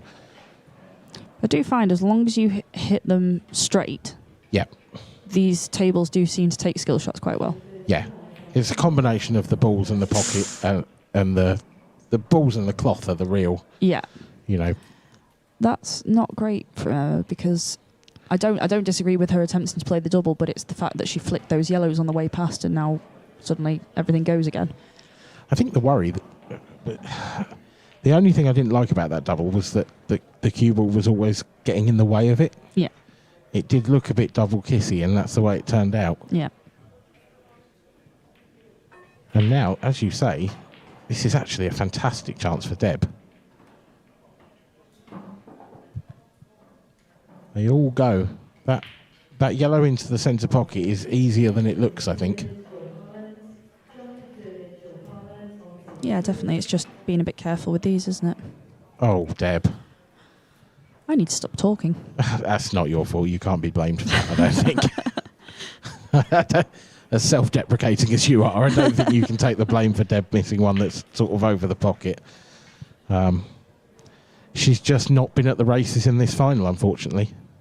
And it's a shame because, you know, when she's in free-flowing attacking mode, she's such a great player to watch, but she just hasn't found it. Yeah, it's like I said at the start of this, I was really looking forward to watching both these players, having played Deb earlier and seeing how well she was playing. Yeah. You know, it's a shame that she hasn't sort of... I mean, don't get me wrong, part of it has been down to a little bit of unlucky run, I think, but at the same time, there's also been some uncharacteristic misses. Yeah. Yeah, and one can lead to the other at times, can't it? Yeah, when things just aren't going your way, it's just always, you know, the run seems to go in favour of the player that's winning sometimes. Now, It feels like that.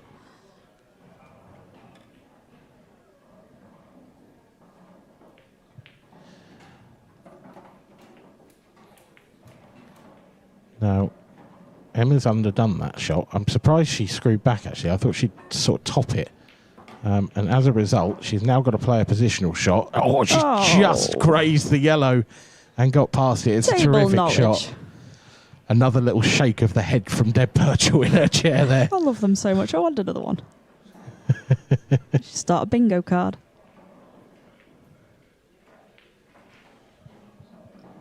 Yeah, that could definitely be done.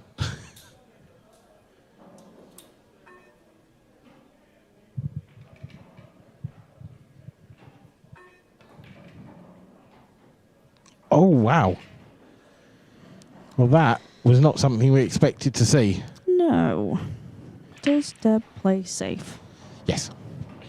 Got to, surely. Yeah. Because you want really a chance to get that yellow below the cue ball. But what she doesn't want to leave is a one cushion escape.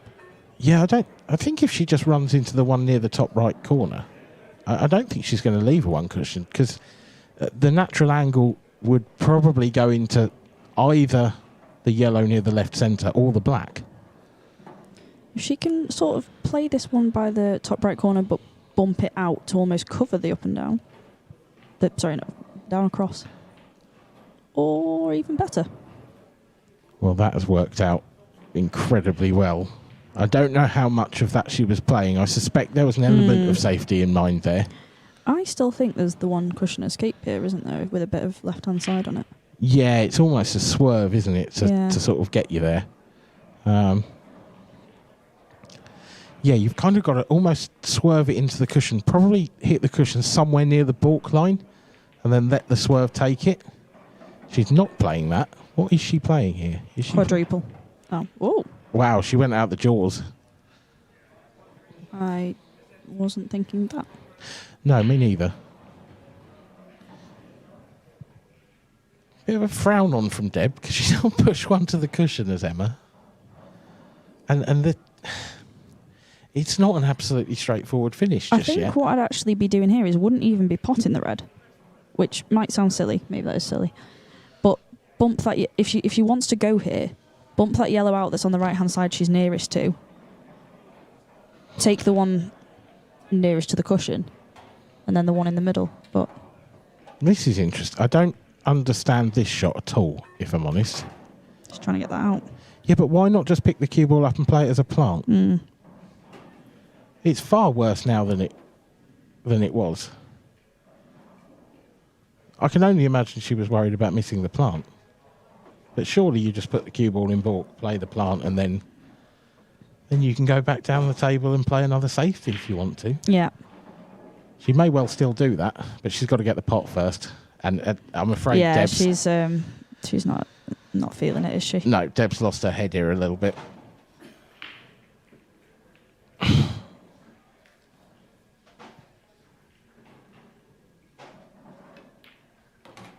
And Emma doesn't need a second invitation. Terrific pot, and it takes her into a 6-2 lead. Emma Cunningham is one away from becoming the IPA International Elite Ladies Champion. And yeah, I think she'll have a degree of sympathy for Deb as well. I don't think Deb hasn't played well in this game, but I think certainly in the early running of it, Emma was getting the run of the ball. Yeah, and obviously when you go a certain distance behind it, it's hard to get yourself back into it.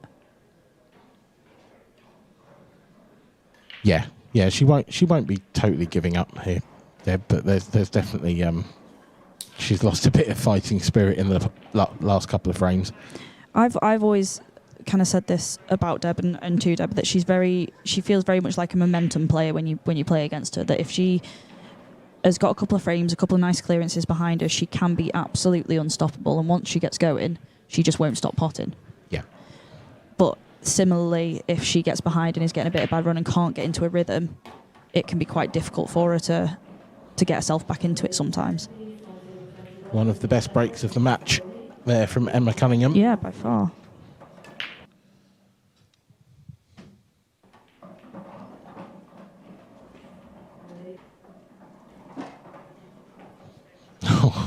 Now, looking at the layout, do you take the 4-ball plant? Oh, yeah. I kind of think it's the shot. Yeah. No. Unless she's going to cut the red back it, into the middle. Or is she going yellows? Going yellows. Is she going off the yellow and into those two? Oh, that's plausible. Or no. Straight put on the yellow. Skilly. I don't know if that's on, you know. Yeah. Yeah? Yeah. I just thought the other red might just be in the way to get full enough contact. And I think it was. I don't think she could hit enough of the red with the yellow there. Nah, it was on. I mean, it probably was, but I think it had to be ultra precise. It was definitely missable then, clearly. I just want a bit more entertainment, Dan.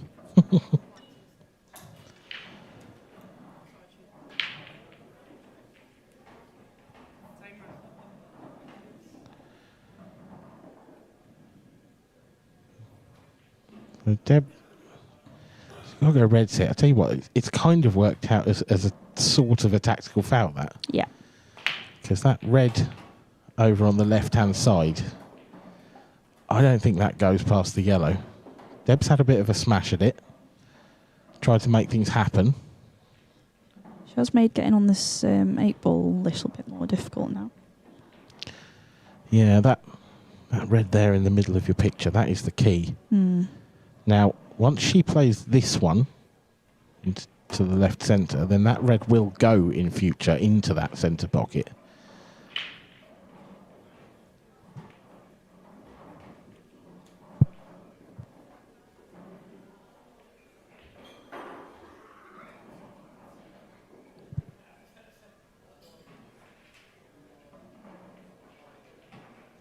And she's not landed too bad here. She's on the one to the top left. She can screw back and then maybe try and get on that one I said next. Oh, she's come too straight, though. She hasn't got the angle, I don't think. I mean, she can definitely get to a position where she can pot it, but it's going to be thin.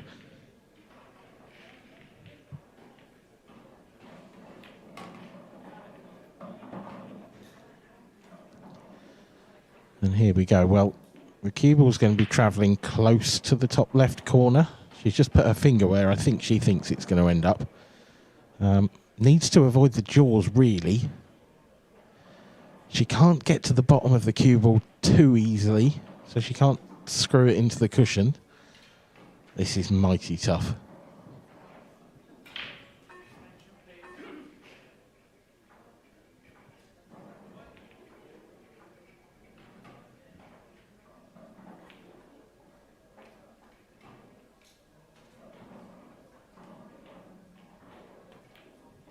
Great pot. She's still got it.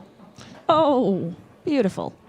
And the jaws were quite helpful. However, let's be honest, getting onto this 8-ball... Let's be honest, Dan, this is hideous. I don't think it's that nice. No.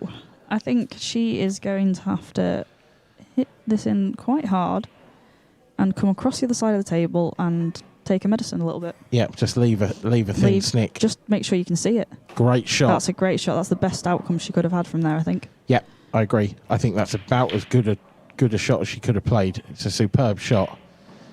Worst case here, she might get the pocket. Yeah, she's just got to play it at a pace that, she isn't rattling it out the jaws and leaving it on the cushion or something. Yeah. Yeah, not quite dead weight, but equally don't smash it. Or dead weight. Dead weight. To stay in the match. She's underdone it. Yellow. Off the yellow. Oh. Sound effects are not included. Oh, just overcut it. Just that much.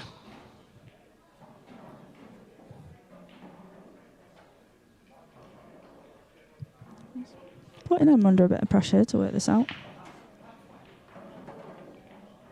Are we going to have any more sound effects during the match? Depends how squeaky it gets. If she takes out a skilly to finish, I think we might. Oh, the sound effects are like if she takes out a skilly on this.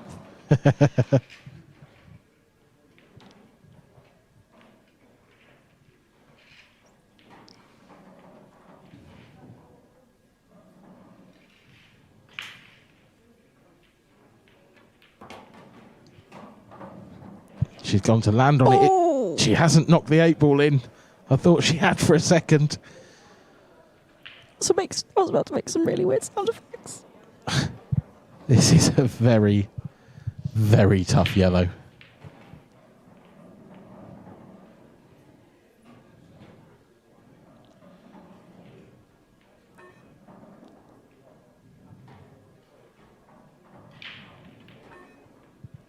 Is it there? It's not. No.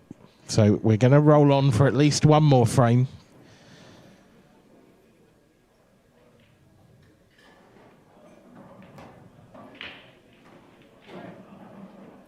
Six three, not quite over yet. Big exhale from Deb there. Is that on your bingo card? Yep.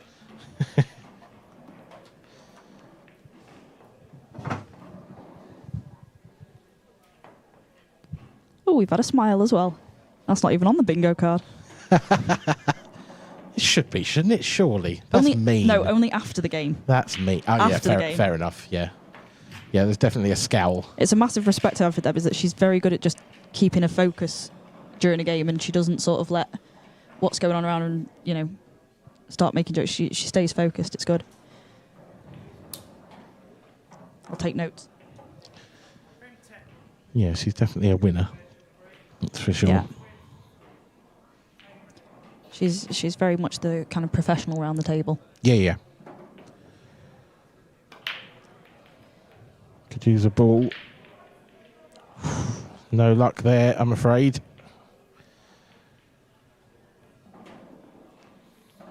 Tell you what, it's not. The only question mark there is the angle. Well, I worry about this, that the back red that she'd be hitting if she plays this plant would track towards the cushion. Because she's quite thin on this, isn't she? Yeah, she's got to play it. Yeah, there. Yeah. That's what I was worried about. The world. No, it's not. Everything's still there for her. If she can play this red that she's nearest to now and stun back and have a nice position on the red she's just pushed onto the cushion, the black's open enough that she should then be able to find a route through now. One good pot here and she's, you want to say she's done it. Yeah, like as you say, there's a wall of yellows in front of the 8-ball, so it's important to get a nice angle on that last red.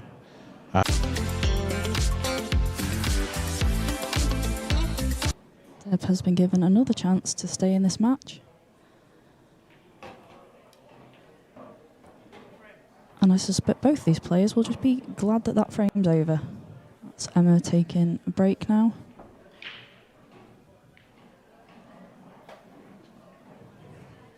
And Deb breathing a sigh of relief. Speaking of a sigh of relief, Dan is back. Yes, apologies for the interruption. I am told technical difficulties, so I went to find out what's going on. And what he really wants to know is how many times I swore while he was gone. Well, what an extraordinary frame of pool that was.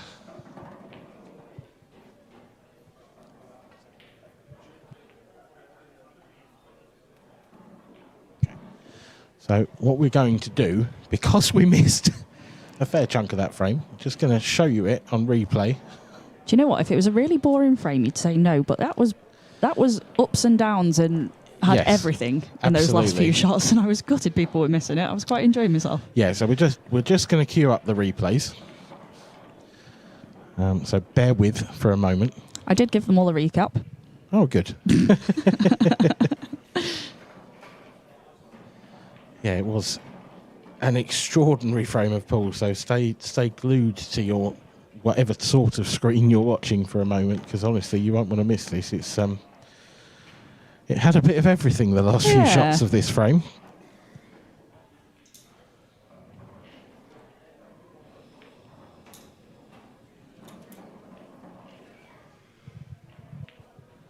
Yeah, if you are just joining us as well, welcome. It's been an exciting day's action, particularly on the stream table. We've had thrills and spills. Every game so far has been close. This game looked like it was about to buck the trend. But in the last couple of frames, Deb Birchall has come right back into it, with the help, you have to say, of a couple of uncharacteristic misses from Emma Cunningham. Yeah. And actually, some of the first particularly bad run we've seen from Emma as well. Yes, yeah, it has been. You're not wrong. As we'll probably see on the replay in a minute. I think Deb missed a shot, but then didn't really leave Emma anything on. And so. Yeah, yeah. It will be with us shortly. Just while we wait, Liam Dunster, I can tell you, got through to the semi-final. He beat Ross Fernie 9-7, and he currently leads Scott Gillespie by the odd frame in 3. And Gareth Hibbert is currently 5-4 up against Mark Boyle as well. Both of those games are available to watch on the YouTube channel on our second and third streams.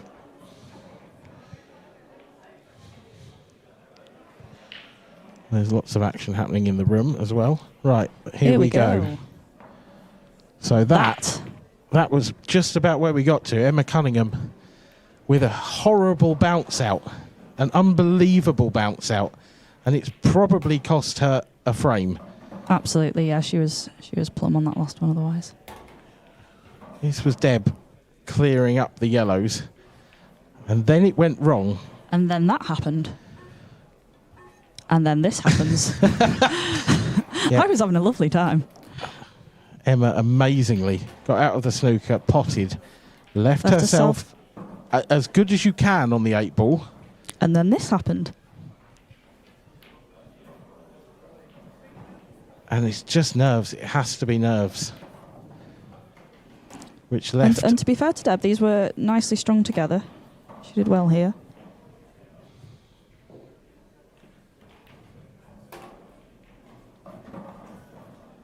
Until this happens. And just when you think...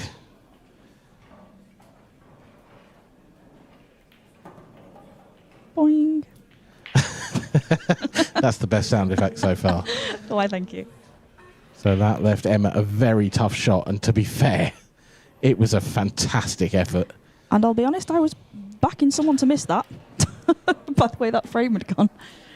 Well, that brings you up to date. Deb's just walking back into the arena.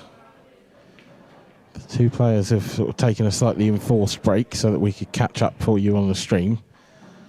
I have to feel for Emma under this circumstance. I have to say it's not great for her because, okay, she did miss an easy 8 ball, but the bounce out's got a sting. Yeah, I think the bounce out will be worse for her than the missed 8 ball, because I'll be honest, where the cue ball had landed on that 8 ball was the crucial point. It wasn't that she just missed a simple 8 ball. I think it was just awkward cueing over that middle pocket. Yeah. Can just add a level of difficulty when you're trying to cue a straight pot. Yeah, it wasn't absolutely dead certain. No, you're absolutely right. No, I think a few more inches off that cushion, she would have been absolutely fine on that and wouldn't have been a problem. But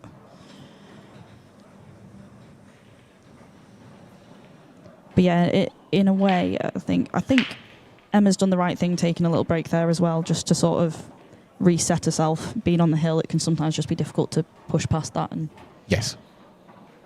Yeah, totally agree. yeah, after a bit of unfortunate run in that last frame, so see how it goes now. Well, she's worked her way back into the arena through the baying crowds, I'm sure. Yeah, and it's looking like it's Emma's break now, is it? Yep. Yeah, Emma to break in frame 11.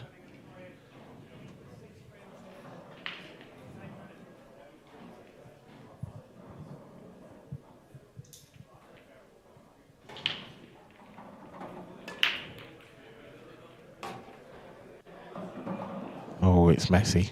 It's very, very It's messy. that same right-hand side cluster again, isn't it? It's a similar sort of thing. Yeah. There is a 3-ball plant into the bottom right corner. Well, it's nice to see you going for a 3-ball plant instead of a 4-ball plant this time, Dan. It would get her on yellows. To be fair, she could actually play it as yellows. Yeah. So she can get her colour set first. Yeah. But I can definitely see that coming into play. But then she has got that yellow behind the red that would then need to be sorted as well. So it's Yeah, but you can't go red, so no. It's how attacking do you want to go at this point, I suppose. yes.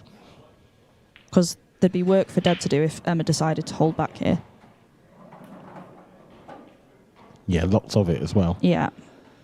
But Emma's not that kind of player. No, I don't think either of these two are. If they have any other choice, they will attack. Well, she had a choice and she has decided to defend. Not a bad effort. No, she's kind of forcing Deb to move to do something with one of these reds that could potentially open hers up, but maybe some benefit to Deb just tapping this red off the cushion and just saying, there you go again. And then we'll be here till tomorrow morning. Yeah, I agree with that. I think that's I can see the logic here. I can see the logic of not moving the red on the cushion because Yes. that is the one that's causing the most problems for Emma. Yeah. But I do think Emma can just cover that pocket now. Deb's going to be in all sorts of trouble.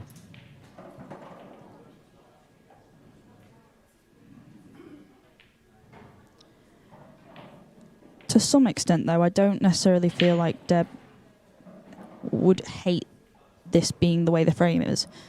Purely because if you were to leave Emma an open table to go at when she's 6-4 up, Yeah. you'd expect her to finish them. This way, because it's tricky, Deb probably knows she's going to get multiple chances at the table and it's not the easiest to clear up for Emma to just go at. I mean, I do wonder if Deb might take the aggressive option here. You know, she's got that red on the right-hand side. It's a little bit too far left, I think, to necessarily play that into the middle and get into the cluster.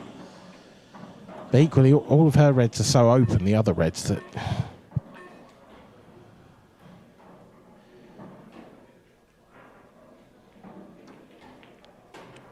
Yeah, it's tough to see a way out for either at the moment.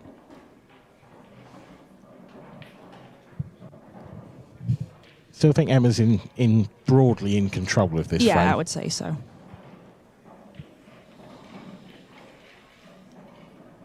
Doesn't want to pot that. It's a nice shot. She's not left Deb options, has she?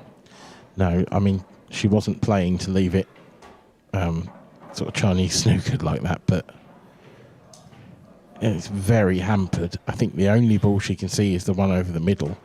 It's almost tricky not to pot that from the angle she's got. Yeah, and I don't think Deb will want to be potting balls at this point, to be honest. No. Because the more she pots, the less she's got to work with if Emma starts tying her up. Well, at this point, it's death or glory, isn't it? It's, you know, what else can you do? You just drop this in and try and leave yourself an angle. I mean, Emma's got so much to work with here. I think Deb will just be trying to force Emma to do something with those yellows and hopefully help her leave her something. Yeah. If she can force Emma to play into those somehow. But at the moment, she's still left that one down there, so... The thing is now as well, Emma can pot this, and... If Emma wants to go aggressive here, she can. Well, she won't now. No, not that's from for there. sure. If she'd left herself on that one over the corner... Yeah. with a sort of low enough angle where she can break into everything, then I think there was the potential she would have gone, but... Don't think she can quite see the one over the pocket, so this will just be a little dab. But I also wonder from Emma's point of view as well, having lost the last couple of frames, whether she's just very keen not to let Deb get the momentum and get this frame on the... You know, as much as it is for the winning frame as well, she'll be fighting to make sure she wins it and not be thinking, oh, I can let this one slip. Yeah, when you've gone 6-2 to 6-4, you definitely, you want to at 6-2 you can be thinking, oh, well, let's just go for these because I can afford to lose a frame. But coming back to 6-4, to then you just can't have that same mindset because it comes back to 6-5 and suddenly it's a different game.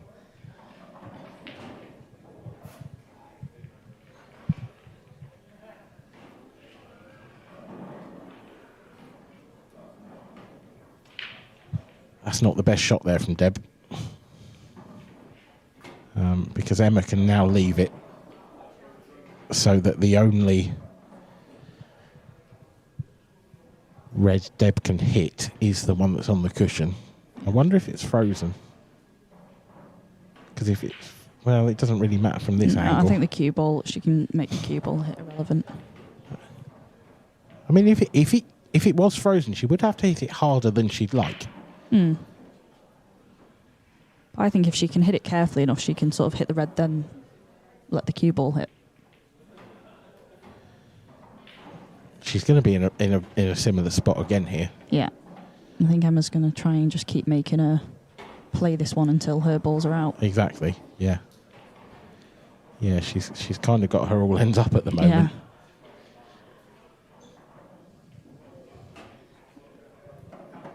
I almost wonder, is there any benefit of Deb trying to just play out of this area and go for one of these reds? But I don't know. She just doesn't want to leave Emma open here. It's not too bad. No, it's not. But again, Emma can force her to play that red again, I think. Yeah. However, she is making that gap between those two yellows that she's nearest to now bigger, so that she could be leaving a route for Deb through there. The other option, she's not going to take it, but she did have a look at it, is the yellow to the left centre. She could have screwed into the one that she was closest to. And actually, you know, if she left her last yellow as a double, there was a potential route out there. Oh, that's interesting. It's not the worst shot. She's bumped that red out, but also left it in such a way that further down the line she could have used it. I'm just going to cover that pocket now.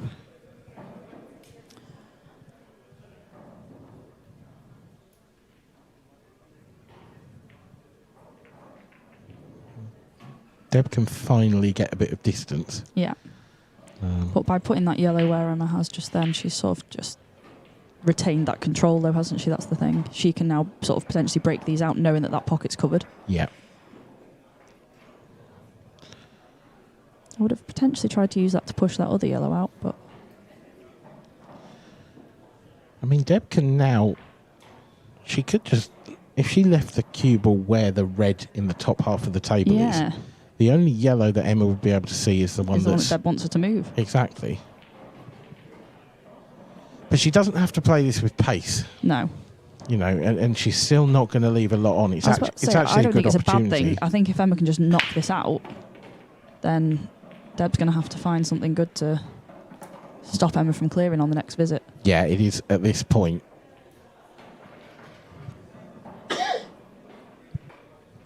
This has worked itself out in a way that's not good news for Deb Birchall. No.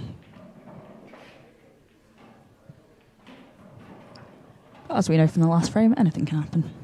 Well, yeah, absolutely. I mean, anything and everything happened in that. Oh, it's a good effort, you know. Bit further behind that. Yeah, there was a half a chance of getting safety there. As it is anything but safe. And this is Emma Cunningham's first chance in this frame to get herself over the line.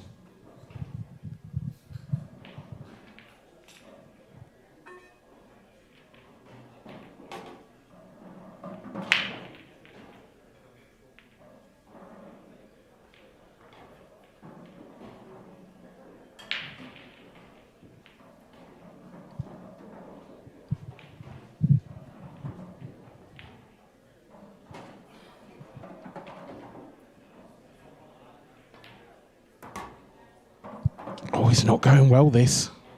It's not going well.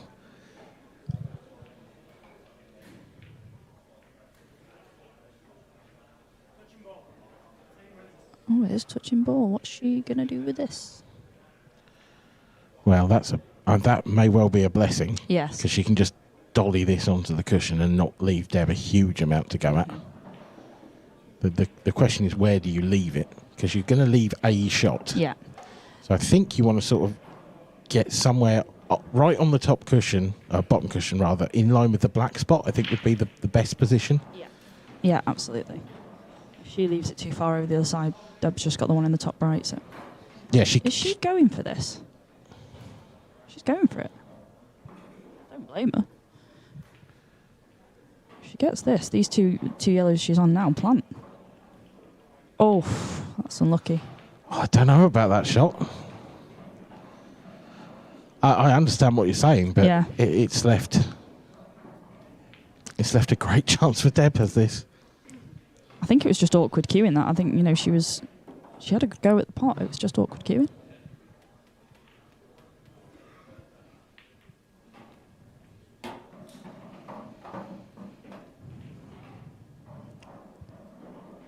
Diamond Deb is on the comeback.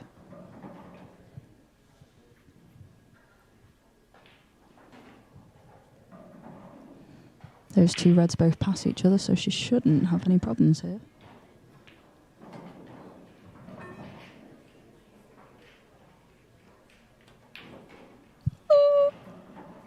That's a new one. You were saying...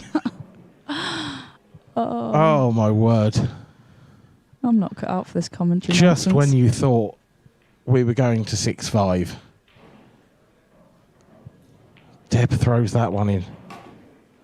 Oh, Emma. God. Thing is here, if she doesn't pot this, that bag's covered and... Yeah, I mean, it's essential Yes, that she gets the yeah. cover. That's priority one now from here, to be honest. She's got the pot. It's a terrific shot. A little bounce would be lovely. Yeah. A touch more would have been even nicer, but I'm sure she will take it. That's such a skinny little cut. But it's a very, very good shot.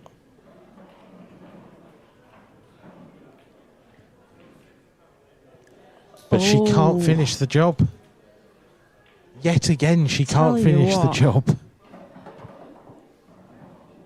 This is outrageous, these last couple of frames. The pressure is really starting to tell now.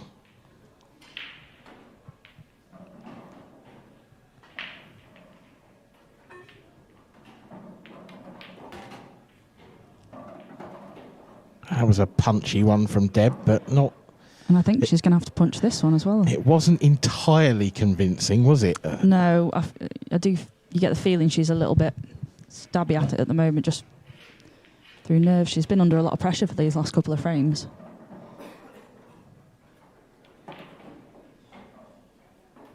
And so it comes to pass, but. And there is a But. there is a big but. It's covered the pocket for the 8 ball. It's not as straightforward as you might think. Because this yellow is in the heart of the pocket as well, so it's tough trying to clip it thin enough to come down. Exactly, and if you catch it that thin, you're going to catch the jaw. Oh, this is not over. It might be now. Oh, that little nudge as well. Yeah.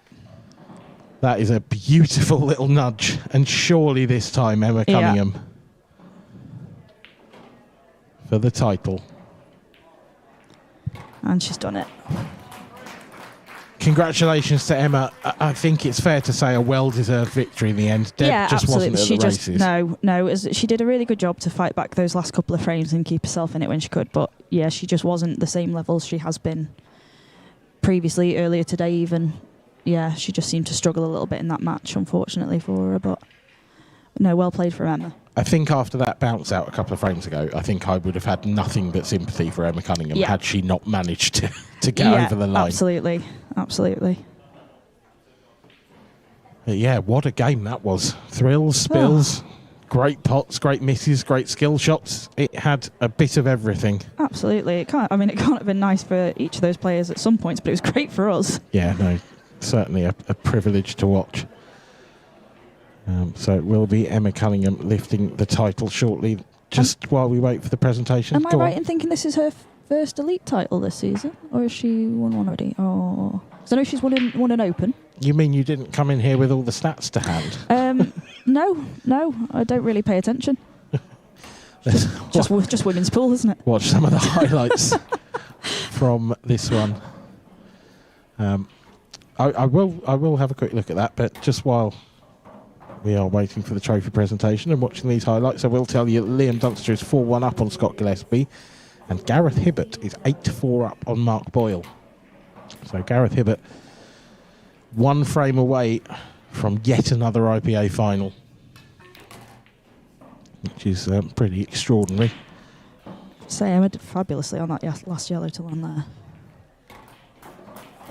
Yeah, we said how difficult it would be to get the cue ball out, and it was. But for now, we will hand over. Thank you, Rhiannon, for your commentary. You are so very welcome. Hand over to Stephen Walker for the trophy presentation. Welcome back, guys, to what was a fantastic final. Ladies and gentlemen, please make some noise for the players.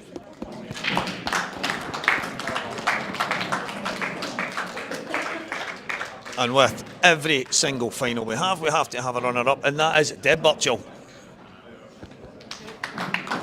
Hiya. Deb, just one of the finals that just got away from you. Can I play like I did in the semi-final, please? No. That's how I feel, yeah.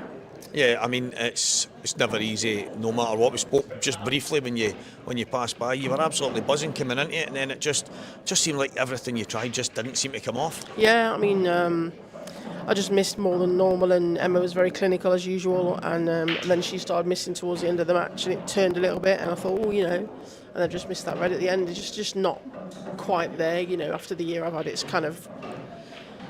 I never normally say this, but I'm just actually glad to get to the final, which is something I've not said before, probably generally. And I think that's probably why I lost, because I wasn't really thinking I was going to win in my head. But, congratulations to Emma. She's brilliant, always has been phenomenal. You know. Got nothing but praise for Emma. She's brilliant. So, yeah. I think that's the high level. Obviously, you've been playing it, and you are the ladies' number one. But some of these chances, they weren't easy. But you know how good you are. You're hoping to take them, and to win these, you need to kind of take them. Yeah. They weren't easy, though. No, they weren't. And I didn't feel like I could play like a cover a bag, or I didn't feel like I couldn't do anything but go for it at the times I was going for it. Maybe when I watch it back, I'm probably thinking, oh, why didn't I do this? Why didn't I do that? But at the time, I just felt like I should do that. So, and that's pool. Sometimes you get it right, sometimes you don't. Yeah, that's it. Well, you do still have the Open to go. Yes. There's still another tournament to play for, so who knows? Yeah, you never know, do you? Well, this is a good run, Deb. Thank you. Thank you. Appreciate it, thank you. Ladies and gentlemen, Deb Burchill. And with every runner-up comes a winner, Emma Cunningham. Congratulations, Emma. There just seems to be something about Coventry for you. I was actually weirdly thinking about it. It's such a nice hotel. It's in a lovely environment. I think just a little bit of luck on my side. Everybody needs it, don't they? I think that match hit everything. And I was panicking there towards the end because Deb's so good, so experienced. If you don't take your chances, she can come right back at you. So I was just grateful to get over the line there. Yeah, I think obviously when your opponent starts to kind of come back, you don't get over the line, another frame goes, you do start to worry a wee bit, but you were quite clinical most of that match, and maybe always looked like you were going to get there, but it's never as easy as that. Oh no, and momentum can change so quickly, and that's experience, I guess. I had the Cadbury's Parrot, and I said I haven't had one of them in donkeys. And then I potted the ball out the snooker and then missed the black. Egypt. But, it's entertaining, isn't it? I suppose for spectators, but not for us playing. And as I said, fair play to Deb. She's always going to come back at you. You can't relax. You have to try and get the job done and not let moments like that into your mind and try and block it out and start again. And it's difficult. So obviously you've won the World Championship this year, you've won the last time you were here in Coventry, you've won again, there's still an Open to play for. Is there more to come? We'll just keep batting, hope for the best, and I feel like I'm cueing the ball well. I think when I did miss, it was little positional shots, and maybe coming up a little bit shorter, a little bit, but I'm confident in my cueing, and more importantly, I'm enjoying playing again, and it's been the best year for that. Just reminded me of where I started and just being around great people. That's absolutely amazing. Well, Emma, you are the IPA Ladies Elite International Champion. Well done. Thank you. Congratulations, Emma. Thank you. I'll take that.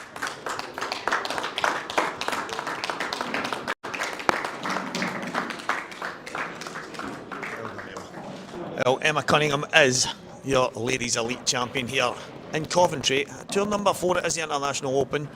Deb Burcho was a runner-up. It's been fantastic up to this point, but we do still have the Ladies Open, we still have the Men's Open, and right now we still have the Pro semi-finals on the go.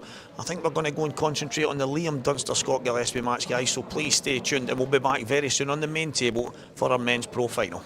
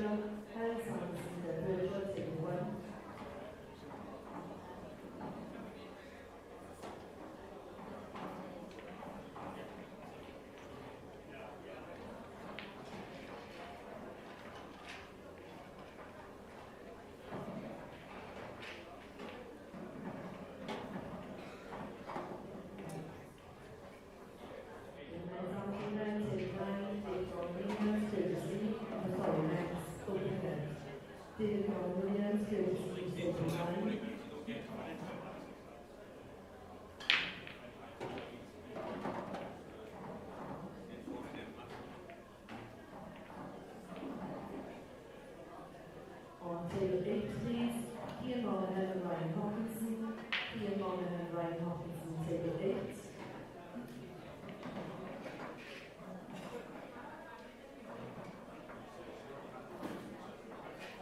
Table 7, William Wallace, Ian Farrow. William Wallace, Ian Farrow, table 7.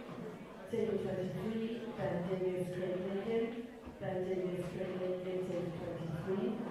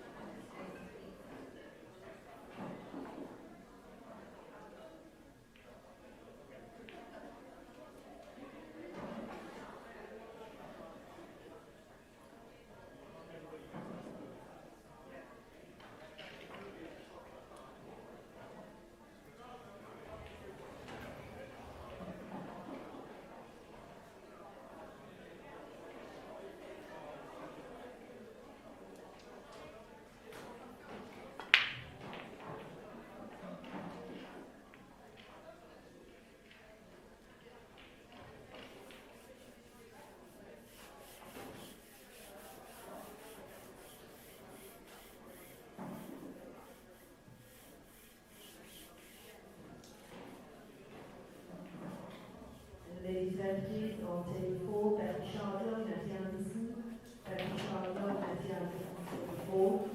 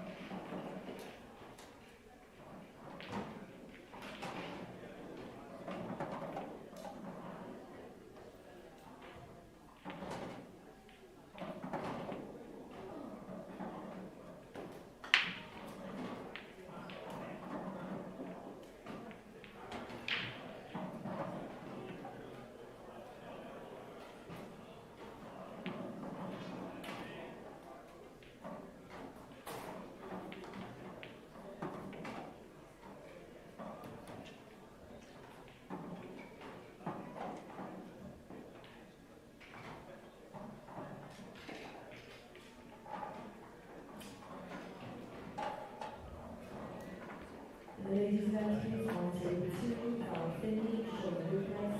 Val Finney, Sean Lucas, table 2. And in men's under 9, Andy Goldsmith, Phil Hoskins, table 3.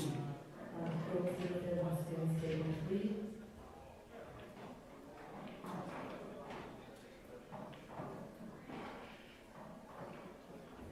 And on table 14, Paul Ringe, Dave Lawrence. Paul Ringe, Dave Lawrence, table 14.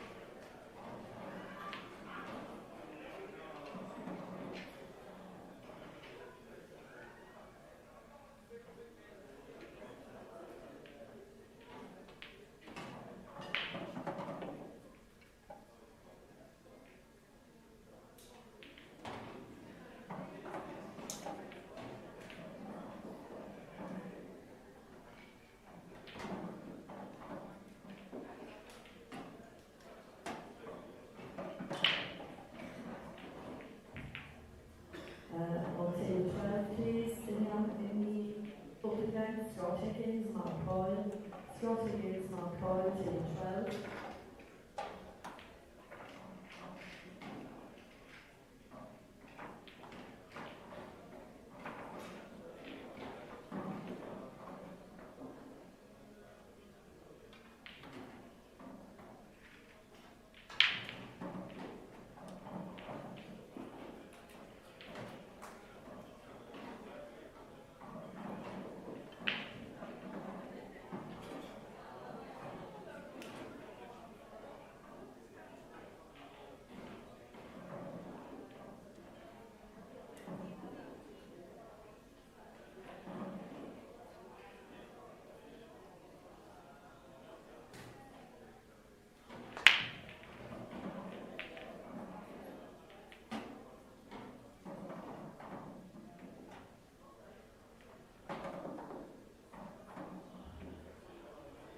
Waiting about finish on Lucas, please, on table 2.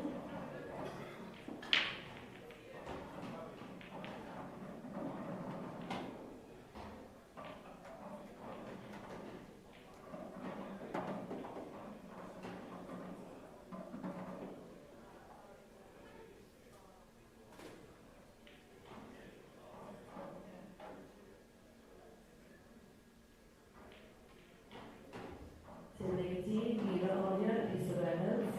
Mira Arya, Lisa Reynolds, table 18, please.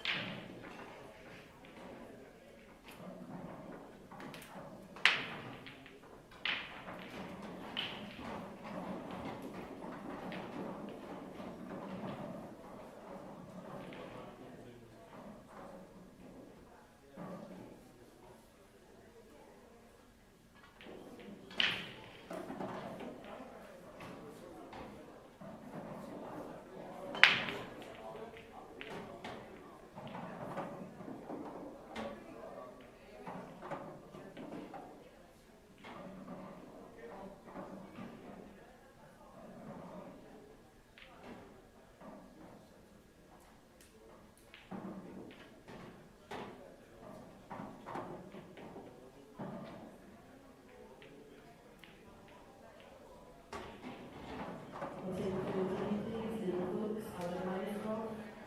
Luke Brooks, Adam Mycroft, team 13.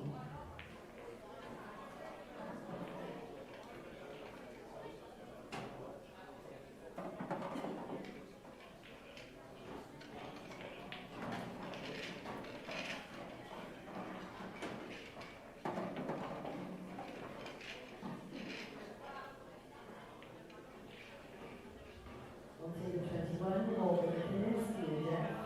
Morgan McInnes, Ian Jeff, team 21, please.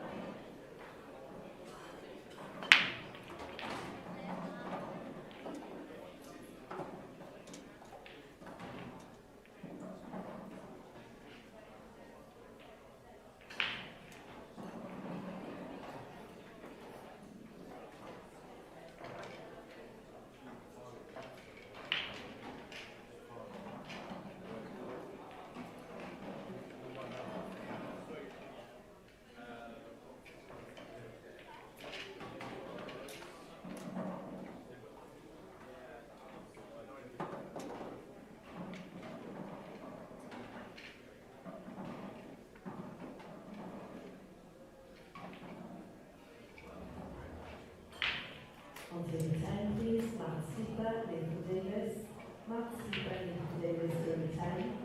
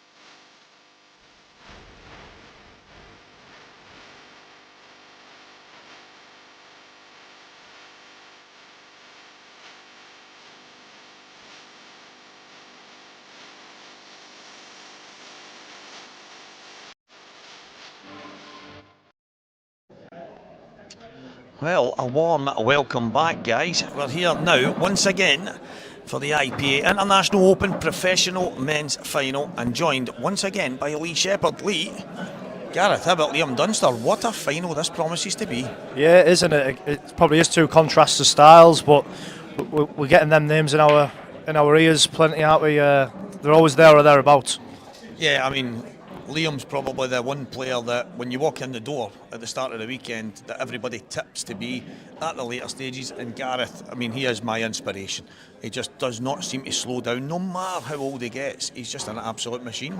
Yeah, I don't think he'll be wanting to mention his age too much, but yeah, he just doesn't ever sort of falter, does he? No matter what, he's always there. And I mean, it must have had since I've been around, he must have been in 20 finals. I know he said he'd had 2 this year, what he lost in both finals. He won one last year with a breaking clearance against Mark Farnsworth in the decider in Newcastle. And I just think if his break gets going, it'd be tough for anybody to reel him in. Yeah, I mean, that's probably one of the big things that stick out. I spoke about it so many times, about the challenges that he gets involved in, and that's the thing that keeps him fresh. He talks about that. It needs to be some kind of motivation for him, and that's probably the biggest part of his game is his break. When that's working, he's deadly. Yeah, so as soon as the balls are open, you might as well just chalk the point on the board. I mean, he's had a few good results. Beat Mark Boyle in the semi-final 9-4, which is a pretty convincing scoreline against somebody of Mark's level. Other than that, I think his closest game was Marsh in the quarters. But again, aside from them, he hasn't really been pushed to sort of get him really under the pressure. So I wonder if Lee can do that to him tonight. Yeah, well, talking about Liam, he is, when we talk about relentless, then that's probably the way he is. Ruthless, he's just, I mean, the tail of the tape tells you that he's always there or thereabouts, regardless of the event. Yeah, well, we asked, a number of people in the room have been asked who you would put your life on if you had to pick one player, and I think it was about 95% of the people that have said Liam, and he would be that player for me personally as well. But I've got a little sneaky feeling that Gaz is probably playing slightly the better of the two in this event. Well, I was actually going to put you in the spot and say, if you had to pick, who would you be edging towards? But I struggle to see past Liam. But if anybody's going to stop him this weekend, as you say, nobody's really pushed Gareth, and that's because he's been so good. Yeah, I mean, when I was playing my own game earlier, and I seen Liam, I said, what's a score? Just as Scott had gone to the toilet, and he said 7-3, 10 dishes out of 10. Wow. So I know he's not renowned as necessarily the most attacking, but when it comes to control and comes to clinical finishing, he's always there. And I think this is going to shape up to be a little bit of a contrast to styles, but the two of the best in our game ever. So yeah, it's definitely going to be a bit of a naughty one to watch for the fans. Well, the players are ready. You can see Gareth just waiting in his chair. Liam's waiting. Everybody watching's waiting. So we might as well get this show on the road. Lee is going to join Alan Reynolds on commentary, so we'll hand over to Alan Reynolds right now, and Lee, you can head over there. Thank you very much.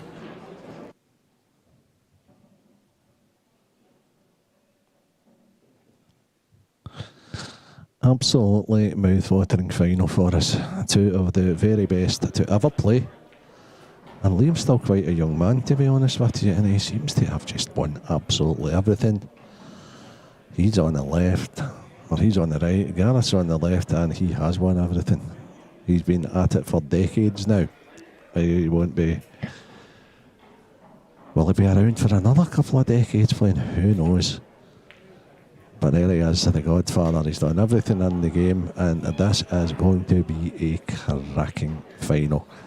Hot foot from the studio, straight to the booth. We have the pint-sized powerhouse, and with me again, Lee Shepherd. Lee, you like Gareth here?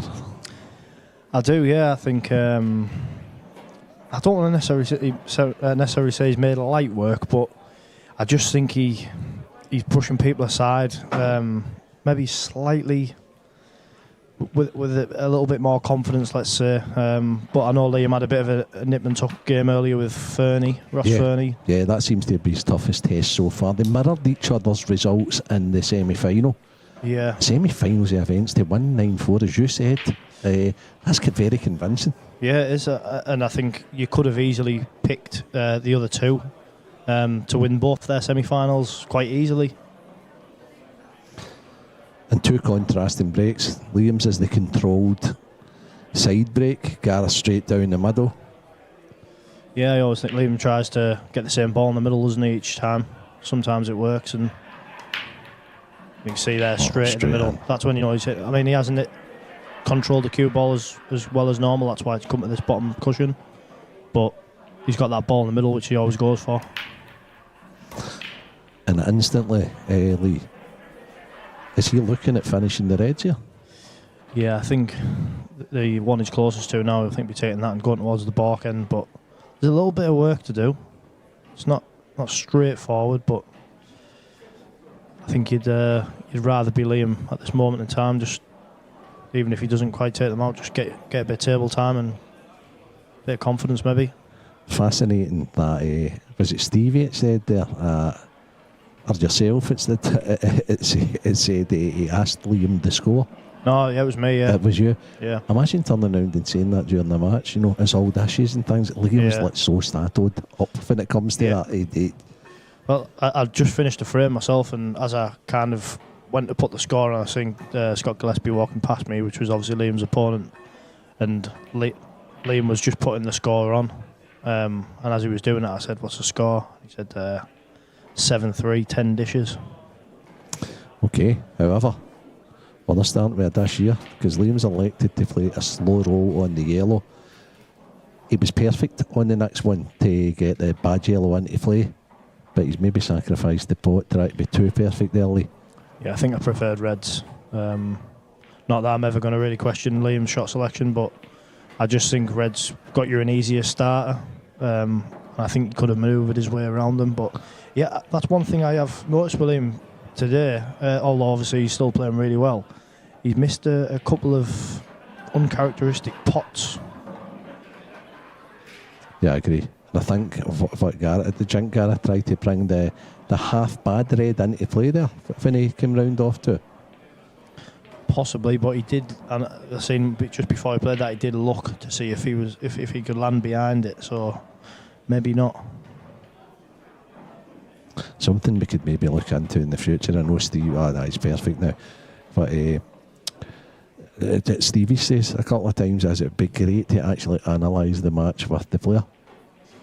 Yeah, it would, yeah. You know, and a little bit of content and say, in this situation, we talked in the commentary about what did you do? What were you feeling when you did that? Did you try and kick that? Did you try and play in behind it?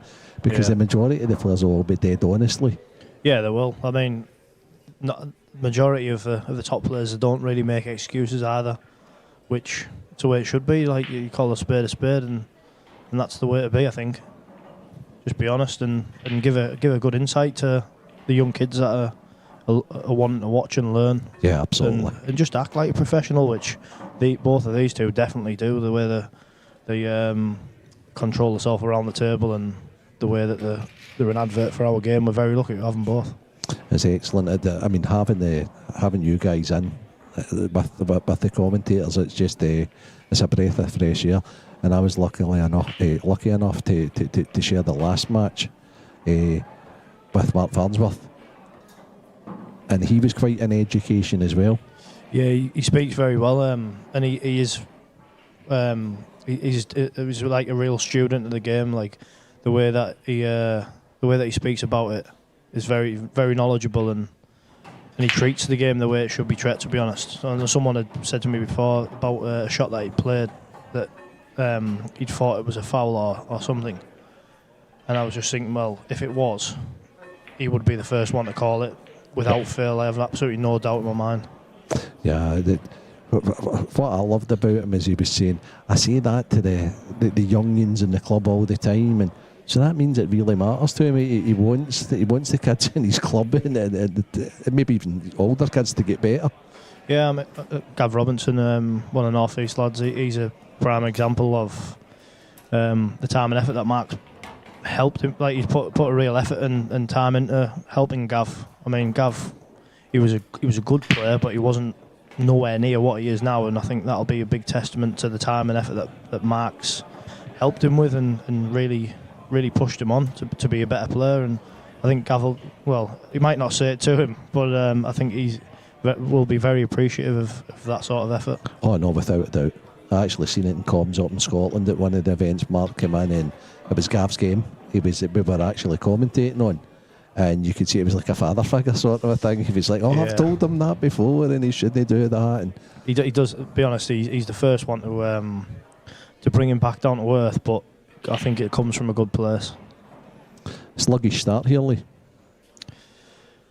Yeah, I think Gareth would like to get that first frame on the board there. He just slightly overran that ball as he come down from the back end, but Liam will want to make sure that when he lands on the ball on the side rail, I was just going to say, when he lands on the ball on the left side rail, he'll need an angle to get back across, but this is a frame that you're desperate to win now. That's Liam had 2 chances. This is Gareth's second chance. Certainly anything but easy. Yeah, I think they probably had more chances in this frame than they'll have probably in the next 5 or 6. But see how young Gareth's eyes are here. Are you surprised he's playing a container? Yeah.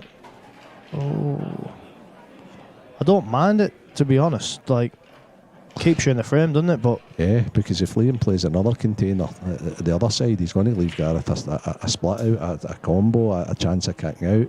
I wonder if you just play off the baulk cushion and rest on the one on the right hand side, and then he kind of blocks off the bottom left red with a black. Is he going to play the pot and then rage him in?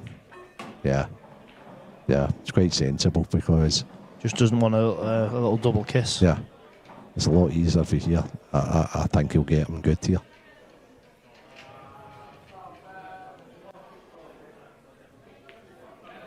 I think with the black where it is as well, it sort of stops that escape from the left side rail to pop the one that's over the right hand pocket.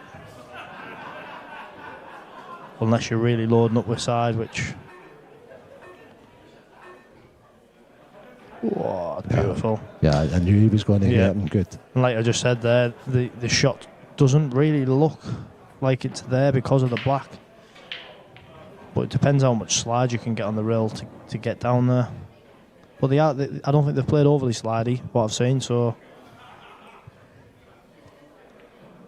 I must profess, I think if anybody's going to hit this and pot it and get out, it's probably going to be Gareth. Yeah, I wouldn't disagree with that. Well, that's a brilliant shot that is. That's a brilliant shot. He didn't even look like he really looked at that. What? I can't believe I've just seen Liam acknowledge a good shot for somebody. That's the first time I think I've ever seen that. I think he knows deep down. Obviously, there's a lot of good shots, but he just doesn't want to give you that. He just doesn't want to give you anything. I know that. No, well played. That was a great shot. I think with the table playing the way it is, it's much easier to judge. Watch this. Is he going to cross double, try and bring the bad one into play here? Oh wow! Oh, he's so close. Very, very close. Yeah, he was. It's not often that you end up in that position again. Liam ends up in that position against anybody. It's usually the other guy who's having to play them sort of shots. So. The fact that he's seen it right away, though. Yeah, I think Gareth will be really happy to get this frame. Yeah, very much so.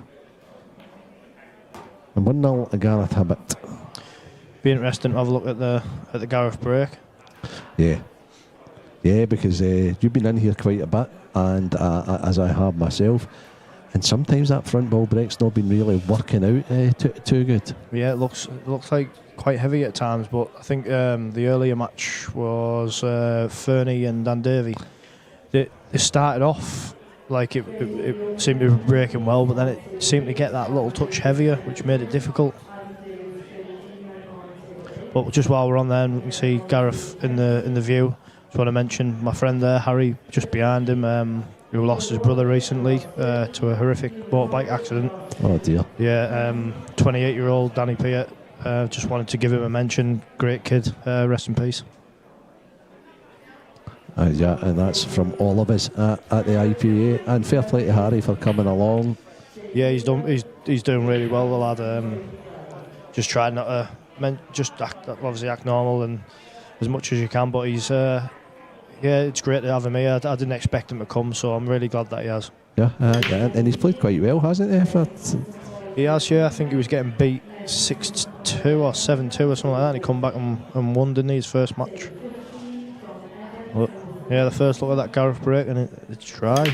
They've opened though, but didn't really seem like any balls were going towards pockets, did it? That's not the usual Gareth split. I think sometimes certain tables you kind of have to manoeuvre the white around that baulk line somewhere, and there's sometimes you're better going fuller on, and sometimes you're better off coming slightly wider. I don't know if you agree with that, Renz. Well, I think it's massively important to change it about without changing the actual break, but maybe just changing just a wee millimetre or an inch here and there.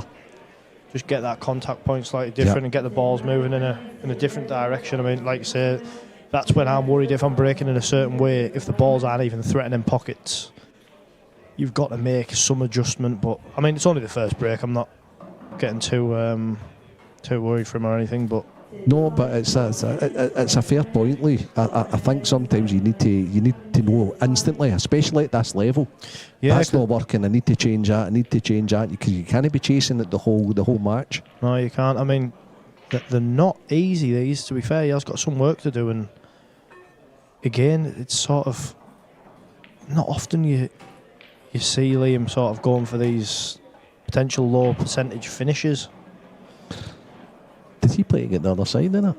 Yeah, I think so. I think he tried to squeeze just up, didn't he, towards the middle, but yeah, it's not very often, is it, that Liam's sort of going for a finish where you probably slight odds against that. No, you said it absolutely bang on. It's low percentage finishes. I mean, you know what he's like. He'll play 2 or 3 shots, and then all of a sudden it's a low percentage finish, and then he takes him out. But I just think it's not easy. It's great to see, though. Yeah, I'm a big advocate for it. I'm never gonna feel wrongly about people going for these sort of finishes. I love to see it, and the viewers love the attacking pool, don't they? Exactly. It's that the viewers like to see it as well. And I don't think no matter what this young guy does, he's always going to get a bad press for some of the viewers. Oh, okay. Yeah, I think that was the worry, because unless he could screw up and land in a good angle where he could punch it right across. Oh, he was playing for a very, very, very small window there. Yeah, that's for sure. He couldn't go too far and he couldn't come too short, so there was only a couple of inch at most, maybe, area that he could land in there. He's at the table. The only good thing he has is he's at the table still here, but I feel like when Liam does have to go for these sort of finishes, I feel like he's playing an unbelievable shot there. Like, that is such a great shot. But yeah, I feel like when he goes for them sort of finishes, he doesn't look he doesn't look as happy knowing that he's not going to be the man in control potentially at some point. Yeah. Very interested to see what Gareth plays here. I feel like he's got to play safe somehow, but it's not an easy safe, is it? Is he just going to put this red sandwich up? Oh no, he's played a pretty good. That gives Liam a big chance. Yeah, it has, because it's not too difficult to go rail first, is it? Yeah.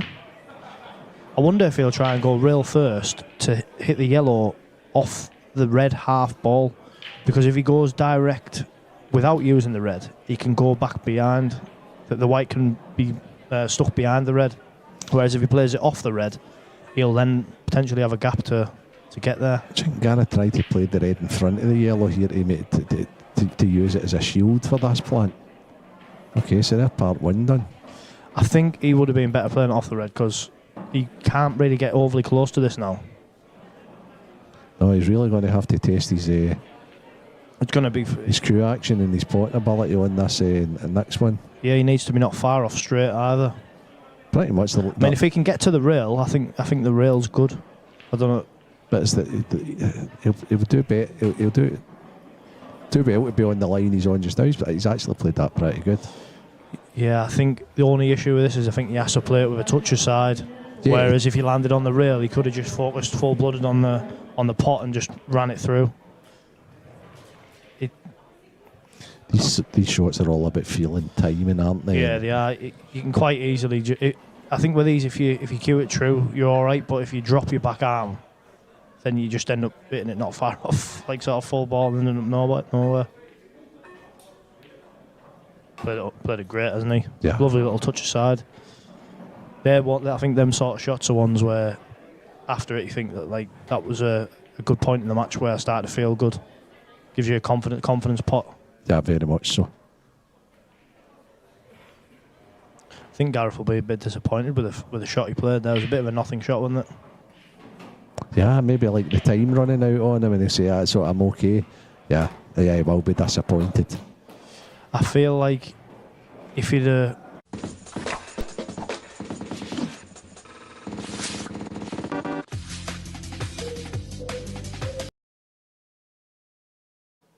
Yeah, totally agree. Anyway, so it's 1 frame all. And the Dish Fest is still to come. Here's hoping. It is. What scoreline are we saying? What prediction? Now, as I say, normally it's a standing joke up in Scotland that I tip Liam Dunster to win every single tournament. Well, you've been right then, probably 95% if you like, so you've done well. I asked him before, actually, in the last one he won, funnily enough. I said, how many of these have you won? And he just like smiled at me and I said, like, is it more than like 15? And he looked at me as if I was like daft. He went, well, yeah. And I was like, what, like 20? He's like, well, maybe just like a couple more. But I'm thinking, you know exactly how many, but he just didn't want to tell me. But I think so basically what I did is I changed this time, and instead I gone for the Liam Mark Boyle final. I went for Scott Gillespie, Gareth Tibbett. So I've got to go with Gareth Tibbett. So I'm going to say 10-8 Gareth Tibbett. I like 10-8. I think it's a good scoreline, but that break is much better than the first one that he's hit. Right, after that break, I think I'm going to say 10-9 Liam. Yeah. Because it looks like 2-1. Yeah, I mean, Dunster was my pick before the start. I just think, like I said to you before, I think it's lazy to pick him, but like you say, how often have you been wrong when you have picked him? That's why he's the bookie's favourite as well at the start of the tournament. Yeah, I think there's a question, like I say, if you had to have your life, and I feel like I'd have much more chance of living if he was playing for my life than anybody else. Yeah. I just think if you're him and from frame 1 to frame 150, you're getting the same Liam. You're not getting any ups, any downs. You're getting the same level of concentration. You're getting the same level of performance. He's just giving you absolutely nothing. And if he was to lose, you know that he's literally just give every ounce that he's got, and that's enough. That's for a fact. I know that for a fact, like, because I practiced with him, played with him, played against him, and every frame, even in practice, he never switches off. It's still the exact same. Playing for a pool team in a Tuesday night league or a Wednesday night league or what have you, he plays as serious as this. So he never has a switch off from it. Yeah, you can't argue with that though, can you? It's no. Like, there's no sort of letting up, and that's why he's relentless as he is. Yeah.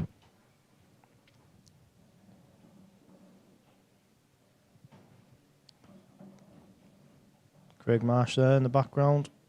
So loads of games going on in the Open. The amateur final's going to be a cracker as well. That's an England-Scotland game. Two guys that I know pretty well. And young Anthony Monarch, who I think is a fantastic player. He is, again. He's another one from my area. I think that the North East boys are doing really well. Such a nice kid as well. Yeah, he is. I know I'm going to sound like one of them, but he was my pick before the start. Okay. And then from about the last 32, I thought it would be him and young Preston. I think he's really got a bright future, Preston, and no doubt, yeah. And they won a doubles tournament together, funnily enough, a Nations Cup or something like that, one of the international events. Yeah, to be honest, I thought it was the under-23 World Doubles. That's exactly what it was. Yeah. Which I was surprised at, because I didn't realise you were allowed with different nationalities. I don't know how that transpired or happened, but it did. And I think it's because none of them had partners or something like that, because there was 7 people in the team. Right. Well, that was kind of worked nicely for them both. Yeah, 2 top players. Yeah. And they were in the singles final as well, which Anthony pipped Preston in the final of that. So very good. But the boys playing, young Scott Higgins for Falkirk. I'm saying young. He's not as young now. He was one of the best young players in Scotland at the time, and it's good to see him in the final. He's a good player. Yeah, the amateur sort of side of it, you could again pick quite a number of players. I think you could have had probably 30, 40 guesses, and you might not have got the 2 finalists what you've got. But promises to be a good final. I think it was a good lineup from round about the last 16. It was looking pretty strong. Yeah.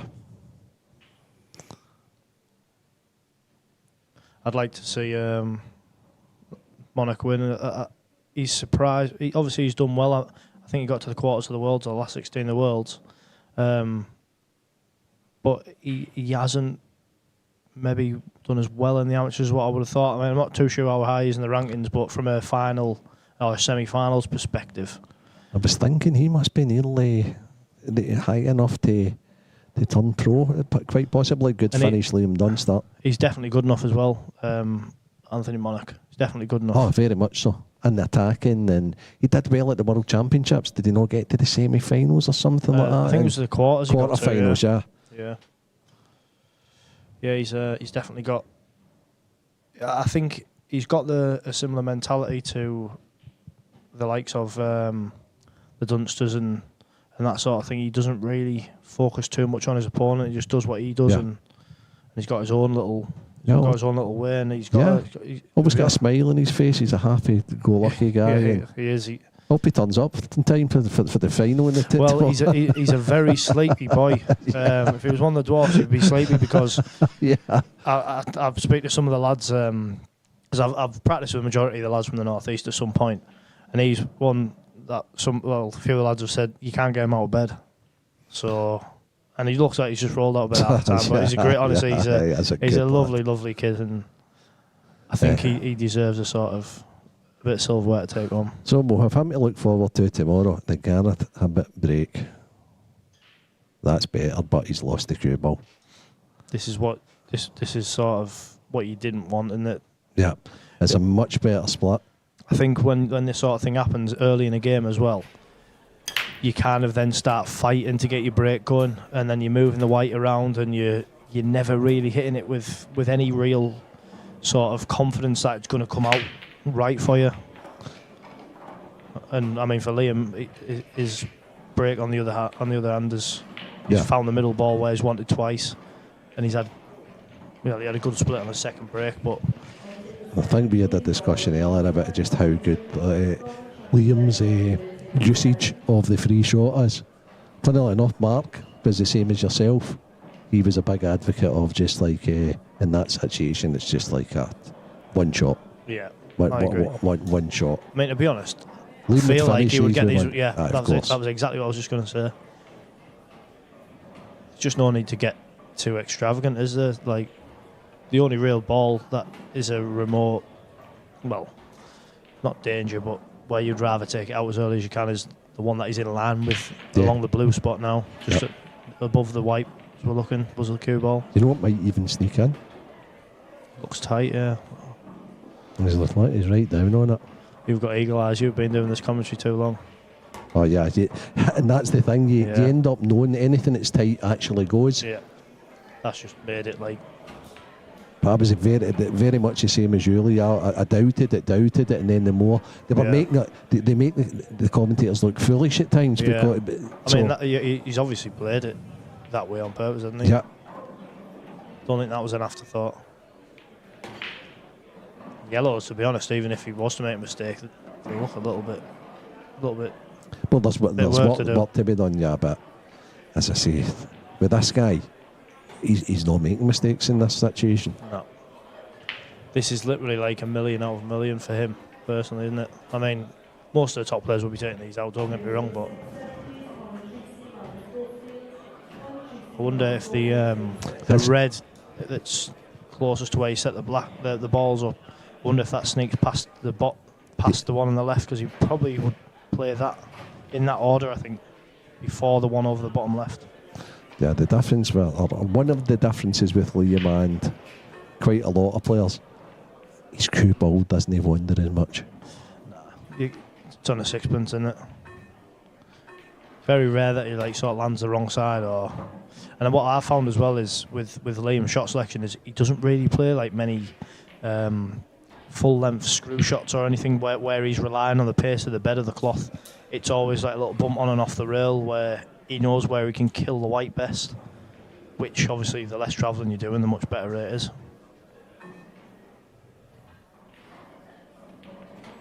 He's making full usage as per normal of this shot clock. Yeah. Do you think he's just going to put it in the opposite corner? The red below the black is just going to stun? Oh, undoubtedly. Yeah. And probably 8 ball into the, I don't know, middle. Right middle. Yeah, I agree. I mean, if he lands a bit low, I think he might just punch up, but he won't. He'll just land just a ball's length behind where the red is. I think that's fine. He can play it whichever way he wants, can't he? Yeah, he can. I think it's better to screw it back and put it in the middle, just in case you did punch it too much and you caught the face of the black. Or the black guy, yeah. He could stun the gap, but knowing Liam may play a wee delicate one for the... Oh, it looks like he's got plenty of room there. I think he's just going to go... Stun the gap? Yeah, just go past the black spot. Plenty of room. Plenty of room, but still put it in the sixpence. Yeah. Yeah. Yeah, he makes the game look easy. Gareth needs to break well. That's all I'll say. Gareth needs to break well. I think that, again, the issue that you do have when you're playing Liam and he does take a lead against you, because you don't get many good opportunities from his break, he's so hard to reel in. Although I know he's not a sort of a mental finisher and he's just going to run 5 off in 10 minutes.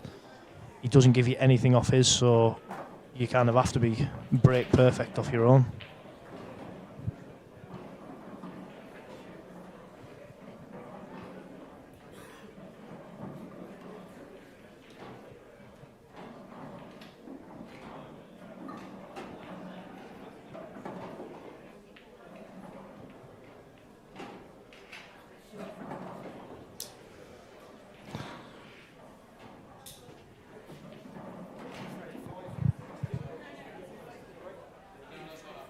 So those fellas in the background, they've come down here especially to watch us, which is brilliant. Yeah, I heard the accents and I was wondering if this is the guy they come to see.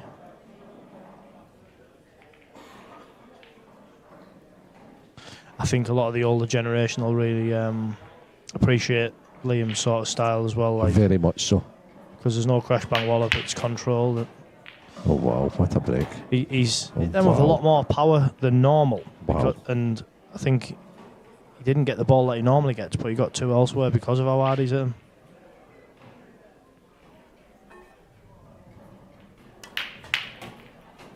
That's an incredible bit of timing. Yeah, it is. Amazing, easy. Is it reds for you here, Lee? Well, there's a little bit of work to do on both sets, isn't there? Yeah.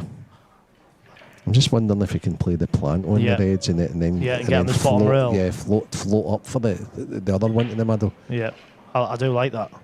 But he doesn't like taking any chances in case the red that he's hitting into goes wrong and he's not on that ball. And are you thinking put the... Oh yeah, I think if he plays a plant, I think it's the right shot. Yeah, the plant and float up. And he can cannon the yellow next to the black, maybe. No, it wasn't on that. Oh, he has played it. So he's played it exactly how I thought he would play it. Yeah. So it just depends how close he can get to the black. You're going to have to land a good angle, isn't he, on the one at the top of the table as we're looking now? Yeah, I think when he plays the red he's closest to just now, he's then going to take the one to the middle, and then land on the other one in the middle. Yes, yeah. He's got two choices. He's got 2 options. I think if he does that, as long as he lands low on this bottom one over the bottom right pocket, then he can just clip off the side rail and just get past anywhere nearish the middle, isn't it? The great thing for him here is, even if it doesn't go on at the one at the middle, he's just going to clip the hanging ball in, pot the one in the middle, and what's the worst he can be? Where the red is just now, or just beyond, cutting a more difficult 8-ball in. I like these shots where you just load them up with sort of right-hand side, and then it just flicks away from the... as you're coming off the side. Yeah. Oh, it's did it exactly the way. Yeah. So he has a choice. The only thing I think he would have rather been that little bit closer, just so he could soft screw and get lower on the red, because otherwise he's going to have to play a bit more of a pacey punch type of shot, isn't he? I think he's probably about 2 inches short of where he would have liked to have been there. I agree. Yeah. But I still think he'll see it. I still think even if he takes the one in the middle, that he'll still be absolutely fine, just flicking over. He is going to punch it in, Lee. Don't like that. He'll still be okay, I think, because I still think he can Only get thing to... is, he can get his hand in between them two yellows, can't he? Because I wouldn't like bridging over two. I think it's anything but an off you.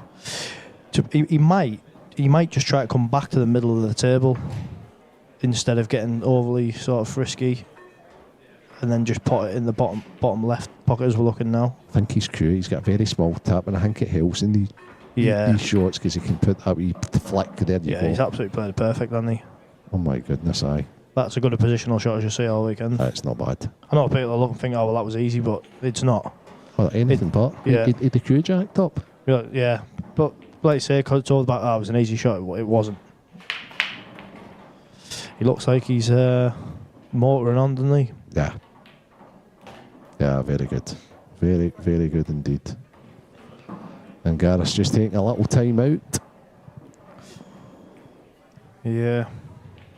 It's looking I mean, that was ominous if he's going to carry on with this. The replay of that shot there, that was an amazing shot. I think you could play that another 10 times and you wouldn't hit as well as that.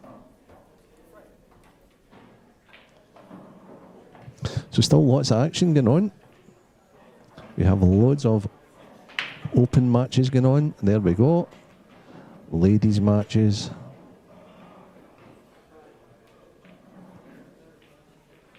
It's Saturday evening.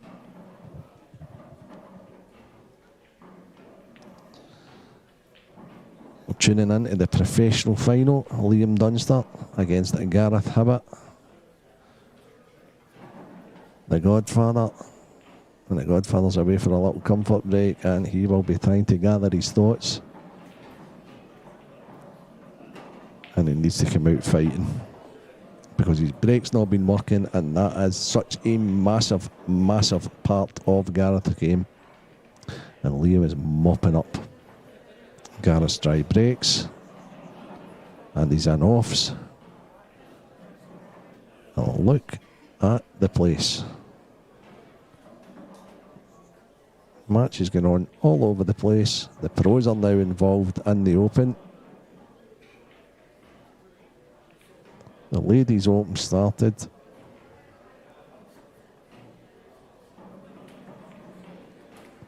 We're here at the Doubletree Hilltop in Coventry. It's Tour Event 4, brought in association with your IPA, but also with Supreme Pool Tables,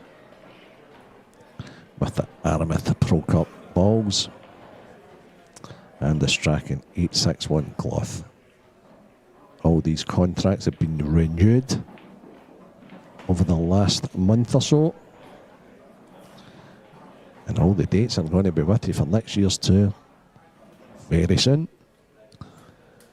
So keep updated on the IPA page. The man setting the balls up is probably the best in the business. It's great to have him back. Ben Taylor Fuente. Yeah, I think he's the number one. Very professional. Obviously, he's done a lot of big matchroom events. He's looking very trim as well. I did mention him. He looks really well. So it's just great to have him back. Yeah, he's a cracking lad as well. He's a really nice fella. So I just talked it up. Oh, he's really fortunate there. Okay. I just went for a comfort break, and one of the guys said something. He said, I just can't get the table at the minute. And yeah, I don't think he's far wrong. Is that what Gaz says? Yeah. Well, funnily enough, it's been his first appearance on the TV, which is unusual for Gareth because he's normally on.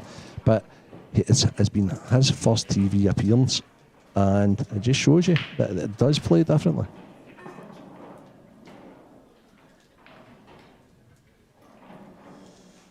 Yeah, it's... I tell a lie, actually. Do you know what? I think he played Harry Pert on the TV table yesterday. Yeah, he did, yeah. Maybe the conditions are different today. Sometimes the table changes based on... It was roasting yesterday. Yeah, I think it's a bit cooler today. Yeah. Saturday seems to be the main day, doesn't it? Because you've got everybody in here. I think he's okay here because I think he can sneak this yellow. Yeah, I think he can play it now, can't he? Yeah. And if it's one of them where you don't look gift horse in the mouth, do you? If you're on it, play it. These are a need to get finished for Gareth here.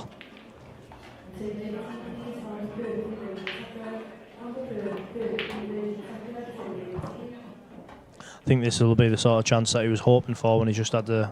It's crazy, isn't it?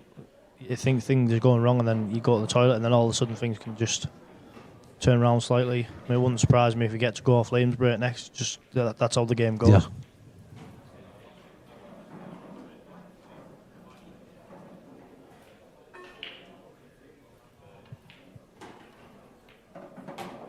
He's played that nicely.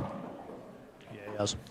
I think if he can just come off the side rail and get towards the two reds but stay inside, I think that'll be whereabouts he wants to go. Unless he just plays it at more pace to guarantee the bottom two and use. Yeah, I think there's a bit more margin there, isn't there? Yeah, I like your second choice, Lee, to be honest with you. And that's exactly what he's done. That way he's got a shot at all three of them. Yeah, he has. What do you think is best ball to connect to the black? Probably the one at the middle, but he needs to get good on it. Yeah, he does. I think you might have to pot the middle one of the three and top it back on and off the rail here. He might, yeah. Yeah, quite possibly. I didn't realise it was that. I thought the yellow was further in than it maybe was. Yeah, so what does he need to be? An inch back from the yellow that's going into the middle. He just needs to be on that line. So he just needs to pinch this back an inch. What, for the gap? Yeah, for the gap. I think that's what he's set out to play. Yeah, there's quite a big area there, isn't there? Yeah, it's plumb. Yeah, and that's why these players are so good. They can be kept quiet and they just keep themselves right until the chances come along. Okay, so that'll have settled them a little bit. As you say, Lee, maybe give them a bit more table time to try and work out the pace of the cloth. And I think keeping Liam off for a bit as well. Instead of like at times you feel like you're the one that's never at the table. And sometimes you think it's like there's only me playing. He needs a kind of he needs a dry break, or dare I say it, I hate saying something like that, but an offer something like that for Liam to. Yeah, and I think if that can come here, it's definitely come at the right time, because obviously with it being 4-1, you start moving into 5 and 6s. There's sort of never enough chances thereafter to make up that deficit. But at the moment, Liam's breaking like a god, so. You've definitely put the mockers on him there, I think. Yeah. Well, I have predicted 10-8, guys, so I'm going to have to try. I've got my fingers crossed here on that as well. And I wonder if this yellow will go back towards that left middle. That's usually the one that when that's going, he's very tough to beat. When that's going, the split comes lovely as well. Yeah. When that doesn't go, sometimes gets one into the bottom pocket, but they don't split out as good. So look, the second yellow he's hitting now, that's the one that always goes towards the middle. Yeah. So he got the one down low. Yeah. Oh my God, look at them. I feel like as much as it's maybe not as controlled as usual, I think it's more aggressive than usual. Which I agree. I think it's a better option myself, because previously when I've watched, if he doesn't get the one in the middle, he doesn't get any. Whereas with this, he's actually given himself a couple of different chances. Yeah, I think he wanted an easier yellow, didn't he? Yeah, I think he needs to take a... Am I mad here? But the cut? No, the long red into the top right. I don't... Is that just like... is that crazy?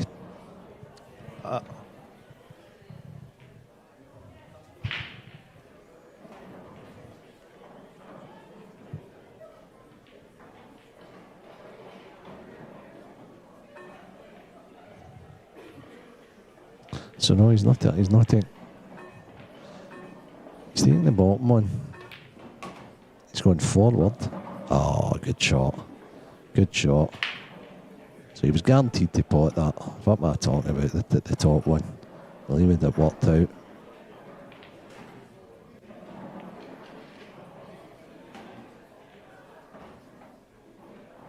Still tough. Still tough though.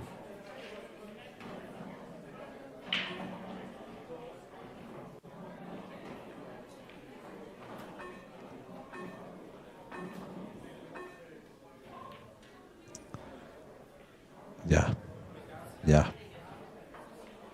So a couple of come on guys is in the background because of the unforced error from Liam.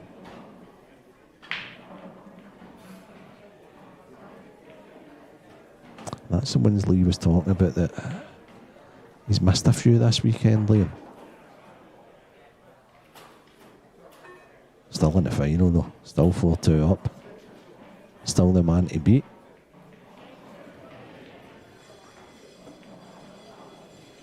But a good chance for Gaz.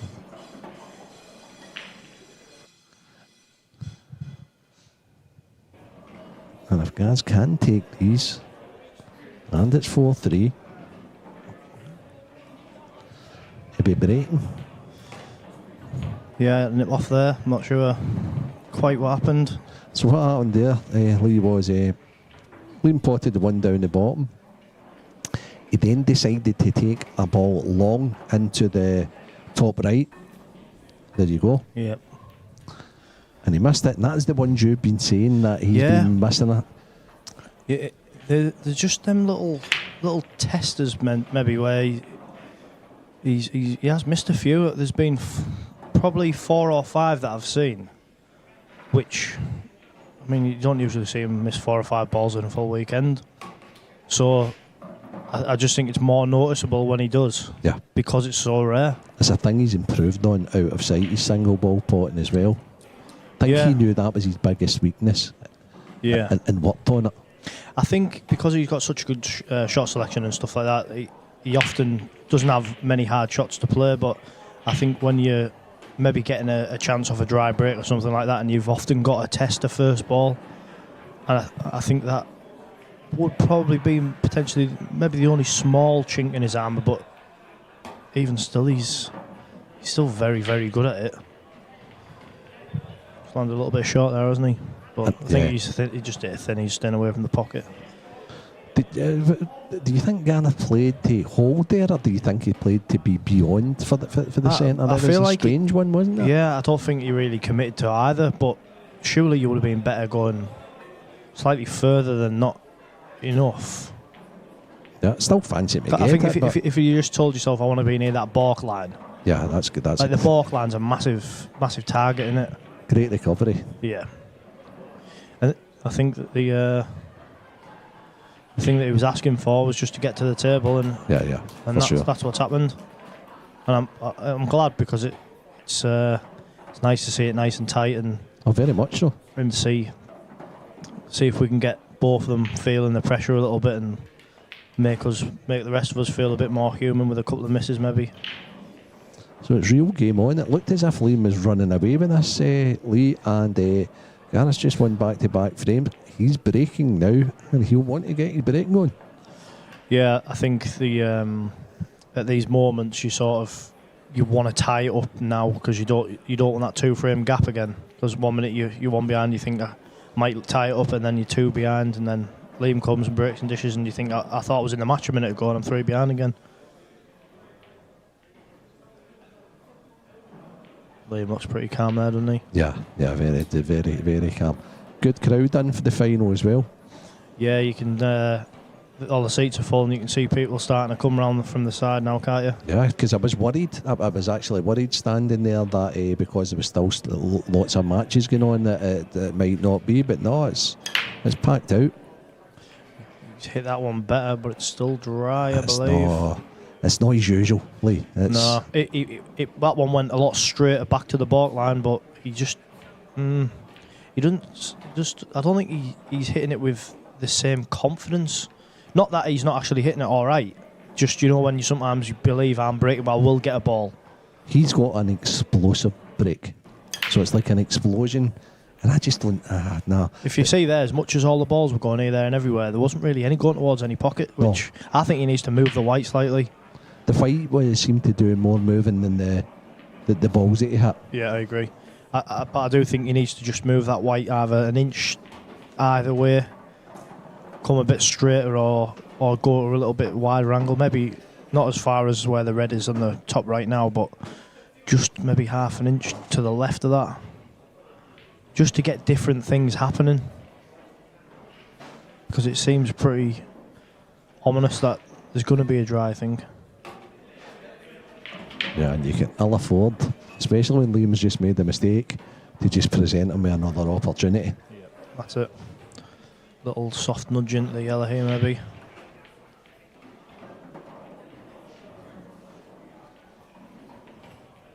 Or can he just... Yeah, I think it'd just be a little soft nudge into the yellow here.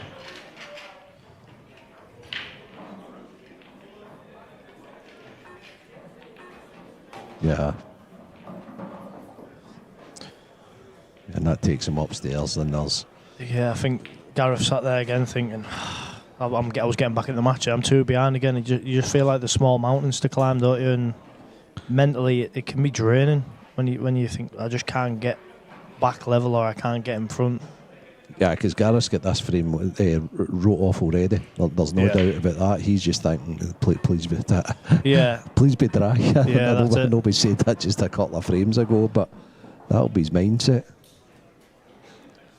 Yeah, I think it's tough when your opponent's got sort of finishes like these and you've got to sit and watch them take them out, because you just maybe rather obviously you're not going to concede because anything can happen, but you just want it to be over as soon as possible. And with how thorough Liam is in the time that he takes, you're feeling that little bit of pain for that little bit longer than what you would if the roles were reversed, let's say. That's actually a great description, to be honest. It's almost as if he is putting you through the pain barrier because he takes a wee bit longer. You're sitting there suffering more. Yeah, I've never thought of it that way, but that's true. And because maybe this will take potentially a couple of minutes, that couple of minutes can turn into 10 by the time Liam breaks next, and then you feel like it's your sort of first visit at the table again.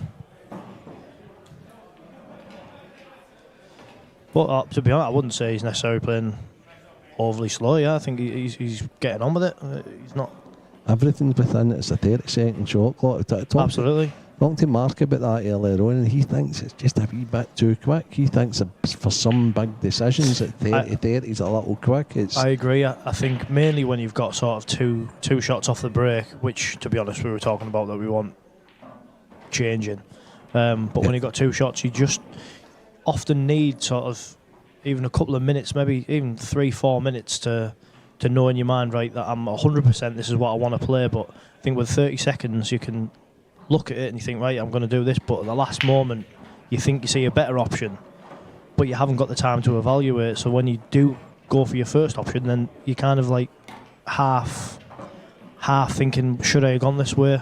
And you're a little bit out of your comfort zone potentially. In the match, to his Scott Gillespie, Keane won, and Keane had to run round and play shots with it only a couple of seconds left a couple of times. That's not great, is it? I think that's experience. Yeah. Like, and I've done it myself when I've played, and I felt certain times I've been rushed by the clock, and it doesn't really happen very often with the top players, because I don't know if it's because they think better, faster, or whether they just they make the mind up. Yeah. Yeah, and I do think that is probably a bit of experience. Yeah, because I wouldn't imagine anybody would be practising with a 30-second shot clock back home, would they? They're not going to take it to that extreme. No, and unless you... Well, I can't imagine any events, really, that you would play and that would sort of place that, to be honest. I mean, I've played in a lot of events over the years, and other than sort of like top-level events with referees, I've never really known it happen, to be honest. Maybe we used to, with county, we used to have a timekeeper, but it was a minute shot clock, that. Yeah. I wouldn't want to maybe go down that line of a minute, I don't think. Yeah, maybe, yeah. Let's just try to find a happy medium. I think 30, I think I like a minute off the first. Yeah, okay. Off the break, and then, which I know you can take that with your extension. Enormous break, Lee. Ball.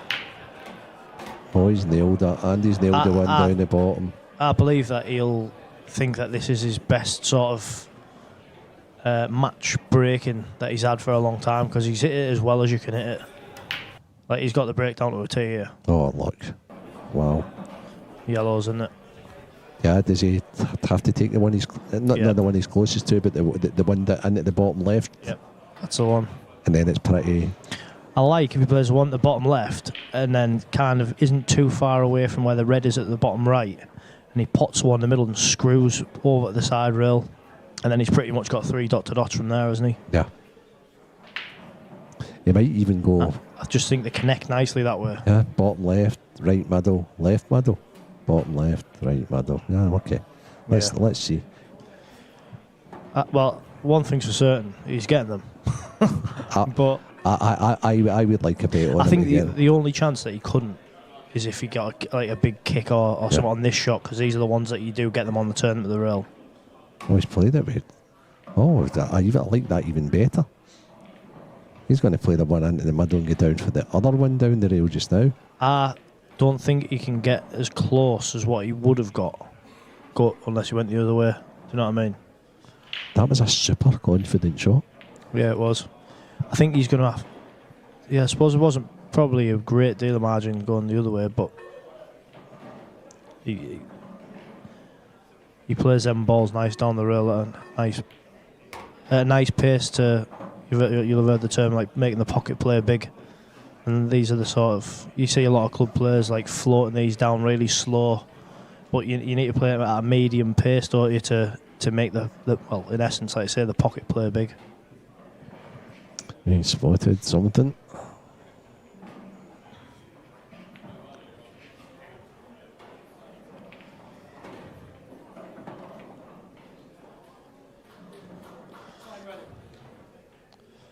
I think he probably would have preferred to be another 1.5 inches to the left here, do you? Yeah, I wonder if he'll just play this the exact same way as he played the last one, though, and go twice across with conviction. I think he'll float this one. Yeah, I think he'll float it, yeah. Nice pocket pace. Oh, he's missed it. That's what I mean. I think he could have got closer going the other way, and then it made it much more difficult to miss. You'll be absolutely irate sitting in his seat. You won't be happy with that, no. Oh, no, I think 6-3 and 5-4 as well is a big difference, isn't it? Yeah. He has it that bad, though. He's dropped his back arm there because he's put it into the rail not far from where the yellow was. Was it because he was trying to control it, though? That's why I think maybe... Bit more, keep the ball confident. Going the twice across. I think the bad shot really was the one before. Like, I know obviously he didn't want to risk topping it through and going too close to the middle pocket, but if he was another inch or 1.5 inches forward, it makes the pot pretty unmissable, really. Just from that angle. I mean, I still fancied him to get it, but... Gaz is going to have a shot. It's very, very similar to the one Liam's just missed. It is very similar. I was wondering if you might try and do something with it, but I think you're going to be that good on it, let's say. There's no point risking doing anything else. Are we saying there's going to be a different outcome here? I think he'll play it differently. I think he'll play it... I don't know. Is he going to float it the same way as Liam, or is he going to use 1-2 cushions to come across? I quite like playing this with just a little tracer left-hand side. I think it just flicks the angle a little bit. Makes the pot a bit easier, I think. Well, it looks as if he's got the flicker left on. He has. Yeah, he does. He's played it. Okay. So he's played it the way I thought Liam should have played the last one. Yeah. But with the same outcome, which is missing the ball and it's a very. You ever seen Liam move as quick? No, and I've never really seen them sort of get another bite at the cherry. Yeah. Just when you think that was my only chance, and I don't think they ever give sort of the players that aren't classed as elite alongside them. They don't give them the second chances, but maybe it is a bit of an element of doubt because they're suffering against each other. Yeah, absolutely. Yeah. I mean, if they're playing sort of like a low-ranked amateur or even like the bottom end pros potentially, they're not giving them a second go here. Has he landed a little bit awkward where he might have to screw out, or has he got the angle to top on and off the side cushion? I still think he's okay, but he's got plenty of angle. Yeah, he has. That's exactly where you want to be, isn't it? Yeah. I just think he's making mega sure here because he's had a bite at the cherry prior to this one. Yeah, I think you'll hear the beeps a lot in these last 3 balls because I don't think that he's going to let him get off quickly. I think he's going to make sure that he feels the pain. It's not the best.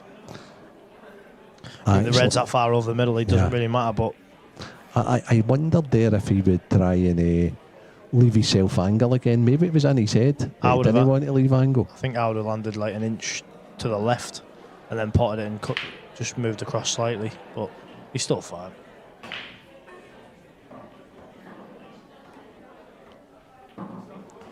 It's been a couple of, I think it was the first frame and this frame, they've both had a couple of bites of the cherry, which you don't normally get. And these shots you just don't roll in, don't you? You just put them right in the heart of the bag with conviction. Can't let it drift off on you. Yeah, and I think with our cloth that we play on, obviously it not having a nap. Yeah, just like that, basically. Yeah. That was a massive frame, I think. Enormous. I think that's the difference. That one frame there, I think that's the difference between the winner and the loser potentially. Not that Liam still couldn't have won if he'd lost that frame, because he would have still been in front. But I feel like it might be slightly there might be too much to do. I mean, to be fair, it's Gareth's break here, isn't it? Yeah. But that's what I'm saying. If Gareth finishes that there, all of a sudden he's coming with the serve or the break, whatever you call it, at 5-4 instead of 6-3, and he's thinking, this year it's 5-all, it's game on. Like you say, I think there's more pressure on his break now, isn't there, as well? Because a dryer in and off here at 7-3. I mean, you'd have to win 7 of the last. I just want to see the normal Gareth Hibbert explosion. I want to see him move the white. He's gone straight at this time, hasn't he? He was. Oh, he has. He's just moved it to the side a little bit. I feel like he's going towards the right corner. Oh, he has too. I could see that, As soon as he put his cue, I just felt like he was going towards that right corner. It's like an alignment thing. You just know he's doing it. I think with us sort of looking right down the line, I felt like he was hitting the centre ball slightly to the right. You can see there, can't you? Yeah, I think it is a lot. But he does stay high, doesn't he? Yeah. I mean, I don't mind the thing of getting low, picking your line, and then getting higher. But when you're starting high, I think it. I mean, I'm not wanting to give him lessons on breaking. He's got one of the biggest breaks in the business, but I think when you're starting high. But because he moved it. Yeah, maybe. He didn't change where his contact point. Yeah. Like I said before he hit it, I said I feel like he's going towards the corner, and you just tell. Is he putting that red in there for a little bit? No, I think he's going to take reds. I think he's going to release the reds. I think he's going to bring the two of them into play, take the ones upstairs and take reds. Yeah, it's quite nice, isn't it? Do you think he'll want to leave that one he's closest to now as a connector for the black, or? I think the one in the left middle possibly the one will that's be below the white yeah. now, just to float down Yeah, into like past the blue spot area. Yeah, and the one at the bottom left is his second pass ball, so that he's got a nice wee angle to float it into the middle and go up to board.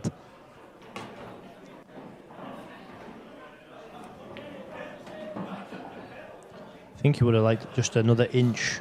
Yeah, so he could go on and off the cushion and then play Yeah. the one into the bottom left. Yeah, and then the bottom three would have connected nicely.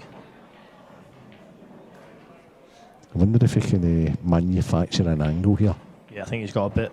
He's going to be after this. You think he's going to play the one above the yellow And at the bottom and left, get to yeah. the side rail. Oh, he's played it. He's fine. I mean, this is just Perfect. Yeah. textbook. Yeah, it is.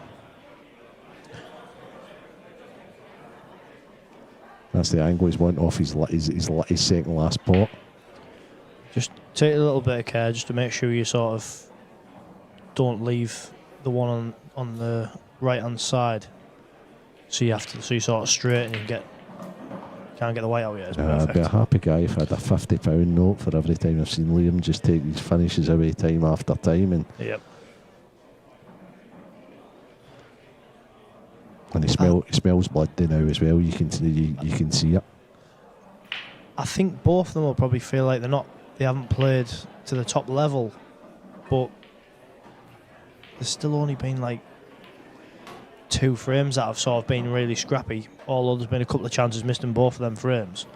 Other than that, I don't think they've done a great deal wrong between them, really. Gareth's break probably hasn't allowed him to be at the table enough. Probably feels like he hasn't had enough chances, but I suppose you turn them other 2 chances on the head and Yeah, it's 5-4, wouldn't it? The ball up the line there that Gareth missed, right, for possibly 5-4. Yeah. Apart from that, I don't think he's missed many thoughts at all. No, he hasn't. But I do feel like he'll feel like he hasn't played too great. But that's the critical sort of world that we live in. Like our self-criticism. Yeah. Just going to stun the gap here, isn't he? Or just float it in, actually. Just land float outside it. the. Yeah.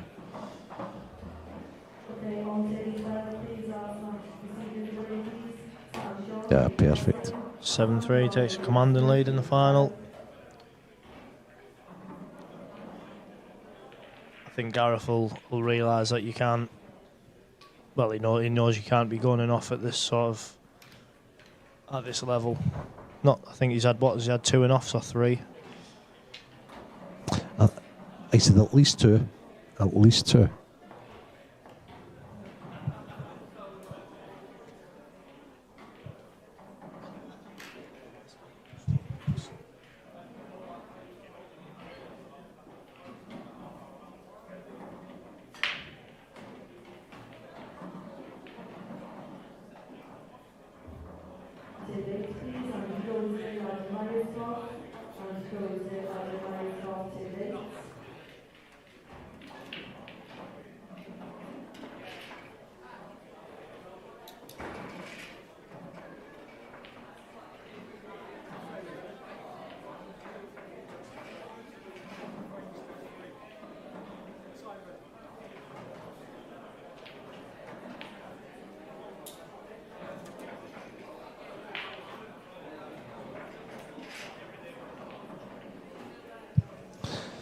So here we go with the Liam Dunster break. It's been working well so far.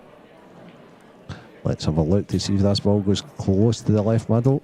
The yellow he's hitting. No, not this time. Not this time. He's not got hold of him at all this time. Yeah, it's the worst one he's hit. That is the break I was on about before, when he does focus on getting that ball in the middle and that one doesn't work. This is what happens. Whereas when the other ones he hasn't focused as much on it and he's put more power in, giving the other balls a chance, then it's obviously ends up much better for him. Now Gareth, what a chance on reds for you here. A chance here surely needs to take. Yeah, I like reds. Just not sure how many pockets the black has, whether it goes past the yellow for the middle or not. Is he going to play a little bump on the yellow here? I think the black goes to the top right, but Is he going to put a little bump just on the yellow to just promote that red a little bit more? I would expect so, because he's fallen back onto the one at the right middle at the very least. I think if he plays that not too hard as well. Yeah, it's lovely. If he played it a little touch softer, I think it would have. I mean, obviously he's going full blood for the clearance, but it would have just kind of tied them yellows up a touch. But it doesn't really matter. Depending on how he feels, he could also play the one at the right middle, then the one into the bottom left that he's just bumped out, and then develop the 8 a little bit. Yeah, he could, because he's got a couple of good options, hasn't he? But he's not doing that now. I think I like that shot if he'd have played it with more reverse side there and got lower, and then just clipped it up and cannoned the yellow or the black. It would have just pushed it into a bit of a better position. He would have had the option of 3. He can develop it as well for the one he's on just now at the bottom left. No, a wee flicker. What is it? Right hand side. Might get there now, but there the right hand side. No, he's just leaving it as be. So yeah, he's going to play it for the black into the bottom right. The close right pag as we're looking.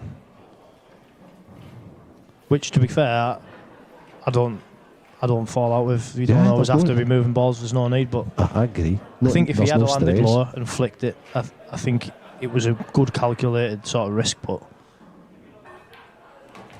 these top boys are that good positionally. There's just no point as a sort of taking on potential obstacles. Yeah, I agree. I think that's a lot more the similar way that I like to play myself as well. I think if you don't need to, but there's times when the calculated risks are worth it.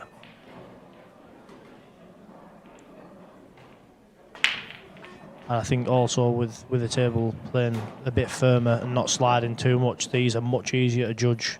Because on a slidey cloth, you can sort of lose the pace of the cue ball, can't you, off that bottom rail? Yeah. Do you flick this with left? Yeah, he's going to flick it with left and come between the 2 yellows. It's over on the left-hand side. Yeah, it's perfect. Absolutely perfect. That's easy to just, if you're feeling a bit of pressure, just get too much into it and land a couple of inches higher, or...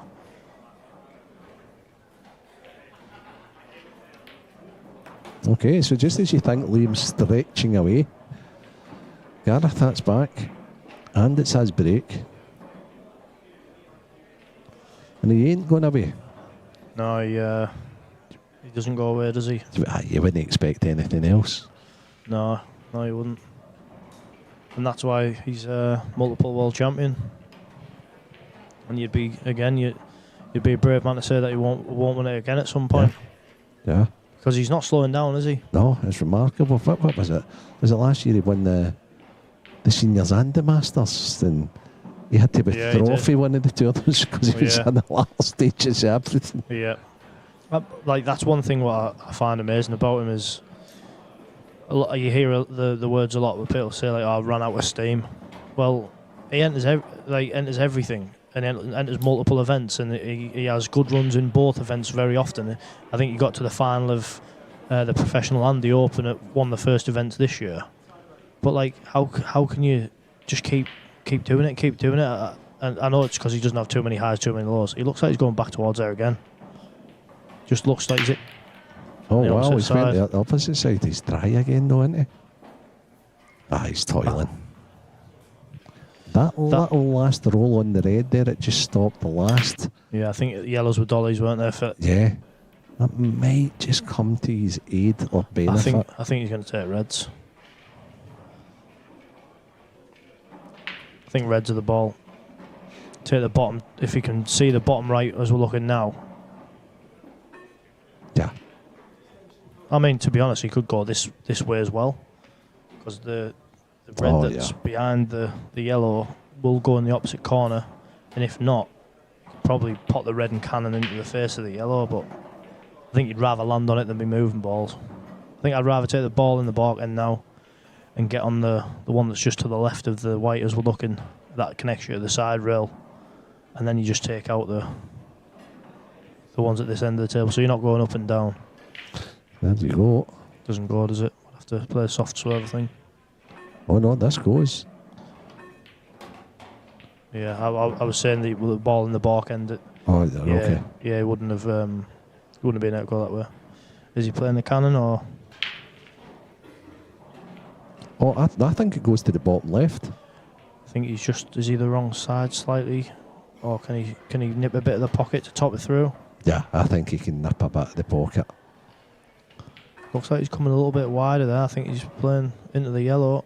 Let's say we're loading it up, so I wonder if he's... Yeah. He played it well. Good spot, Lee. Is he? I think he would have preferred that yellow just being another... Landed a bit straight, hasn't he? It's not straightforward, but I think he's just going to draw it back and then play the one that's just near the black spot into the middle, and then connect the bottom two to the one on the left side rail, being your last ball. He's still playing it, so... He's under hit that. Yeah. He's under hit that. And his lefty's still a little awkward. Yeah, he obviously wanted to be a couple of inches to the left, and then play the one that's near the black spot, two in the back end. One in the back end. So did he play for the one to the right middle there? Yep. Okay. Just slightly decelerated, hasn't he? Wonder if it goes in the top. He's won a watch if it goes to the top. I think I'd rather cut it in and screw off a side cushion, I think. This looks as if he's playing this plain ball to the top. Nice. Yeah, he's played it well. I think that way it had more control, but with the I mean, he's obviously still feeling confident in his potting, because I think the pot to the middle was easier, but he's obviously feeling confident in his potting, and these connect nicely, these three now. I didn't know what route he was going to set out. What I did distinguish was the fact that I thought he was always going to play the red, that he's going to play last. Yeah. It was just how he got on it and how he had. And I thought this was always the perfect connect, the one at the left middle to get on it. I think, obviously, he missed one into here last time. I think you'll want to make sure he's pretty much straight on this. Yeah. That's pretty good. Yeah. I mean, there's absolutely no need to even try and draw the cue ball back or anything here. You just go full-blooded, don't you, and just stun it dead. It's a great feeling when you know if you just stop it dead just a low key and you don't have to manoeuvre the cue ball. And the thing is, there's no need to make the pot any more difficult. Even if you dropped it in and ran through an inch, you're still definitely going to be potting there. Yeah, I agree.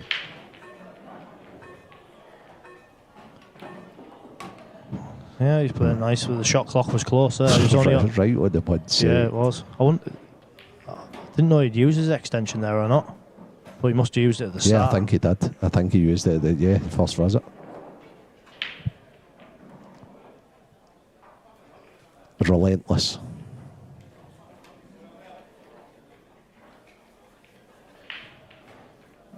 There he's there, Mr. Relentless. Yeah, I think you're going to be way off with your prediction of 10-8, but not unless Liam falls over and breaks an arm or something. People back home will be laughing at their screens because they know as I say every single time people say, and who do you? Oh no, yeah, you're good. You're Dunster. And I've went against them this time. I'm not going to lie, I'm getting sick of these Scottish lads because they're just so good. Yeah. But that's one thing I have mentioned myself. My personal circumstances have changed at home a little bit. I've got a bit more free time, and I'm going to be travelling to Scotland to play in a few of the Saltire events. Well, it'll be good to see you up there, mate. It's the best sort of match practice you're going to get in them Saltire events, playing on blue cloth regular against the top boys. And I think the reason that the Scottish lads are doing so well is because they're all playing each other every weekend. They're in the IM events, the Saltires, and they're giving themselves the best match practice that you can have on on good tables, ready for these. They're sharpening each other's tools. Undoubtedly. Oh, he's not had it great again. He butchered that one. And he's dry. He is dry. I wonder if Gareth might play the red onto the yellow in the back end as a plant first shot. He's still got a little bit of work, but I think it's the best. No, he won't need to actually, because he can just, if he lands in the back end, he's still got enough room, hasn't he? I thought it was a little bit closer to it. Will you pot the one in the bottom now and get to the side rail for the one in the opposite middle? Yeah, undoubtedly it's reds again. That's the shortly. Yeah, if he lands pretty straightish on that, I think he's out, isn't he? Maybe even use the second cushion here. One. Yeah, he's widened it out. He's good. A little bit. No, I think he can just soft screw off the side cushion, can't he? He's going to take all the balls downstairs first, isn't Yeah. I think the last red will be the one that's close to the yellow in the back end, won't it? Yeah. Screw on and off, or just kill it. That's fine. He's not going away, that's for certain. Oh, no, he never does. His pride of performance, even if Gareth was 9-0 down, he wouldn't be pitch, he would want to win a frame. Yeah, I think even if he was 8-4 up though, you wouldn't know by his body language. There's a few that are like that. Same Liam. You think even when he wins a tournament, he's obviously happy and he's probably screaming inside with happiness, but he doesn't really give you a great deal.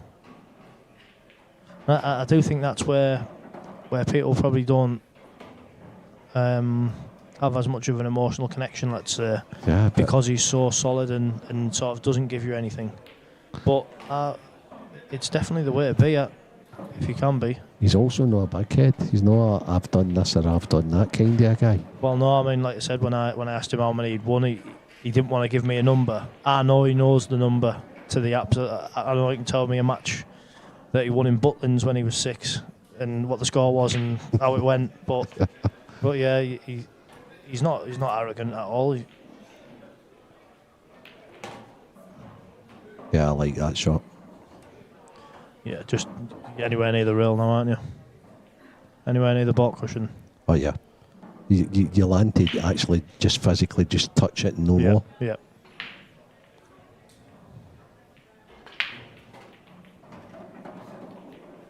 Yeah, it's plumb. Yep. Yeah, it's good. It's 8-5. I feel like if Gareth has hope for me, he has to get this break going. Yeah.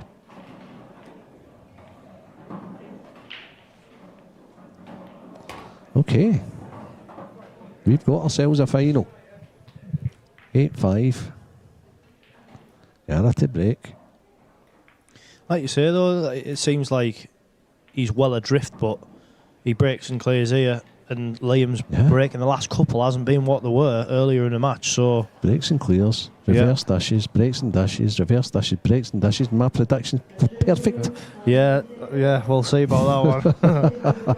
I think Gareth will be pretty happy, but he just here and now he needs to be. I think he just needs to believe he's going to hit them a little bit better. I mean, I know he's got a great mentality and that, but it does suck the bit of confidence out of you when you're thinking I'm not even getting close to getting the ball, especially in a longer race. I mean, if it's a first to 6, you forget about it a bit quicker, but in these, because it's so quite a long match, you'll be feeling like you needs to be finding something here and now. What? There are talk on the background. Yeah, the voice of the IPA, legend. Is that a mirror he's looking into there? He's prepping for after this. He's gone to the corner, hasn't he? Oh wow, that's a better split. That's what I said, wasn't it, at the start of the match? If he moved it to the corner, well, not the corner, but if he moves it around the back end, get different things happening. I feel like he'll be thinking, why didn't I do this a couple of breaks ago? But that was his crunch back. Yeah, it was. I think, like you say, you're just getting a different contact point and the balls are doing different things. And he'll know it. I just feel as if he's perked up a little bit with getting the crunch. Well, now he'll think, well, I can actually compete here now. And a minute ago, he was 4 frames adrift, and you'd think he's probably going to be 2 frames. I wonder if he can pot the one closest to the black now and just punch up towards the middle. It looks as if he's taking the one to the left middle. Yeah. I like the shot you said, but I think he can't. Maybe he's. Oh no, maybe. No, he's playing the one to the left middle. I just think he's bumping the ball, isn't he? But if he brushes past it, he's going to be. He's played that off. He's slow. Gareth. I didn't like it. I didn't like it. I didn't understand why he didn't bump the ball that he's the red that's closest to now. Yeah, because just a little bit harder because he's pushing it towards the bottom left. I wonder if he was worried he was going to go past it. Yeah. but reds are gone here. Or yellows you can take. I'm not sure if the black would go past the red though. Liam's got a free shot. Yeah, he has, yeah.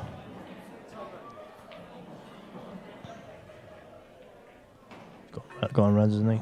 Oh, yeah. And most. I wouldn't disagree with him. Like, and most likely come down and take the red beside the 8 ball straight away. Yep. That's that out the road, and then yeah, pretty basic. I think Gareth's thinking that's curtains.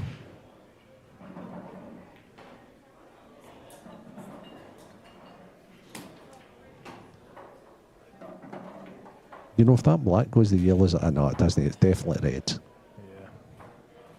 I think if the black did go though, you'd definitely have a case for the yellows, yeah. For yellows, you probably. Yeah, I mean he's definitely red, but just got to make sure he lands on the 2 balls on the right. The lower one of the 2, he's got to make sure he lands good on that. But the other one connects it perfectly for the bottom right pocket, doesn't it? That's not perfect. Believe it or not. And if you're not too careful here and you play the one in the middle, the one you're closest to in the left middle, and move the other one. I still fancy to get them, don't get me wrong, but I wonder how much a pocket he's got to aim at, because he doesn't want to move it if he can help it, does he? No. I feel like we're trying. Out. Yeah. We're finding issues that probably aren't there, but. Oh, straight in. Oh, check side off too, and now he's okay. Wonder if he's. Just stop it dead here, Lee. Yeah, but I'm not sure if he's running a touch. I mean, if he is, he can play a soft cannon. I don't think it's. Or even in off the yellow. I've seen him playing that shot so often. He's good at that, yeah. Yeah. Yeah, I've seen him play that myself.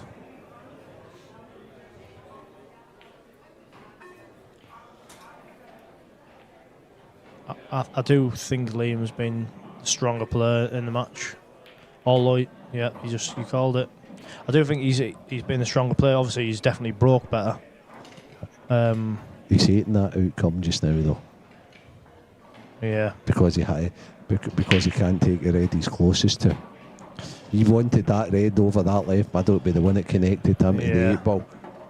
He's still absolutely fine, however. I think he's thinking, you're going to do well to come back from here, pal. Oh, yeah, just nice. But you're correct. He has been the stronger. Yeah, I know it's easier to sort of look the stronger player when you are breaking well, because it's like you're at the table all the time, and you're getting better chances. But I think Gaz... I think he'll splash us in with screw and left-hand side and come off too. I think he'll go straight up the line with a bit of side, but me personally, I don't mind punching it and getting to the side rail. Yeah, I like it that way. Liam, where have you been? Yeah, he's getting a bit excited. No, he's great, isn't he? I say that joking, but it was the right shot. Yeah, it's looking good for another professional title. Title 346. Liam Dunster is on the hill, 9-5 up on the Godfather, Gareth Hibbett. He said the wee sip of his juice, wee sip of his water, and he's preparing himself to try and go over the line. Looks very relaxed, doesn't he? Yeah. It's just another day at the office. I wonder if he's straight on to play his open game after this. Yeah, I think if it was the other way around, I think he would be back healing the open game till in the morning. But I think, given the fact that I think if he lost, he would say no. But imagine sitting having to wait for him. Yeah, I'm sure it's one of the lads from my way that's actually supposed to be playing him. No, he's in great form as well. Yeah. I mean, you'd rather play him tonight, because then, if you do get beat, you're not waiting until tomorrow. Add another day to your calendar. If you're going to beat me, just beat me now. So the last couple, he hasn't got as good as he was breaking earlier on. I think you let this one a bit thicker, a bit fuller in the face. Yes. I think the white ball will come a little bit higher than where the last two have gone, because the last two have gone round the back of the pack, haven't they?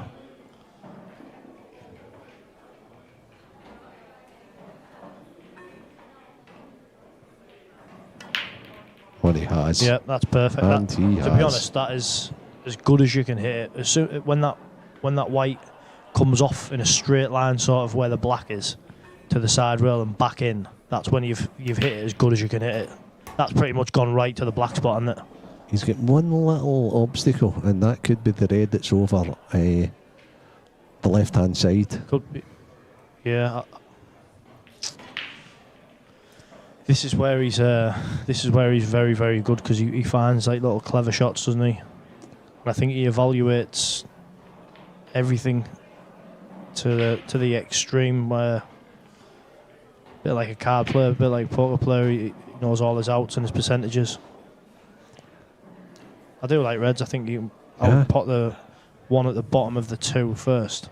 Okay. And just screw into the yellow. face of the yellow, yeah. I wonder if he likes the pot to the top right here, knowing he's falling Getting on the on bad that hard one yeah. straight away, yeah, because it is a nice shot. I wonder if he's going to bump into yellow or if he's just going to push into the gap. Oh, I love it. Yeah. I love that shot. That's and it shot. allowed him to play it positive, didn't it? It's a shot of a confident guy. Yeah, if you're flicking them, they can go wrong. Whereas when you cue him like that and confident, and it's obviously made him a less obstacle for the black. He's not, but I suppose it puts a little bit more pressure on this shot now, because you're not really on a colour set. Yeah, but just the way he's played that, it's almost as if this is my time now, isn't it? And I think he's saying that. He's straight in the middle of the bag. He's saying I'm the main man. Yeah. I think he wants to be landing on this bottom left one now, doesn't he?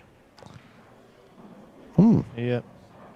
See, I thought he'd have played the top, then the bottom left, then. I think if he can land somewhere right close middle. to straight for the one on the left, then at least he's sort of potting the one on the right and brushing across the face of the yellow. Not sure if I would screw the gap or go off the side rail. Does that get away from him? Yeah, it has, because when he looked at, that's not what he looked at, was it? No. Where he put his cue. I think the gap was a big area. Does he double this now? I think. Or does he use the yellows? Wonder if he can pot the one at the bottom. No, he can't. He looked tight, that. The bottom right one, yeah, it goes that. Look, has he had his extension? I'm not sure, but he can play this bottom right one and He's cutting it and trying to use the reds to hold. Hopefully he won't tie the yellow up, the black, sorry. That's fine. Now I wonder if he plays this off the yellow. Yeah, you just mentioned that. I think I would go, I'd try and pot the red in the middle, and I think you can potentially pot the other one as well. He just hates losing control of that cue ball, though. I think it depends how confident he is in playing it off the yellow. If he thinks it's 100%, he'll definitely play it because it's a most controlled shot. Off the yellow, and he's playing the red into the middle. Yeah, there we go. Yeah.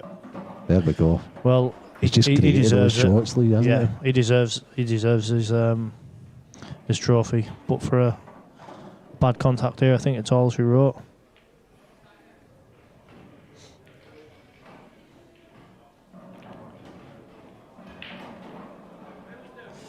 Another runners-up trophy for Gareth, I think.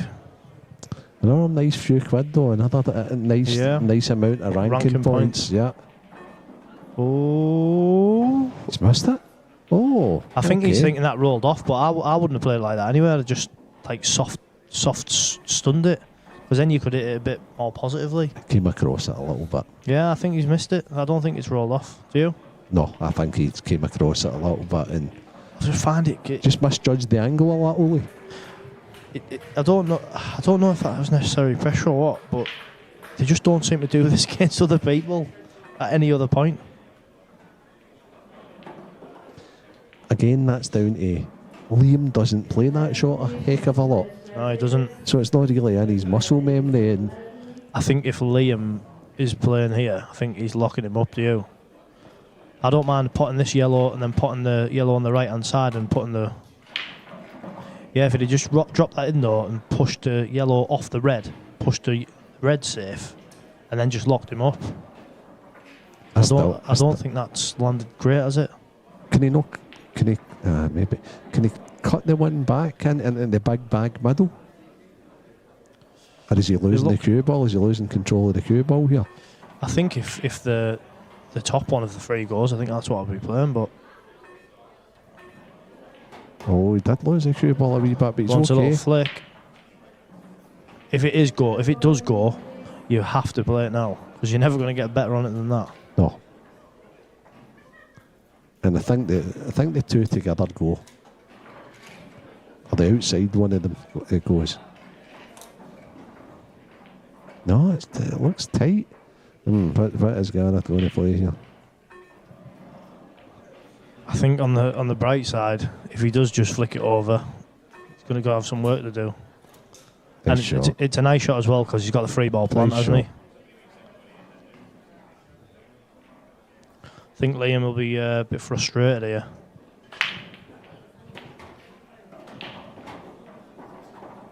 Like I said before, you never seem to get as good a chance as the one that you've already had.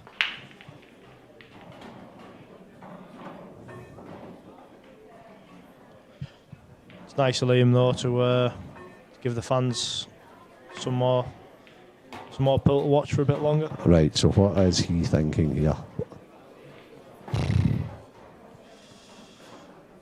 It couldn't be a bring the house down I don't know. combo that he screws in and they both go at the same bag. I know you need to be kind of straightish to play those shots. I don't think you can get it from there. I don't think it's possible. I wonder if he can play the 8 off the yellow and pot the 8 ball in the bottom left. I think he's playing to try and screw them in. Wonder if he's playing the plant off his. He's tried it. Oh, he was so close to it.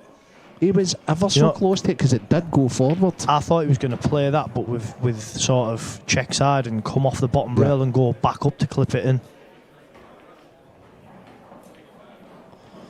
Be interesting to see if Gareth does get his. I mean, his break was better in the last frame.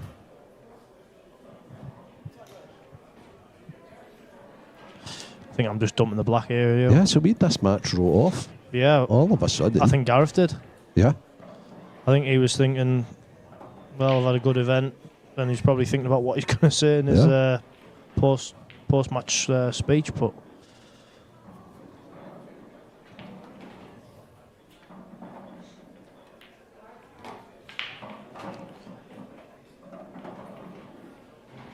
you wouldn't have had him miss out your red in the middle, would you? I mean, even if it has turned a touch, he's still missed it by more than a touch, hasn't he? It must have always been going to that side. It's easy done.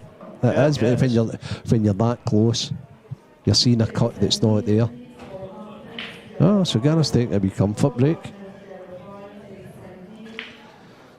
It's 9 frames to 6. That's a race to 10 to crown our international professional winner here at the Doubletree Hilton in Coventry. Tour event 4, brought to you in association with the IPA, obviously, but Supreme Pool Tables. Yeah, they're the best tables on the market for me. I mean, there's 1 or 2 potential tweaks I think I would make in the future. I think they're in the pipeline, to be honest with you. That's what I've heard, and I think that they're the only. I mean, well, I don't see any harm in mentioning them. There's a bit of rubber on the corner pockets where they're just slightly raised, so you can't cue flat if you are bridging over the corner pocket sometimes, and just in the metal rim. Paul and Stephen are talking to Supreme constantly about upgrades and doing things, and they're playing ball. They want to do it. I know they're very, very busy just now. Snacking 861 cloth as well. Yeah, I love it. I think when they're new, I think the best cloths personally. Agree. When that fibre still there and they're gripping well, they're a dream to play on. Yeah, I mean it's pretty much all I play on now. I don't really enter anything that doesn't use them. I'm not a struggle now going to anything else, which you probably kind of ended up a little bit one-dimensional. But that's why I said I'm going to make the effort to travel to the event in Scotland, because predominantly blackball and blue cloths. Yeah, all our clubs are playing pretty much on them. Yeah, and there's a couple of great clubs up there. I mean, Players, Goldricks. Yep.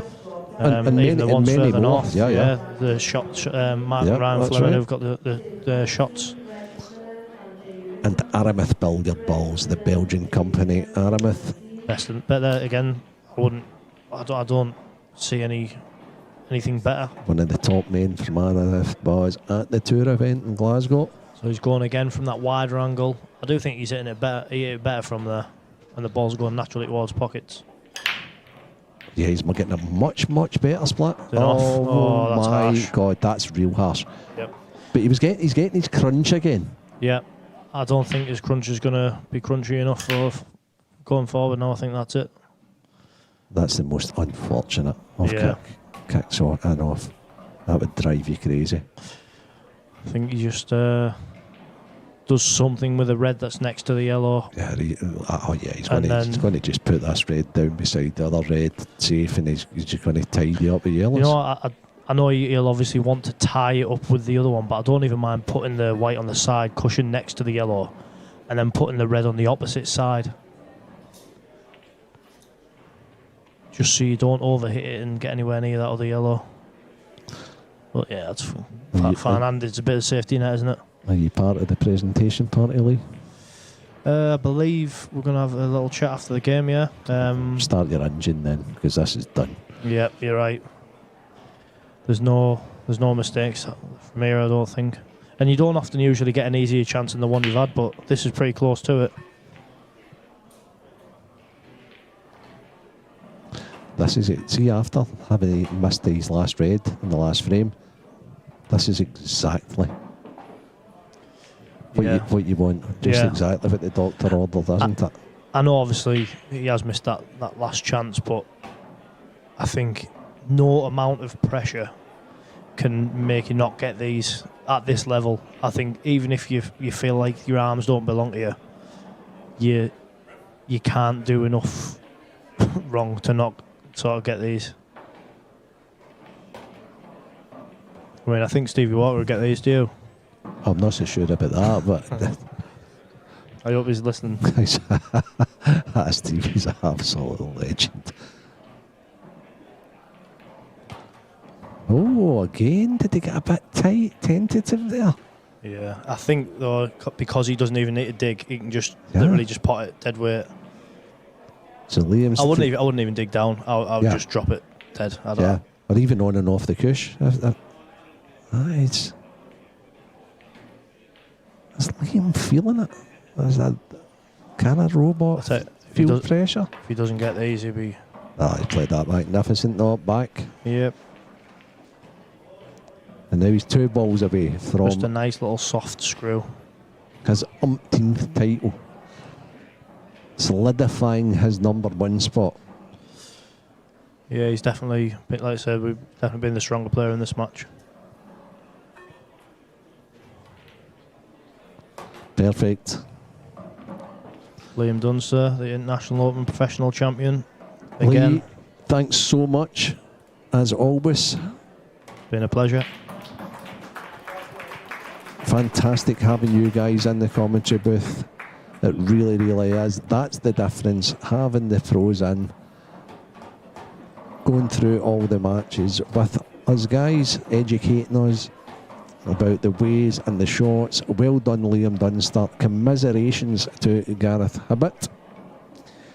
Liam runs out a 10-6 victor.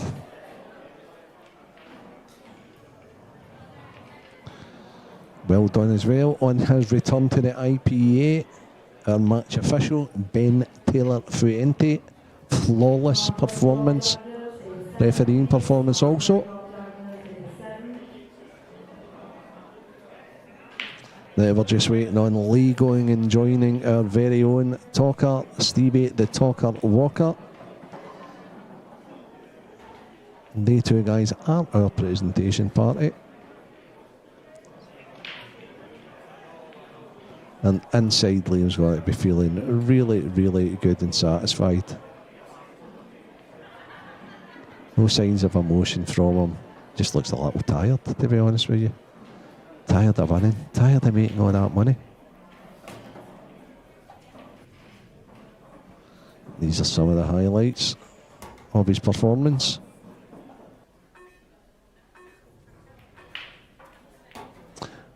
he's just super solid. Is he as good as anybody on the planet at the moment? The poll that was going round to you earlier on says he is.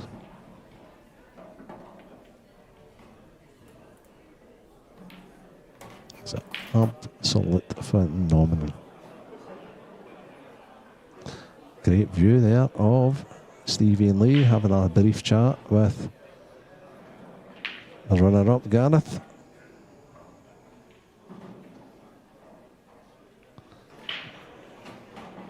Stevie Walker. Welcome back, guys, after a phenomenal final. We've just had Liam Dunster defeat Gareth Ibbott. Ladies and gentlemen, make some noise for the finalists, please. And as always, we do have to have a runner-up, and that is none other than Gareth Ibbott. Gareth, we just spoke briefly there about how the break kind of ended up going against you there, and it's probably the worst time in the world for it to run out.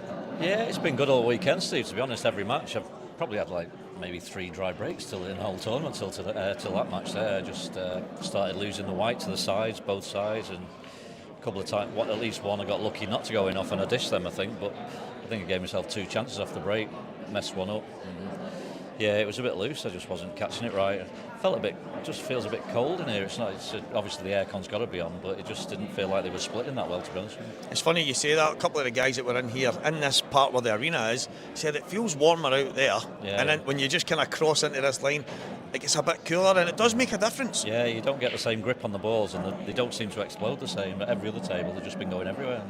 Yeah, and obviously we know at this level the break can be absolute, and I hate talking about it. I hate blaming the break or saying it's the break, it's the biggest difference. But most of the time at this level, it's those fine margins. Yeah, you know, I knew Liam was going to play well. Obviously, he always does. But yeah, I've missed a ball up the rail. I think at 5-3ish maybe. That I probably could have played on the double there. It was always a little tricky to get on it, and 1 or 2 other mistakes. Yeah, just.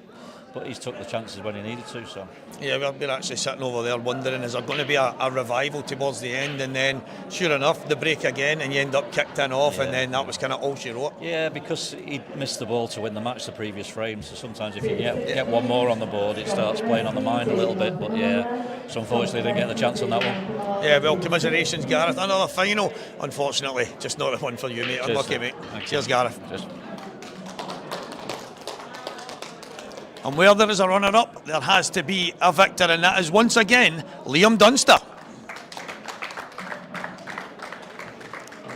Becoming a habit, this. Yeah, I couldn't hear anything that Gareth was saying there, but yeah, it's his break that cost him there, as he probably said. Just kept on potting the white. Every time close to the corners, I think 1 or 2 didn't go in, but was very close. I think that was the difference in the end. We both made a few mistakes.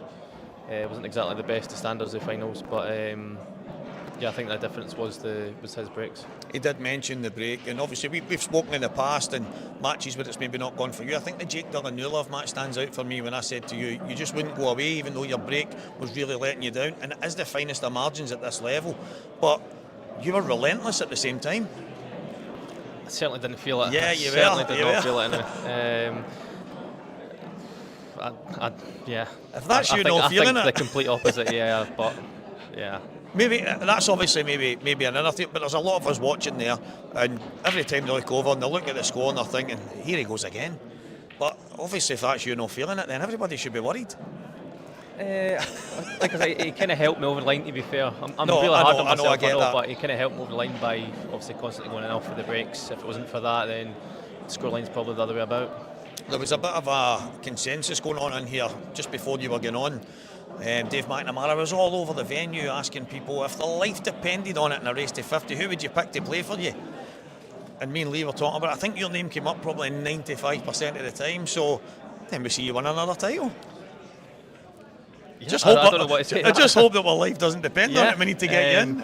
I mind asking you that question. You said you'd rather play yourself. Yeah, I mean, if it was one frame, if it was one frame, but race to 50, I'm probably picking you. All right, okay. Well, listen, you've went and won another title. It is the IPA International Open. Liam Dunster, congratulations. Liam Dunster, everyone. And I'm delighted to be joined by Lee Shepherd, who was on comms for that match with Alan Reynolds. Liam saying he didn't feel like it was the greatest of standard, but Gareth's break helped him go over the line. You were in comms for it with Renzi. Is that the way you seen it?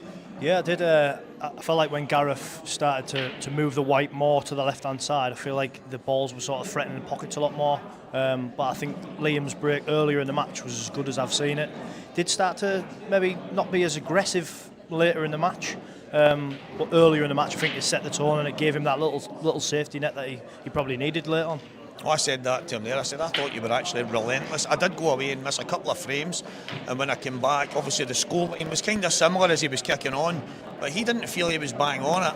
I think in the early part, he just didn't look to me like he was going to miss long pots where it was down the cushion, positional play, jacking up. Everything just seemed like he was bang on it, but he wasn't feeling it. Yeah, I kind of did touch on that in the comms. There was a couple of points where I felt like they probably both never thought they played that well, but they did really. There was just one or two frames. The first frame there was a couple of chances each, and then there was another frame where they both missed the ball down the rail. But I think things like that stick in these players' minds because they're such perfectionists, and really 2 mistakes is not often what they do because they're so relentless all the time.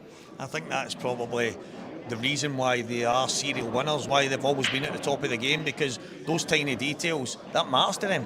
Yeah, it does. Like I say, that they make that many little mistakes. They sometimes might come a full weekend and only make 2 mistakes, or if they feel like they've made 2 in a match, that just sets in the mind that maybe I didn't play that well, but it was a good spectacle, and it looked like at one point there could be a little comeback on the cards, but I think Gareth hit the best break that he hit the match, and then he didn't reach it, didn't reach the middle pocket, which I think that sort of put the nail in the coffin maybe for him. Yeah, so Liam is a champion again. At the start of the weekend, he was probably a lot of people's tip for it. It's okay tipping someone, it's okay believing they can win it, but he just seems to do it over and over. Yeah, I was talking to Renzi and he said that he always picks Liam to win a tournament, and I said, well, you've probably been right about 95 times out of 100 then, because he's a lazy pick for somebody, but because it happens that often, like he's the best pick. Let's say that he's definitely the best pick. I think Dave Adenall said it's probably unfair to keep picking Liam, keep assuming that he's going to win it.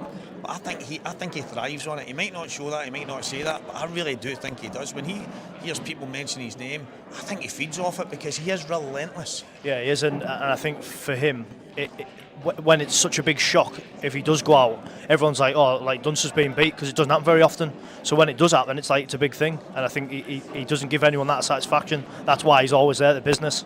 Well, cheers, Lee.